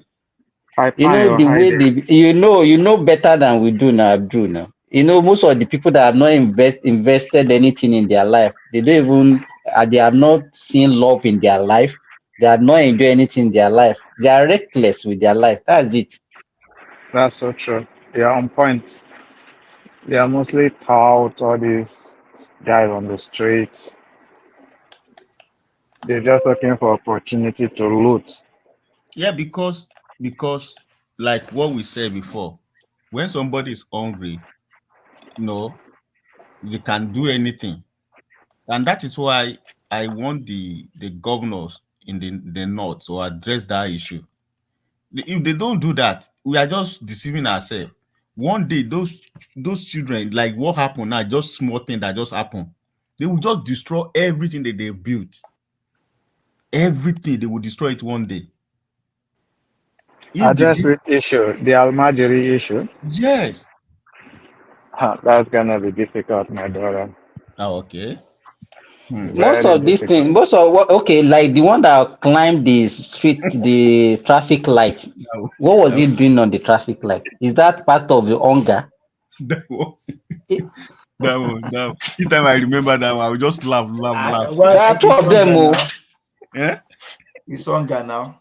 But he still has the energy. He has enough energy to climb that thing. Even somebody who don't belleful cannot climb that thing. Oh táyé God. bá ń ṣèyàn èèyàn kì í mọ̀ àtọ̀rọ̀ bíi pé bóyá ó wà Ayé ṣe ni. Kí wọ́n lọ gbé èèyàn máa fi ìpín normal team ni. tó A bá lọ já dákú bọ́lá síbẹ̀. tó bá já bọ́lá torí bẹ́ẹ̀ tó gba orí mọ́lẹ̀ ó lè yàrá for life. tẹ́lẹ̀ gan. And they are not using ìyẹn tó bá survive gan ni. they are not using ìyẹn tó bá something. survive. They are not using equipment to put it down so that they can sell it or whatever. They were cutting it like cutting a mango tree or whatever. ká níná wà ní kò ní try. But if okay now, wọ́n lè tó bá gbé kàkàkí ibo ló ti fẹ́ tà yẹn gangan. ọmọ Yorùbá tó tún mọ̀ òwe pa èèyàn tó bá gbé kàkàkí kí ni. No, don't go there. I have to talk now. I don't go there. You have been looking for a way. No, ọlá tó bá fẹ́ ṣèmù crown jọ fún Pr0Test ọmọ Ẹdó kó pòwe fún. Okay, ẹni tó bá gbé kàkàkí ọba, yes, mo get it. Ẹni tó bá gbé kàkàkí ọba. See, don't make a mistake. See, the thing is this: if I was born in, let's say, Kano, I'd be speaking either Fufudi or Hausa. It's normal. So I will have the culture. I be behaving like Hausa. So now whenever they bound you, you go behave that way. So what are you talking about? So to me, the way I see it is, Crown is not a Yoruba man. Why? Because me. Where were you born? Where were you born? Because me away. Mo lẹ́yìn tó bá gbé kàkàkí ọba. Oya sọ. Kí ni meaning? Oya tell me the meaning. Kí ni meaning kàkàkí ọba? Lọ́wọ́ tèmi, you want to know or you don't know? I don't know. Oh, Crown, má sọ pé o fẹ́ engage ọlá ń pa Yorùbá o don't just try that, don't go that area. Ọlá máa gbé ẹ tà pátápátá ni. Jí.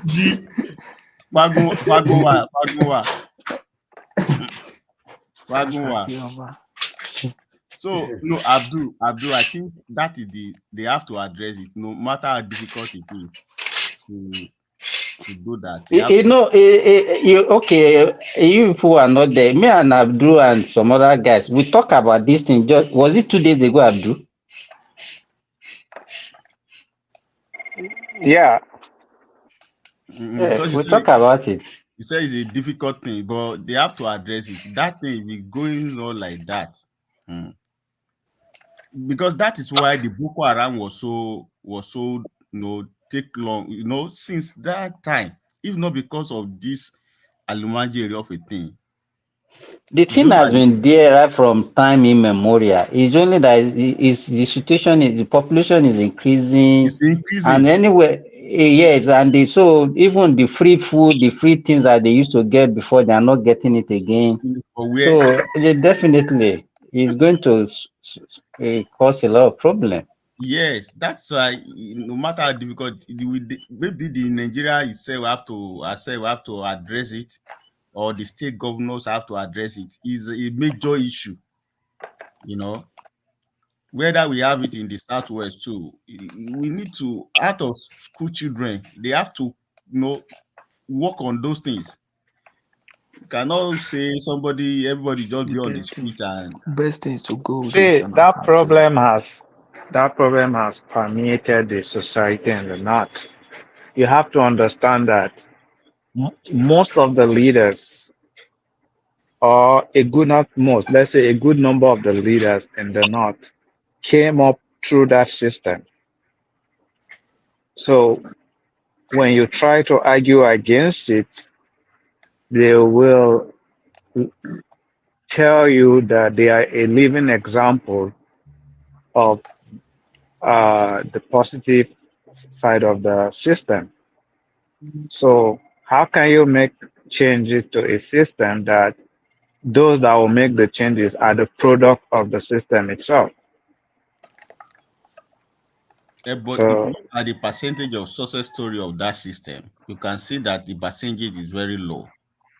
Yeah, that's from your own vantage point, but from their own view, there's always confirmation bias. It's just like whatever you believe in that I don't believe in. You have your reason why you believe in it, and I'll have my reason why I will not believe what you believe in. It's the confirmation bias you have to look at, not from your own point of view. They are not saying it from your own point of view. As far as they are concerned, the system is producing results. They don't see A anything situation wrong where with it. Abdul, where a situation whereby people don't because their belief doesn't believe that you in hard working. They believe that whatever you achieve is God that makes you to achieve it. It's not hard working. So Exactly. the believer actually defeated hard working in the society. You believe anything that Exactly. happens to you, whether good or bad, is from Allah. Abdul, let me ask you questions. So the Yes. leaders Yes, that sir. pass through that system, Mhm. now if they have their own kids, are they taking them back to that system? Some of them do. Some of them, most of them don't.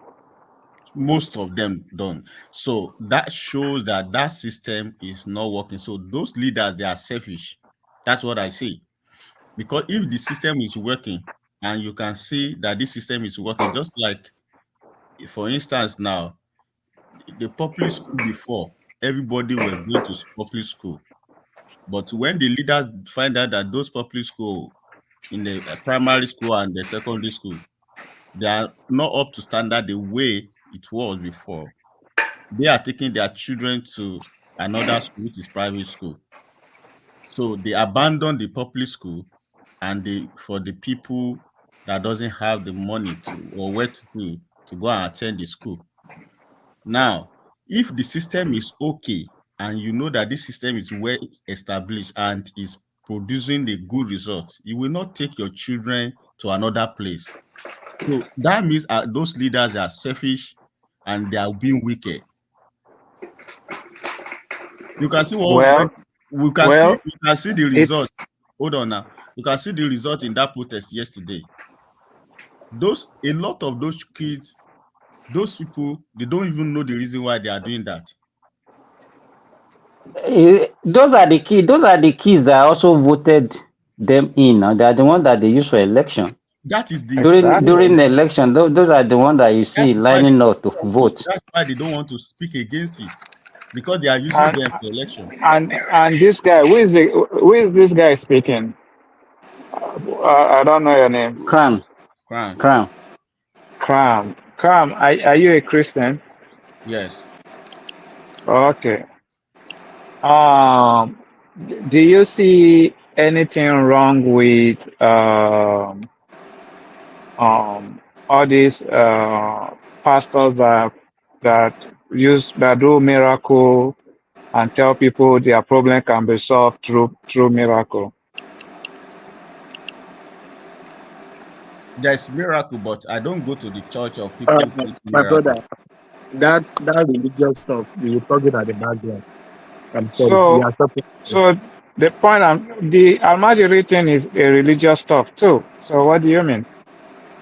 Mm-mm, The mm-mm. the Almajiri thing has a serious religious backing. You can still do your religion. They can still go to to learn Quran without passing through those things. Yeah, you can still So, practice Christianity without Thomas, miracle you now. want to put us at the background or what? Yeah, yes, You want to put I'm us at the sorting it down. background. Put us at the background so that Yeah, I'm sorting it we down. can even talk. We can open our yansh. Yeah, that's right. Thank you, everyone. Nobody said they cannot protest. So go and protest. Anything your eyes see, you go take it. Thank Go, you. go take. My convoy is 5 vehicles, and you cannot buy fuel unless I'm inside the car. So I will pay them. No more. I know. The governor was paying for petrol himself for his convoy. When they get to a gas station, he will come out and bring out money and pay. In fact, at Oka Government House, then when he was governor, forget about drinking champagne, what they are now doing there. Then he gave out old newspapers as substitute for toilet roll. If you are going to the toilet, he will just to save money. Yeah. He was going to run somewhere. He said he's going for interview for job. Peter, can't you give him a job? Peter, can't you do this? The boy doesn't even have. I said, none of my children have car. I was the only person who is governor and bank chairman, not to them. Isn't that mesmerizing? But I know that Peter B. I know that he's a smart man. You know. But the governor, that Obi, did he say anything about that 200 million from security vote that he was caught? His convoy was trying to smuggle out of the country. Did he say anything about that? No, he didn't. No, but he talked about that 72 billion he left behind for his handpicked successor. Because when you hear that Peter B left 75 billion, if anybody doubts it, call me. I know where the money is. I kept it. Did he talk about? Yeah, he did. Yeah, he did. I know the man that he's now fighting. You know, remember? Yes, now. I know. Of course. Did he talk about what is it called again? The liabilities he left behind. Did he talk about that? No. Like signed contracts that were not paid for. Did he talk about? No. Like thousands of workers that he hired during the last weeks of his administration without provision for their pay in the budget. Did he talk? No. But definitely he must have talked about the millions and millions he was dashing out to schools, churches, town hall, traditional. Yeah. At the end of the administration, he was just giving out money without appropriation. He talked about that, huh? Of course. Of course. Okay, one last thing. Did P2B finally explain how bodies of Biafran activists ended up floating on Anambra River when he was governor? Did he explain that? No, he didn't. Why? It must be an omission.